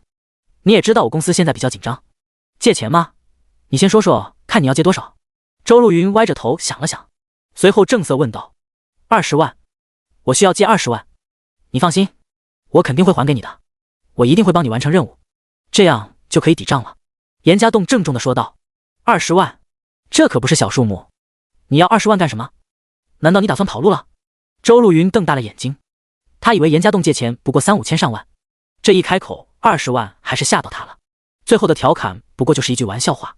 不是，我父亲病情突然加重，急需20万动手术，医生让下午就交钱，不然我可能就要给我爸准备后事了。严家栋说到后面面露悲伤。周路云听到严家栋的话，皱着眉头想了想，随后有些为难地说道：我能理解你的心情，不过现在我的钱基本已经全押成了货，你一开口就要20万，我也很难拿出来。怎么会？你当初不是说你要给我20万的佣金一直放在家里吗？只要我完成就给我，你怎么会拿不出来？严家栋不相信这女人话。严家栋，你搞清楚，我借钱给你是情谊，不借钱是本分，佣金我放家里怎么了？你只要完成了任务随时给你，是你自己拖了这么久，你完成了吗？你这样说是什么意思？周路云有些不高兴了。抱歉，对不起，我有些太紧张了。周路云，你帮帮我好不好？我现在真的很需要20万，你把钱借给我好不好？我一定给你完成任务，而且我只收你1半的佣金，剩下的10万我慢慢还给你行吗？严家栋苦苦祈求道。这不是还不还的问题，你看过我公司的账目，你也知道我资金紧张，当初告诉你我有20万现金不假，可是为了周转这20万，我前些天押进去了，我现在也拿不出来。周路云看严家栋痛苦的样子，心有不忍，叹了一口气后解释道：怎么会？那你能帮我借20万吗？怎么都行。严家栋急切地问道：怎么借？现在很多人都知道我公司运营不善，都不肯借钱给我，不然你能再等等，再有个2、3天，我这批货出了就有钱给你。周路云建议道。我也想啊，可是我等不起，医生说了，错过今天后面很麻烦，我要不是没办法了，也不想来找你借钱。严家栋一脸的痛苦之色。你爸在什么医院？我看看有没有朋友在，能不能帮忙先安排把钱的事情给缓一缓。周路云问道。就是第3医院里，以前本来在县医院，后来动手术就转移过来了。严家栋回答道。第3医院，你爸的名字？周路云皱着眉头问道。严厚德。周总，你能帮我吗？这真的对我很重要，我不想我父亲因为我没钱，连自己的孙子都抱不到就走了。严家栋期待地看着周路云，身为一个男人，现在这种面临钱的无力感，真的让他很痛苦。我试试，钱的事情我想想办法，你也别急。周路云安慰道。行，那就拜托你了。严家栋诚恳地弯腰鞠躬，他真的把希望都寄托在周路云身上了。你别这样，我也不确定能不能帮你，或许我也没什么太好的办法，你别急着感谢我。周路云有些慌张，他眼中一直有着为难的神色。那周总，你有路子吗？我想去借高利贷，不管怎么说，我得凑够20万，让我爸把这鬼门关给过了。严家栋直起身来，一脸坚定地问道。你疯了？借高利贷20万，你拿什么还？这些东西碰都别碰，真借了钱，你一辈子都还不清，他们吃人不吐骨头的。况且你想借20万，那就得拿出40万的东西来抵押，你有吗？周路云瞪大了眼睛。我没办法了，只要有20万，怎么都行，我也不管以后能不能还清，救了我爸，就算他们以后把我送去挖煤都可以。严家栋肃然的回答。第71，我借给你。周路云看到严家栋一副决然的神色，也知道这男人不是在开玩笑，虽然想要帮他，却有点力不从心。严家栋看到周路云一脸为难的神色，也明白这女人应该也有难处，心中更加的着急了。原本以为找周路云借钱应该是比较稳当的事情，没想到却出了这档子事。20万啊！他现在该去找谁借？严家栋就算想去抵押财物，除开自己的一辆小电驴能当个千百块钱，其他根本没有东西可以去抵押。难道真的只有给聂小玲打电话，看看他有没有办法帮忙了？严家栋心里清楚，或许聂小玲拿不出来，但是他家里肯定有这笔钱。只是他不确定的是，聂小玲的家里人会不会同意拿这笔钱来给自己应急，又或许会不会提出自己难以接受的条件。聂小玲现在又在出差，严家栋不到万不得已，真的不想去找他帮忙。自己欠聂小玲的已经很多了，这以后怎么还？周总，抱歉，或许是我太着急了一点，但是我现在真的需要这笔钱。严家栋十分苦恼地说道。周路云现在心里也跟着苦恼起来，他知道自己完全可以不帮这个男人，可是一想到这男人前段时间温柔地照顾了自己，多少有些于心不忍。况且这男人也是为了救自己的父亲，其心可赞。你先别急，我先转2万块给你，你先去把医生稳住，我再找朋友帮忙，看先把你父亲的手术给做了，剩下的钱我帮你想办法。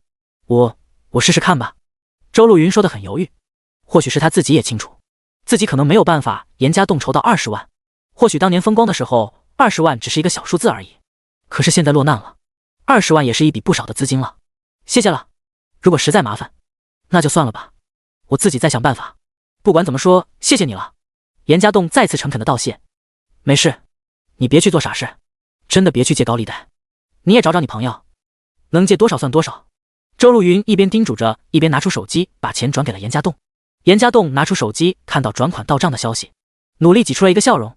谢谢，我先去找朋友试试。严家栋说完，打开办公室的门走了出去。原本是计划来找周路云谈谈工作的问题，现在也没心思说这个了。走出办公室，严家栋找了一个没人的角落，苦恼地蹲在地下，不断地抓扯着自己的头发。他时不时翻着自己的手机，想找到可以借钱给自己的人。翻到一个号码，他打了过去。喂，张哥，可以借点钱给我吗？我爸生病了，需要点钱。这话还没说话就给挂了。严家栋眼中很是无奈，只能继续打电话。喂，小李啊。哎，是，辞职了，我有点事情，可以借点钱给我吗？啊，没有啊，那算了，不好意思。喂，陈哥，我想借点钱。嫂子管钱啊，哪能不能？喂，接连打了好几个电话，严家栋只要一开口说借钱，基本就给挂断了。好不容易打给以前的一个老朋友，才借到了2000块。可是这2000块又能有多大的作用呢？严家栋感觉自己的心现在就苦恼成了一团泥巴，还不断的被搅和着，无力的感觉，失落的感觉，彷徨无助，内心的纠结让他觉得似乎现在整个世界都在跟他作对一般。严家栋的面庞抽搐着，他一想到因为自己的无力，让父亲得不到治疗离开人世，心中的愧疚感让他只想去死。泛红的眼睛，只是因为自己还是一个男人才忍着不哭出来。身前偶尔有行人路过，但是没有人知道为什么一个堂堂男子汉会红了眼睛，没人会知道这个世界会怎样的去把一个男人逼得上天无门下地无路。或许想放肆的去哭一场，可却发现自己连去哭的勇气都没有。严家栋颤颤巍巍的拿出一根烟放在嘴里点燃，或许这苦涩干辣的烟味才能稍稍平息一下焦躁不安的内心。忽然，这男人手机突然响了起来，他匆忙的接起电话，满心期待的以为是有人愿意借钱给他了。亲爱的，你在做什么啊？叶佳妮的声音甜甜的响了起来。哈，没做什么。严家栋挤出一个笑容，很苦涩的回答。他现在根本没有心思去伺候这个女人。怎么了？听你声音好像很不高兴的样子，似乎还有点虚弱。平日你声音听起来都中气十足，怎么了？出去鬼混把身子弄虚了？叶佳妮还在电话里开了一个玩笑。严家栋心里只有烦躁，根本没心思去开玩笑。没有，只是遇到一点麻烦事情。什么麻烦啊？可以告诉我吗？说不定我可以帮你哦。叶佳妮笑着问道。这女人话让严家栋眼睛一亮。对啊，自己不是还认识叶佳妮吗？这女人平时穿戴的都是名牌服装什么的，被林浩然包养了这么久，会不会存了不少钱呢？自己是不是可以找她借点钱呢？这念头一出，严家栋心里就不断的活络起来，似乎自己也只能找她试试了。如果不行，那最后的办法就是找同样没多大可能的聂小玲。可是自己要怎么说呢？如何才能借到钱又不被他怀疑呢？你在听我说话吗？你怎么不说话了？叶佳妮在电话里半天没听到回讯，不悦地催了一句：啊，抱歉，佳妮，我遇到一点麻烦事情，或许你还真能帮我，只是我不太好意思开口。严家栋忐忑地说道：有什么不好意思的？你说来听听。叶佳妮不以为意：我父亲生病了，需要马上动手术，这需要一笔钱，很多，但是我的钱现在全压成货了，还没来得及出，我资金转不过来，但是我父亲做手术迫在眉睫，所以你意思是想找我借钱给你父亲做手术吗？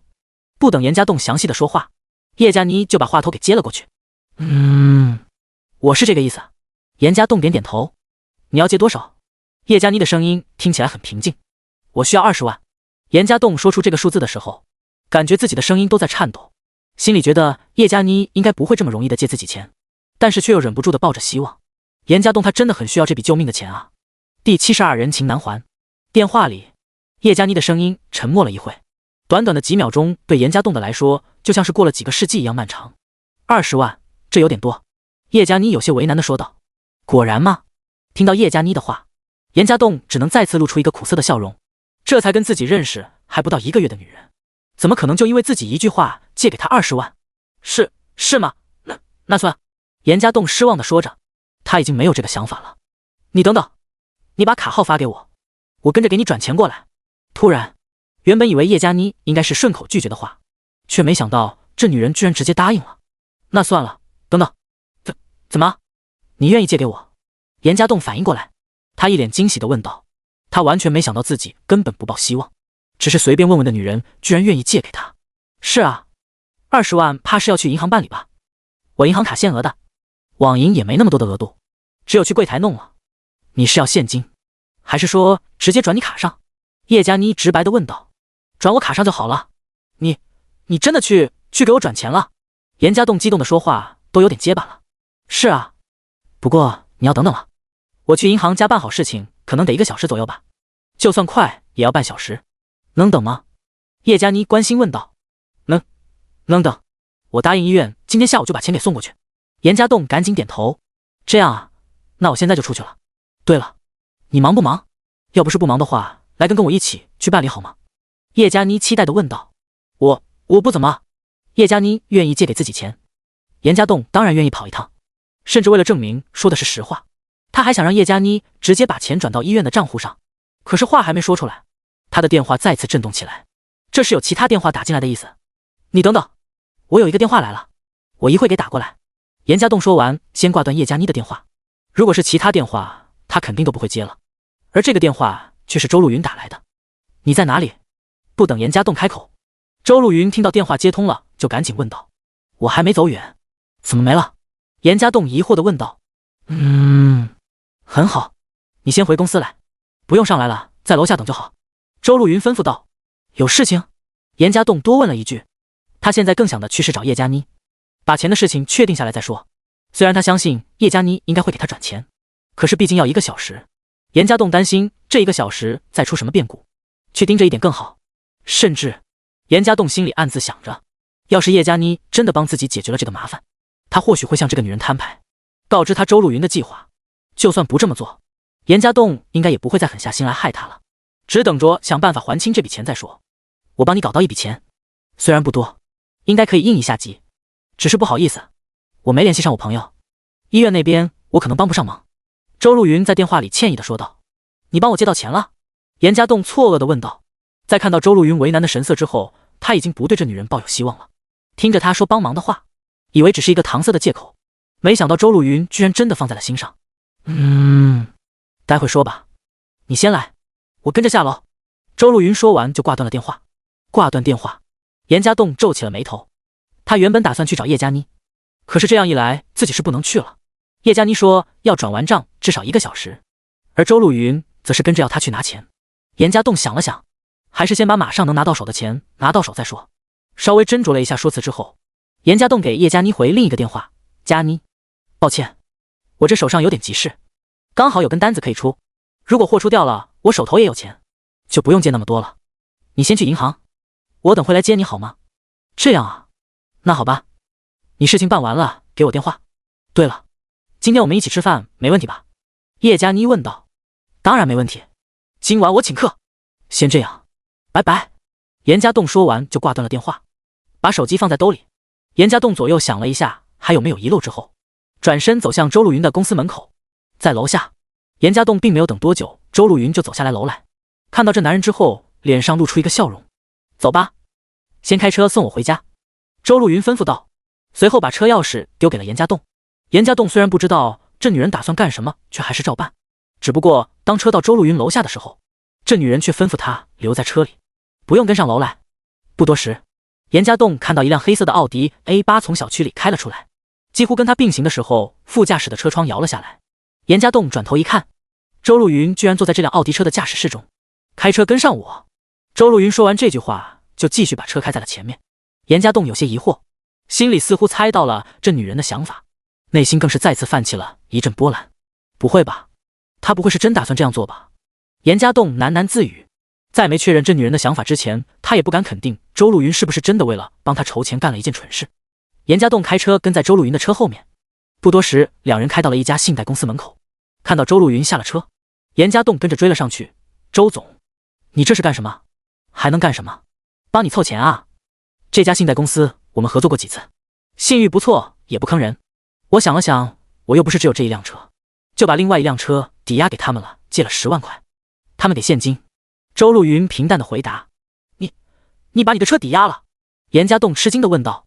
他完全没想到周路云为了帮他居然抵押自己的车。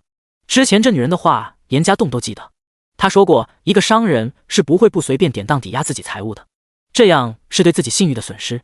可周路云偏偏却为了严家栋抵押了自己的车。第73再欠人情。严家栋满是感激的看着周路云，他激动的说不出话来。行了，别一副痛感涕零的样子了，反正那辆车我也不常开，抵押出去你不说别人不说，没人知道。周路云安慰道。谢谢，周总真的很谢谢你。严家栋似乎只能说这句话了。谢什么？你不是要20万吗？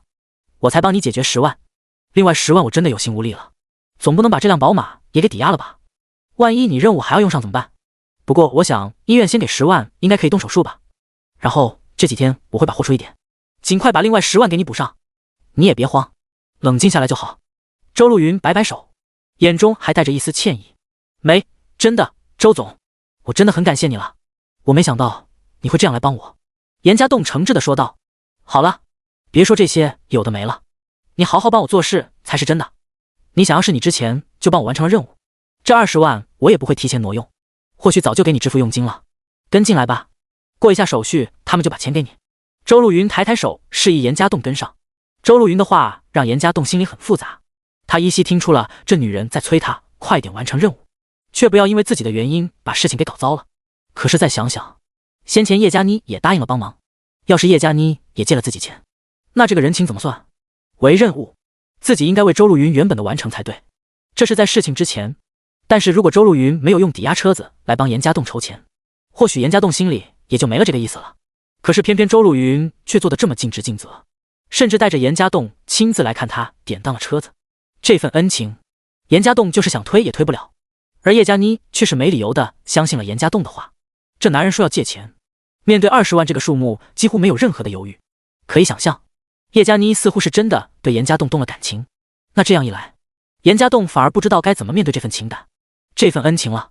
或许严家栋还天真的想着叶佳妮只是忽悠自己，他根本没有去银行转账。可是随着一声短信的提示音，严家栋拿出手机看到一条到账信息之后，这男人只能站在原地苦笑。好了，把钱拿好，然后送我去回公司，你就去医院看看你爸爸吧。如果我这边有新的进展，我给你打电话。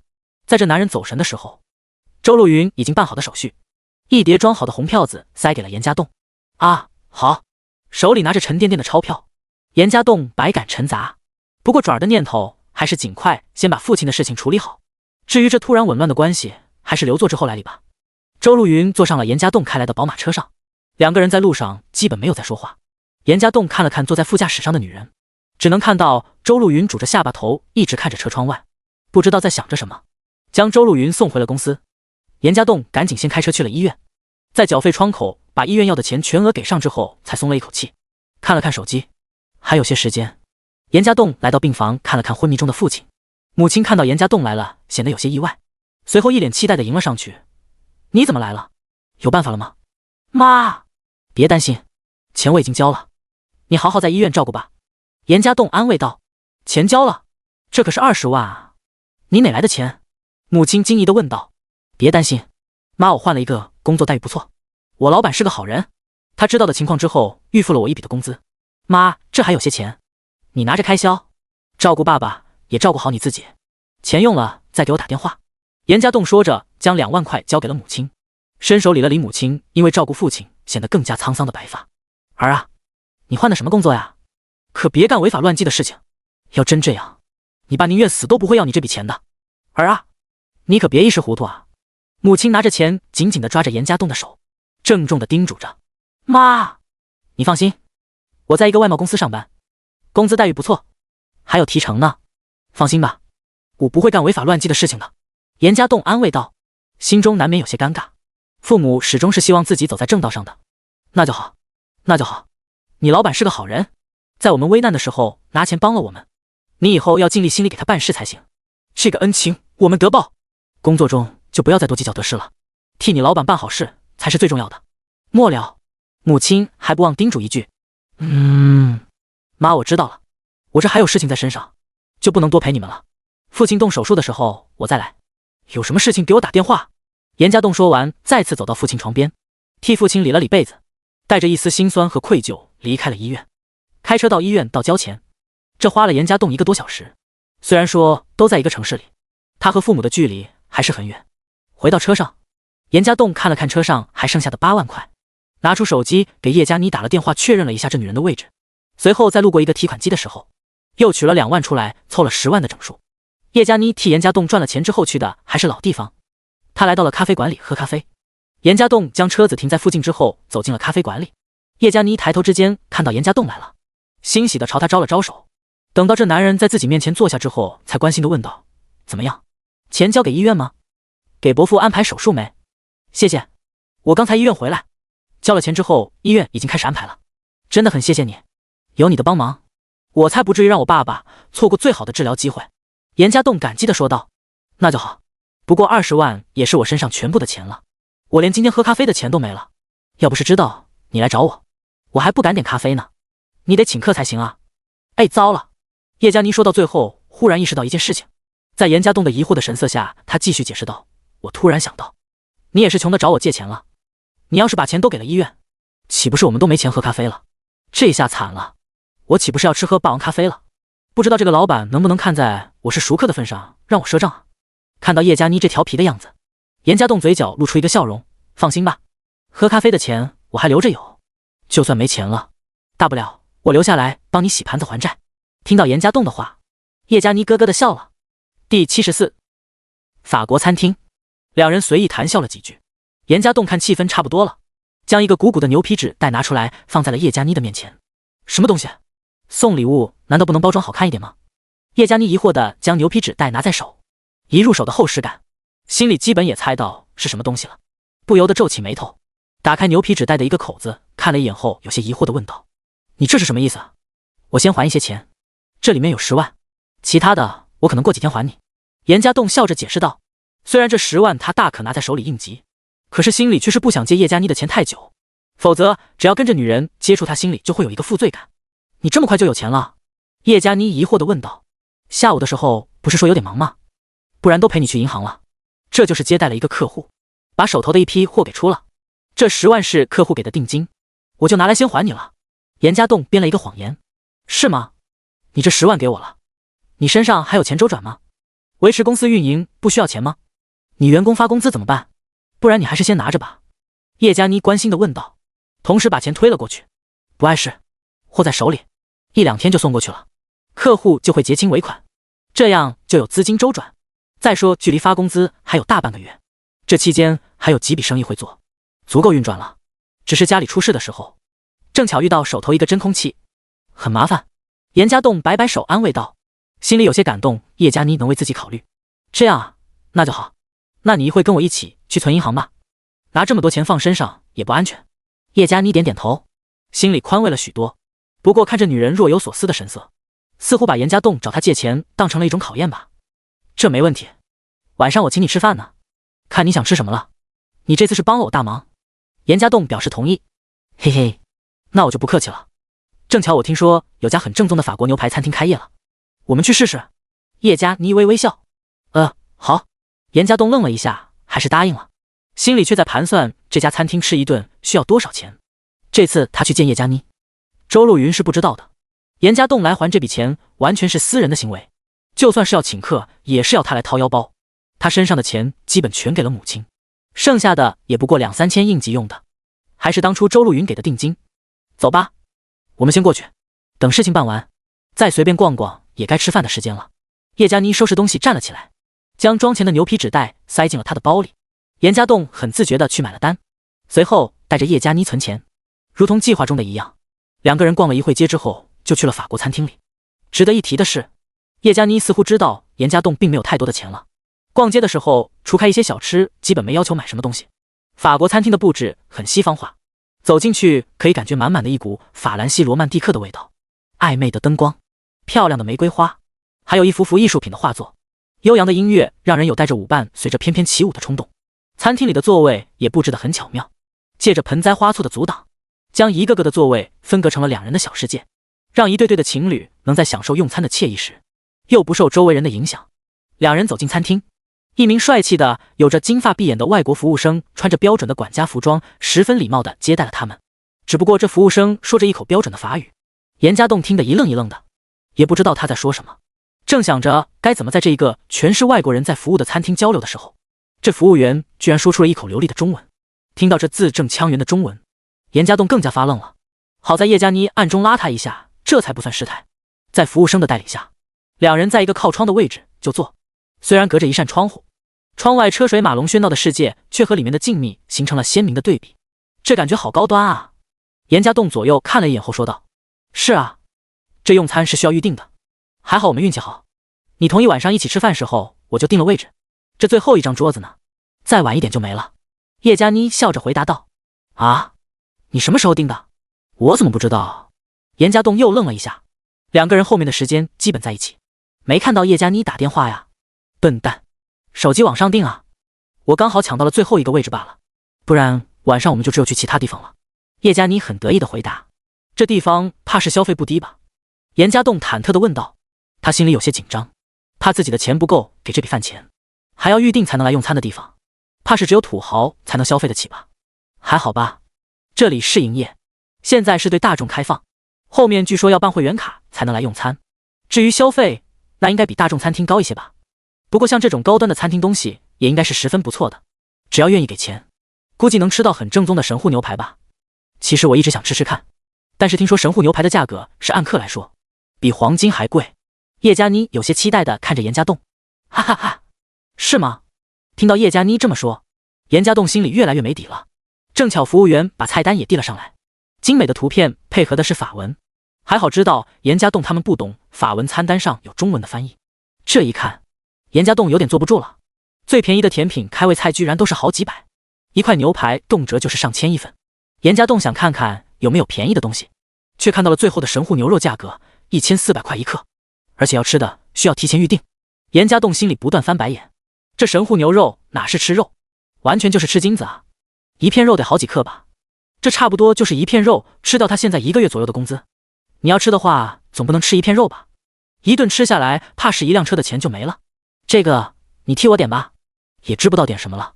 严家栋忍着心痛，将点餐的权利交给了叶佳妮，自己却是撇过头去。他怕看到叶佳妮点些很贵的东西后，脸颊忍不住的抽搐。这一撇过头看向窗外，严家栋突然愣住了。他正巧看到一辆豪华的卡宴停在餐厅门口，副驾驶的车门打开，一名穿着高雅的漂亮女人从中走了下来。这女人正是严家栋的女朋友聂小玲。第75餐厅变故。严家栋有点不敢相信自己的眼睛。聂小玲不是明明说了去出差吗？怎么还在城市里？而且打扮得如此漂亮。而他身边的男人又是谁？严家栋用力闭了闭自己的眼睛，担心是自己看错了。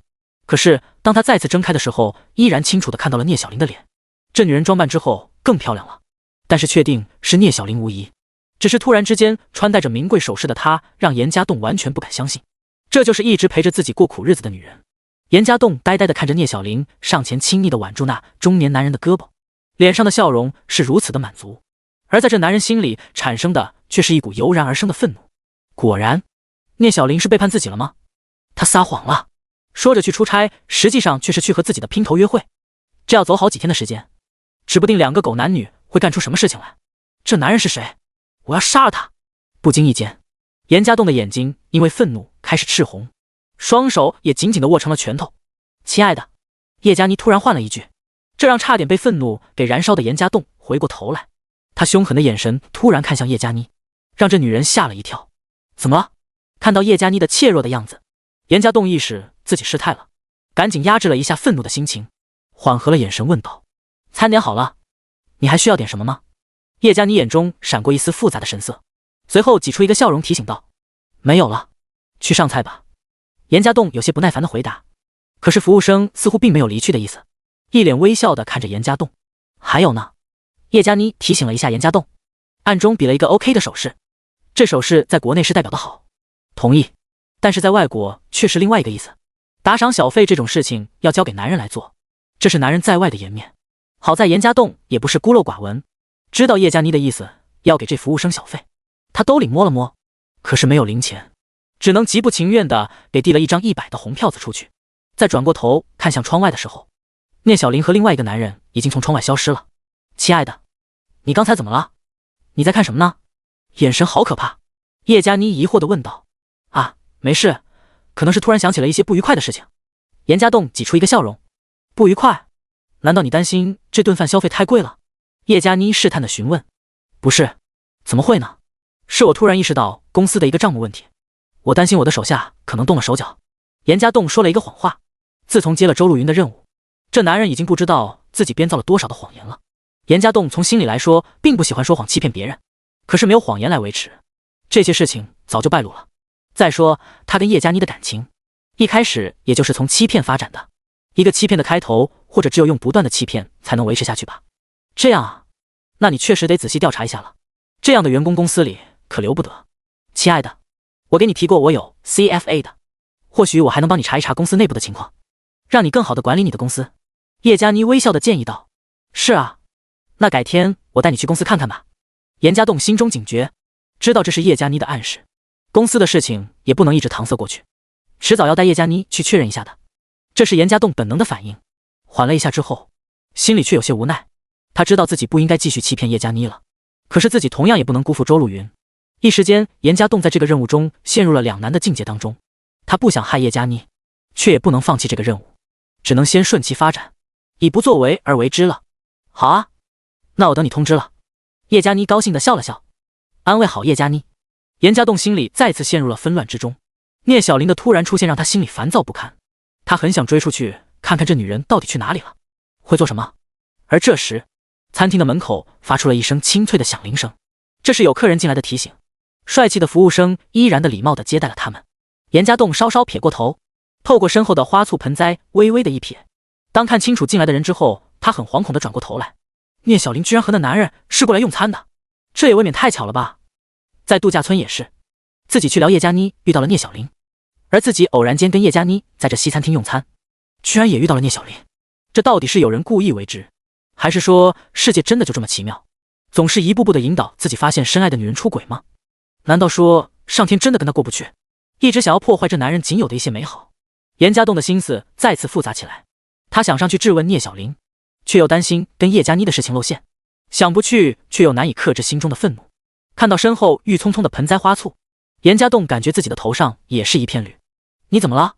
叶佳妮很好奇。严家栋一开始还好好的，怎么这会变得很奇怪？正巧身边有客人路过，叶佳妮下意识地看了过去，而严家栋则是努力地掩盖自己的身形。他和叶佳妮的位置在餐厅里来说不算好，刚巧在过道边上，有客人来进来基本都要从他身旁路过。刚进来的聂小玲同样也会走过他的身边。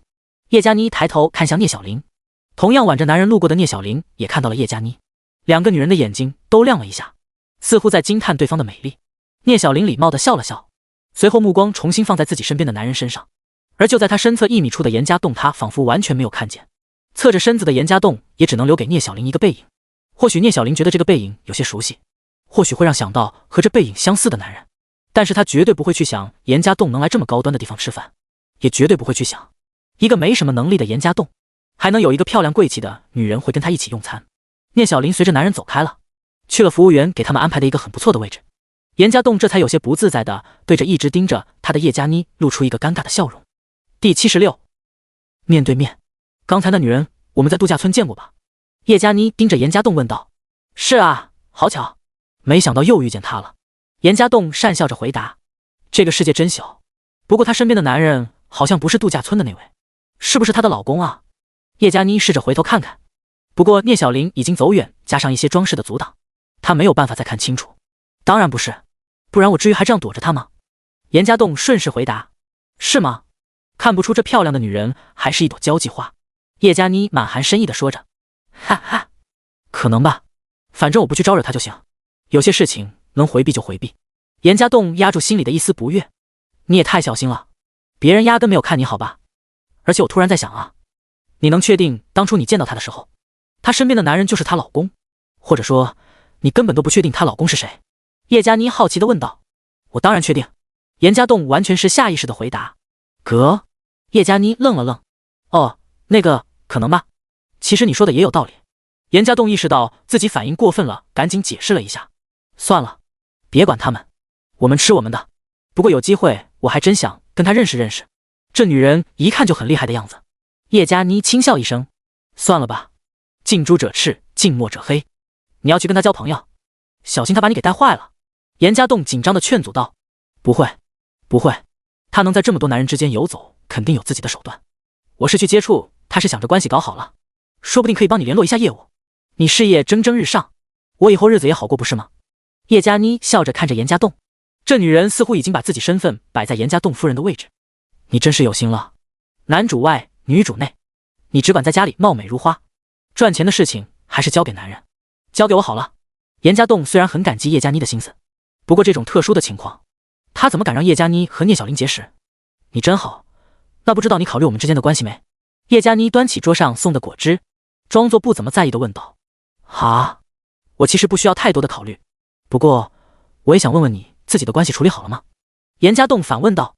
叶佳妮听到严家栋的问话，脸色稍稍变化了一下，看样子他和林浩然的问题还没有得到很好的处理。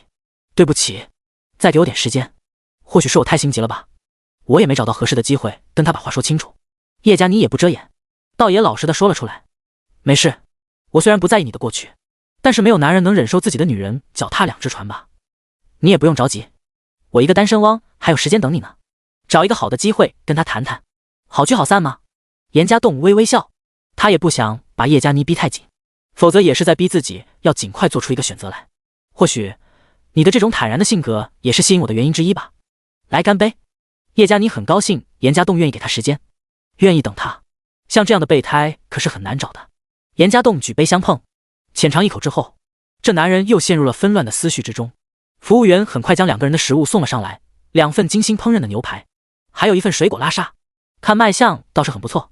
叶佳妮举止文雅的将牛肉切成一小块一小块的之后，才慢慢的放入嘴里品尝，时不时的还点点头，似乎很满意这个味道。再看看严家栋，这男人很呆滞的切着牛肉，眼眸总是时不时的泛出一丝烦躁的神色。不管这牛排多么美味，现在这男人吃在嘴里也味同嚼蜡一般。怎么，不合你的胃口？叶佳妮关心问了一句。不是，只是意识到那件事情有点影响心情，抱歉。严家栋露出一个歉意的神色。哎呀，真是的，陪我出来吃饭就开开心心的吃嘛，先别想其他的好不好？看你不高兴的样子，我心情也要跟着不好了。叶佳妮皱起了眉头。抱歉了，你说的对，我现在应该把这件事情给放再说，明天我再去公司好好查一查。你先吃，我稍微失陪一下。严家栋说完站了起来，他是打算到洗手间去洗一把脸，冷静一下，这样一直想着聂小玲的事情，不用等吃完饭他都快要魔障了。可是当男人走出去之后，才发现自己根本不知道这餐厅的 WC 在哪里，只有去找服务生问一下路。看到这个国外的服务生，严家栋觉得自己说中文也不是，说英文也不对，至于法语他基本不懂了。琢磨了一下，才用疑问语气你问道 WC。 其实就算严家栋说中文，这服务生也听得懂，只是一时间这男人脑子没转过弯来。服务员礼貌地将严家栋领了一段路，随后伸手示意了一下方向，这餐厅为了不影响顾客用餐，就连洗手间都是特别规划过的，借着盆栽的阻挡隐藏在一个拐角里。严家栋也没想太多，沉着头径直走了过去。可是刚走过拐角，迎面走来一个漂亮的女人，两个差点就撞上了。抱歉。严家栋赶紧道歉，同时抬起头来，这一看清楚，眼前的女人严家栋顿时呆立在原地，眼前的人正是聂小玲。严家栋其实很想避免跟聂小玲在这里碰面，但是没想到两个人居然就在洗手间门口面对面的碰上了。似乎聂小玲也愣了一下，呆呆的看了严家栋一眼，时间仿佛在这一刹那给凝滞了。严家栋思绪急转，脑海里不断的想着说辞，想着该怎么解释这件事，同时也想着该怎么问聂小玲为什么会在这里，为什么会穿成这个样子。严家栋翻涌的思绪仿佛狂风骤雨，机遇开口却只是干涩的张了张嘴，什么话也没说出来，只能呆站在原地，神色紧张的看着聂小玲。而聂小玲似乎除开刚刚有一丝或紧张或慌乱的神色，但是随后就平静下来。她似乎用着很奇怪的眼神看了看严家栋，嘴角露出一个礼貌的笑容。第77不认识，抱歉。聂小玲礼貌微微笑，随后准备让过严家栋离开。听到这句抱歉，严家栋呆住了。他想过聂小玲可能说的很多话语，恰恰没想到这女人仅仅是说了一句抱歉。她到底什么意思啊？她难道看到我在自己不觉得奇怪吗？她难道不该跟我解释一下她又为什么在这里吗？严家栋不停地问着自己。小玲！严家栋顾不了太多，开口叫住了聂小玲。果然聂小玲停了下来，随后疑惑地看着严家栋问道：先生，您是在叫我先生？这什么称呼？我叫他的名字，为什么没有反应？严家栋更加疑惑了，难道自己认错人了？可是仔细一看，眼前的女人确实是聂小玲啊，只是现在的聂小玲打扮的比平日更加的漂亮，穿着的服装也是绝非昔日的地摊货。你在说什么？小玲，我当然是在叫你啊，你不是告诉我你在出差吗？你怎么会在这里？严家栋紧皱着眉头问道。先生，我想您可能认错人了，抱歉，我朋友还在等我。聂小玲似乎不打算理睬严家栋，再一次礼貌的微笑之后直接离开。我认错人了？怎么会？严家栋瞪大了眼睛，天底下哪可能有如此相似的人？除开打扮穿着不一样，眼前的人就是聂小玲啊，这陪了自己同床共枕好几年的人。对严家栋来说，了解聂小玲甚至比了解自己更多，他怎么可能会认错人？而聂小玲为什么会装作不认识自己？难道他就没有想问自己的事情？我认错人了？不可能吧？严家栋再次反问，他忘记了要去洗手间的事情，忍不住追出去，再仔细的看了看那漂亮的女人。漂亮的女人已经回到了座位上，优雅的在和她的朋友谈笑，似乎完全忽略了严家栋的存在。没错，是他啊！严家栋再次确认了一次，他很想上去问个究竟，可是刚刚迈出一步，他就停了下来。上去问什么？难道就是为了告诉他自己肯定他就是聂小玲吗？然后呢？在这里吵架还是其他什么？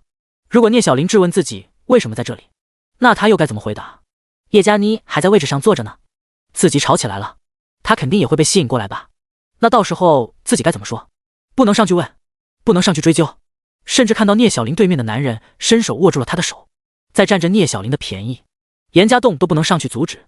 严家栋用力的咬了咬腮帮子，额头青筋的都凸了出来，他的双手握成了拳头，指关节因为用力而显得发白。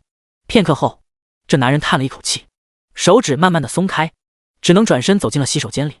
或许这个时候装作不认识才是最好的方式吧。带着一丝黯然的身影，严家栋从聂小玲的视线里消失，却没注意到这酷似聂小玲的漂亮女人眼眸微微的转向了这个男人，露出一种难以言喻的神色。在洗手间稍稍清醒之后，严家栋回到了座位上，这男人神色之间带着难以掩饰的倦怠。怎么了？不舒服？叶佳妮关心地问道。没有，可能白天跑得太累了，出货不说，还去医院看了看父亲。严家栋摇摇头解释。那我们吃完了就直接回家吧。去我那吗？我可以帮你放松放松。叶佳妮红着脸问道，似乎暗示着什么。严家栋本能的想拒绝，可是一回想到在洗手间附近看到的那一幕，看到聂小玲亲昵的和一个男人在一起，似乎不用脑子都能想到，这两个人在这高端的餐厅吃了饭之后，接下来就是应该去一个5星级酒店开房了。女人不应该都是这样吗？严家栋心中燃起浓浓的不甘，想到自己在拼死拼活不顾一切的为两个人奋斗，而聂小玲却背着他在外面寻欢作乐，这种心理的不平衡让他鬼使神差的点点头。好啊，那谢谢你了。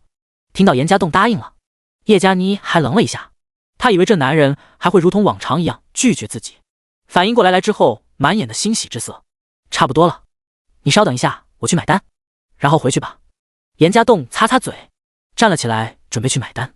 不用了，今天我请你。你忘记我是在网上订的了吗？其实菜是早就订好的，如果不额外加东西，就是网上给的费用。叶佳妮得意笑了笑。你给了？这怎么能让你请我？严家栋愣了一下，大男子心态让他有点接受不了女人请客。为什么不可以？你也请过我吃烧烤啊，这次换我请你了。安了，你才还了我10万块，这点钱还是有你的，你的钱先好好留着吧，等你资金周转好一些了，才重新请我吃大餐。先说那时候可要吃神户牛肉哦。叶佳妮从座位上站了起来，甜甜地挽住了严家栋的胳膊。严家栋心里突然一阵感动，原本以为叶佳妮只是一个纯粹的拜金女，可是没想到她居然如此为自己着想。恍惚间，他回想到当初刚刚跟聂小玲在一起的时候，这女人也总是花自己的钱，让严家栋的钱留下来存着。这一瞬间仿佛有一种初恋般的美好。再看看叶佳妮，这女人似乎突然漂亮很多，比刚才见到的打扮过的聂小玲还要漂亮。怦然的心动让严家栋用力牵住了叶佳妮的手，温柔地看着身边的女人。走吧，今晚去你家。严家栋笑着说道。他牵住叶佳妮走向餐厅的门口，在出去的一瞬间，这男人再次回头看了一眼聂小玲所在的位置，入眼看到的只能是绿葱葱的盆栽。走出了餐厅，严家栋走向自己宝马车的时候，再看了看西餐厅的玻璃窗，才发现这窗户是无法从外面看清楚里面的情况了。他试想，要是聂小玲在外面就看到了自己，那他还会跟着那中年男人走进来吗？这些严家栋已经无从去考虑了，微微看了一眼聂小玲来时坐的卡宴车，心中隐隐有着作痛。这100多万的豪车是自己现在无法提供给聂小玲的。再次叹了一口气，严家栋带着叶佳妮坐进了借来的宝马车中，看着这女人如丝的媚眼，他嘴角勾起一抹莫名的笑意，开车前往了叶佳妮的小区。第78，错乱的关系。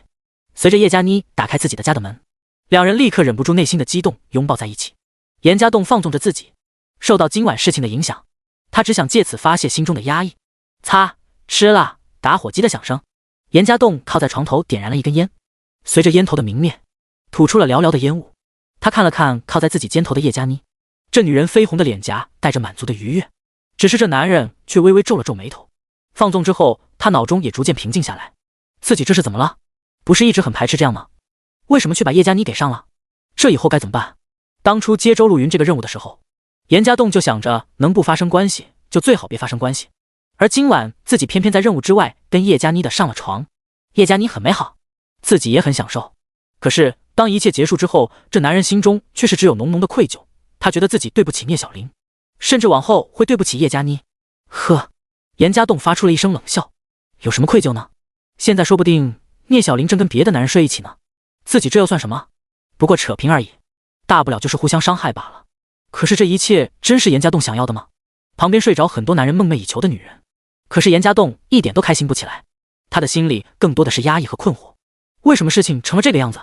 为什么自己和聂小玲本来是恩爱的一对，现在却要互相出轨了？这回去以后该怎么面对聂小玲？想到这里，严家栋拿起手机看了一眼，空荡荡的屏幕没有任何的提示，聂小玲也没有给他发任何一个信息来解释今晚的事情。这只有等到聂小玲回来再谈吗？聂小玲，她还会回来吗？严家栋茫然地问着自己。你在想什么呢？叶佳妮眨巴着大眼睛看着严家栋，被子遮挡不住他的美好，而他却毫不介意地让旁边的男人看到。没什么。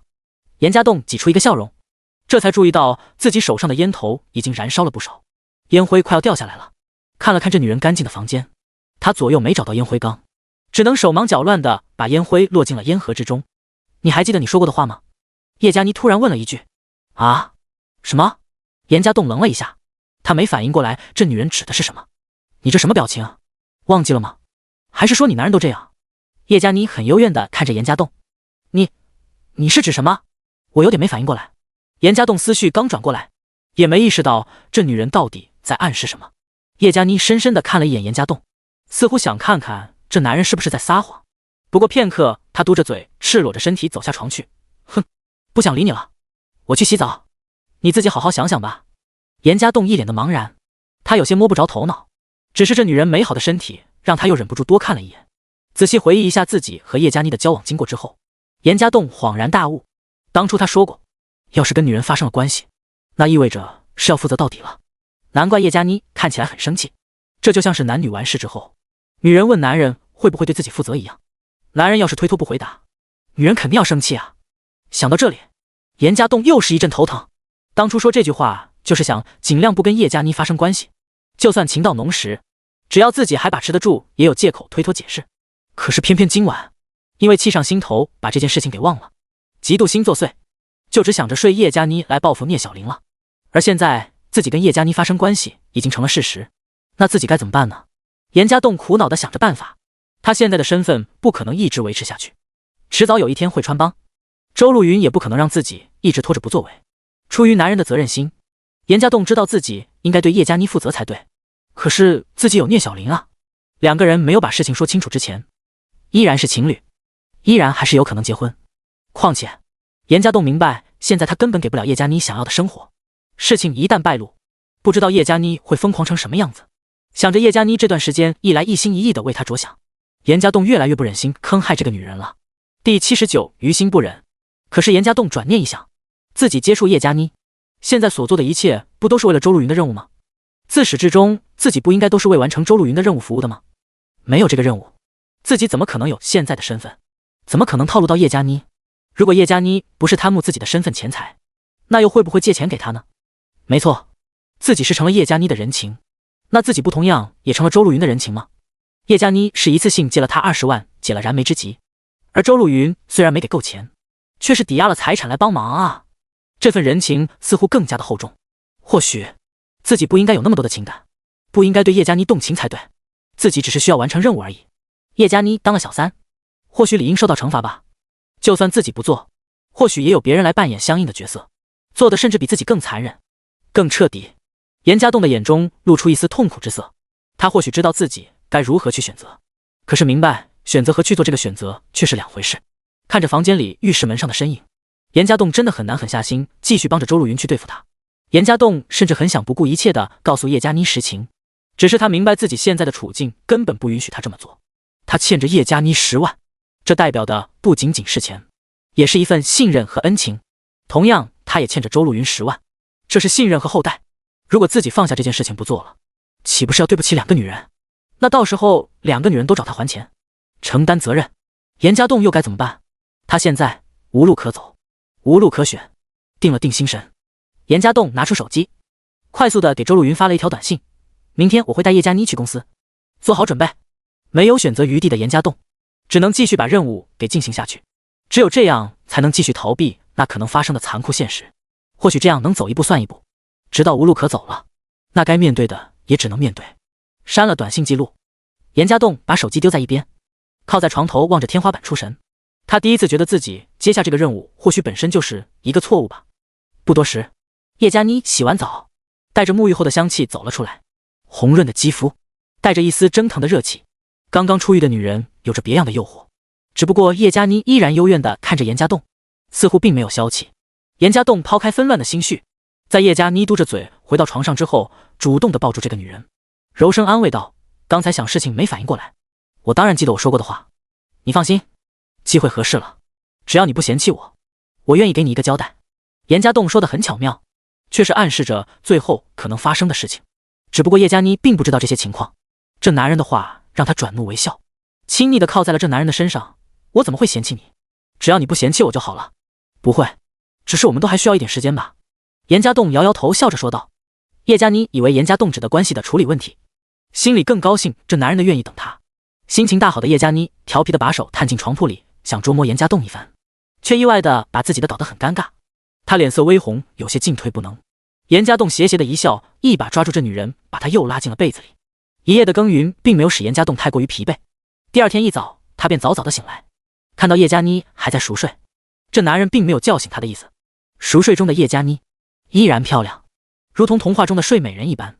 只不过严家栋并没有太多的心思去欣赏，他没有急着起床，而是在脑海里不断的计划着今天的安排。今天要带叶佳妮去公司看看，也不知道周路云是否将事情已经给安排好了。看了看时间，不算太早，严家栋小心的拿出手机给周路云发了消息：我一会就要带人过去，你安排的怎么样了？在没得到周路云确认的信息之前，严家栋不敢冒冒失失的把叶佳妮带过去。一旦出现任何的纰漏，可能就不好收场了。还好，周路云消息回得很快，你带过去便是，和之前的计划一样，记得别乱做安排，如果有意外电话联系。还有，你父亲那边安排的怎么样了？看到周路云居然还关心自己，严家栋心里也是有些感动，他嘴角露出一个笑容后回道：谢谢，一切顺利，已经安排手术了，这2天我会抽时间去看看。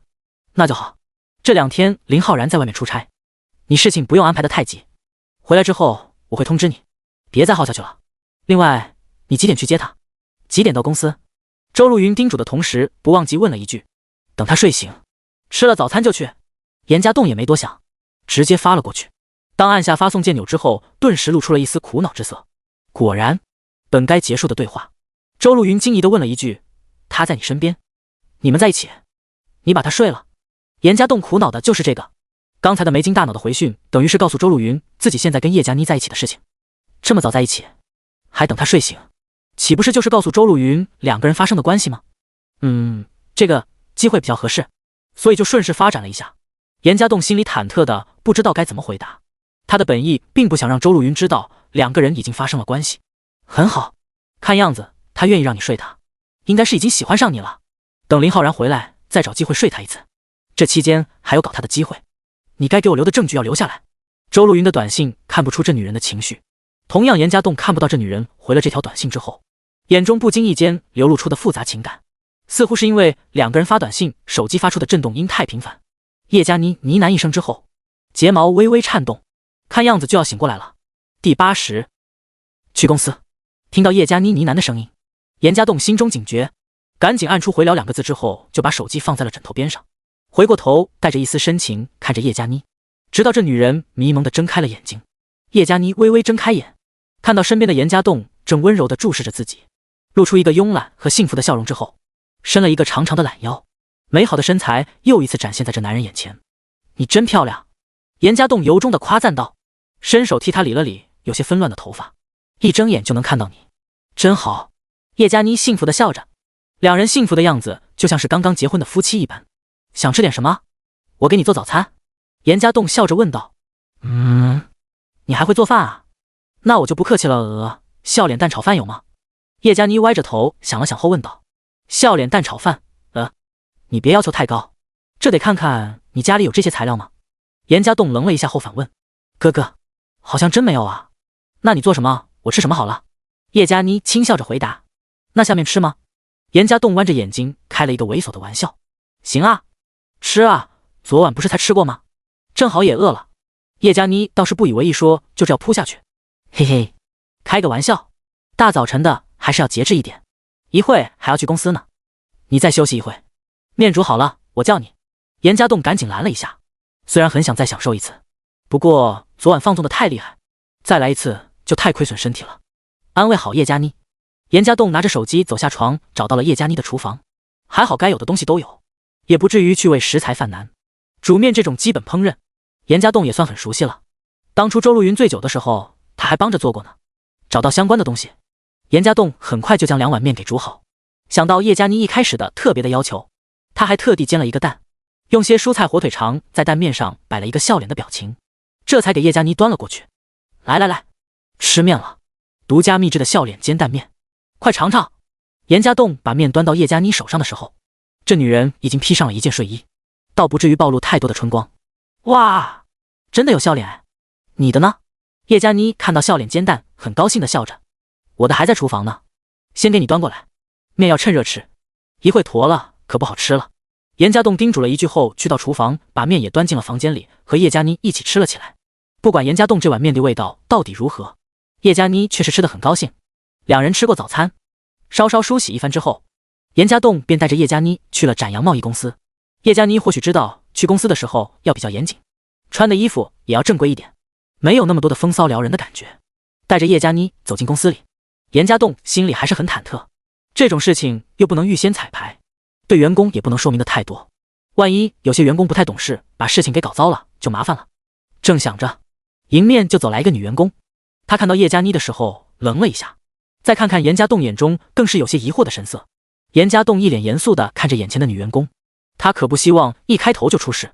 还好这个女员工比较懂事，礼貌地喊一句严总好，就去忙自己的事情了。这让严家栋稍稍松了一口气。看样子周路云先前的叮嘱还是很有用的。继续带着叶佳妮走过员工的工作间，除开员工看两人的眼神有些奇怪以外，也都很礼貌地打了招呼。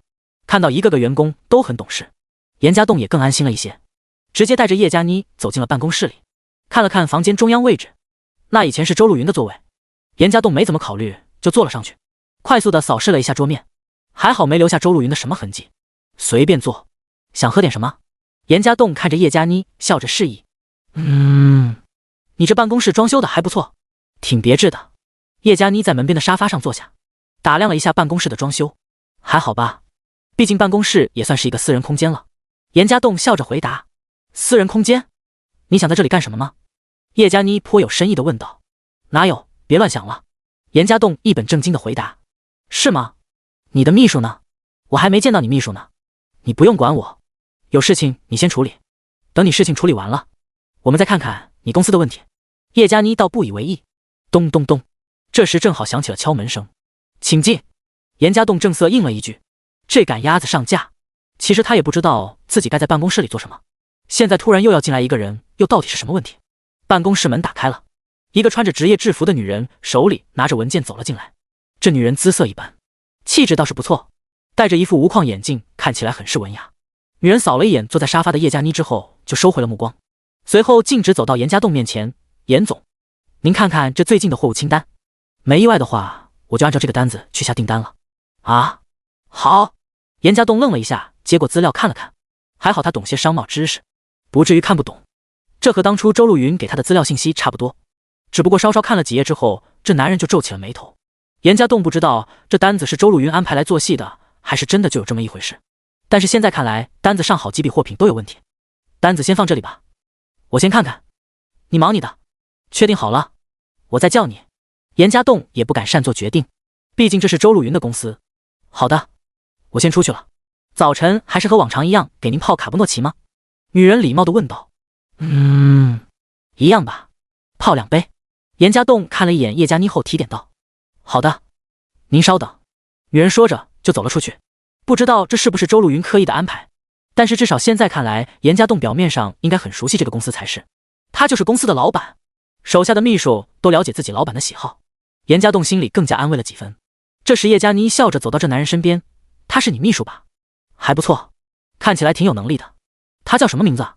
这个问题让严家栋心里一惊，刚放下的石头又悬了起来。他还没时间去了解这公司的员工名字呢，怎么又会知道秘书的姓名？第81捣乱的人。严家栋很紧张，叶佳妮的随口一问让他有些无法应对，慌乱地扫了扫周围，希望可以看到有什么提示的信息。就在他觉得自己要绷不住了，随便想个名字先对付一下的时候，余光瞄到了电脑显示器下被透明玻璃压着的一张纸条。这是公司的通讯录，他叫张秋，能力很不错，资料收集整理都做得很好。严家栋淡笑着回答。是啊，是不错。那你有没有潜规则别人啊？不是说有事秘书干，没事干秘书吗？叶佳妮调侃地问道。说什么呢？我有那么不严谨吗？再说你这么漂亮，我怎么还看得上别人？严家栋故意皱着眉回答。信你啦。现在坐着也无聊，你不是担心公司有问题吗？方便把你销售人员、财务人员的报表拿给我看看。叶佳妮正经地问道，似乎要办正事了。这女人也严肃起来。也好，你等等，我给你找找。严家栋点点头，不过他可不知道周路云把这些东西放在哪里。左右就好几个抽屉，只有挨着翻出来看看。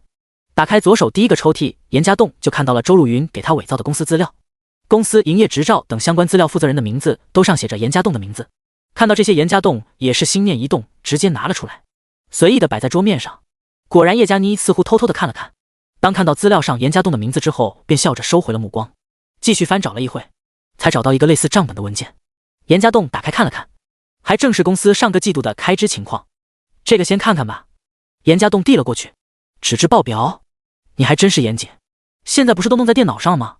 叶佳妮疑惑地问道，同时拿着账本坐在了沙发上翻看起来。电脑上也有，只是我觉得做个纸质备份更安全一些，万一数据丢了，至少也有根源找。严家栋随口解释道，他还没开电脑呢，不知道周路云有没有给电脑加密。而现在叶佳妮提到了这件事，这男人也只有把电脑给打开，果然电脑有加密，而严家栋根本不知道密码。看到叶佳妮正专注地看着账本，他快速地发了一条信息给周露云，电脑密码。很快周露云就给回了过来，同时附带的还有些软件使用权限的账户密码等。看到这些消息，严家栋才松了一口气，装模作样的点开几个文件看了起来。亲爱的，你这账本问题很大啊，你难道没仔细看过？不多时，叶佳妮就抬起头皱着眉问道。不算仔细吧，有些事情我忙不过来，就交给了手下办，我还是比较相信他们的。严家栋解释道。你给我纸笔，我先给你记录下来，等会一起给你解释。叶佳妮示意道。从严家栋手里拿了纸笔之后，举行皱着眉头翻看起来。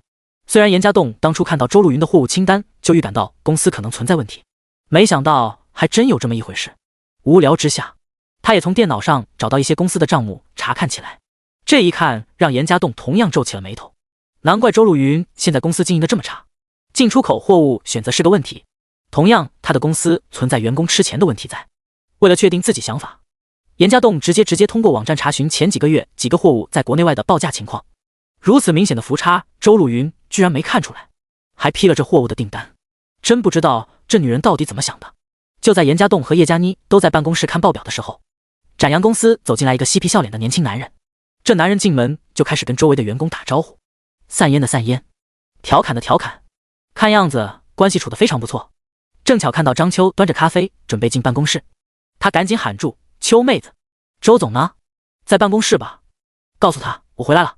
看到这男人，张秋愣了一下，随后变得紧张起来。他急急地问道，你怎么突然回来了？嘿，瞧你这话说的，公事办完了我就回来了，这次我还给周总拉了一个大订单呢。男人得意笑着，你先回去吧，周总今天不在，你明天再来。张秋慌张地说道。不在你还泡2杯咖啡，他办公室有客人。没关系的，你去说一下，我等会进去就是。男人摆摆手，倒是走到一边坐下，翘起二郎腿抽起烟来。张秋看劝说没用，只能端着咖啡走进办公室里，看了一眼叶佳妮之后，他走到严家栋身边低声说道，严总，顾明回来了。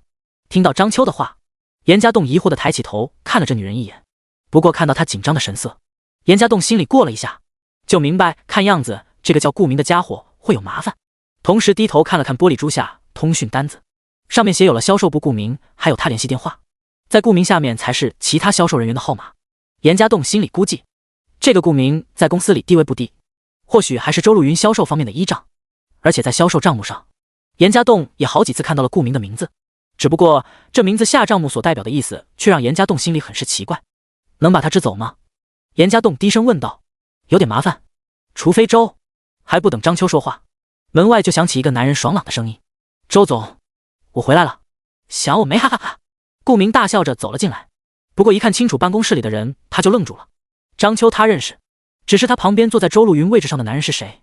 看样子张秋的咖啡还是给这个男人泡的。门边沙发还坐着一个漂亮的女人，这倒是让顾明眼睛亮了一下。不过顾明现在可没有去欣赏美女的意思，他眉头问道，怎么回事？严家栋顿时觉得头大，这家伙完全就是来捣乱的。周露云的安排，这家伙不知道，还是说这家伙根本不清楚这件事情？你怎么进来了？严总还没同意你进来的。张秋慌忙地帮着掩饰。严总。顾明茫然地看着张秋。这时叶佳妮也抬起头看，不悦地看着眼前这个不懂礼貌的男人。他正在认真地做事，被打扰了，让叶佳妮很不高兴。不过看样子他似乎并没有听清顾明先前的称呼。第82，教训员工。严家栋心里狠狠地骂了一句，这家伙真是成事不足败事有余，这么冒冒失失没规没矩地闯进来，也不知道周露云平日是怎么教这个员工的。这家伙要是把事情给搞砸了，大家都有麻烦。你怎么回事？先出去。严家栋板着脸喝令道。他瞄了一眼叶佳妮，很担心这女人会产生怀疑。你叫我出去？你是？顾明瞪大了眼睛，顿时就对了回去。可是不等着男人把说话说完，严家栋就加重了语气，你什么你？没规没矩的，一点礼貌都没了吗？这里你是老板还是我是老板？你是老板。顾明的眼睛更突出了几分，他这是疑问句，不过在叶佳妮听起来似乎就是一个肯定句。知道就好，那还不出去？严家栋顺势喝令道。好了好了，顾明你快出去，一会再进来。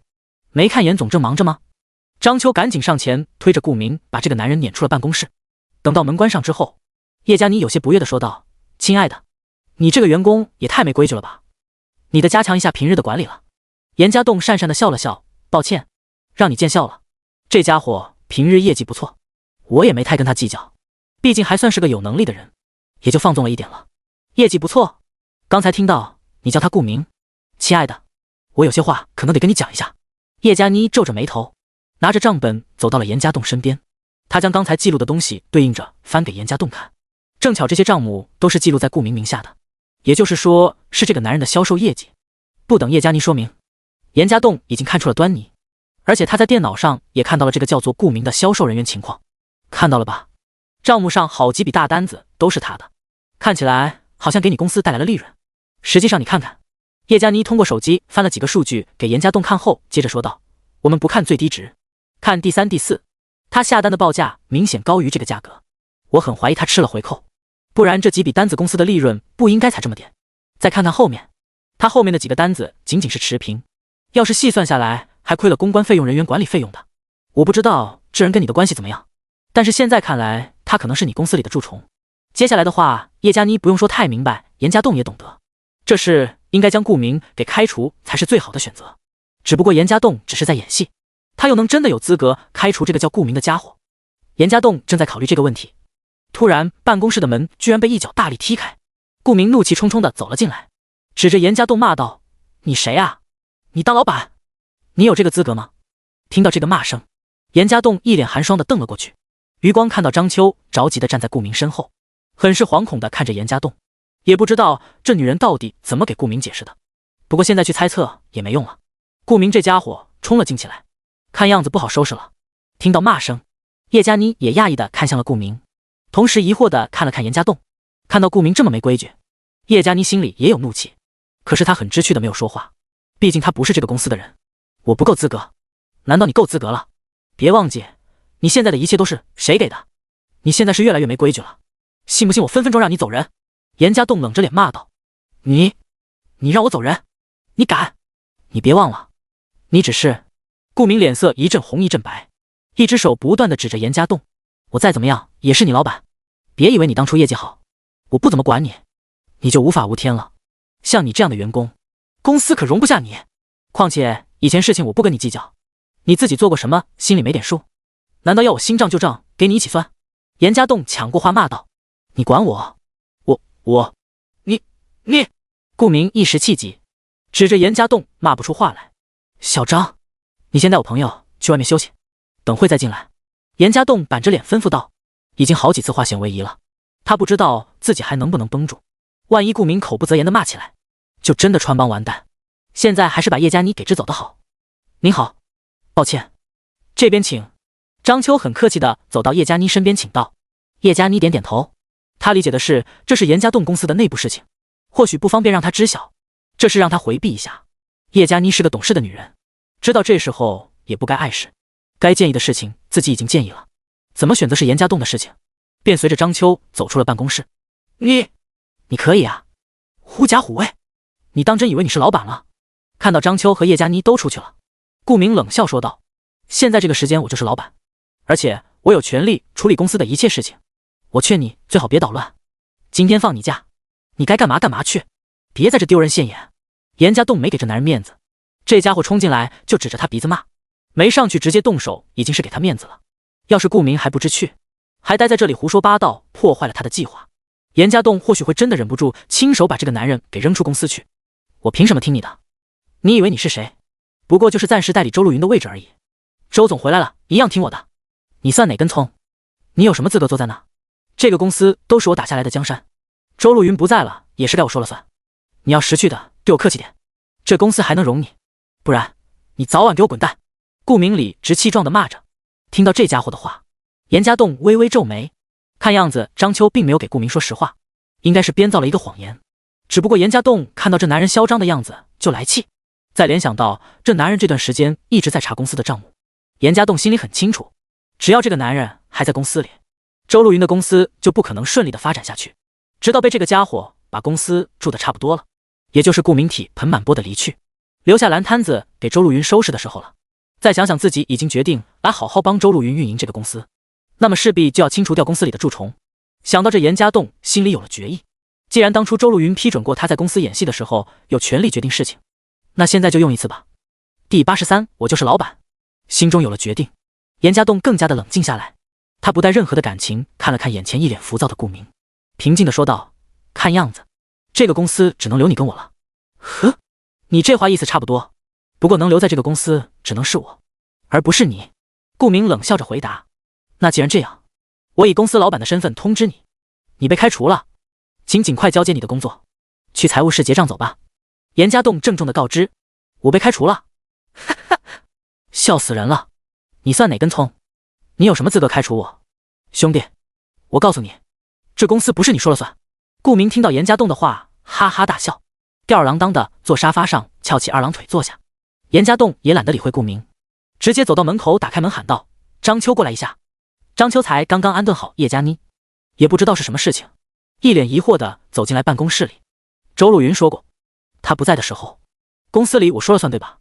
关上办公室的门，严家栋冷静地问向张秋。是的，严总，周总这么吩咐过。张秋点点头，神色复杂地看了一眼坐在沙发上的顾明。行，那你现在把顾明的离职手续给办了。严家栋吩咐道。啊，办理他的离职？这个，严总，这样会不会有点草率？不然等周总回来再说。张秋忐忑地问道。不用，出问题我来负责，你现在照办就好。严家栋加重了语气。张秋，怎么，你现在也听这个刚来的家伙的话了？他是哪里冒出的家伙，居然让你跟周总都听他的？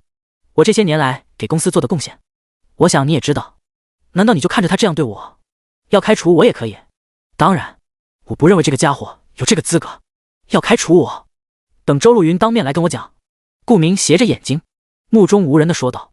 张秋，既然你是秘书，我想很多事情你心里也应该有数，开除了他对公司只有好处，听我的，照办。周路云怪罪下来。我来扛。严家栋冷静地吩咐道。张秋为难地看了看顾明，又为难地看了看严家栋，待在原地不知道如何是好。哈，张秋你也听到了，这家伙最终还是要听周路云的意思，在这里不过就是喧宾夺主吧。开除我？行啊，张秋你去办就是了，只不过等周路云回来了，说不定还要把我给请回来，到时候看你怎么办。要我走容易，要我回来就没那么简单了。凭我手中的客户资源，我到哪找不到工作，待在这里也是给周总面子了。顾明冷笑着用手指重重地敲了敲桌面，毕竟张秋跟顾明相处的时间要长很多。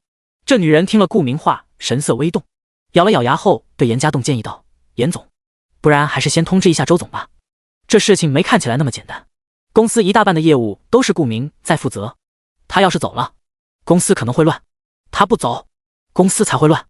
别告诉我那些账目你没看过，这男人手中的那些猫腻你不清楚，他就是一个蛀虫，待在公司，这公司迟早给搞垮，留着他就是饮鸩止渴。严家栋加重了语气。张秋的一再推脱，顾明肆无忌惮的样子让他很是生气。所以呢？那又怎么样？我走了，公司立马破产。我不走，公司或许还能撑些时间。兄弟，别以为你懂点经济就嚣张了，你知道游戏规则吗？留在公司的人不一定要有多强的能力，但是你得懂规矩。开了我，就是动了这公司很多人的饭碗，你觉得你日子能好过？顾明嗤笑地站了起来。听到这男人的话，严家栋心里突然明白了很多事情，难怪周路云当初给他看的账目很多都是不赚钱的生意，难怪有顾明在，这男人带着他的团队在坑周路云啊，他们完全是借着周路云在充实自己的腰包，当把周路云给吃空了，这家伙也就是到了跳槽的时候了。严家栋在椅子上坐了下来，他心里突然很犹豫，他不知道周路云到底知不知道这个情况，到底是不是故意的在纵容顾明，那这样周路云开这个公司到底有什么意义？这女人只是想当个甩手掌柜，偶尔吃点顾明给的甜头就好，还是他本想做大，却陷入了顾明的套路之中？不管怎么说，严家栋觉得自己必须找周路云问个清楚，这也关系着他能不能卖力给这个公司工作，关系着他自己的前途。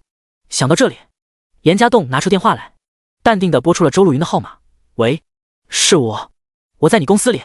电话接通之后，这男人冷静地说道。顾明看到严家栋给周路云打电话，冷笑着说道：很好，给周路云打电话，看他敢不敢开我。严家栋冷眼盯了一下这嘚瑟的男人，听着周露云在电话里的追问：“怎么了？叶佳妮呢？跟你在一起没？事情顺利不？”“还好，只是差点出岔子。我想问你，你说过，你不在的时候公司的事情我可以说了算对吧？”严家栋平静地问道。“怎么？有什么问题吗？”周露云很警觉地问道。这话他虽然说过，不过他不认为严家栋在公司能处理什么大问题。再说，他也叮嘱过，有大问题要直接打电话找他。公司里有一个叫做顾明的员工，他好像今天刚回来，我决定替你开掉他。严家栋依然平静地说道。顾明他回来了，没出乱子吧？等等，你打算开掉他？周露云在电话里惊讶地问道。是的，我现在开手机公放，我打算开除顾明。现在张秋、顾明和我都在办公室里，他们要听你的意思。严家栋说完就把手机放在桌子上点了公放。电话里中一时沉默了起来。周总，我这次回来可是给你带了一个大单子。怎么，你还让这小子开除我？我才出差几天，公司还变天了，他到底什么来头？顾明在办公室里说着。周总，我看了你的财务报表，包括上个季度的，我不知道你到底仔细看过没？之前你跟我说过的话，我认真考虑过，我打算认真为你工作，但是现在看来公司有些人不走，你的公司可能挺不了多久。严家栋淡定地分析着。第84，一山不容二虎。哈哈，笑话，我走了公司才挺不下去吧？周总，你想想看，我给公司带来了多少业务，多少利润啊？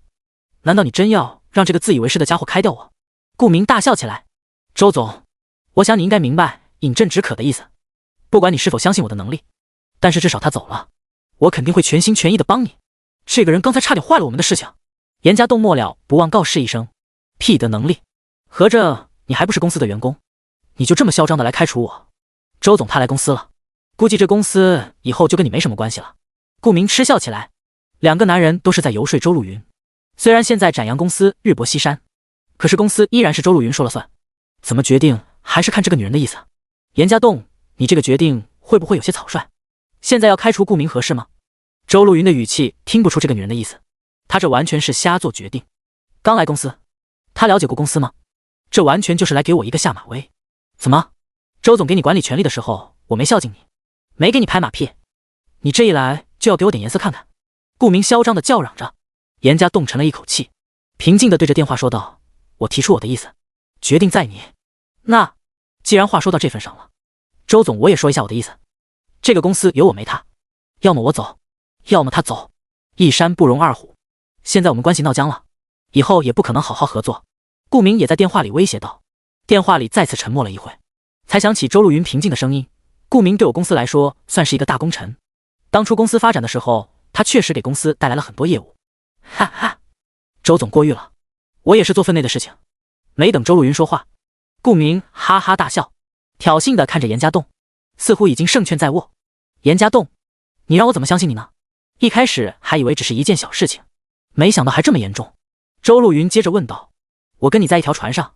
严家栋只淡淡的说了一句：切，说的我们好像不是一条船一样，公司垮对谁都没好处。顾明冷笑。电话再次沉默了一会，办公室里一时间没人再说话。张秋紧张地看着两个人，他并没有发言的资格。张秋，你在吧？突然电话里周露云的问话声响起。啊，周总，我一直都在。张秋赶紧回答。那好，顾明回来也辛苦了，你好好安顿一下。周露云说到这里，顾明已经眉飞色舞起来，看样子他是赢定了。严家栋暗自皱了皱眉头，虽然心里有些不甘，但是想想似乎周露云做这个决定也没什么意外，毕竟这女人并不了解她的能力。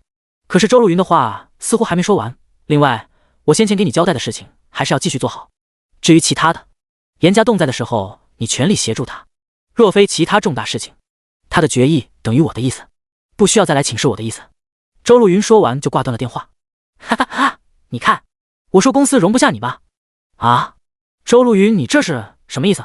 顾明得意的神色还挂在脸上，可是听到周露云后面的话，他表情凝滞了。他急冲冲地抓起严家栋的电话，喊了几句，发现这女人居然已经挂机了。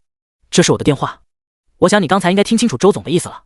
严家栋一把从顾明手里把电话抢了过来，冷冷地说道。这男人虽然表面平静，心里却是暗喜。他没想到周露云最后会选择支持他，这样一来，严家栋更加有心思想替这女人好好打理这个公司了。不行，我要问清楚周路云是什么意思，他根本就没说明白。顾明一脸寒霜，他拿出自己的最新款 IP 手机给周路云打了电话，但是接连好几声周路云都没接。可是周路云才刚刚挂了严家栋的电话啊，这似乎已经说明了周路云的态度。好了，要打回去前慢慢打吧。张秘书，刚才你也听清楚周总的话了，好好安顿一下顾明，随后给他办理离职手续吧。严家栋冷笑着看了顾明一眼，最后坐回了老板椅上。顾明，走吧。周总的意思已经很清楚了。有了周路云的示意，张秋的态度也明确起来。他礼貌地对顾明做了请的手势。顾明满脸的愤怒，他满含煞气地瞪着严家栋吼道：别以为你开了，你记住了，这是我自己辞职的，老子不稀罕这破公司，老子自己走。周路云这破公司容不下我。不过你给我记住了，别以为我走了，你在这公司就好过了，你不过就是给我擦屁股的，我看你怎么收拾这烂摊子。老子走了，就算周路云八抬大轿，也别想请老子再回来。说完了，说完了就请你出去吧。现在你已经不是这个公司的人了，这里不欢迎你。对了，我提醒你一句，做人低调一点，你就算离开了这个公司，也最好别给我搞什么幺蛾子，不然这些报表账单就是证据，我完全可以去起诉你金融诈骗。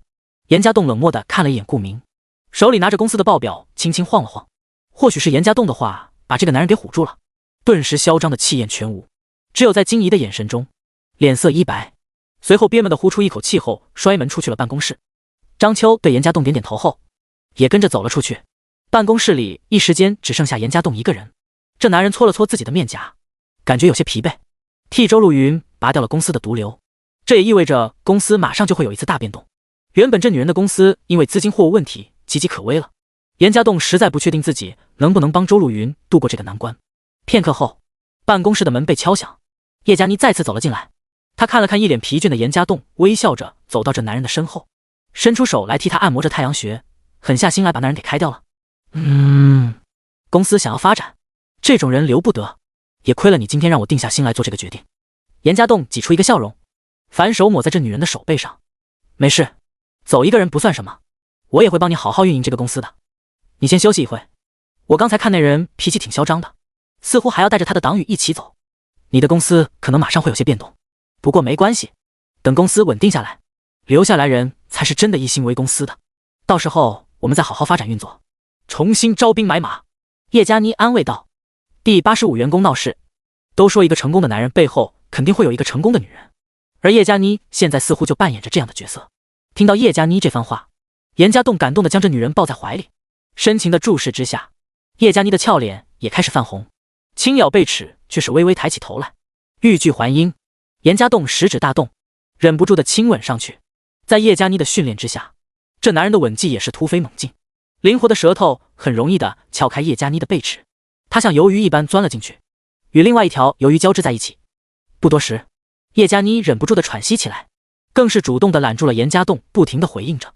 似乎严家栋发现自己对这个女人动了情之后，更加难以压制着女人的挑逗，一只手不规矩的探进了她的衣服之中，很容易的就触摸到那一片美好之上。暧昧的气息在办公室里逐渐的萦绕起来，两人忘我的亲昵在一起，似乎已经忘记了这里是公司的办公室。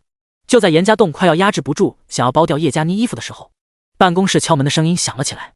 不等两个人反应，张秋急忙忙地推开门，焦急地喊道：严总，可能公司的人需要你去稳定一下。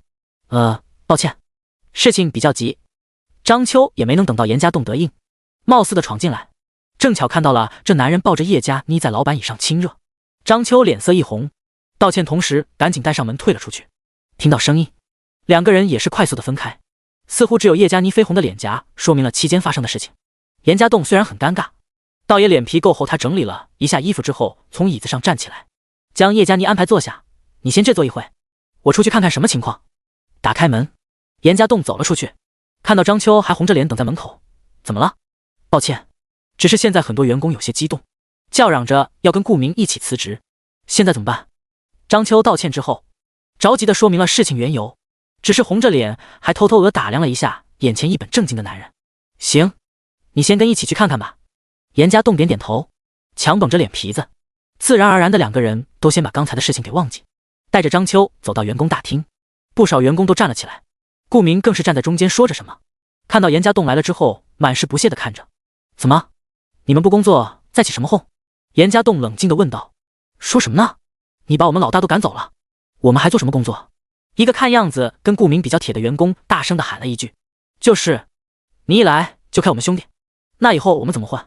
你哪来的家伙？知道这公司现在什么情况吗？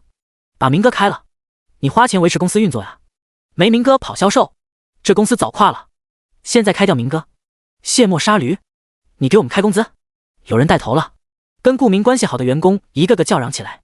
说完了，说完就安静听我说。严家栋冷漠地看了看几个叫嚣的最厉害的员工，严家栋不怒自威的样子，似乎有那么一种气场，让周围的员工还真就冷静下来。虽然偶有那么几声不屑的声音，却也没有明目张胆的再响起来。我不明白你在顾虑什么？你们工资是顾明在发还是公司在发？顾明走了，你们就不工作了？严家栋环视周围，只是看热闹的家伙已经第一时间避开这男人的眼神，开始做自己的事情了。剩下的来的都是被顾明动摇了军心的人。开除顾明是我的决定，也是公司的决定。你们当真以为周总让我来管理公司只是演戏玩玩吗？公司现在情况比较艰难，大家都知道，就是因为这样才更需要整顿。有用的人留下，没用人该走就走。你们要跟着顾明离开的，我绝对不拦。有更好出路的，该走也走。公司绝对不为难你们，该办理的手续，该结的钱，一分不少的会给你们。严家栋严肃地说着，这话一说话，顿时都坐下了很多人。那又怎样？明哥走了，公司还有业务，公司还有资金给我们发工资。又有人喊了起来。如果公司只是靠顾明一个人撑起来，那要你们何用？这公司岂不是该直接给顾明了？你们吃着公司给的饭碗，却做不出相应的贡献，又有什么资格待在公司里？没有哪个公司愿意花钱养一群闲人。你们觉得是顾明撑起了公司，觉得顾明在才有工资发，那你们就跟顾明走，自立门户赚大钱去，何必屈居在这里？我想你们这群愿意跟着顾明去打拼的人，你们的明哥应该会善待你们吧？怎么样，顾明把你的手下都带走呗，带他们赚大钱去。严家栋说着冷笑调侃道。这话一出口，顿时很多跟顾明关系铁的员工把目光投向了他，似乎还真期待着顾明能带他们去赚大钱去。你别在这里挑拨离间，我来是为了公司，我走也是为了公司。我要真把手下一群销售人员给带走了，公司怎么办？你可以无情，我不能无义。毕竟周总还是对我很不错的。顾明当即义正言辞地说道，这是把责任给推得一干二净了。说的挺不错的，你看你兄弟这么挺你，难道你忍心看他们屈就在这里？公司这些年没亏待你，也没少从这公司里捞油水吧？你们呢？跟着顾明怕也是没少赚吧？当真以为公司是冤大头？你们做的事情公司都不知道？既然事情都说到这份上了，大家打开天窗说亮话。公司要整顿，要发展，就要清除掉其中的害群之马。你们愿意跟着公司干，那就留下来，我保证既往不咎。愿意走的，稍后去办理离职手续。当然，我要提醒你们一下，以前的事情你们做得太过火了，自己去找周总交代，怎么处理是看你们的态度。一心向着公司的，就算公司破产了，也绝对不会亏待你们。但是我提醒你们，大家好好聚好散。如果你们出去搞我公司，那我就对不起你们了。你们以前做的事情，我该怎么处理就怎么处理。至于顾明你，别给脸不要脸，事情要说破了，丢脸的人你是你。你真以为你客户多吃得开，老板都要捧着你供着你，公司排队给你挑？哼，怕你那点破事捅出去之后，不去蹲耗子都算好的了，估计也没几个公司敢用你吧。识相点，赶紧走，别以为没人敢动你。周总给你面子，可是我不用。严家栋冷冷一笑，这番话说出来，之前叫嚷的厉害的人几乎都低下了头。他们跟着顾明混，当然也不少吃了公司的油水。虽然这种事情在很多贸易当中都是潜规则，可是一旦说破，绝对不是什么好事。听着严家栋的一番话，纷纷都开始考虑自己的后路了。第86，平定风波。当初严家栋来公司一脸好好先生的样子，加上周路云的解释，或许还真以为只是一出戏而已。加上严家栋后来还穿着外卖的服装闯了一次公司，大部分员工虽然口头上尊敬，心里却没有把严家栋当一回事。可是今天当这男人真的发飙了，公司里的员工才知道严家栋或许还是一个狠角色。张秋是周路云身边的人，以前周路云很多的事情都是由张秋来代理，而这女人现在站在严家栋身后一言不发，似乎就说明了问题。公司里有员工群，有些摸不透底的开始私下在群里问起情况来。而这时周路云和张秋先后都在群里发了这么一条信息：严家栋现在代表我全权处理公司事情，有问题直接找张秋或者严家栋，严总现在代表周总管理公司，一切以严总话为准，有问题可以先告诉我，我替你们反馈。这2条消息一出，公司里不少人都变了脸色，有些员工拿着手机给没看手机的人过目了一下消息。先前闹腾的人，这算是彻底蔫了下去。有周路云撑腰，严家栋算是初步在公司里建立了自己的威信。一个个员工看着男人的神色，再不是当初那番轻视的感觉。好，我走。顾明脸色变幻，本以为可以借着自己的党羽打压严家栋，没想到这男人根本不吃这套。或许严家栋根本不在意顾明带走自己的一批销售人员，不但威胁不成，还被严家栋给降了1军。这个严总的话，你们也听到了。想要走的，现在办手续跟我走。似乎觉得这样走掉太没面子。顾明离开之前还不忘喊了一句，可是办公室里的人却没有一个回应他。有些猫腻的员工用胆怯的眼神时不时地打量着严家栋。等了片刻，顾明见没人响应，老脸一红，只能更加灰溜溜地离开。顾明一走，好几个销售人员立刻围了上来，该递烟的递烟，该点火的点火，一个个讨好的看着严家栋。严总，我们也是以前被顾明给套路了，利欲熏心，你可别跟我们一番见识。严总，其实我们一直是想跟公司好好干的，只是顾明是我们的顶头上司，我们也不敢得罪他。是啊，严总，有句话说阎王好过小鬼难缠啊。其实以前很多单子我都不想做，只是顾明非要我这么做。严总，你大人有大量，别跟我们一番见识好吧。其实我们也只是想混口饭吃。一些心虚的员工开始给自己找着各种各样的借口。严家栋正色环视一圈上来讨好的人，冷静地说道，我不管你们以前怎样，现在把你们手头的客户给我好好抓住了，别给我搞什么幺蛾子出来。至于你们以前吃了多少油水，你们自己去找周总交代，怎么处理看他的意思。不过我劝你们一切都坦白点，有数据在这些东西周总心里有数，有些事情不过分还好，过分了谁都不好去说。当然，严总放心。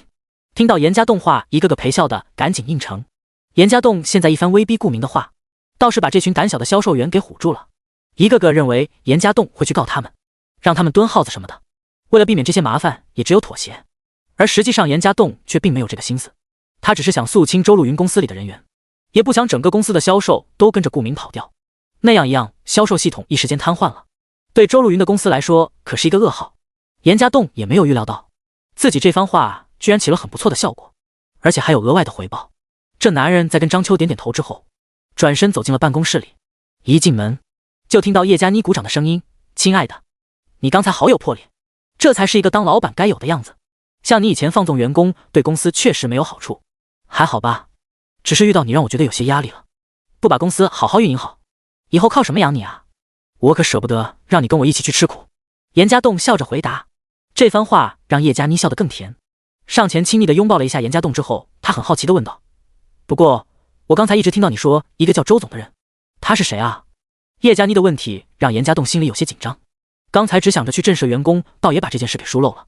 心里琢磨了一下后，淡淡的回答，公司的一个合伙人，只不过平日不怎么管事，公司大部分的事情都是交给我来管。这样啊，那公司的所有权是在你手上吗？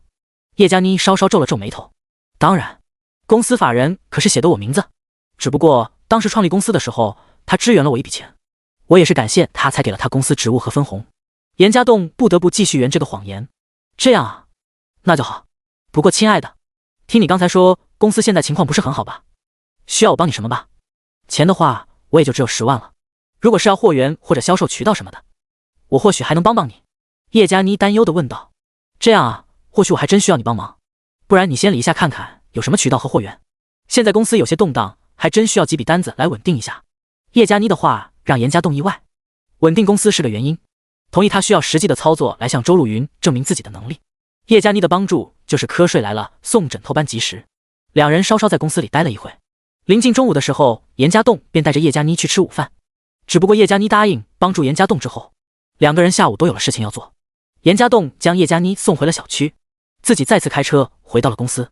既然要好好帮助周路云，那他自然也要梳理一下公司运营问题，看看现在经营情况之后，尽快帮忙规划几个能带来盈利的订单。再回到公司，一个个员工都尊敬跟他打招呼。走进办公室的时候，却意外地发现周路云居然已经回公司来了。第87入职，周路云办公室门口还站了很多人，大部分是销售人员。严家栋左右看了一眼，点头应了一声别人的招呼的之后，打开门走了进去。办公室里，周路云一脸正色地坐在老板椅上，倒是面前站着一个销售人员，堆着一脸尴尬的笑容，在说着什么。留意到严家栋进来了，周路云听完眼前人的话语，便示意他出去。这回办公室里只有他们2个人了。面对自己的老板，严家栋还是很规矩的站在周路云面前。周总，你怎么来了？我还能不来吗？公司搞出这么大的事情，再不来看看还得了？还是说公司由着你来搞？周路云的语气听不出是什么想法。抱歉，我不是这个意思。我没想到你下午就回来了，我是担心万一叶佳妮还跟我在一起来公司，岂不是又要费口舌解释一下？严家栋淡定的回答。所以呢？他回去是吧？看出什么问题没？周路云挑了挑眉毛。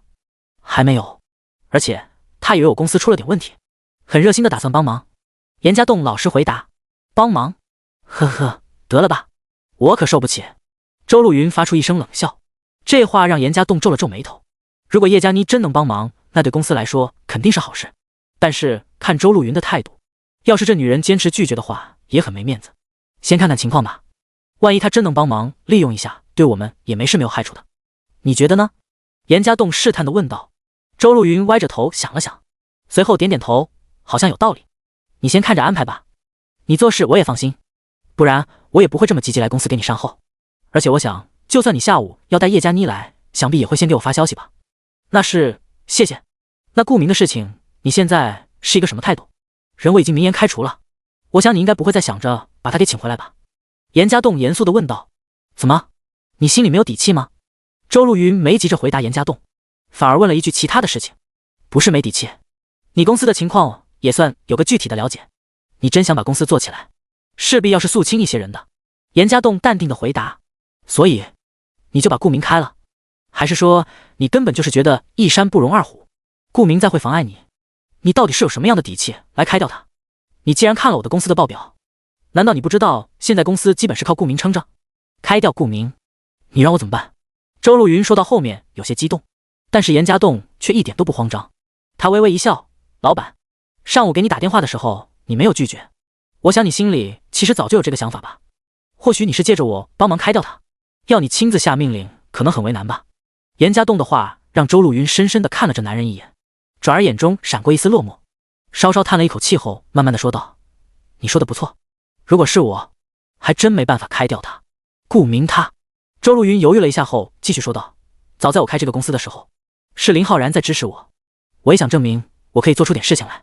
实际上我不妨直说，我在商业上确实没什么头脑，但是那时候我和林浩然还很好，他派了人来帮我，他就是顾明。在顾明的帮助下，公司发展得很快，他初期给公司带来了很多的业务，让公司也赚到了钱。但是自从我和林浩然感情出现问题开始，顾明就没有像以前那样尽心尽力的帮忙了的。很多事情我也清楚，只是我不想去管。我想着或许有一天我跟林浩然和好了，顾明还能像以前那样帮忙。如果开了顾明，无疑会增加我和林浩然感情破裂的程度。周路云说到这里很悲伤。那现在怎么有这个决心了？你不是一直想跟林浩然和好吗？严家栋问道。我是很想，但是我现在也算清楚希望很渺茫了。我现在剩下的东西不多，也就这公司了。我不希望自己像是一个附属品一样依附着林浩然，没了他我就什么都不是了，到头来自己什么都做不成，什么都没有了。就好像没有林浩然的支持，我连公司都开不下去。我的公司里还很有很多是从一开始就跟着我打拼的。虽然我这个老板不是很称职，但我既然是老板，我就应该对自己手下的员工负责。我知道，想要自己做出成绩来，那肯定也需要斩断一些关系，只是我一直也没有合适的人员。严家栋，你告诉我，我到底能不能相信你？能不能依仗你？你真的有这个信心代替顾明替我把公司给搞起来？周路云一脸认真地看着严家栋。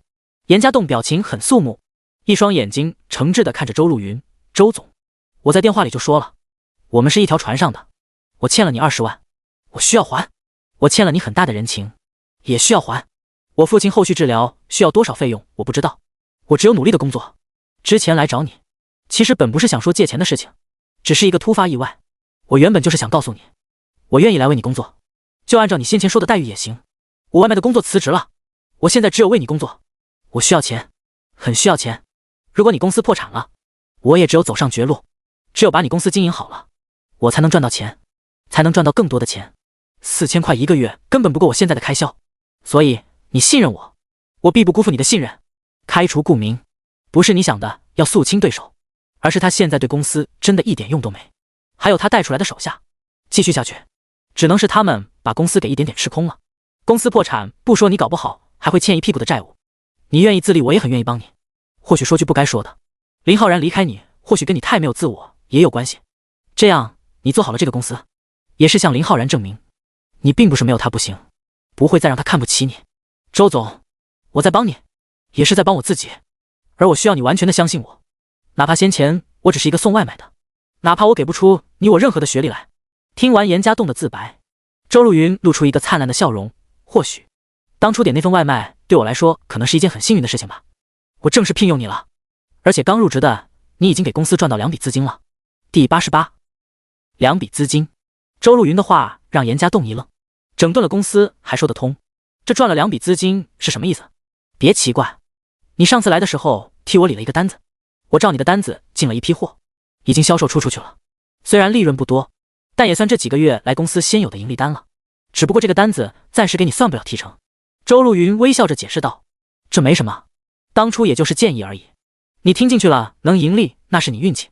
我既然决心为公司好好卖力，自然也不会去计较这些蝇头小利。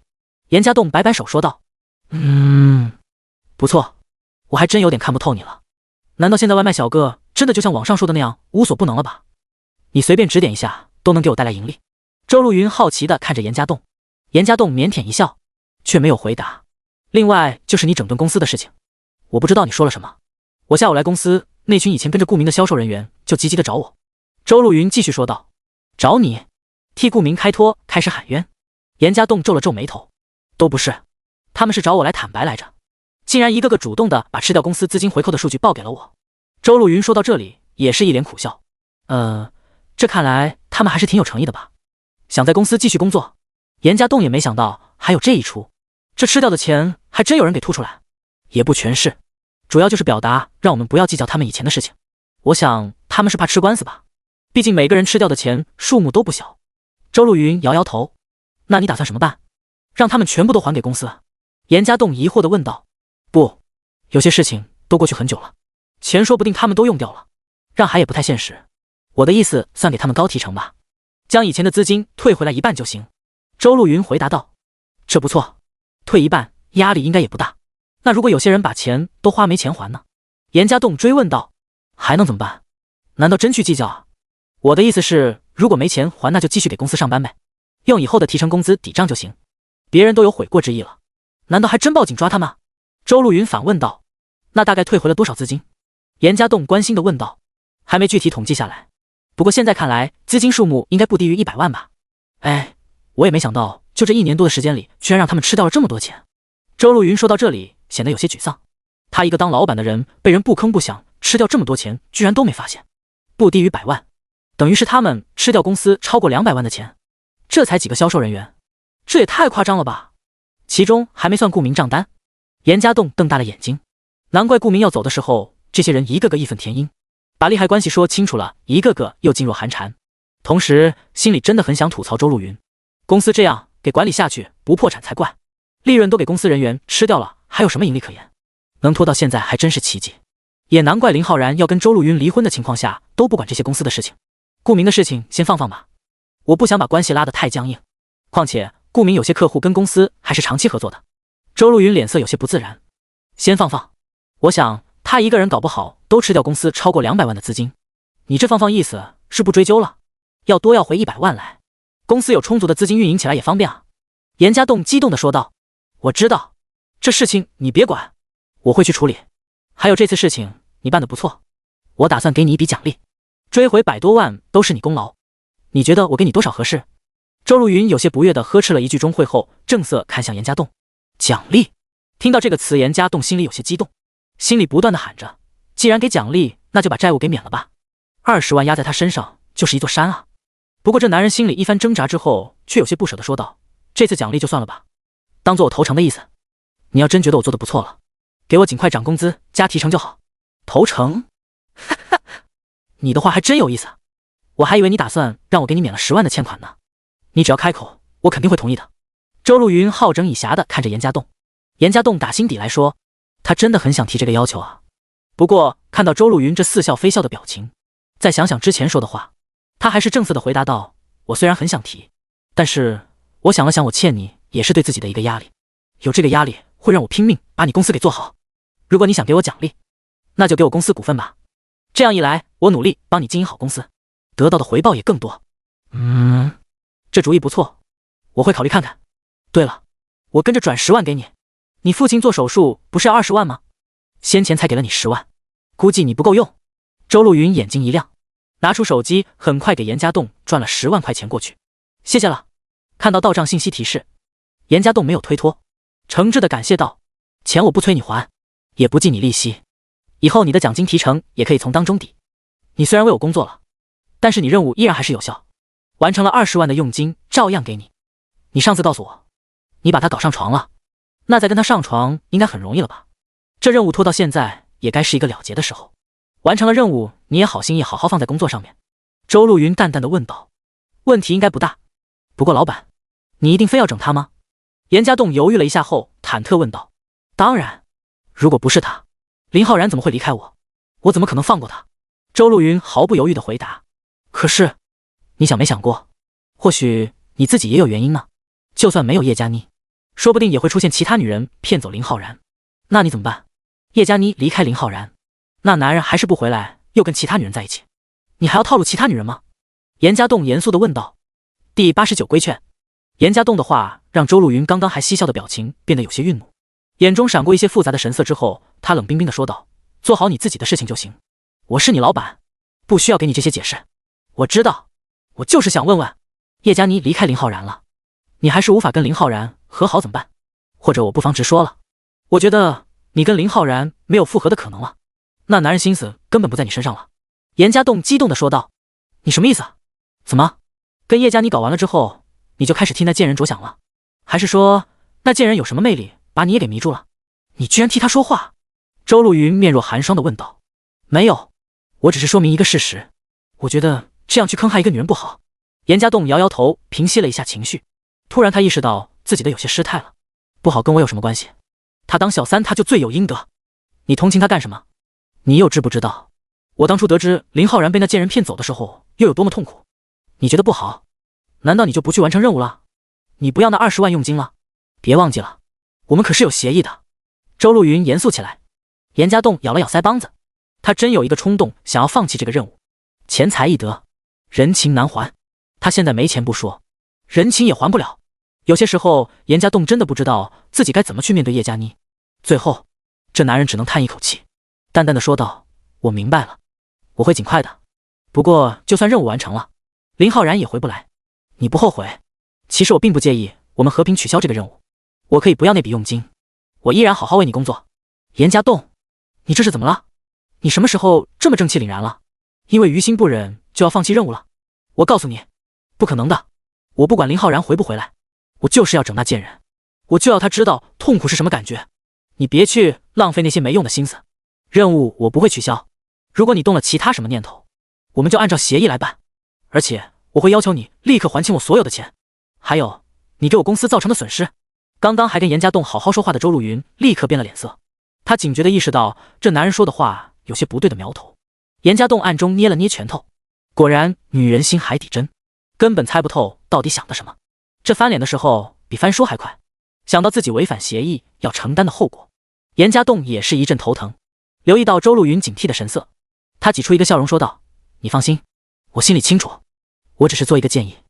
你知道叶佳妮跟林浩然时间不短了，接触的大股客户也不少，我是担心以后我们说不定和其中有些合作关系，万一任务结束后叶佳妮反应过来想报复你，利用关系来陷害公司，感觉这有点得不偿失了。我觉得既然是林浩然让你受伤，我们直接把矛头对准他更好，好好的运营公司，到时候击垮林浩然如何？让这个男人一贫如洗，最后你以女王姿态驾临在他面前，让他哭着求你回来。”严家栋越说越顺，这招祸水东引还真是一个不错的办法。这男人的话让周路云微微眯眼，似乎觉得很有道理，转而嘴角挑起一抹残忍的笑容：“我两个都要，我要让叶佳妮痛苦，同样也要林浩然痛苦，只要你帮我达到目的，你要什么我给你。”周路云的话让严家栋头大，这女人的报复心还真强，人格也太黑暗了吧。心里翻着白眼，这女人继续把话说了下去，况且我知道你是在给我画一个饼，那贱人的痛苦我马上就可以看到了。可是林浩然呢？你以为他几个亿的身家是那么说打垮就打垮的？不是我不相信你，你未免也太高估自己的实力吧？难道就凭借着我这差点就要破产的公司？这是在螳臂挡车吧？听到林浩然有几个亿的身家，让严家栋脸色有些尴尬。虽然猜到林浩然有钱，却没想到如此的有钱。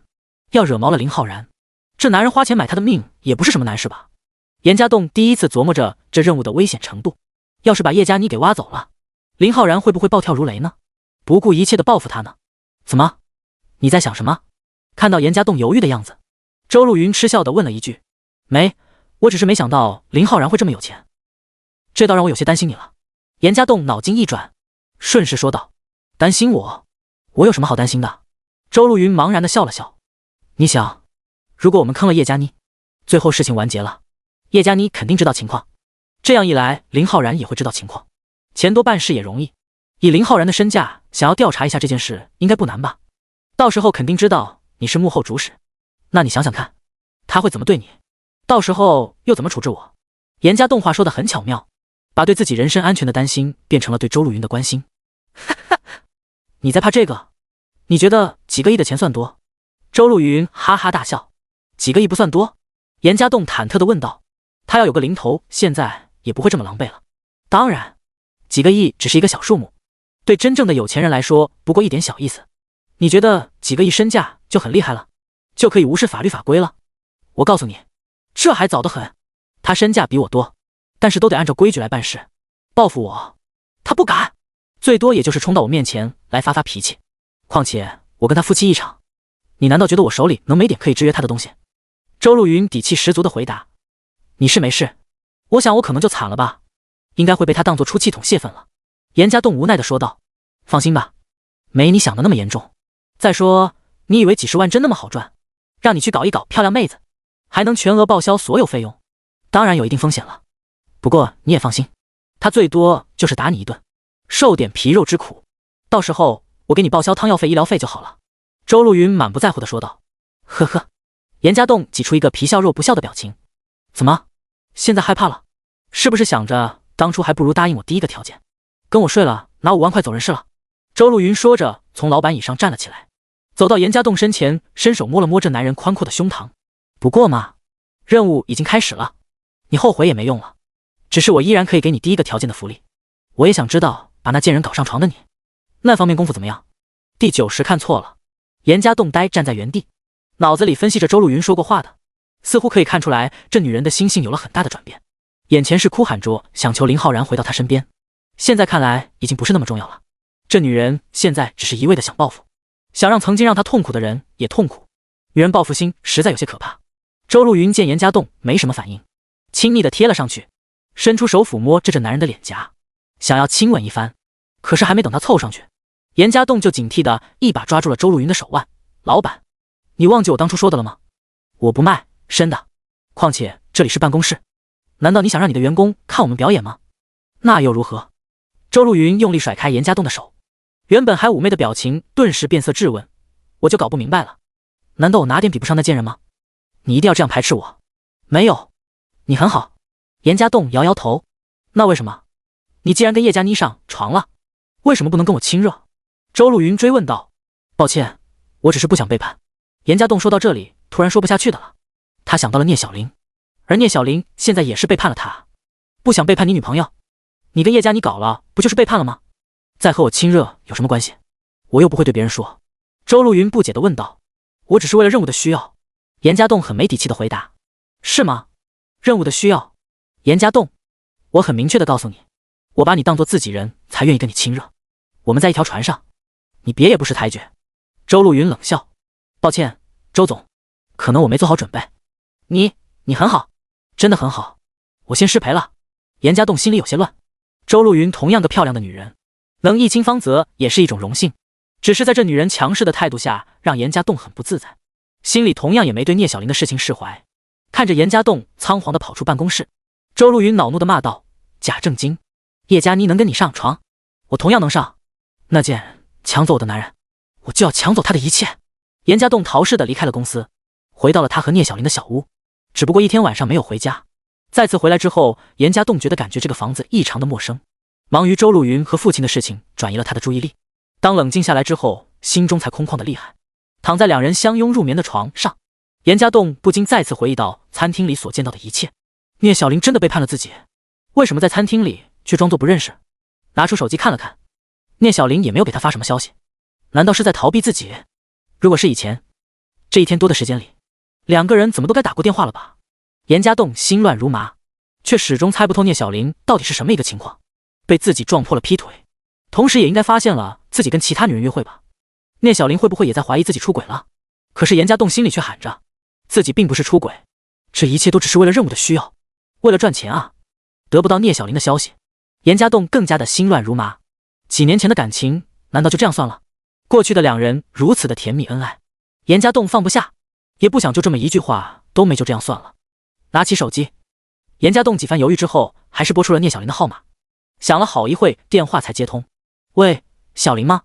听到电话接通，严家栋忐忑地问道。话说出来才发现自己声音虚弱的厉害，就一个称呼似乎都用尽了他全身的气力。亲爱的，怎么了？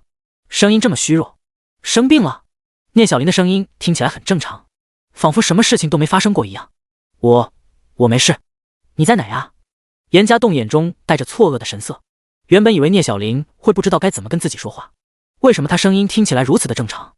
我在出差啊，我给你发了消息的，抱歉啊，亲爱的，昨天很忙，本想今天再给你打电话的。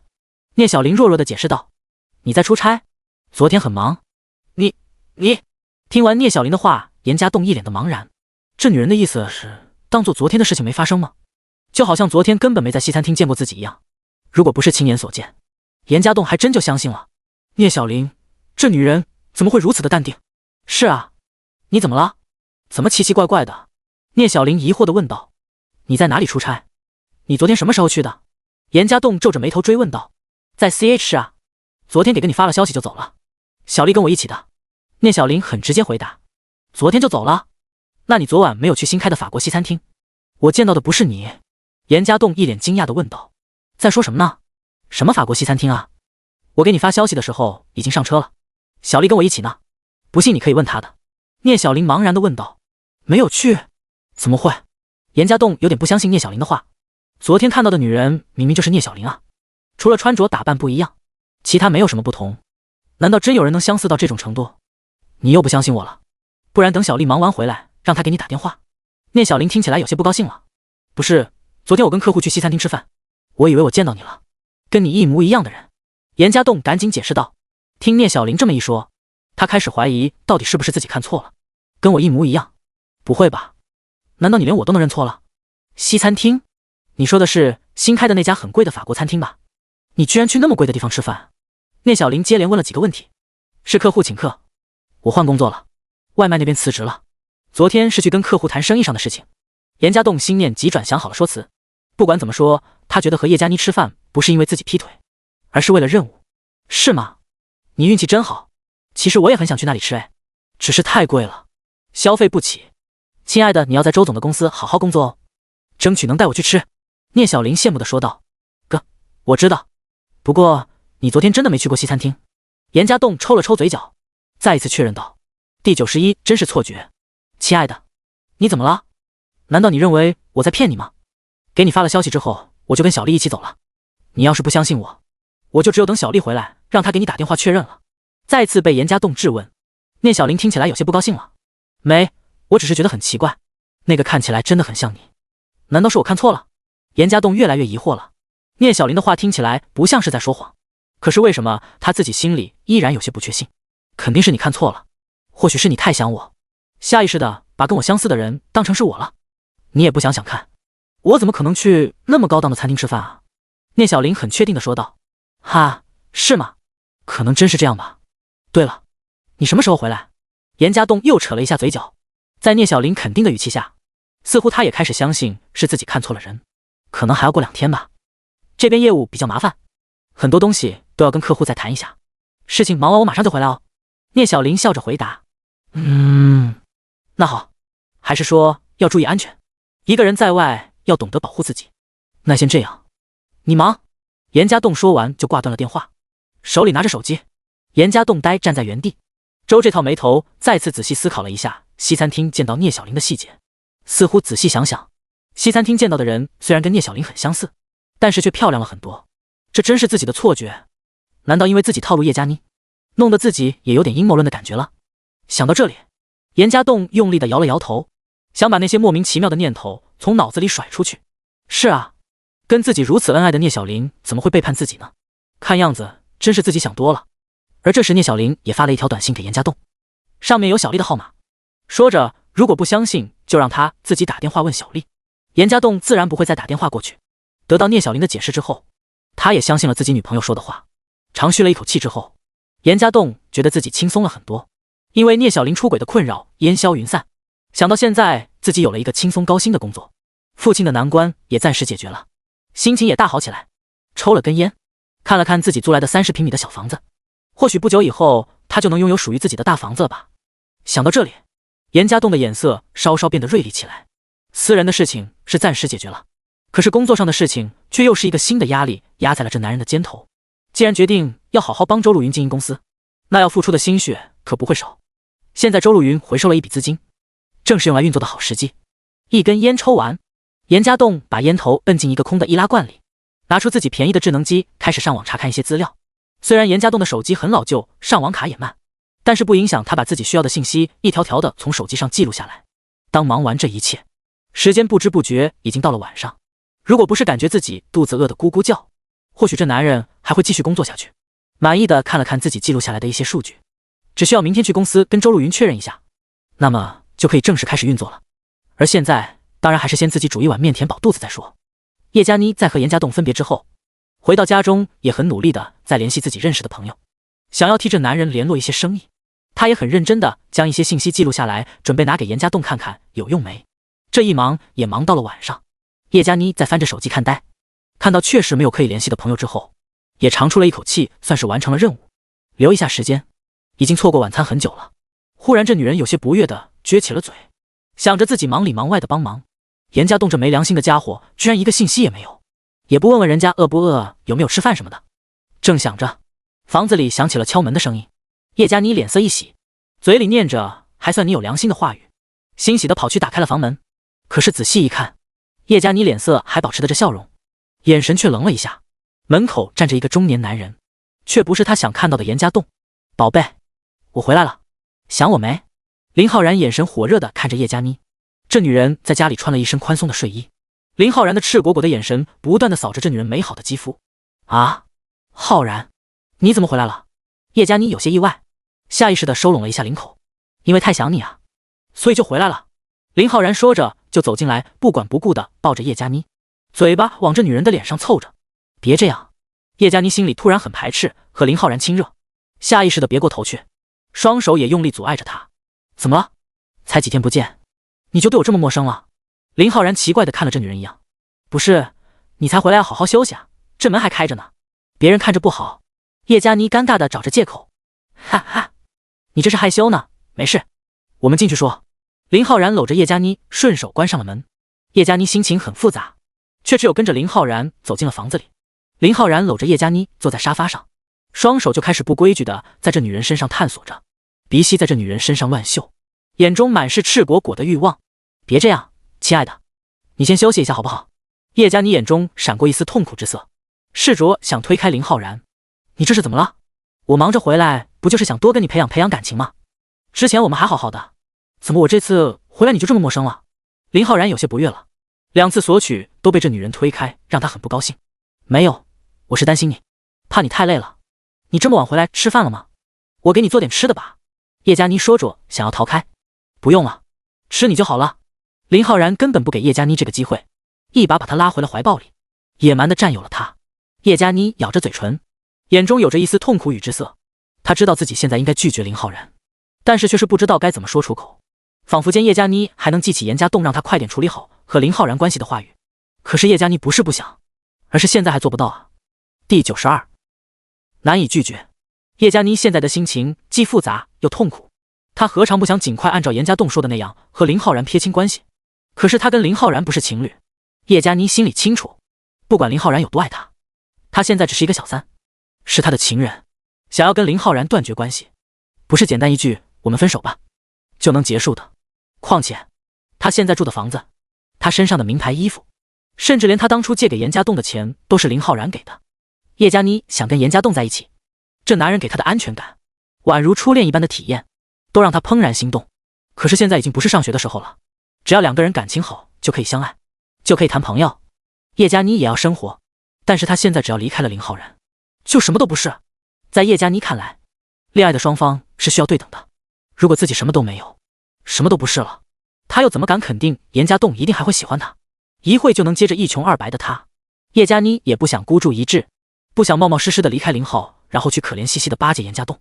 她在等待，等到严家栋彻底接受她了，等到能从严家栋那里得到生活的保障之后，她就会果断的离开林浩然。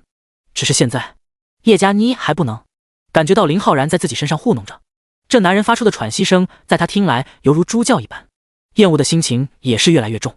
如果可以，叶佳妮真的不想再和林浩然发生任何亲密的行为。似乎眼睛一亮，这女人想到了一个办法。她用力地推开林浩然，一脸不悦地问道：你回来就这么急？难道就是只想着跟我上床了？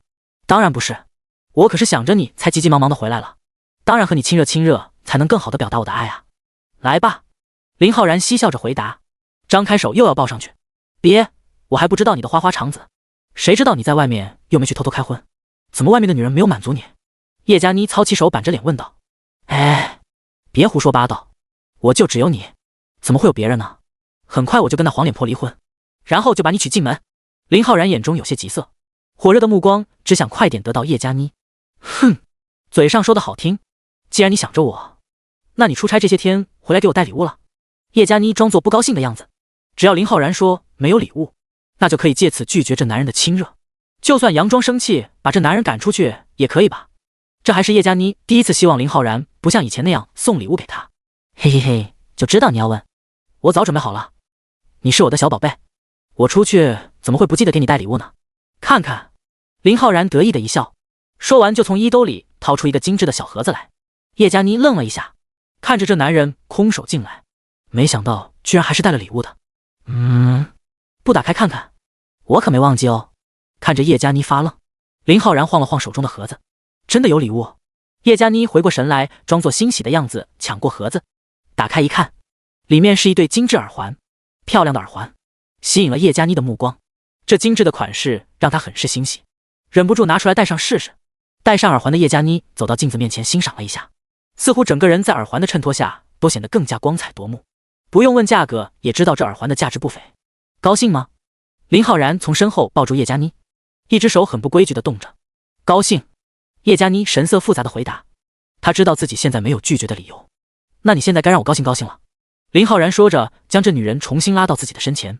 叶佳妮眼神复杂，又带着一丝苦楚，就算她再不情愿，也只有沉沦在其中。第二天，严家栋满怀热情地去公司，准备等周路云来之后，把昨晚整理出来的给他看看。如果能确定下来，就可以马上把计划安排下去。可是左右等了很长时间，这女人都没有来公司上班。想想看，今天也没通知周路云说叶佳妮会来，这女人怎么不来上班呢？难道还真把公司全权交给自己，然后当一个甩手掌柜了？严家栋找到张秋问了问情况，这秘书也表示平日里周路云很早就回来上班，只是不知道今天是什么情况，等得实在有些不耐烦了。严家栋掏出手机给周路云打了电话，仅仅响了2-3声，电话接通了。可是除开严家栋喂了一声，电话里却没有周路云的回应。正疑惑着周路云这女人到底在搞什么，电话里居然响起了男人的声音。我想我们应该没什么好谈的了吧。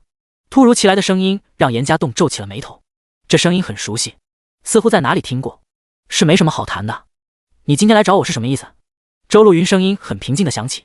一听到这女人的话，严家栋恍然大悟，这男人应该就是林浩然吧？他回来了，居然一大早就去找周路云，为什么？看样子你心里应该有准备了。离婚的事情考虑的怎么样了？林浩然淡淡的问道。如果你一定要离，那我要你1半的财产。周路云很直接的回答。1半的财产，你吃得下吗？我不找你要你手上的公司就不错了，别忘了你的公司当初还是我出的资金。林浩然冷笑，你还看得上我的公司？你拿去有用？周路云冷冷的问道。没用，所以给你也无所谓。不过你打狗也要看主人，我让顾明帮了你这么久，你居然说开除就开除了，还想追究他法律责任？你可以啊，听说你还去挖了一个人才来公司，你能有钱请专业的人，还是说是你的姘头？林浩然的话说得很难听。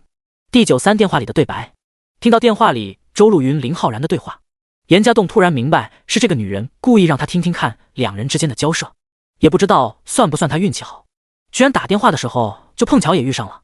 想到上次周露云听到林浩然提出离婚后歇斯底里的样子，严家栋心里还是挺担心的。不过似乎这次这个女人的情绪控制得很好，我找什么人来是我的事情，你不是想跟我离婚吗？就算我找的人是我的姘头又怎么样？就你能在外面养小三，我就不能有个能满足自己的男人？周露云气势不弱的对峙，虽然这话严家栋听起来似乎有点别扭，你这个不知廉耻、水性杨花的贱人，我来是想告诉你，顾明是我的人，别给我搞些麻烦事情出来。就算他吃了公司的钱，当初我投进公司的资金也足够抵消了。公司法人虽然是你的名字，但是这个是婚后财产，如果硬走法律程序，我完全可以拿走一半。离婚协议你最好再好好看看，别提些不知好歹的要求，咱好聚好散，你以后至少衣食无忧，不然有你好果子吃的。这句话说完就响起了一声重重的摔门声。严家栋能想象林浩然气急败坏的怒骂的样子，同时也很担心周露云心里是否能承受得了。电话没有挂机，声音却是静悄悄的，渐渐的似乎响起了一些抽泣的声音，一种努力压制着自己不想发泄出来的压抑的哭泣声。周露云，你没事吧？严家栋担心地问道。他捏了捏拳头，能体会这女人现在难过的心情。似乎在严家栋询问一声之后，抽泣的声音更加明显了一些，也能听到断断续续的呜咽。想到周露云上次疯狂的样子，严家栋更担心这个女人会做傻事，心中一定赶紧说道：你在家里对吧？冷静点，别激动，我马上过来。严家栋拿着手机就准备朝公司外走去。别！这时候周露云虚弱的声音响起。怎么了？严家栋不解。不用了，不要过来了，我休息一下就来公司。周露云有气无力的回答。你这样让我有些担心，我来接你吧。严家栋皱着眉头问道。不用，我没事，就是有些控制不住情绪而已。放心，我没事。周露云断断续续的回答，伴随着一些抽泣。蓦然间，严家栋觉得有些心疼。从当初歇斯底里的发泄，到现在努力压制自己情感，这女人似乎成长了很多，只是这种成长让人很难受。你真的不需要我过来？严家栋确定的再问了一次，或许觉得周露云也不想别人看到他如此无助的样子。真的不用了，你在公司吧，好好了解一下工作，我来了之后我们谈谈。周露云在回答的时候声音已经平静了不少。那好，我在公司等你，如果有什么需要立刻给我打电话。严家栋点点头，谢谢。周露云说完就挂断手机。严家栋神色复杂的看了看手机屏幕，想到周露云光鲜的背后却还有着如此痛苦的事情，心中未免有些唏嘘，耐着性子继续在公司等着。虽然严家栋明白自己和周露云只是雇佣关系，可是还是忍不住有些担心这个女人的安危。几次坐立不安的走到公司门口张望，都是想看看周露云过来没。就在这个男人实在等不住想去看看周露云情况的时候，这女人才从一辆刚开到的出租车上下来。你怎么样？严家栋跑过去关心的问道。他仔细看了看周露云，似乎除开眼神有些疲惫以外没有任何的不同。简洁大方的工作制服让他看起来一样干练，而且颇具气质。我没事。周露云微笑着摇摇头，眼中一闪而过的失神，似乎说明这女人并不像表面那样轻松。我们先进公司里去坐坐吧。严家栋犹豫的提议。周露云点点头，率先走在了前面。似乎跨进公司大门的那一刻，这个女人的精气神又再一次提升了些许。严家栋跟在后面，看着周露云微笑的和自己的员工打招呼，从容的样子似乎心情很不错。当两人走进办公室，周露云是明显的松懈下来，一脸清冷的坐在老板椅上出神。我去给你泡杯咖啡提提神。严家栋提议道。周露云挤出一个笑容，表示同意，随后眼睛又空洞的看着其他地方出神。严家栋其实很担心这女人现在的精神状态，却没有选择多问。走出去正巧遇到张秋拿着文件想要进来，这男人拦住张秋说道：今天有事情先找我，周总有些事情要办，你们就暂时别打扰他了。张秋诧异的看了严家栋一眼，不过还是听话的把文件自己交给了严家栋。不多时，严家栋端着泡好的咖啡，手里拿着文件再次走进来办公室里。再看看周露云，这女人和自己刚出去的时候保持的动作一样，仿佛一块雕塑一样一动不动。周总，你的咖啡已经温好了，可以直接喝。严家栋将咖啡递了过去，同时拿出文件继续说道：“这个是张秋刚要拿来的文件，我稍微看了一下，有3份没问题，可以直接签，有2份风险有些大，你稍微斟酌一下。最后1份我觉得拒绝比较好，回报率太低，时间周期太长，把可以签的给我。”周路云淡淡的说道。严家栋将文件递了过去，周路云看都没看就直接签了字，同时安排道：“剩下的你看着办，按你的意思处理。你现在签的字和我一样有效果。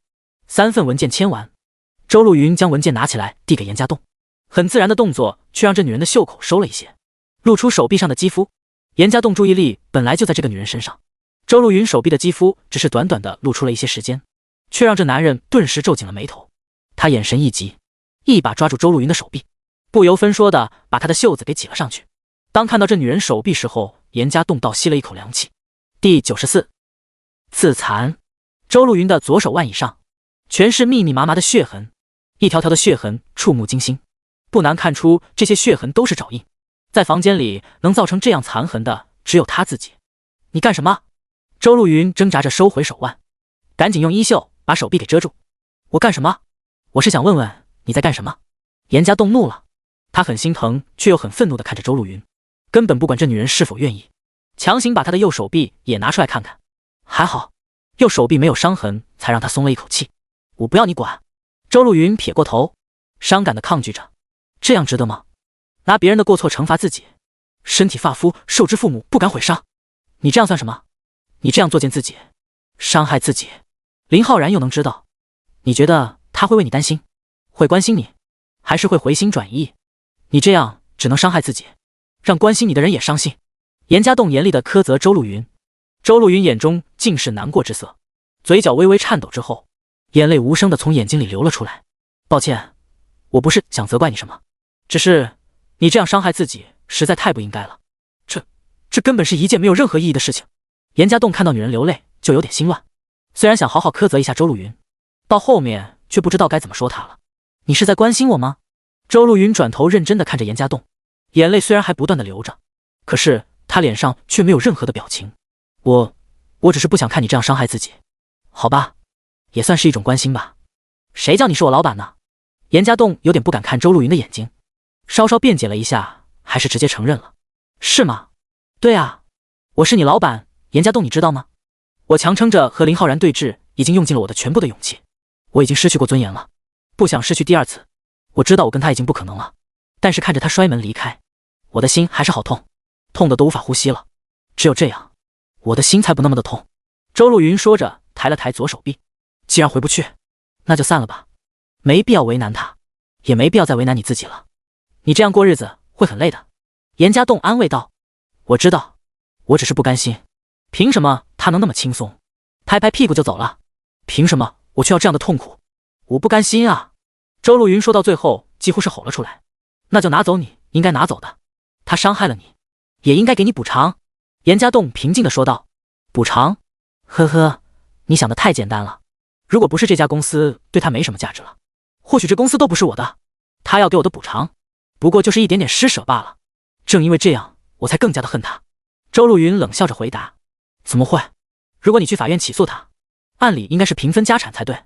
严家栋皱起眉头，回忆起了电话里听到的一些话语，他也很好奇，林浩然为什么会如此淡定的不分给周路云任何财产。林浩然比你想象的聪明多了，也怪我傻，当初嫁给他的时候根本没意识到这些问题，他所有的财产都做了婚前登记的，我根本分不到，反而只有这家公司是我们婚后所得，登记是我的名字，要分就是分这家公司。周路云懊恼的回答。那也不应该啊，离婚是可以分婚后所有所得的，林浩然既然很有多公司，那婚后的盈利也是可以平分的，就算拿不到财产，那至少还有其他东西吧？怎么会一点都没？严家栋疑惑地问道。你都能想到这点，他难道想不到？我从来不知道他账目的信息，我想他既然打定主意跟我离婚，那他的肯定也做了手脚。你电话里也听到了，他愿意跟我走法律程序，他很自信，这样一来我有可能什么都得不到。周路云惨笑着解释。虽然周路云的话让严家栋有些不悦，却更多的让这男人感叹林浩然的老奸巨猾。一日夫700日恩，林浩然居然算计到了自己的老婆的头上，真不明白当初周路云怎么会选择跟林浩然结婚。我不知道该说什么了。严家栋有些惭愧地说道。你不需要说什么，我知道我争不过林浩然，但是我现在起就是要让他痛苦，让带给我痛苦的人痛苦。你答应过我，你会帮我的。周陆云猛然抬起头，一脸期待地看着严家栋。我尽力吧，不过现在你打算怎么办？公司现在情况不乐观，如果林浩然不要，如果公司运营好了，林浩然又来抢这公司怎么办？你受得住吗？严家栋神色复杂的点点头后，问了一下自己担心的事情。放心吧，这事情拖不了多久的。林浩然已经来找过我2次谈离婚的事情了，他不会来找我第3次。哼，第3次的时候应该是我跟他在法庭上见了吧？大不了我把公司法人直接过给你，他愿意跟我谈，不过也就是不想毁了他的名声，口口声声说给我些补偿，不就是为了让我不揭露他的一些老底吗？我就算一无所有了，我也要搞得他身败名裂。周陆云说这话的时候，眼中闪动着阴寒的神色。看着周陆云这个样子，严家栋有些担心，他知道这个女人报复心很强，有点担心她做出傻事来。皱着眉想了想后，赶紧劝道：因果中有报，林浩然这样对你会得到报应的。不过我希望你还是好好善待自己，既然结果已经注定，那不如让自己好过一些。不管怎么说，无论是作为你的员工，还是作为你的朋友，我也不希望你作践自己，也不想看你过得这么辛苦。我们是朋友。周陆云抬起头，有些疑惑又有些欣喜地问道：如果你不介意我高攀，那我想我们应该是朋友。其实从周陆云当初愿意帮他向聂小玲解释，愿意拼尽自己的力量帮他凑钱解决父亲事情的时候，严家栋已经当他是朋友了，只是不知道周陆云是否看得起他。第95怨气。听到严家栋的话，周陆云的眼神有些欣喜又有些黯然，稍稍低了低头，似乎回忆了一下和这男人认识的过往。片刻后，这女人嘴角微微翘起，露出了一个淡淡的笑容。你能把我当朋友，我很高兴。如果你愿意把我也当朋友，我希望你能听进去我的话。严家栋认真的说道。周陆云愣了一下，有些不知所谓的抬了抬手，面容似乎有些扭曲，又似乎是想笑一笑。最终他双手捂住自己的脸，闭上眼睛平息了一下情绪之后，再次睁开眼，淡淡的看着严家栋。谢谢，我心里有数，我个人的事情先放下不管了，现在谈谈公司的事情吧。也好。严家栋点点头，再次看了看周陆云，确认这女人已经平静下来之后，拿出自己昨晚熬夜准备的资料。你先看看这几样东西，我经过多方对比之后，选择了几家不错的海外供货商，但是价格都是网上的报价，具体的还需要和厂商谈一谈。国内销量不错，只不过这个阶段利润比较低，只有 7% 到 13% 左右。优点是出货快，资金回笼也快。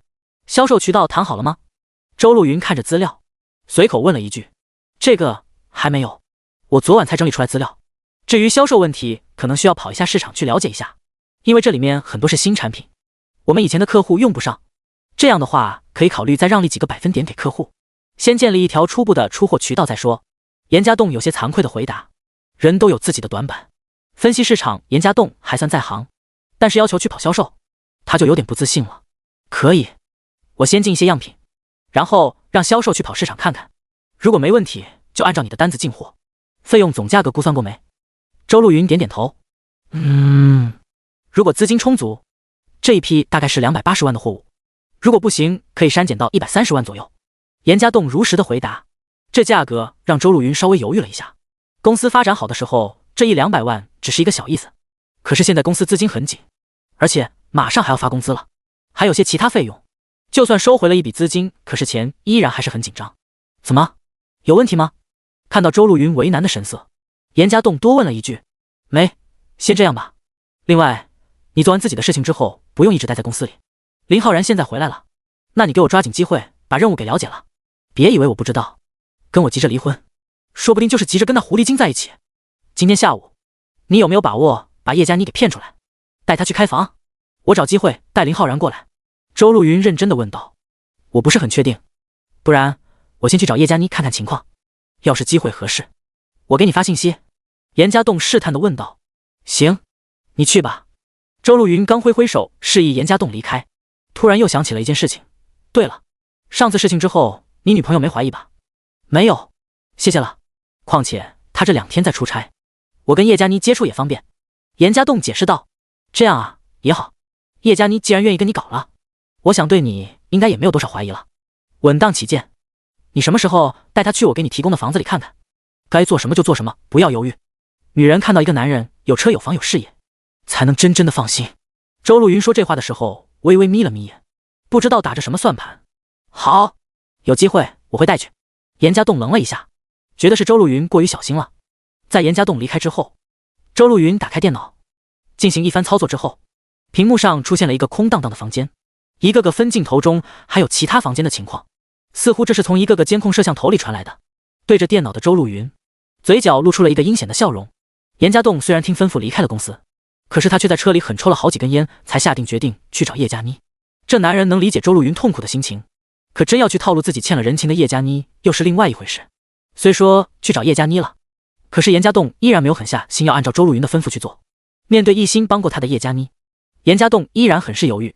他想的是先把这女人的钱还掉再说，毕竟昨天从周路云那里拿了10万，正巧把欠叶佳妮的给结清了。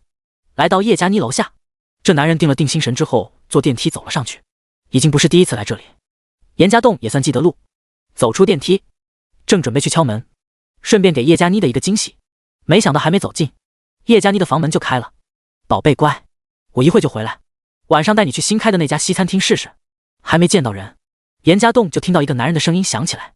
严家栋心里大惊，看样子叶佳妮房子里还有其他人。这男人不用想也知道是谁。仓促之下，严家栋不想与林浩然碰面，他不确定这男人是否还记得自己。如果很唐突的在这碰面，很可能就会引起林浩然的怀疑。在房门打开之前，严家栋赶紧闪身到一个拐角处，屏息静气的等着林浩然离开。真是的，你才回来一会又要出去，就这么忙吗？难道不能多陪陪我？叶佳妮幽怨的声音响了起来。我也想陪你啊，就是公司有点急事，我去处理一下。况且我家那黄脸婆似乎有些变化，我得准备跟她打官司了。她要听话，我就多给些钱给她，不然我就让她得不偿失。林浩然笑着安慰道：你别做得这么绝呀，难道你以后不喜欢了，也这样对我？叶佳妮似乎从林浩然的话里听出一些杀鸡儆猴的意思。哪有，我可是很爱你的，怎么会舍得离开你了？乖，亲一下，我尽快处理完事情就跟你联系。林浩然说完就抱着叶佳妮亲了起来。躲在拐角处的严家栋依稀还能听到两人亲吻发出的歪腻声音。不知不觉，严家栋拳头已经紧紧地握在一起，他咬紧了腮帮子，额头青筋跳了跳。不知道为何，他心中有了一股怨气，一种上冲上去砍死林浩然，再把叶佳妮破骂一顿的冲动。第96，心软。严家栋咬紧了腮帮子，压制着心中的怨气，想着叶佳妮口口声声地说着要跟林浩然撇清关系，没想到居然还搞在一起。说什么喜欢自己，说什么想跟自己在一起，这一切都是逢场作戏吗？果然拜金的女人都不可靠，对他们来说一切或许都只是为了钱。跟自己在一起也是看上周路云给他设计的身份吧，觉得再聊一个男人生活更有保障，有了备胎不说，偶尔还能换换新鲜的口味。严家栋是越想越气，觉得自己就不应该对叶佳妮产生什么感情，老老实实的按照周路云的计划完成任务才是最好的。因为看到的这一幕似乎让当初严家栋心中的徘徊也荡然无存。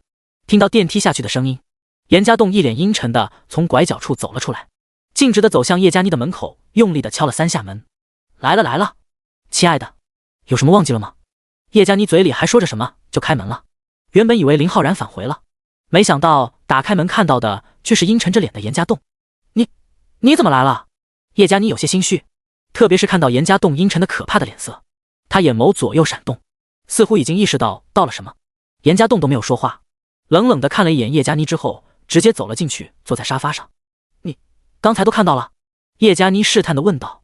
她怯弱地站在严家栋身边，像是做错事的小孩子。或许我不应该看到才对吧？严家栋冷冷地抬一下眼皮子。对不起，叶佳妮也不知道该怎么解释了。有什么对不起的？各有各的生活，想必你跟我也不过是逢场作戏吧？严家栋面无表情地说道。不是的，我是真的喜欢你啊！叶佳妮冲动地抓住严家栋胳膊。你的喜欢就是这样的吗？想着和我在一起，结果还跟别人的男人进你屋？他昨晚在你家过夜的吧？严家栋越说越心冷，渐渐的似乎就要把自己当作旁观者一样来看待这件事情了。家栋，你听我解释好吗？我没办法呀！叶佳妮苦苦地哀求着。还解释什么？我说过我不介意你的过去，但是我也说过我不能忍受你决意跟我在一起了，还跟别的男人鬼混。我是个男人，我不想自己头上戴绿帽子。严家栋严肃地盯着叶佳妮。对不起，家栋，对不起，我也不想这样的。但是我没办法呀，我真的没办法啊。叶佳妮表情很痛苦，说着说着，眼泪就流了出来。一看到女人的眼泪，严家栋又有些心软了。他闭了闭眼睛，深呼吸一口气后问道：“你说说看吧，为什么你还要这样子？是我对你不好，还是你觉得跟我在一起没意思？无论怎么样，我都遵从你的意思。毕竟我们朋友一场，况且严格来说，我们也没有确定关系，是吧？”看到严家栋如此冷静的质问，叶佳妮更加的心慌了。她蹲在严家栋身前，用力的抓住这男人的手，一脸诚恳的解释着：“家栋，你听我说，我是真的喜欢你。我当初选择当他的情人也是迫不得已。我知道我应该按照你说的跟他撇清关系了，只是我现在还做不到。我的一切都是他给的，要是就这样离开他，我什么都不是，我根本没办法活下去啊。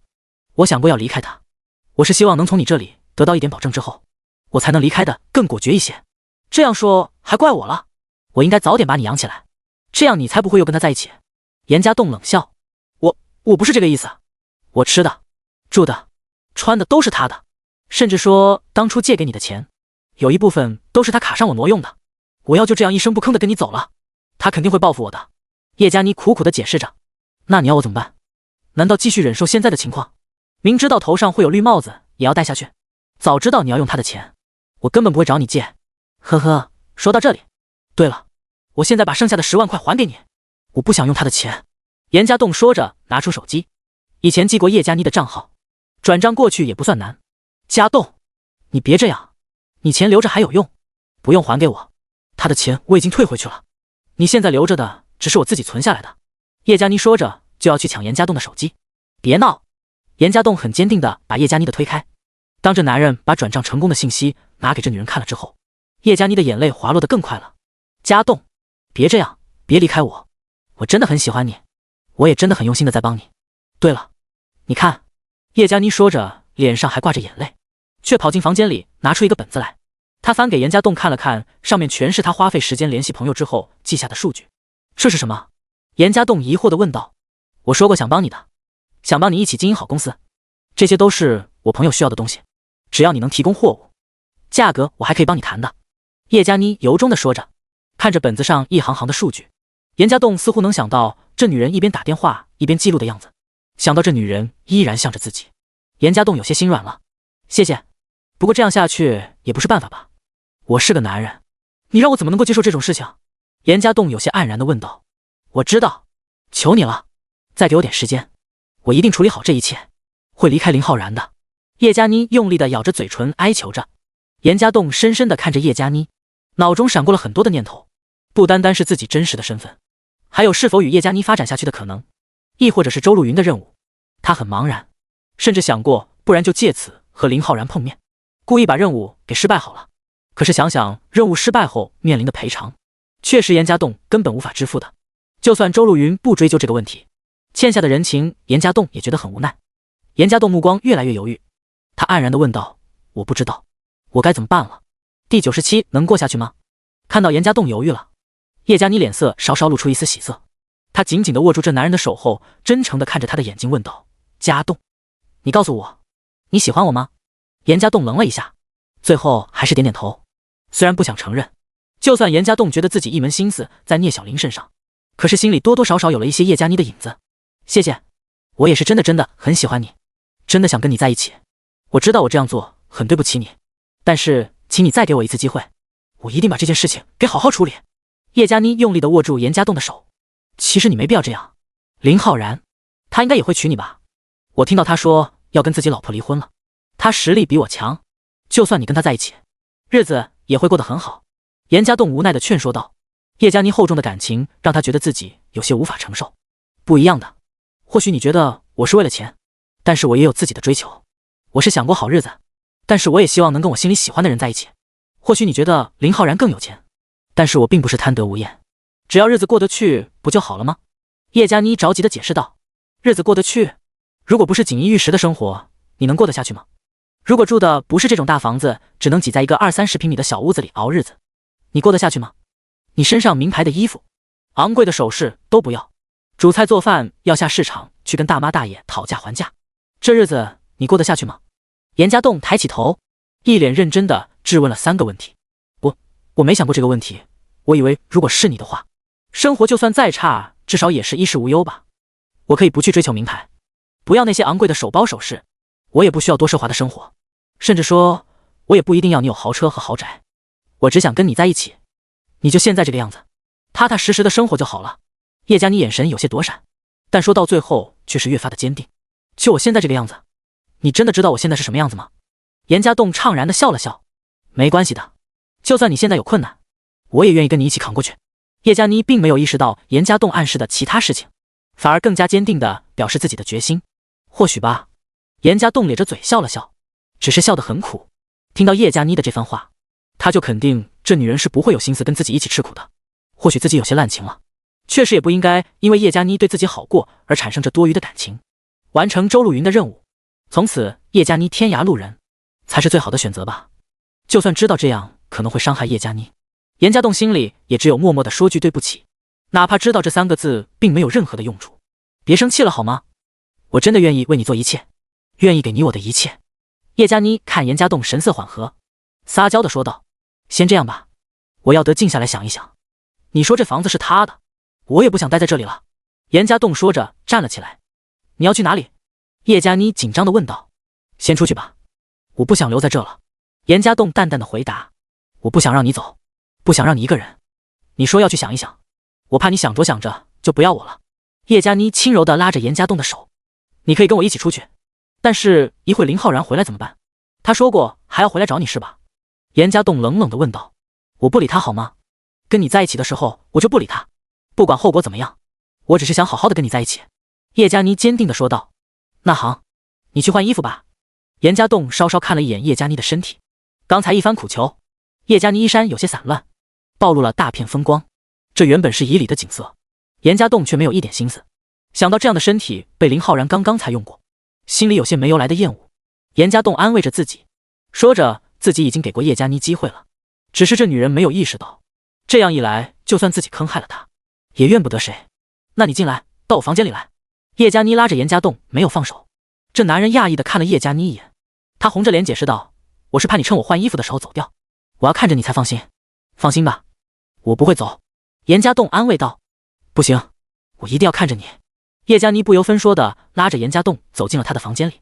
关上门之后，这女人微微脸红，开始更换身上的衣服。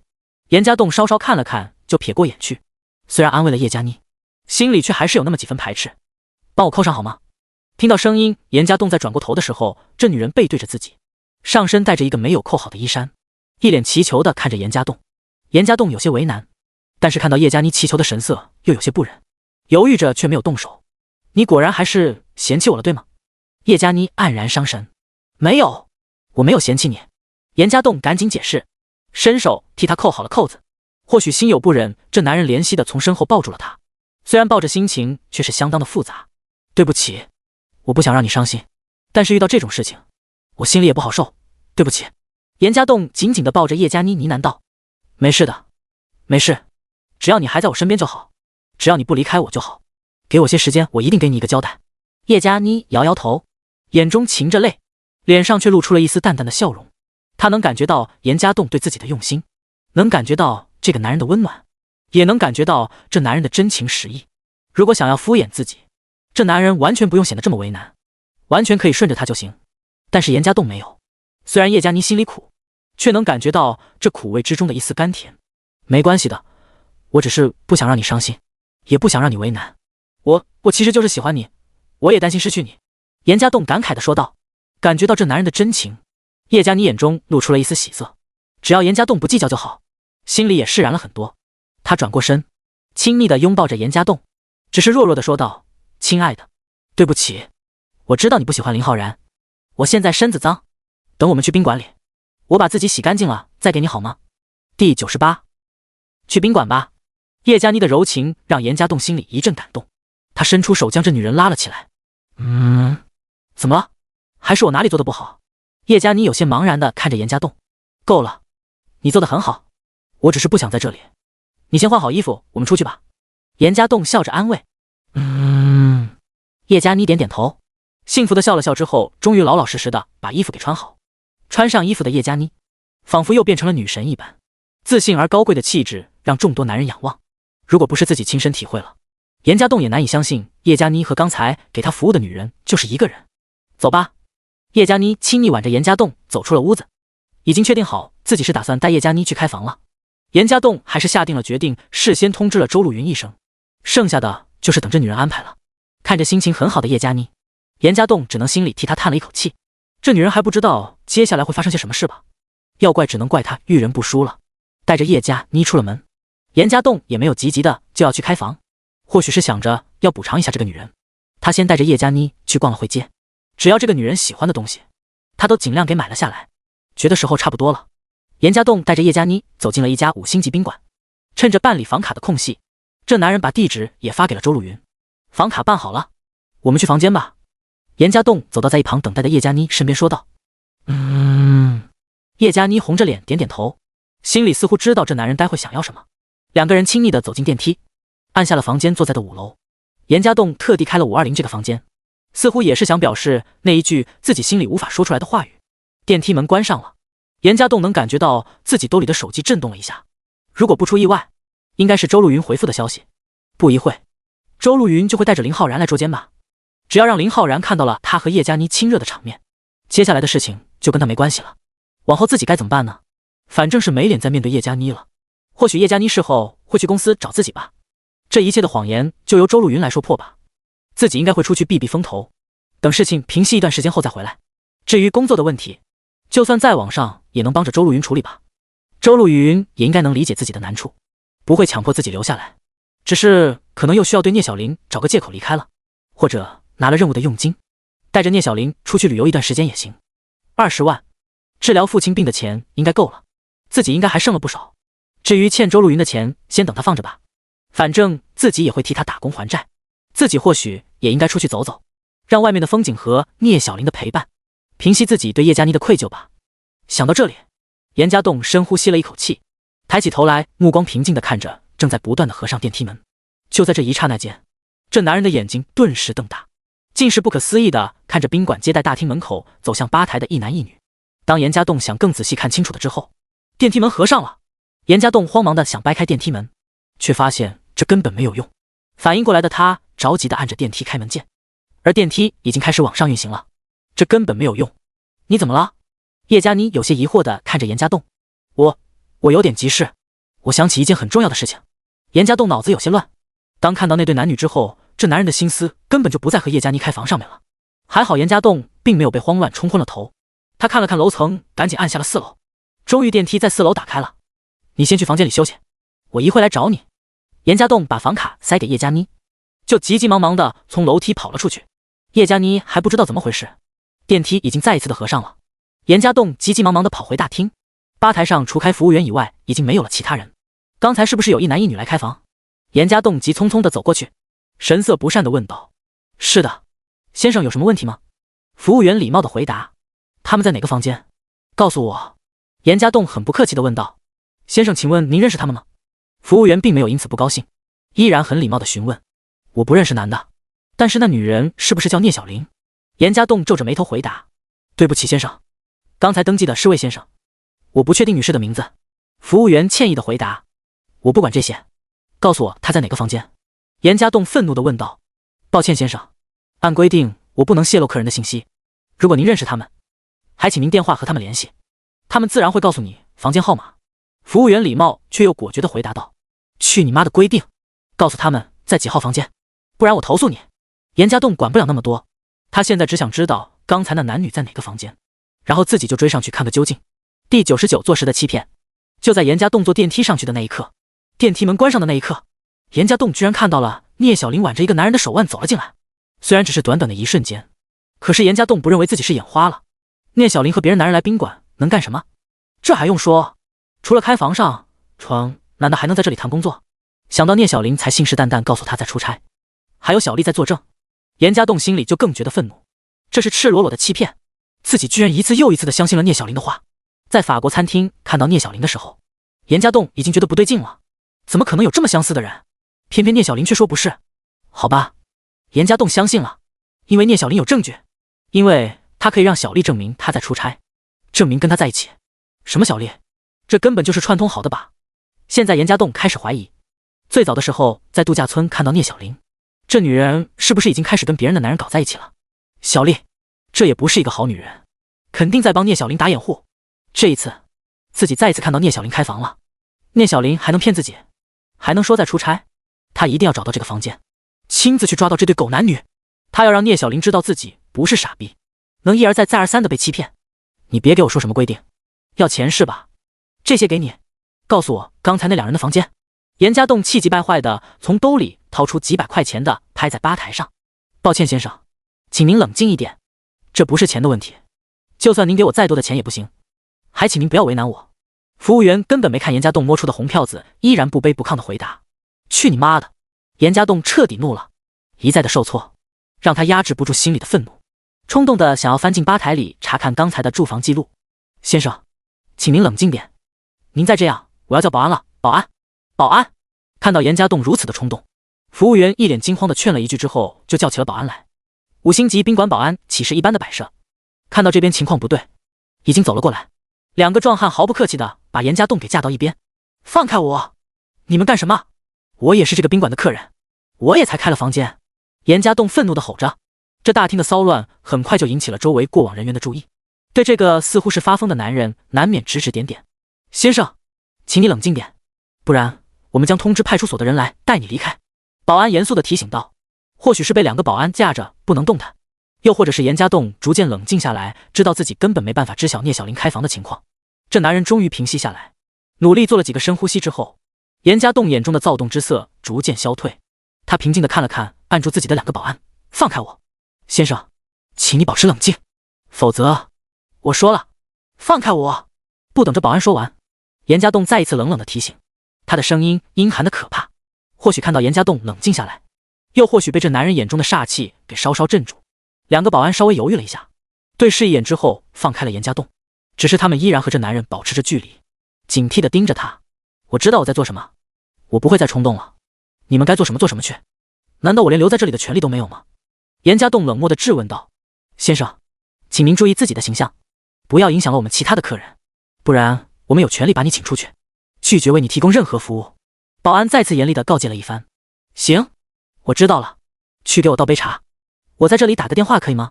严家栋不耐烦地问道。其中一个保安示意一下后，另外一个保安离开，看样子是去给严家栋倒茶了。这里是5星级宾馆，只要客人要求合理，该给的服务还是要给。严家栋点燃一根烟，稍稍琢磨一下后就摸出了手机。既然无法去房间找人，那就再次电话确认吧。为了识破聂小玲撒谎，他连怎么套路试探他的问话都想好了。拨出聂小玲的手机，短暂的响了几声号码就被接通了。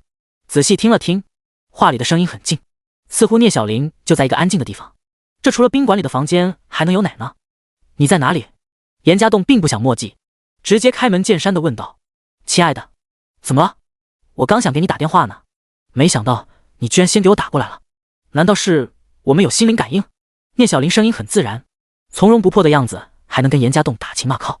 可是严家栋并没有这个心思，继续冷冷地问道。是吗？你打电话给我说什么？还是先回答我的问题吧。你在哪里？还在出差？出差？没有了，我回来了呀。我给你打电话就是想告诉你我回来了，现在在家里呢。聂小玲愣了一下，随后给了严家栋一个很意外的答案。没有出差了，我就知道。等等，什么？你回家了？你没在外面？严家栋有些意外，随后就是冷笑着质问。是啊，我回家了呀，我好想你啊，还等着你回来呢。聂小玲并没有意识到有什么不妥。好啊，很好啊，我现在在工作呢，刚入职很忙吗？要下班了才能回来，你先好好休息，回来带你去吃好吃的。严家栋虽然是笑着回答，眼中却是无比的阴寒。等你回来哦。聂小玲还在电话里亲了一下，随后就挂断了手机。严家栋看着挂断的号码冷笑，接着就拨打了小丽的手机号码。上次聂小玲为了证明自己的清白，把小丽的号码发给了严家栋，只是这男人为了表示信任，并没有再给小丽打电话过去。这现在他不加思索地拨打了小丽的电话。这么短的时间，就算聂小玲要跟小丽串通也来不及吧。看看自己套路，小丽该怎么说。电话没响2声，就响起了小丽有些嗲的声音。谁呀？是我，严家栋，聂小玲的男朋友。你是小丽吧？严家栋冷静地问道。原来是严哥呀。你好，有什么事情吗？听到是严家栋，小丽的声音更加歪腻了。只不过严家栋根本没心情去体会这女人的酥麻。小林说她跟你在一起出差呢，说要好几天才回来，这期间就麻烦你照顾一下她了，回来后再请你吃饭。这满是试探的话，就看小丽怎么回答了。第100，居然在家。先前在电梯里，严家栋看到聂小玲，联想到一直以来的欺骗和借口，让他顿时陷入暴怒之中。不过等他冷静下来了，思绪却是十分的清晰。屡次的欺骗让严家栋有些忍无可忍，就算跟聂小玲撕破脸皮也好，他这次一定要抓住这女人把柄，问个清楚。至于两个人的感情，在愤怒之中的严家栋也无法去顾及了，先给聂小玲打了电话，因为他预想到聂小玲肯定又会找借口诓骗他，只是没想到他偏偏找了这么蹩脚的借口。在家里呢？骗谁呢？他明明看到聂小玲来宾馆了。等到从小丽嘴里套一些话语之后，严家栋一定会戳穿聂小玲的谎言。你又要请我吃饭啊？那我就可不客气了。什么时候呢？小丽并没有回答严家栋关心的问题。这个好说，你什么时候有空，什么时候吃都行，就当感谢你出差的时候多多照顾小玲了。严家栋带着笑意说话，只是隔着电话，小丽看不到这男人阴沉的脸色。那好，今晚行不行？反正都回来了，正好让你给我们接风洗尘。小丽很直接的建议了一个时间。今晚怕是不行吧？你们不是还在出差吗？赶得回来啊？严家栋皱了皱眉头，故意乱带方向。谁告诉你我们还在出差？我们已经回来了呀。我才跟小林分开不久，他说先回家去休息了。我看是想你了吧？啊？等等，你刚才说小林说我们还在出差，我是不是说错了什么了？小丽有些茫然的回答，随后似乎是意识到自己说了什么不妥的话，讪讪的问道：你们已经回来了？什么时候回来的？严家栋眉头皱得更紧了，心中更是有一把怒火在熊熊燃烧。聂小玲这女人一回来就急着跟别人开房吗？才回来一会吧。严哥，你没事吧？我是不是说错了什么了？小玲难道没回家？小丽试探的问道。没有，她说她已经回家了。谢谢你，我这会在外面上班，下班后我回去看看。今天可能业务比较忙，我改天再请你吃饭好吧？严家栋阴冷的笑着，虽然小丽并没有给他想要的回答，但是这女人也是帮着聂小玲说她回家了。那他现在就回家去看看，看看聂小玲到底在不在家，看看当自己确认她不在家的时候，这女人又该怎么辩解。不管小丽在说什么，严家栋挂断了电话，毫不犹豫的起身走出宾馆，招了一辆出租车。周路云的借给他的小车停在别处，现在也没多的时间去开。只是这男人在走出宾馆的时候，并没有看到在他背向的一个角落里，有一个女人放下的手中的手机，嘴角挑起了一个似笑非笑的表情。如果严家栋能看到这个女人，一定能认识她，就是小丽。不知道什么时候出现在宾馆里的小丽。严家栋上车后报出一个地址，便阴沉脸不说话。出租车司机看着男人神色不善，也没有费心思去砍大山，一路无言。到达目的地，严家栋直接丢了一张50票子给司机，也不等他找钱，便直接朝着自己的出租屋走去。阴沉着脸打开了房门，果然一眼就能看到并不宽敞的房间中并没有一个人。严家栋冷笑，这下看聂小玲该怎么解释。刚拿出手机准备再给聂小玲打电话质问一番，却意外的发现房间似乎已经被打扫过了，淅淅沥沥的，似乎能听到关闭的卫生间里有花洒的声音。怎么会？家里有人？严家栋顿时愣住了，再仔细看了看，在房间的角落还看到一个行李箱，聂小玲常用的手包也放在边上。聂小玲在家？她回来了？怎么会？严家栋愣住了，在预想中这完全不应该才对，自己明明看到聂小玲在宾馆跟人开房了，她现在怎么可能出在仙家里？家栋，是你回来了吗？浴室中淅淅沥沥的水声停下来，响起了聂小玲的声音。啊，是我，小玲，你在家里？严家栋不可置信问道。我电话里不是跟你说了我出来回来了？你这么早就下班了？聂小玲在浴室里问道。没有，我就是想你了，听你说回来了，赶紧回来看看。严家栋仓皇地找了一个借口。哥哥，别急，我刚刚收拾了房间，先洗一下。你也真是的，我出差几天，你房间都不打扫一下，满是灰尘了。聂小玲高兴地笑了笑，继续在浴室中梳洗起来。好，你先洗澡。严家栋愣愣地回答，呆呆地坐在了床铺上。他突然觉得自己仿佛在梦游一般。聂小玲告诉他出差回家了。严家栋赶回家，聂小玲确实在家里，还做了家务。严家栋试探小丽，得到的答案也是聂小玲回家了，一点没错。可是自己在宾馆看到的又是谁？严家栋可以确定聂小玲肯定没有看见自己，而他给小丽打完电话也不过1-2分钟的时间，就算小丽报信，聂小玲也不能在这么短的时间里赶回来吧？难道自己又看错了？跟在法国餐厅里一样，只是看到一个酷似聂小玲，而实际上却不是聂小玲的女人。聂小玲一直说的都是真话，只是自己错怪她了。仿佛间，严家栋心里觉得很愧疚，自己怎么会不相信小玲呢？聂小玲如此的爱他，又怎么会出轨？又怎么会去跟别人开房？难道是因为自己这段时间心理压力太大，心里太阴暗，想着套路叶佳妮，却让自己出现错觉了？反倒是他自己因怨生恨，阴差阳错的跟叶佳妮发生了关系，这才是真的做了对不起聂小玲的事情吧？怎么会搞成这个样子？严家栋正在苦恼地抓扯了一下自己的头发，心里满是愧疚。而这时他的手机急促地响了起来，拿起手机一看，看到周露云的电话号码之后，这男人心里咯噔一跳，完蛋，自己一心想着聂小玲的事情，把正事给搞砸了，来不及通知周露云，这女人应该带着林浩然去房间里找叶佳妮了吧？现在该怎么办？第101认错。严家栋看着响起的手机发呆，意识到问题的严重性之后，他有点忐忑的不敢接这个电话。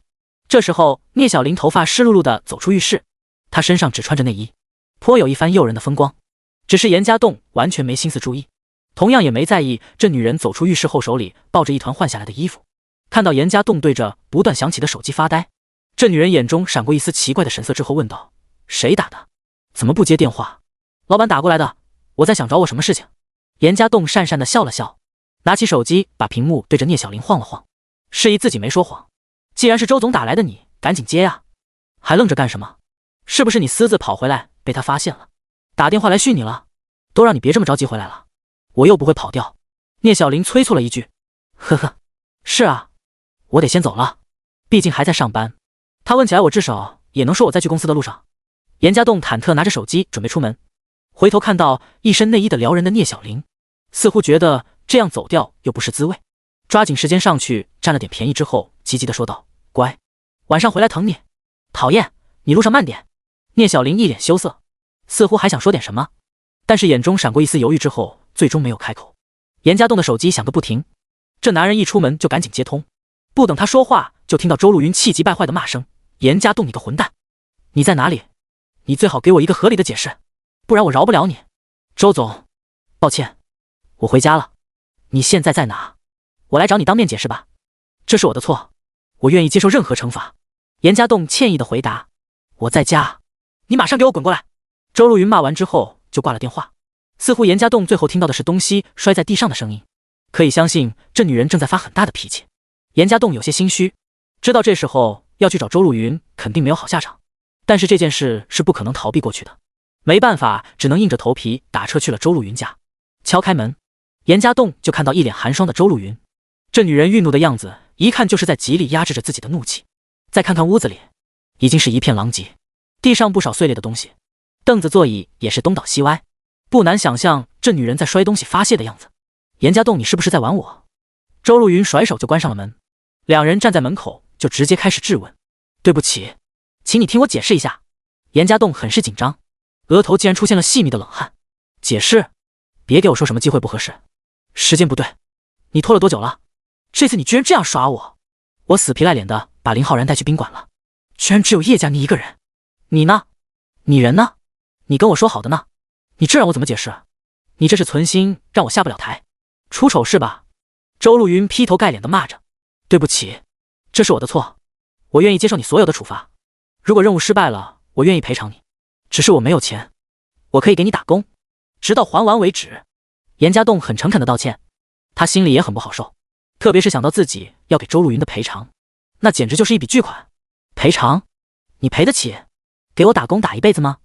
严家栋，你最好给我一个合理的说法，不然我真会按照协议让你赔偿。别以为我是开玩笑的。周露云愤恨地说道。这个说来话有点长，而且可能还要追溯到我跟叶佳妮去度假村的时候。严家栋想了想后回答，那就长话短说，我现在没心思听你废话。周露云本就在气头上，哪有心思听严家栋废话。聂小玲，我怀疑我女朋友出轨了，我恰好在宾馆看到了她。严家栋犹豫了一下，还是直接说了出来。如果不是想得到周露云的谅解，避免真被追究赔偿了，这男人并不想说出自己的家丑来。你女朋友出轨？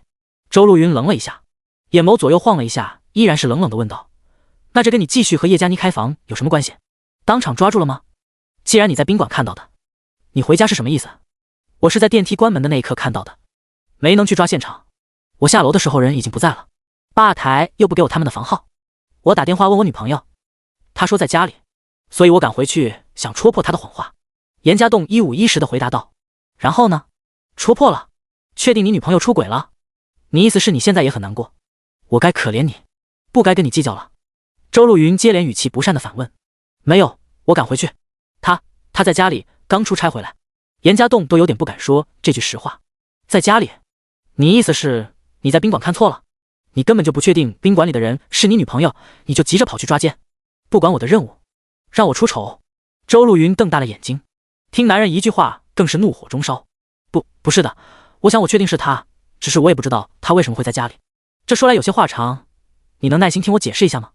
严家栋有些语无伦次，其实这也是他感觉很莫名其妙的地方。你神经病吧？你还希望你女朋友出轨了？怎么？和叶佳妮搞在一起你太投入了？你还真想你女朋友出轨了，就正好分手跟叶佳妮在一起了？你脑子没病吧？你别忘了你的身份，不是因为我叶佳妮根本不会看你一眼，不是我，你现在就该和乞丐一样在街头捡垃圾了。周路云这话说得很不客气。严家栋听了这句话，原本还讪讪的神色渐渐的有点冷了下来，这满是贬低的话语有点伤及了这男人的自尊。周路云留意到严家栋忽然的冷漠，或许意识到自己的话说得太重了，眼中闪过一丝歉意。可是气头上的他怎么会低头道歉？只是强撑着傲气头不服输地看着严家栋。第102，无奈的解释。但是转而这气氛一滞，严家栋的寒冷的眼神陡然松懈，深呼吸一口气之后，这男人愧疚复杂又带着一丝愠怒地说道：周总，我再一次很郑重地道歉，对不起，我知道我现在的一切都是你给我的，我很感谢你，你不但让我现在很光鲜地活着，也救了我父亲的命，我欠你很多，现在也还不了，但是这一切我都记在心里。我本来是打算今天把事情给你办妥了，没想到却出了意外。其实我并不想跟你谈论我女朋友出轨的事情，毕竟这是我的个人的问题，我也不想我女朋友出轨。可是自从和叶佳妮去过度假村后，我女朋友有了很多的疑点。严家栋说到这里撇撇嘴，再一次深呼吸了一口气后继续说道：这些疑点让我不得不怀疑她出轨了，可是聂小玲偏偏每次都给了我一个很合理的解释，我信了，我也想去相信。可是今天在宾馆看到她的时候，我的原本的相信再一次化为乌有，我只觉得自己像个傻子一样的屡次受到欺骗，我不想像一个傻子一样被戴了绿帽子，还天真的以为自己女朋友一直对自己很忠诚，搞不好以后我和她结婚了，我都不知道孩子是不是自己的。哼，说这些可能没有用吧，我不是想让你同情我，可怜我，或者我只是想让你谅解一下我在那里无法控制的愤怒，和我迫切想找到答案的心情。事情既然发生了，说什么都没用，我就想问问，任务失败了吗？还有没有挽回的余地？听完严家栋的这番陈述，周路云深深地看了这男人一眼，这女人也遭受了男人的背叛。想到自己发现林浩然出轨的过程，一夕间林浩然仿佛就是当初的自己，原本的气氛渐渐地变成了一点点理解和同情。或许此刻的严家栋就是当初的自己吧，同样在感情方面都是可怜的人。周路云也呼出一口气，没有再愤怒地与严家栋对视，转过头神色有些复杂地问了一句：你和你女朋友现在怎么样？还好，好像都没什么事情，好像我和她就像以前一样，只是我觉得其中肯定出了问题，肯定有什么不对。严家栋挤出一个笑容，回想到聂小玲的种种和一次次的错误的猜测，仿佛像是自己得了妄想症一样。你真想确认你女朋友出轨了吗？周路云平静地问道。我不知道，我觉得自己要是真去探寻这个答案，结果可能会让我很难受，但是我却不想像个白痴一样对这些事情一无所知。严家栋很茫然，现在的他完全不像一个对事情运筹帷幄的男人。我知道那种感觉，明知道答案会让自己痛苦，却忍不住想去探究。把你对你女朋友的疑点告诉我吧，我替你分析一下。周路云点点头，很理解的这男人的感受。其实话还得从第一次跟叶佳妮去度假村说起。那时候我女朋友也出差了，我没想到在度假村居然看到了她，更没想到回来之后她内衣上居然被别人写来一个奴字。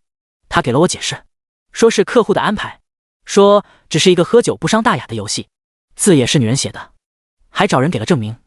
前段时间她又去出差了，我跟叶佳妮去吃饭，居然也遇到了聂小玲，一个很高端的餐厅。如果是我跟她是绝对不会去这种餐厅吃饭的，因为根本消费不起。我跟她面对面碰上了，但是她居然不认识她，就好像她不是聂小玲。我打电话去询问，她居然在出差，根本不在市区里，就表示我面对面看见的人根本不是她。难道我还会认错自己的老婆？未婚妻？但是他的理由却让我不得不相信他还在外面。我见到的人根本不是他。然后就是这次了，我以为他还在出差，没想到却在宾馆见到了。后面的事情你的都知道了。严家栋简单的说明一下经过。周路云听完些事情，蹙眉沉思了一会，随后认真的看着严家栋问道：你先告诉我，你爱你女朋友吗？你女朋友爱你吗？你们真的想过要一辈子在一起吗？当然，如果不是因为聘礼的问题，我跟她早结婚了。我很爱她，我想我应该能确定她是爱我的，毕竟我一穷二白，没什么可以图的。如果不爱我，如果她是一个物质的女人，她早就离开我了，而不是耗到现在。严家栋笃定的点点头，那就别去追究了，相信你女朋友的话吧，少点怀疑，好好的在一起，把这一切当做你的妄想就好。最终你还是想跟她结婚，还是想跟她在一起，不是吗？周路云平静地看着严家栋，是的，或许吧，只要他还是像以前那样好好的爱我，我肯定会跟他在一起。经历了一次次的怀疑，严家栋说这话都有些不自信。好好珍惜眼前的人吧，你们在一起时间不短了吧，能有这么深的感情不容易，我们还是重新谈谈任务的事情吧。周路云说到这里叹了一口气，有些事情男人猜不透，但是同为女人的周路云依稀能理解聂小玲的所作所为，或许是出于对严家栋考虑，这女人并不想擅自说出自己的判断。好，谢谢。我其实也想问问你们去宾馆的经过，我想看看任务还有没有挽回的可能。叶佳妮她知道我身份了吗？严家栋感激的点点头，赶紧追问道：应该没有。周路云有些烦闷的摆摆手，回忆宾馆发生的事情似乎让他有点痛苦。稍稍沉默了一会，他继续说道：得到你消息之后，我就联系林浩然去宾馆了。我很明确的告诉他叶佳妮在宾馆偷情，他知道我在调查叶佳妮了，自然也怀疑到当初度假村的事情，只不过我还没有明说是你。第103分析。严家栋听得很认真，他更关心去房间后到底发生了什么。周路云淡淡的看了严家栋一眼，继续说下去：按照你给的房间号，我带林浩然走了过去，只是走在远处的时候，我看到房间门没有关，这让我有点担心，我没有跟着一起过去，让林浩然自己前往。他进去了，关上了门，然后呢？看到周路云不说话了，严家栋着急的问道：我不知道。我在门口站了一会，没听到任何声音，我就觉得有些不对劲。我本能的反应就是先走，刚走2步门就打开了，林浩然走出来，很愤怒的叫我，我害怕，我就跑了。周路云说到这里有些尴尬，你意思是你并没有后跟叶佳妮碰面？林浩然也不知道你带他来抓奸是为了抓谁？严家栋严肃的问道。他不知道，只是我也不知道林浩然看到叶佳妮在房间里，这女人会怎么向他解释？周路云摇摇头后继续说道：后来我跑出酒店之后给你打电话，你没接，我也有点乱，都是后来回家之后打给你，你才接的电话。听到这番话，严家栋有些歉意，拿出手机仔细看了看，才发现有周路云的未接来电，同时还有几条质问的消息。这男人就这样呆站着琢磨起来，再次看看手机，同样也没有叶佳妮的信息。严家栋捋着自己没有胡子的下巴开始分析起来，叶佳妮现在会是怎么样的一种情况？严家栋，我们还有没有机会？你觉得叶佳妮知道我们的事情了吗？你放心，事情发展到现在，我也想了很多，就算任务失败了，我不会要求你按照协议来赔偿的，当时那样做只是我们刚接触，一个保障手段罢了。周路云关心地问道，同时也安慰了一下严家栋。这女人的话让严家栋的眼睛亮了一下，其实如果真能让任务就这么失败了，他还是很高兴的。和叶佳妮有了这么久的接触，他也越来越不想坑害这个女人。可是他也知道周路云的话不过就是安慰自己，也是安慰他。任务真失败了，或许也就这么算了。周路云是没什么事情，但是自己可能就会遭到林浩然和叶佳妮的报复。但是任务如果并没有失败，相比这个女人还是不会放弃让这2个男人痛苦的机会。想来也只有认真分析一下，无论是对周路云负责还是对自己负责。严家栋抬抬手阻止周路云说话，干扰他的思路，眼眸左右转了转后，神色莫名地问道：如果你是叶佳妮，当时你会怎么办？我给你说说当时的情况。我去找叶佳妮的时候，刚好遇到林浩然离开，我带他去酒店就是为了跟他上床，他心里也明白，只是突发事故，我先跑了，把他丢在房间里，他开着门，估计也是在等我回去，只是没想到等到的是林浩然。如果是你，你当时会怎么想？我？周路云愣了一下，随后同样皱起眉头思考，片刻后试探地说道：我第一反应肯定是紧张，自己出来和别的男人开房，却被林浩然给抓住了，会想着该怎么解释。心虚害怕，猜测林浩然怎么会来这里，还准确的找到自己的房间。然后我会想你去哪里呢？你会不会突然回来？到时候该怎么解释？没错，这是最正常的反应。但是然后呢？严家栋点点头。然后得看林浩然怎么说了。以他的个性，关上门之后肯定第一时间找了整个房间，发现没人之后就会问叶佳妮为什么会在这里。不，他除了问这个问题，还想着拉我进去对峙。只是我跑了。周路云想了想后回答，猜的应该不差，但是关键就是叶佳妮的怎么回答。他肯定会赌我一时半会回不来，他得想借口安慰林浩然，只是这借口是什么我们暂时不知道，姑且当作林浩然相信了他说话。那么叶佳妮肯定会第一时间离开这个酒店，避免我突然的回来。严家栋解释分析道，是有这个可能，不过我觉得如果我是叶佳妮，我还会怀疑你，是你带叶佳妮去开房，你却半路跑掉，但是林浩然又来了，你该怎么解释？叶佳妮肯定会怀疑，是不是你把林浩然叫来的？周路云点点头，却提出一个让他们担心的问题。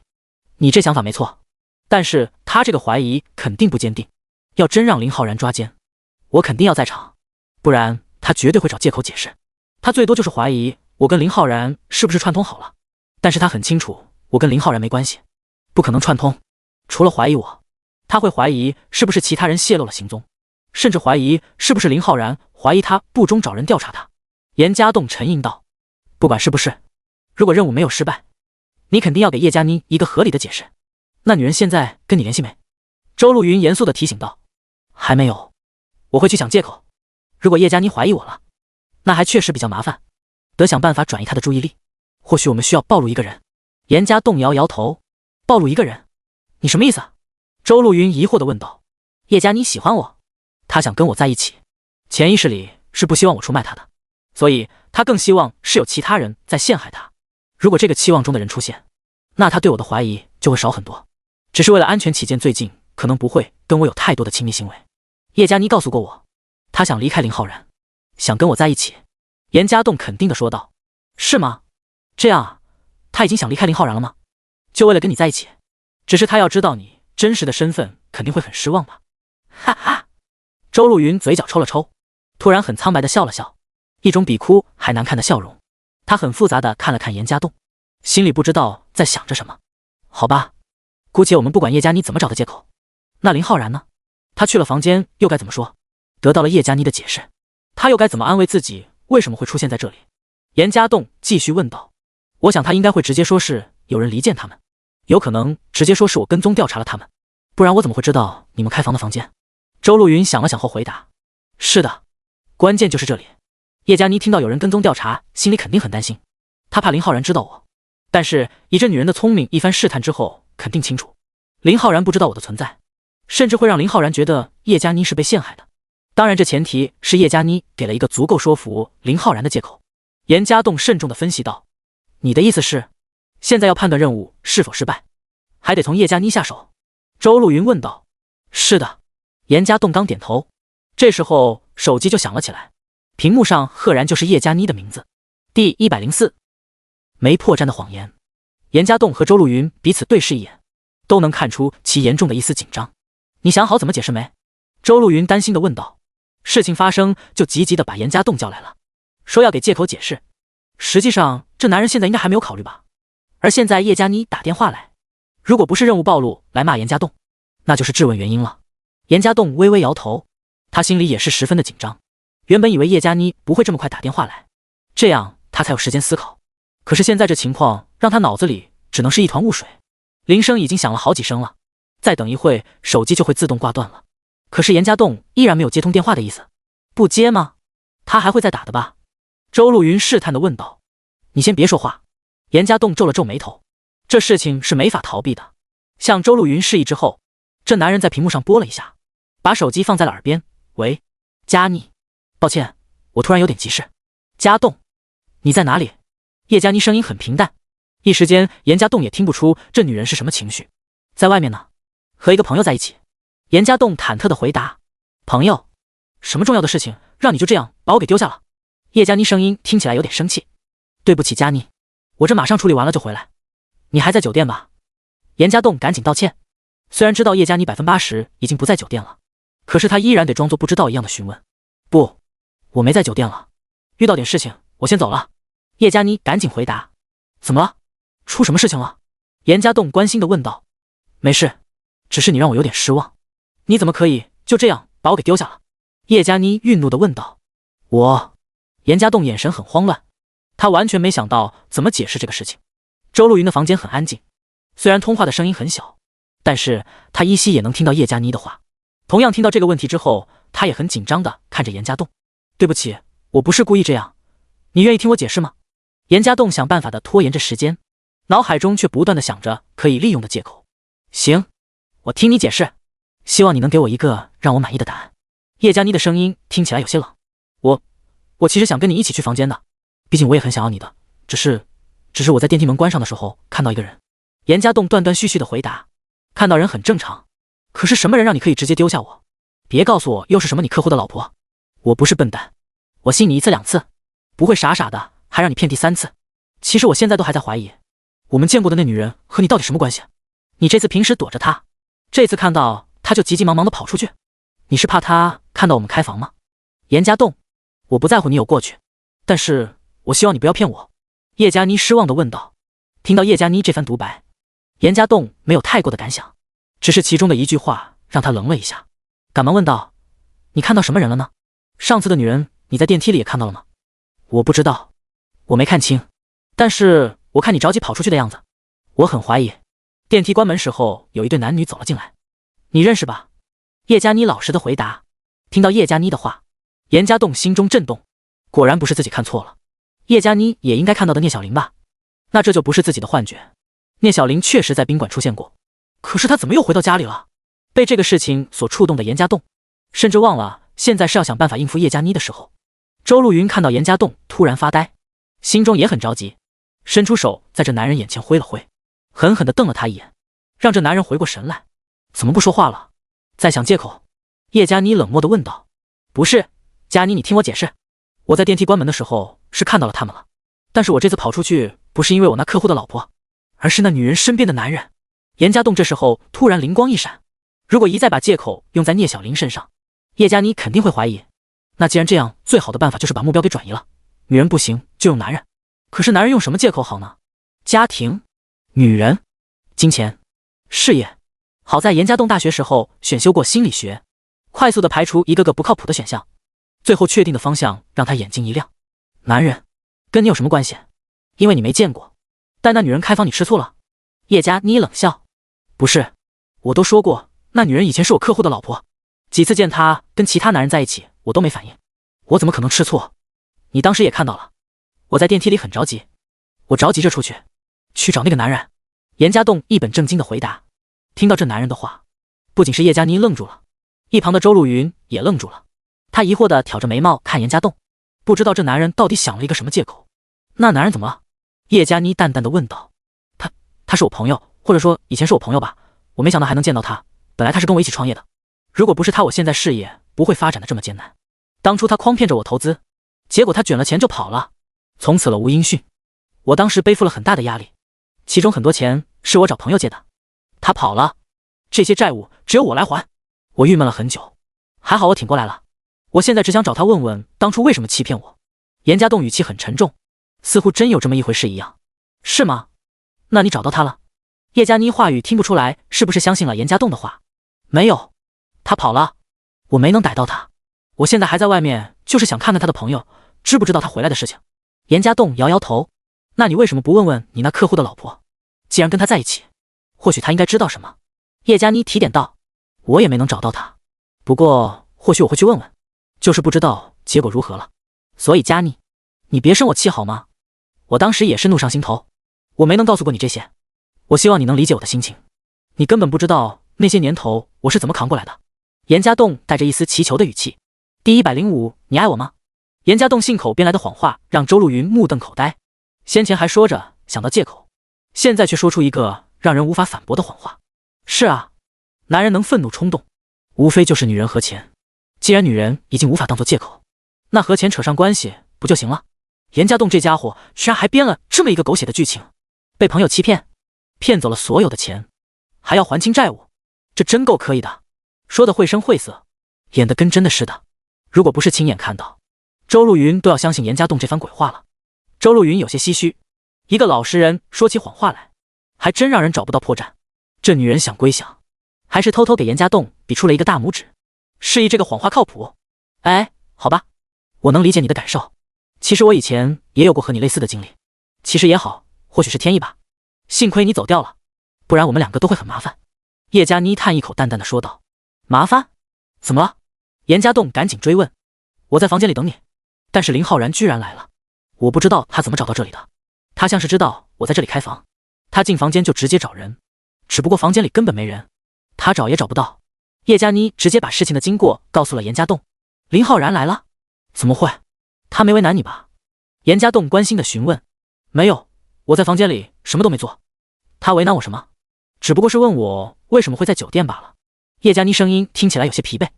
你怎么说的？对了，你现在在哪里？没事吧？严家栋情感表现得很好，担心事情的同时不忘记关心一下叶佳妮。还好，我找了一个借口，说房子需要找人做保洁，我又觉得不舒服，就去酒店休息了。他或许有些怀疑，只不过也找不出什么端倪而已。家栋，我怀疑有人跟踪我，或者说有人想陷害我。叶佳妮稍稍回答了一下，最后很严肃地说道：跟踪你？怎么会？为什么要害你？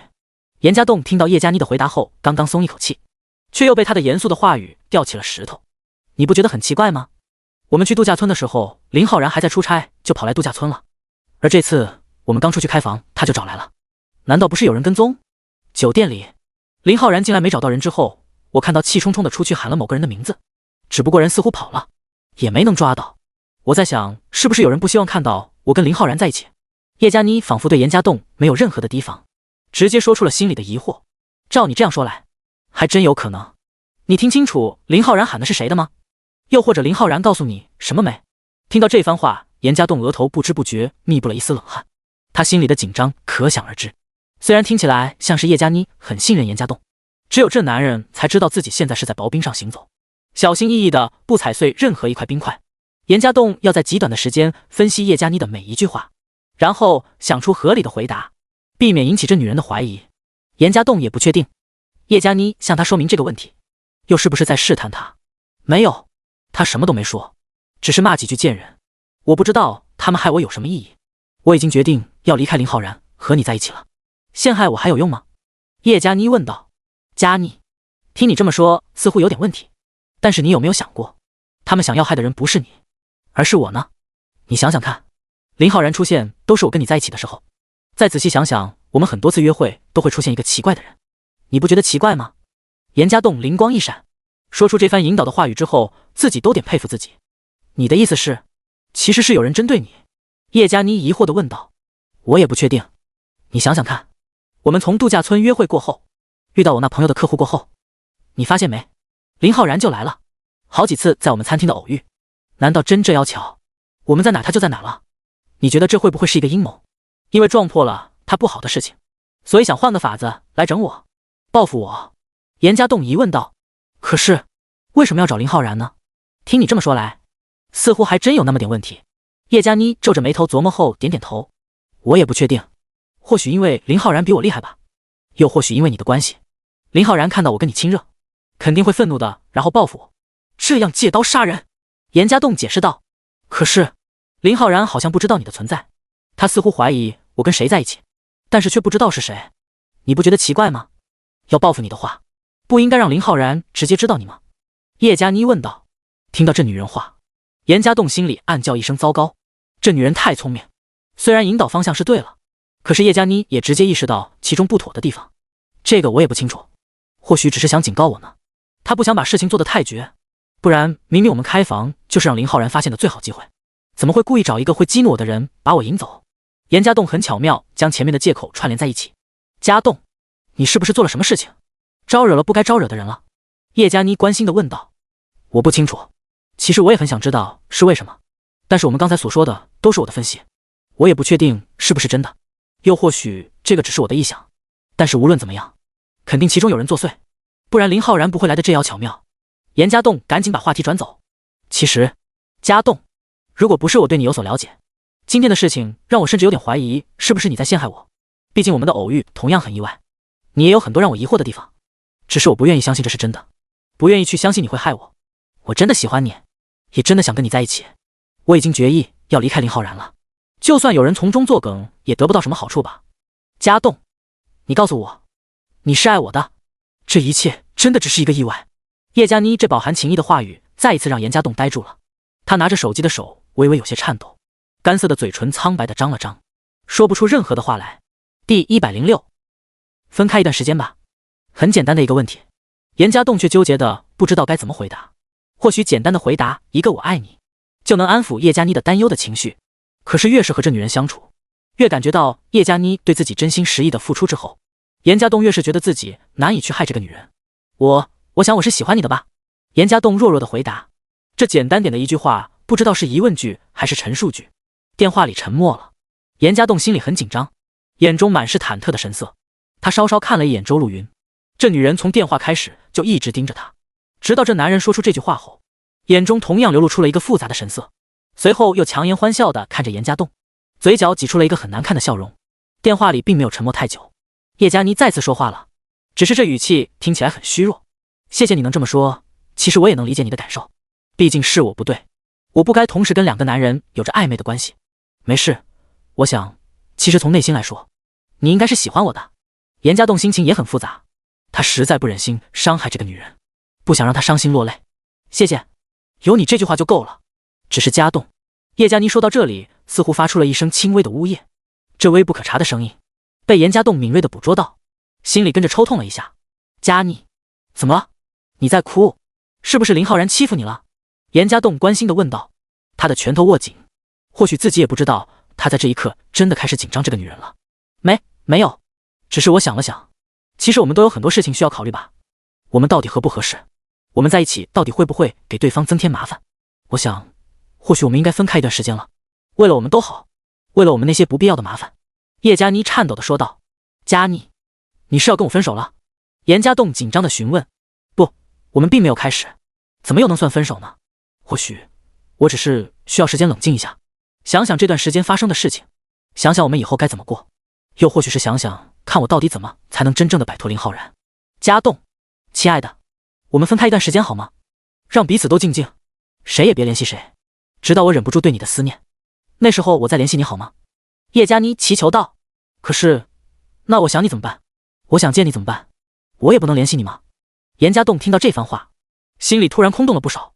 不会的，其实我对你来说并不是想象中那么重要，不是吗？你不会想我的，好好发展的你公司，发展你的事业，说到底我还是一个拜金的女人，不是吗？如果你没有钱，养不起我，其实我也不能跟你在一起的。好好照顾自己，等我联系，放心吧，无论我考虑的怎么样，我肯定都会再联系你的，只是时间问题。叶佳妮带着淡淡的自嘲。好，我明白了，我会给你足够的空间，你也好好照顾自己，但是如果你需要我了，请立刻给我打电话。严家栋叹了一口气，只能点头同意。谢谢，再见。叶佳妮说完就挂断了电话。严家栋有些不知所措的把手机放了下来，在看着周露云的时候，眼中完全是一片的茫然。这空洞的内心，就像是读书的时候和心爱的女生分手了一样，或许真和叶佳妮所说的一样，跟这女人在一起，似乎都能体会到初恋时候那种悸动，无论是开心还是痛心。周露云看着严家栋迷茫的眼神，心里很不是滋味。他觉得像严家栋这种的男人不应该出现这种神色才对，这难道不是一个任务吗？这男人不是为了20万才去接触叶佳妮吗？为什么现在看起来失魂落魄的样子？这是去要泡叶佳妮？难道还被这女人给吸引了？顿时周露云心中又升腾起一股怒火，这该死的贱人居然又抢了自己的男人，怎么了？周露云愠怒地问道。没事，叶佳妮说，要跟我保持距离，或许有一段时间不会再跟我联系了。严家栋似乎有些失落，那贱人什么意思？他到底发现你的身份没有？这是要吃着碗里的还盼着锅里，抢走林浩然还要勾搭着你？周露云越说越气愤，我也不知道他到底什么意思，不过看样子任务并没有失败，他虽然有些怀疑，但是也不肯定。我想或许任务是可以继续的。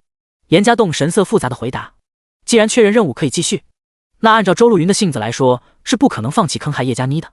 哼，那还不错，这个应该就是看天意吧。任务没失败，那就继续，这件事不算完，你该去讨好他就去讨好他，该赚表现就去赚表现，我这边给你开绿灯。不用担心工作的事情。周路云冷冷一笑，我知道，只是他说了让我别主动联系他，等他联系我，所以我也不知道我到底还有没有机会。周总，不然这件事情就先放一放看。严家栋试探地问道。你傻呀，那贱人现在就是犹豫而已，你不在这个时候加点狠药，他怎么会彻底对你动心？女人嘴上说着不要，其实心里还是很想你去安慰去追他的，加把劲，赶紧把这件事给了结了。周路云严肃地提醒道。我尽量吧，如果没其他事情我就先告辞了。严家栋点点头，刚走2步又停下来看了看这女人乱作一团的屋子。周总，请个保洁打扫一下房间吧，你房子这个样也没法住人。我知道了，你走吧。周路云不耐烦地挥挥手，看着严家栋关门离开。这女人同样陷入了失落之中，心里想着不愿意让严家栋真被叶佳妮给勾搭上，偏偏自己还鼓动他努力去接触叶佳妮。突然周路云很担忧，要是严家栋真的也对叶佳妮动心了怎么办？想到严家栋可能跟着叶佳妮跑了，周路云的心中也是没由来的一痛，仿佛间他有点后悔自己刚才说过的话。既然叶佳妮要拖下去，那就拖着好了，何必还要硬让严家栋去接触他？这么久以来，周路云第一次动摇了想要结束这个任务的念头。第107得妻如此。从周路云家里出来，严家栋有些患得患失，明明知道其实跟叶佳妮保持距离是最好的，可是偏偏心里空荡荡的。这些日子虽然和叶佳妮只是零零散散的在一起，但是不可否认，每次跟这个女人在一起的时候，严家栋心里都很开心。叶佳妮让严家栋有一种身为男人的满足感，其实这一点聂小玲做的也不差，但是或许时间久了，这种新鲜的感觉几乎已经被抹灭。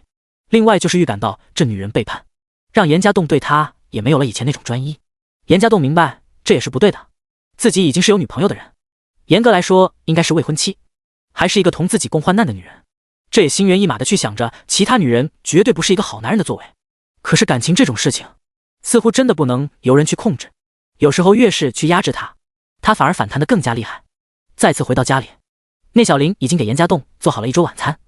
辞掉送外卖的工作之后，这男人的作息时间也匀进了很多。怎么样，周总没说你吧？看到严家栋回来，聂小玲甜笑着问道，上前贴心的替自己的男人脱掉了外套。没有，我走回来他知道的，就是临时有点急事需要处理一下。严家栋摇摇头，突然他觉得心很累。以前跟聂小玲在一起，有什么都可以直接说，两个人在一起这么久几乎没说过一句谎言。而现在自从接了这个任务时候，自己的生活几乎完全被谎话和欺骗所包围。自己这些日子跟聂小玲的聊天似乎都没有说过一句话真话，这样的日子到底还要持续多久？而自己的谎话会不会就有那么一天被拆穿了呢？严家栋内心纠结着，抬头看了看正给他端茶过来的聂小玲，仿佛间这男人觉得聂小玲的温柔也显得那么的不真实，仿佛是弥补自己过错一般。严家栋心中苦笑，自己这段时间没对聂小玲说真话，那聂小玲对自己的话又有多少的是真话呢？这还真是一报还一报，只是聂小玲还没意识到这些，而自己已经发现了事情的不妥，同样也是看着哪一天这谎言再次包不住事情的真相罢了。怎么了？你看起来忧心忡忡的样子。聂小玲挨着严家栋坐下。哎，或许吧，周总对我期望挺大的，我担心自己做不好让他失望。严家栋挤出一个笑容，谎言随口就来，我觉得你尽力就好了，周总愿意花高薪请你，你肯定也有他赏识的能力，不然你真以为这些当老板的人都笨蛋吗？他们可聪明着呢。不过你也要好好干才行，毕竟这份工作比你送外卖好很多了，也来之不易。聂小玲安慰道。我知道，我会尽力的。严家栋点点头了。对了，我这几天比较忙，没有时间去看伯父，你爸爸现在情况怎么样了？聂小玲一边拿手机一边关心地问道。还好吧，我去看过几次，在医院康复呢。严家栋心里有些紧张，他可不敢告诉聂小玲自己去借了20万的事情。那就好。对了，亲爱的，我这发工资了，前2次跑的业绩还不错，我把钱转给你，该用的就用，另外多给伯父买点补品吃。聂小玲说着就在手机上点了几下，不多时严家栋手机就收到到账的提示音。别，你自己留着吧，家里还过得去，你也不用一直给我钱啊，2万，你这个月工资这么高？严家栋仓皇的拒绝，同时拿出手机看了看，2万块的到账信息让他有点发愣。